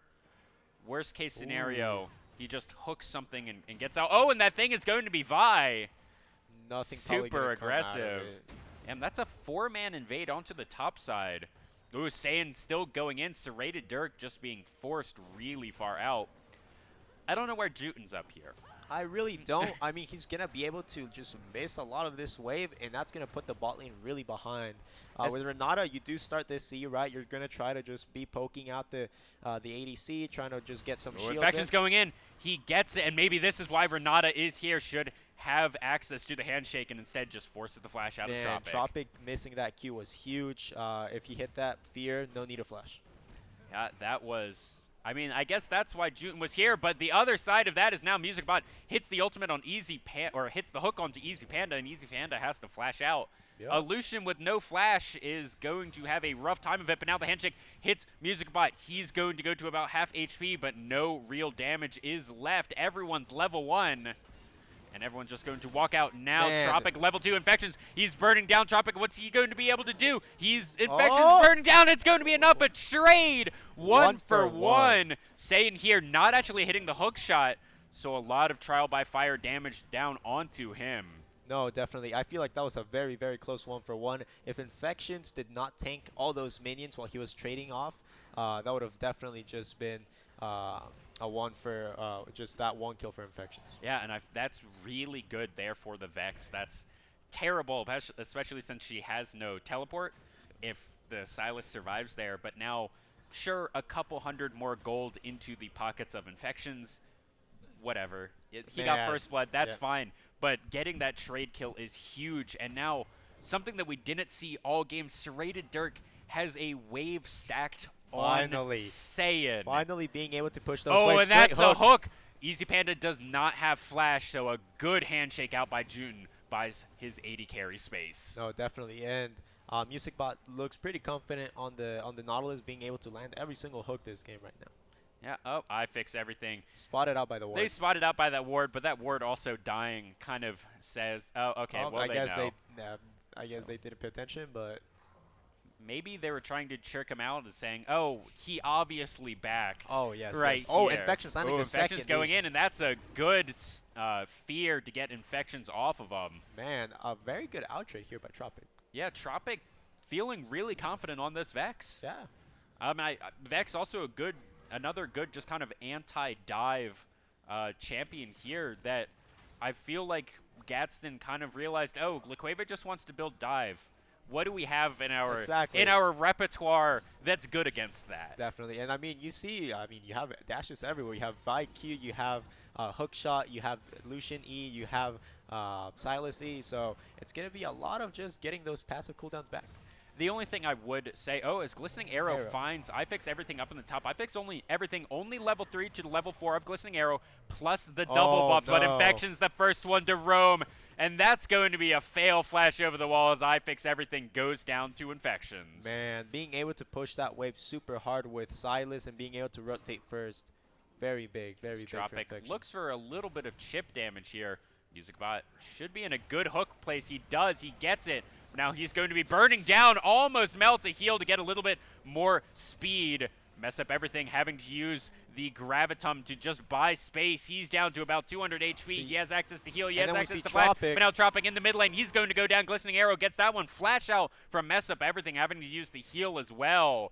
And this is disaster across the board for Gadsden. No, yeah. I mean, as a support player there, you should know where your ADC is. If they cannot hit the opposite bot lane once you're engaging, what's the point of engaging? Well, that's also, as we said, this upfront damage. Sure, like, MusicBot almost survived that because Lucian just threw out everything, didn't have anything left. But the good news for the Lucian is he had enough. That was, oh, okay, the Nautilus is too far forward. We'll just explode him. And we pretty much saw the same with Tropic, where they have all of these upfront damages, and it's really here up to Gadsden to just try and negate as much of that as they can. Oh, yeah, and, man, I just feel like they need to understand when their spikes are, with understanding which guns are better for these team fights, and honestly, in this game, I would have taken Aftershock. I also have to, they knew that Gadsden wanted to play dive, and they still picked the Aphelios, one of the least mobile AD carries in the game. Yes. I do have to question that a little bit. A Xayah here would be amazing. Even a Jinx, if you're still trying to hit an 80 carry that has very high hyper carry potential, that's mobile. Yes, absolutely, especially because you just need to get a little bit of damage onto one. Serrated Dirk is going to get stunned up. It'll lead an orange. He'll be K, as he's just looking to try and get this wave into an ideal state. There's the parlay. That's a quarter of a damage. And the barrel takes a lot of damage. Oh my god. Ignite down onto Serrated Dirk, having to flash out. But that's going to be the ultimate. Oh my Serrated god. Dirk gets it.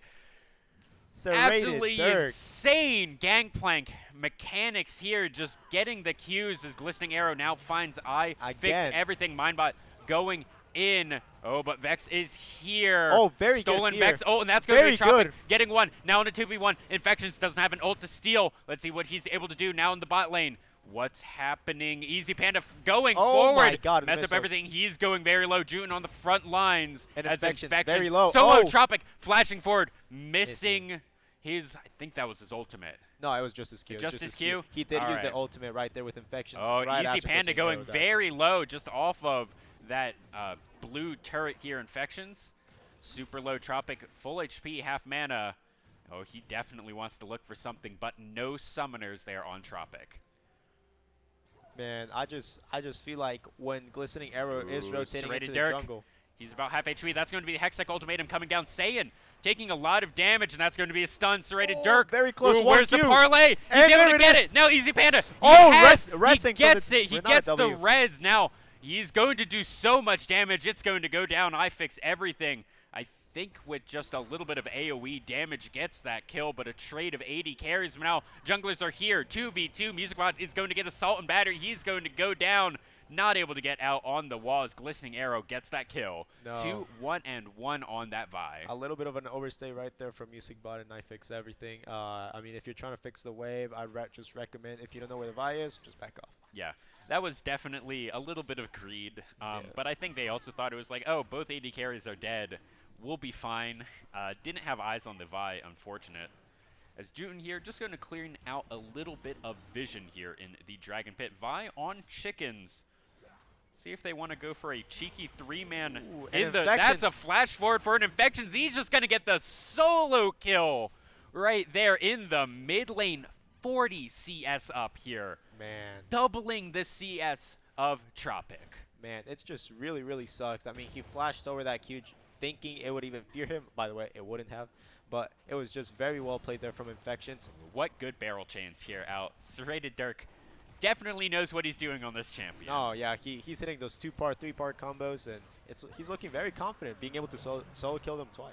Yeah, as the team from La Cueva do get this first dragon of the game at a little before 9.5 minutes. Definitely not the earliest dragon we've ever seen, but still respectable. That will be a... If they get him on timers, what, a 25-minute soul, which is still pretty good. Oh, We here, see Infections just another invading, and that's I fix everything using his smite. That's actually pretty big. He's just going to go down right here. I'm going to use his ultimate over the wall, but then the ultimate from Infections going to use it back. He's getting a lot of HP. Easy Panda right here on the front line. He gets hooked up, but now I mess up everything. He's going to have to run away. Infections. He's down to about 200 HP. The Kingmaker should be available. That's a good ultimate, and that's just going to be a shutdown over to Tropical. Infections going a little bit too hard, and he gets taken out. Yeah, a little bit overconfident there, and great use of the Renata ult right there in the bot side fight. Easy Panda definitely playing this super aggressive. I'm not entirely certain if that's really how he needs to be playing it right now. He's going very like frontliney when Nautilus can just hook. I mean, he's 6. He can probably just ult right after too. But I mean, it's just great, very great peel from the Renata right here. Absolutely. We've seen it all series so far. Easy Panda just trusts his support to just be able to be like, all right, bail me out if I go too far. And well, Renata's ability is called bail out. Oh, so, wow. So I mean, it's worked so far. 1-1-1 on the Lucian. Sane is just getting bullied up here in the top lane. And we see, I mean, the overconfidence on that first pick of the Camille is just really This is going to go into a smite fight here. I fix everything has it. And he is able to get it. And now Vi on the wrong side of the wall, but Infections is here. Everyone's going to go onto Infections. Stolen. Vi ult going to go onto the Vex herself. Vi going to use her ult onto the Vex, and now another Vex ult going to get a double kill here for Infections. Man, Tropic did not have his fear charged up. Serrated Dirk now in a 1v3. He's going to get dove. He is Gangplank. He does not quite have flash yet, but maybe he will. He's going to see if he can just back out from here, and he's going to be allowed to. They let him back. Oh, they had no minions. It was going to take a while, so Infections just didn't want to overcommit there. Overcommit and then die. Throw the lead. Yeah. Speaking of lead, this is a 4,500 gold lead here Already for La 12 Cueva at 12 minutes. 6-11. Yeah, man. Gadsden really needs to just focus on these team fights, especially around objectives. They need to force them. They need to be confident and even try to get some picks on the side lanes. I mean, you see Easy Panda being able to just face check to just walk forward. Sure, he has an enchanter. Oh, that is a misclick out from Easy Panda. The good news is I don't think that anyone on Gadsden saw that. More than likely not. So that was a oops. Well, they don't know that cooldown, so it's fine. We're good. We're good. Yeah, we're good. It's all right. It was tactical. Nothing happened. I mean, if I was Nautilus right there and I saw that automatic ult straight off the bat. Absolutely. You just flash through him almost. Well, he doesn't have flash, but we actually see mess up everything. Musicbot going in does get that ultimate, and now this is going to be a lot of damage out from Juten, but that's going to be the ultimate out from Gangplank, helping out right there. Very flash good forward flash into the hook, into the Volley Bear ultimate. That's a lot of damage. And then but Serrated Dirk just getting bashed up in the top lane. And that's so much damage, he's going to go down to Vi. Definitely. And I mean, if I was Volley Bear right there, I would have just waited a little bit and then ulted myself and the tower right there. Yeah, so and then we you can just keep going on the dive. Infections here. Looking for a 1v3, which he honestly might be able to have. My God. Oh no, that's messed up everything going into the face check. He just gets destroyed, and I don't know why he was even there. Man. He had full vision of where Infections was. You just go to the tower and be like, well, hope he doesn't dive. And if he does, we just outplay it. Just kind of fed him a kill right there. Yeah, going in, face checking the bush-ish already, even though you have vision. Unfortunate right there. A little bit of a misplay. Saiyan's just going to proxy a couple of waves as we see the teleports getting unleashed. Saiyan going in. Serrated Dirk trying to get something. Glistening Arrow gets a good pummel on to I Fix Everything. Serrated Dirk doing a decent amount of damage, but Infections is the first one here. Looking for a snare. He's able to get it. He's going to steal the Volley Bear ult, and where is he going to go with Tropic it? missing the ult right there. Tropic level 9 to the level 11 Infections. Two crucial levels up here on the Silas. And 60 farm down. Around 50.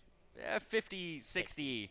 Yeah, that is depending on the a lot. Yeah, yes. Man. And one thing that I would like to note is, with the exception of Mess Up Everything, the farm is down across the board. I guess Musicbot also has it. Oh, Infections goes in. He's able to get that kill as Tropic just burns down from the Ignite. Man, and I guess that's why he took that rune right there.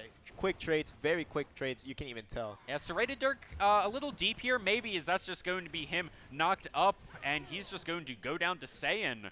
Maybe losing track of Vi. Maybe a little bit of tilt there, thinking, I need to be the one to carry. I need to go for these extra waves.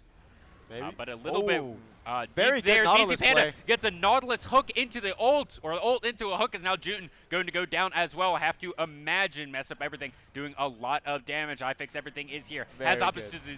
Has the ult available, doesn't need it. Another great hook comes out from Musicbot. And finally, Musicbot realizing that Lucian does use the E offensively, automatically pressing the R. He just eats straight into a Nautilus, and you go, all right, ult, hook, he's dead. Done. Finally had the confidence to just go in, making sure but that's he can do it. Teleport in. Infections is here as well. Sand going to go in. He does good flash out. Very good that's hook a here. good hook, but now Musicbot's going to go down, and that's a huge amount of damage there on to Mess Up Everything, and the rest of Gadsden has to run for the hill. Saiyan trying to get a little bit of something. Infection's going to go in. That's the dead Volley Bear, now Tropical trying to get himself out, but a stolen Vex ult means he's going to go down as a triple kill comes out for the Silas. Man. It's just so unlucky that Vex is not able to do as much damage as anyone else in there, because she can do little bursts of damage, but nothing as much as compared as Infections right there. I mean, he is someone that has 2-3 items. I mean, 2 items with boots, man. So he's going to be able to just one-shot everything in his path. But hey, they got the dragon. They got the dragon. Worth. Yeah, that was also, they got the dragon, which is a decent amount of gold because of the shutdown golds, or the objective bounty golds. And Serrated Dirk also got a tower. They also got the tower off of the Rift Herald. They lost all the local gold, unfortunately, on that, but that's still a decent amount of gold in their pockets. They're still down 7,000 gold, though. Oh, Juten He's looking for a cheeky play here. Man, the jungler, the Actually, I'm not even sure if this is cheeky. Here's Infection's just going to go for the 1v1, and he gets it with a little help from Juten right there. Takes the and blue buff too. I've seen this before. Serrated Dirk in a 1v. Actually, it's a 4 now, and that tower is low. They really don't care Infections anymore. has access to Serrated Dirk's ultimate. That's going to be a dive, and that's a dead pirate. Man. He's going to go down. Easy Panda. He's With going a to die. trade? No. Oh, is the heal enough? And it is. Mess up Man. everything. Just barely not able to get that kill. Man, that is so unfortunate for Mess Up Everything right there. Yeah, he tried his hardest with that Gale Force into the purple gun. He thought he had it. Vi going for the Vi going in. He's going to be able to get out just fine. And we see 2 items here on Infections and the fully stacked up Dark Seal. Man, 10 stacks. He is definitely going to be able to one-shot anyone more than likely now. I mean, even with the first strike rune, it's just going to be way too much damage. Even for the level 9 tank, that's the same level as the support. Yeah, and Vi just 5, 1, and 8. I was a little curious if this pick was going to work out. You know, Vi's not in the greatest state in the meta right now, but I mean, 5, 1, and 8. That's 13 of the 21 kill participation. Not the highest on the team. That is, of course, Infections, just because the sheer amount of solo kills the man has gotten in this game. And speaking of solo kills, barely getting out that Everfrost. that one was close. As iFix, everything's going to get a stolen Nautilus ult into a Camille, and now the real Nautilus, he's going to have to flash out. Infections barely not getting that hook. Too many minions in the way. Oh man, a little bit of miscommunication there from Infections Gadsden too. keeps wanting to just go deeper here. 1 minute until Baron. I want to see if anyone wants to get this second Rift Herald. And no, Music Bot's just going to go down. Vex That's in the a back huge line. amount of Vex damage, but it's not going to be enough. Half HP on just about everyone, but it does not matter. It's Serrated Dirk. Believe he used his ultimate in that mid lane, and he's just going to go down in the top lane as well to the jungler. Oh, good handshake. Brings Mess Up everything to the front line. Hussein's just going to go in, heal out, Mess Up Everything, trying to outplay this, and maybe he can. And he's not going to be able to. Infections just barely doesn't live, but the Hextech gates are going to get him to safety. Everyone here on La Cueva at a sliver of HP, and maybe... Nautilus? He needed one more turret shot, and that hook shot just gets the Saiyan 2 out. Tropical trying to flash for something, and it's just not going to be enough as Infections gets this bot tower. Man, Gadsden is just grasping for straws right here. They're trying to see if they can get anything just in general, any shutdowns, any plays, and it's just not going in their favor. We see everyone just kind of living with 1 HP. Yeah, Gadsden here trying their hardest to stay alive in these finals, down 13,000 gold as Serrated Dirk looks for the 1v1. He's a level down. Glistening Arrow just punches him almost to death, and he wants this. He's going in, getting the ultimate there, as maybe Vi goes a little bit too deep. Is the team going to be able to get a kill? Mess Up Everything, looking for the 1v1. Really good Gale Force out as a flash comes out from Glistening Arrow, now trying to kill Tropical, and he gets it. 1v2, Glistening Arrow, level 14, looking for another one. Is he going to be able to get it? Mess Up Everything goes down.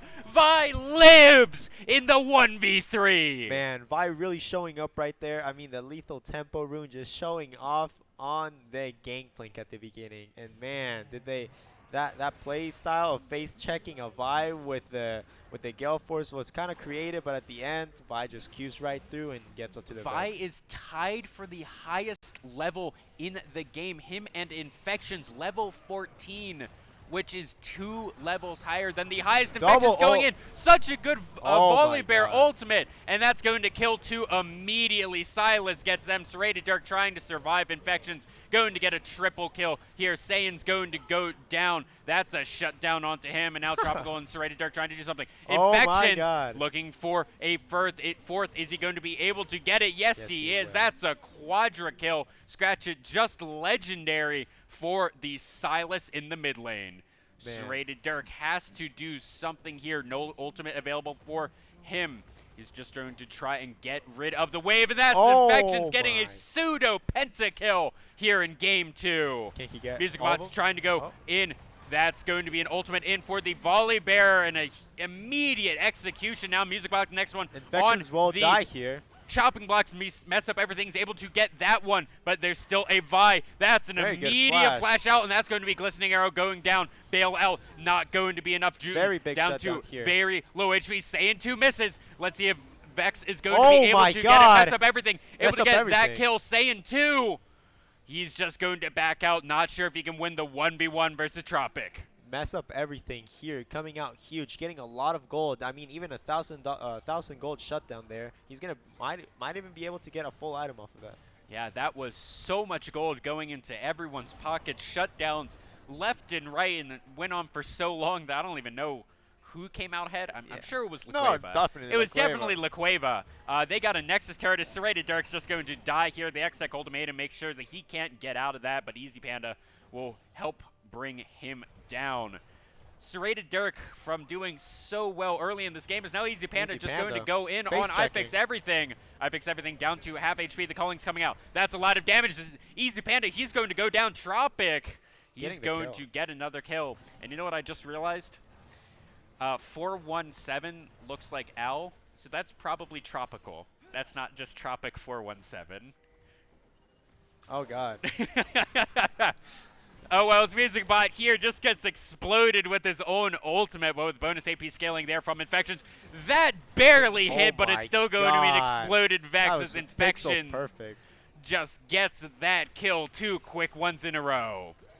Man, and it's just looking so dominant here. I mean, 4 items and a half. That's going to be 2. just an early Gangplank ult to dissuade any finishing statements here, as La Cueva thinking we can just run it down mid. We don't need to touch these side lanes. And they might be right. They just used a full Gangplank ultimate to clear a wave. They're just trying to buy time for Tropical and Music Bot to get back up. Oh, Whoa. hook goes wide. I don't even Great know if side he wants step. it, honestly. But now the Gangplank ult, and Did that does so so much much damage. Saiyan 2, he's going to try and Renato dive some. hits That's everyone. a huge 4-man Renato ult straight at Dirk. He goes down. Mess up everything. He's zoned off. He's trying to do something, and he gets deleted by One Infections. shot. Infections here going golden. Saiyan looking for more, but there's only 2 members alive. Tropical, he's going to try and do something. He's going to be burned down. His Musical Bot just stays in his fountain. And oh no, 3 members dive.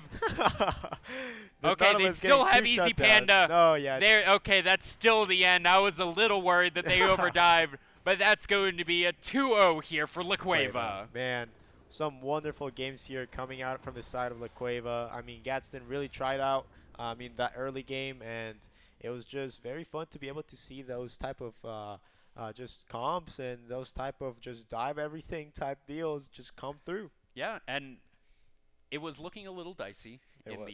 the early game right there. But I mean, Infections 22, 4, and 8, having a 30 KP out of 45. Pretty good. That's 75% KP. That's quite good. Man, and then 6 items, full build. Full to build 2. to the Vex's 2. Well, I guess 3 if you count boots. Yep. But actually, Infections sold his boots. Yep. So And he got the death cap. The death cap, and the he upgraded his dark seal Dark Seal? as well. Yeah. So yeah, the man is popped off. Man, that's probably like 700, 800 AP build and Absolutely. one-shotting and I mean, everyone. we saw him Delete basically one-shot the Aphelios. There was That right technically there. 2 abilities, but I mean, that's more or less as close to an actual one-shot as you can get in this game. Oh man, and I am just so proud of both teams. They played very, very well. I mean, obviously, La Cueva popping off, and then Gadsden doing their best. But man, am I just so proud of both teams. Congratulations to La Cueva, man, and I'm just so happy to see all these guys trying out new things. We see the Renata, we did see the Silas getting picked, the Vi. I mean, it's just very different, and you don't see a lot of Aphelios in high school either. So. Oh, absolutely not. Aphelios, one of the harder champions in the game.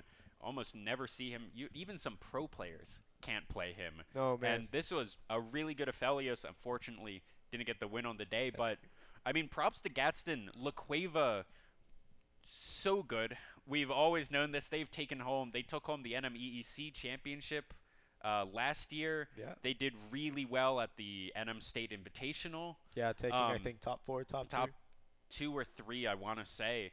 And I mean, Gadsden just did a really good job of putting up a fight. And that's really what you want to see, that they were proactive. They tried plays to, try and get them in the game. They had a really good draft adaptation into game 2 of, oh, well, they want to dive, so let's pick counter dive. Yes. And unfortunately, it wasn't enough, but I'm super excited to see them next year. No, man, and I'm super excited to see how La Cueva is going to incorporate themselves next year without infections. It's going to more than likely be a brand new team, and there might even be some other teams going in and taking that championship next year. Absolutely. I mean, sure, everyone else on the team very, very good, but very Infection's definitely the star player. Definitely. And you can see their playstyle just kind of surrounds him. They understand that he's going to be the main carry in most situations. They like to play back. They wait for the engage. And, man, I'm just super thankful to be here today, man. Thank you so much for casting with me. Thank you guys, everyone. Thank you for joining me. No, definitely. And congratulations to La Cueva again. Congratulations to La Cueva, as we will now throw it over to Eileen. Thank you so much, Alan and Dieter. What an amazing game to close out our day 1 of NMAA Esports Tournament of 2022. So let's welcome out our runner-up, Gadsden.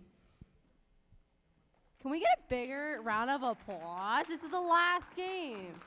Can I get your name, your year, and your in-game name? My name is Marco Duarte. I'm a sophomore, and my in-game name is Serrated Dirk. Thank you. My name is Alex. I'm in 10th grade, and I was a jungler. Thank you.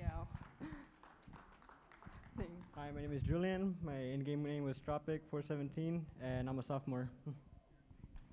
I think we can get a better round of applause than this. I know it's the end of the day, but I want a bigger round of applause. We could get more. My name is Daniel. My in-game name was Mess Up Everything, and I'm the ADC. Thank you. My name is Isaac. I'm a junior, and my in-game name is Music Bot. Thank you. My name is Vincent Tejas. My username is CrazyBanana027, and I guess jungle support. Thank you. My name is Nicholas Hernandez. I'm a freshman, and my gamer tag is Nicodemus5IV. Thank you. My name is David Ronquillo. I'm in 11th grade, and my game tag is Hexus217. Thank you so much. And congratulations, even though you guys didn't win, still congratulations. Thank you. On making it here. So, what is next? Next is to prep to win next year. Yeah, well. So that's the only thing on our minds. We're ready to go back to the drawing board. It's a long time, but we want to come back with a blue trophy next time. So that's all there is to it. Well, thank you so much and well played. Thank you. Okay, well, they are getting their medals. We will see them.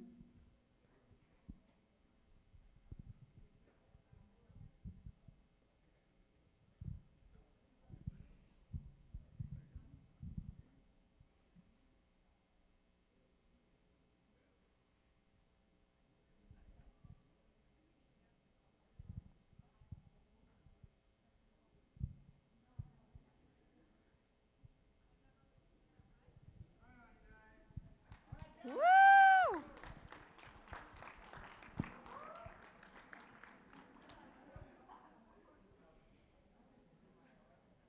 Okay.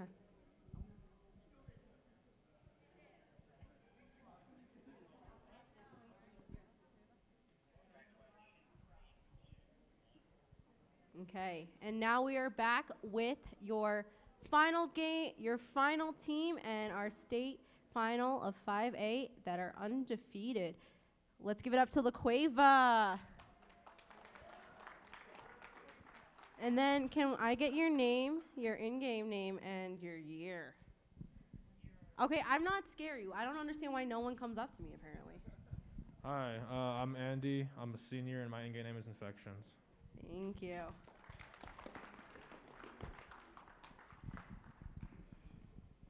I'm Eric Sal. I'm a junior, and my in-game name is Easy Panda. Thank you. I'm Nico Grayson. I'm in 10th grade, and my in-game name is Saiyan2. My name's Justin, and my in-game name is Jutton, and I'm a junior. Yeah. Hi, I'm Caesar. My in-game name is the Caesar Salad, and I'm a senior. Okay, thank you. I'm Van. My in-game name is Van Goes Room, and I'm a sophomore. Thank you. And I am guessing you are the man that led this team to victory. Hi, my name is Coach Nick Romero, La Cueva High School. Super awesome to be here, winning both Rocket League and League of Legends. These guys are awesome, undefeated season and back-to-back state champions, so super awesome to lead these very esteemed young men. So what is next for La Cueva after this amazing win and being undefeated? We are going to try and go with the three-peat back-to-back-to-back. We have our core, a good core coming back. We have our seniors that are leaving, so Infections. Who else is our senior? We got Caesar leaving.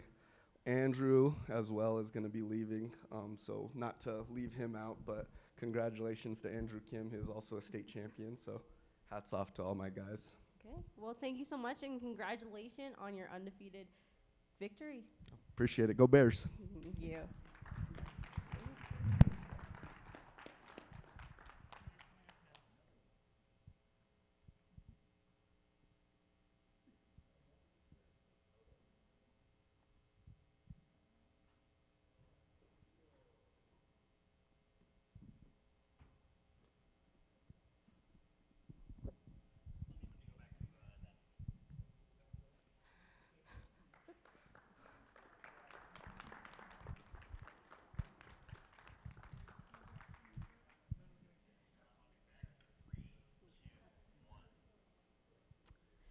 What an amazing first day. Absolutely. Congratulations once again to all of our teams on the day. There were 6 of them.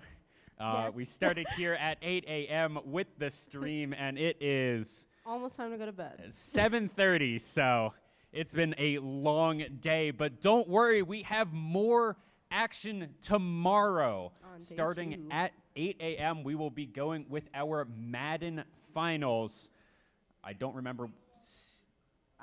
Cibola versus Clayton. Then we will be going to Mario Kart. And Super Smash. And then finally, to wrap out day 2, we will have our Super Smash Bros. Ultimate finals towards the later half of the afternoon and evening. So thank you all for watching. Thank you all for being here and supporting all of the teams. We want to thank Ford, our production, everyone up in the box who helped do all of the beautiful camera work, everyone from all of our sponsors, all of the upper educational institutions. And lower institution. And we will see you tomorrow. Have a good evening, gamers. everyone.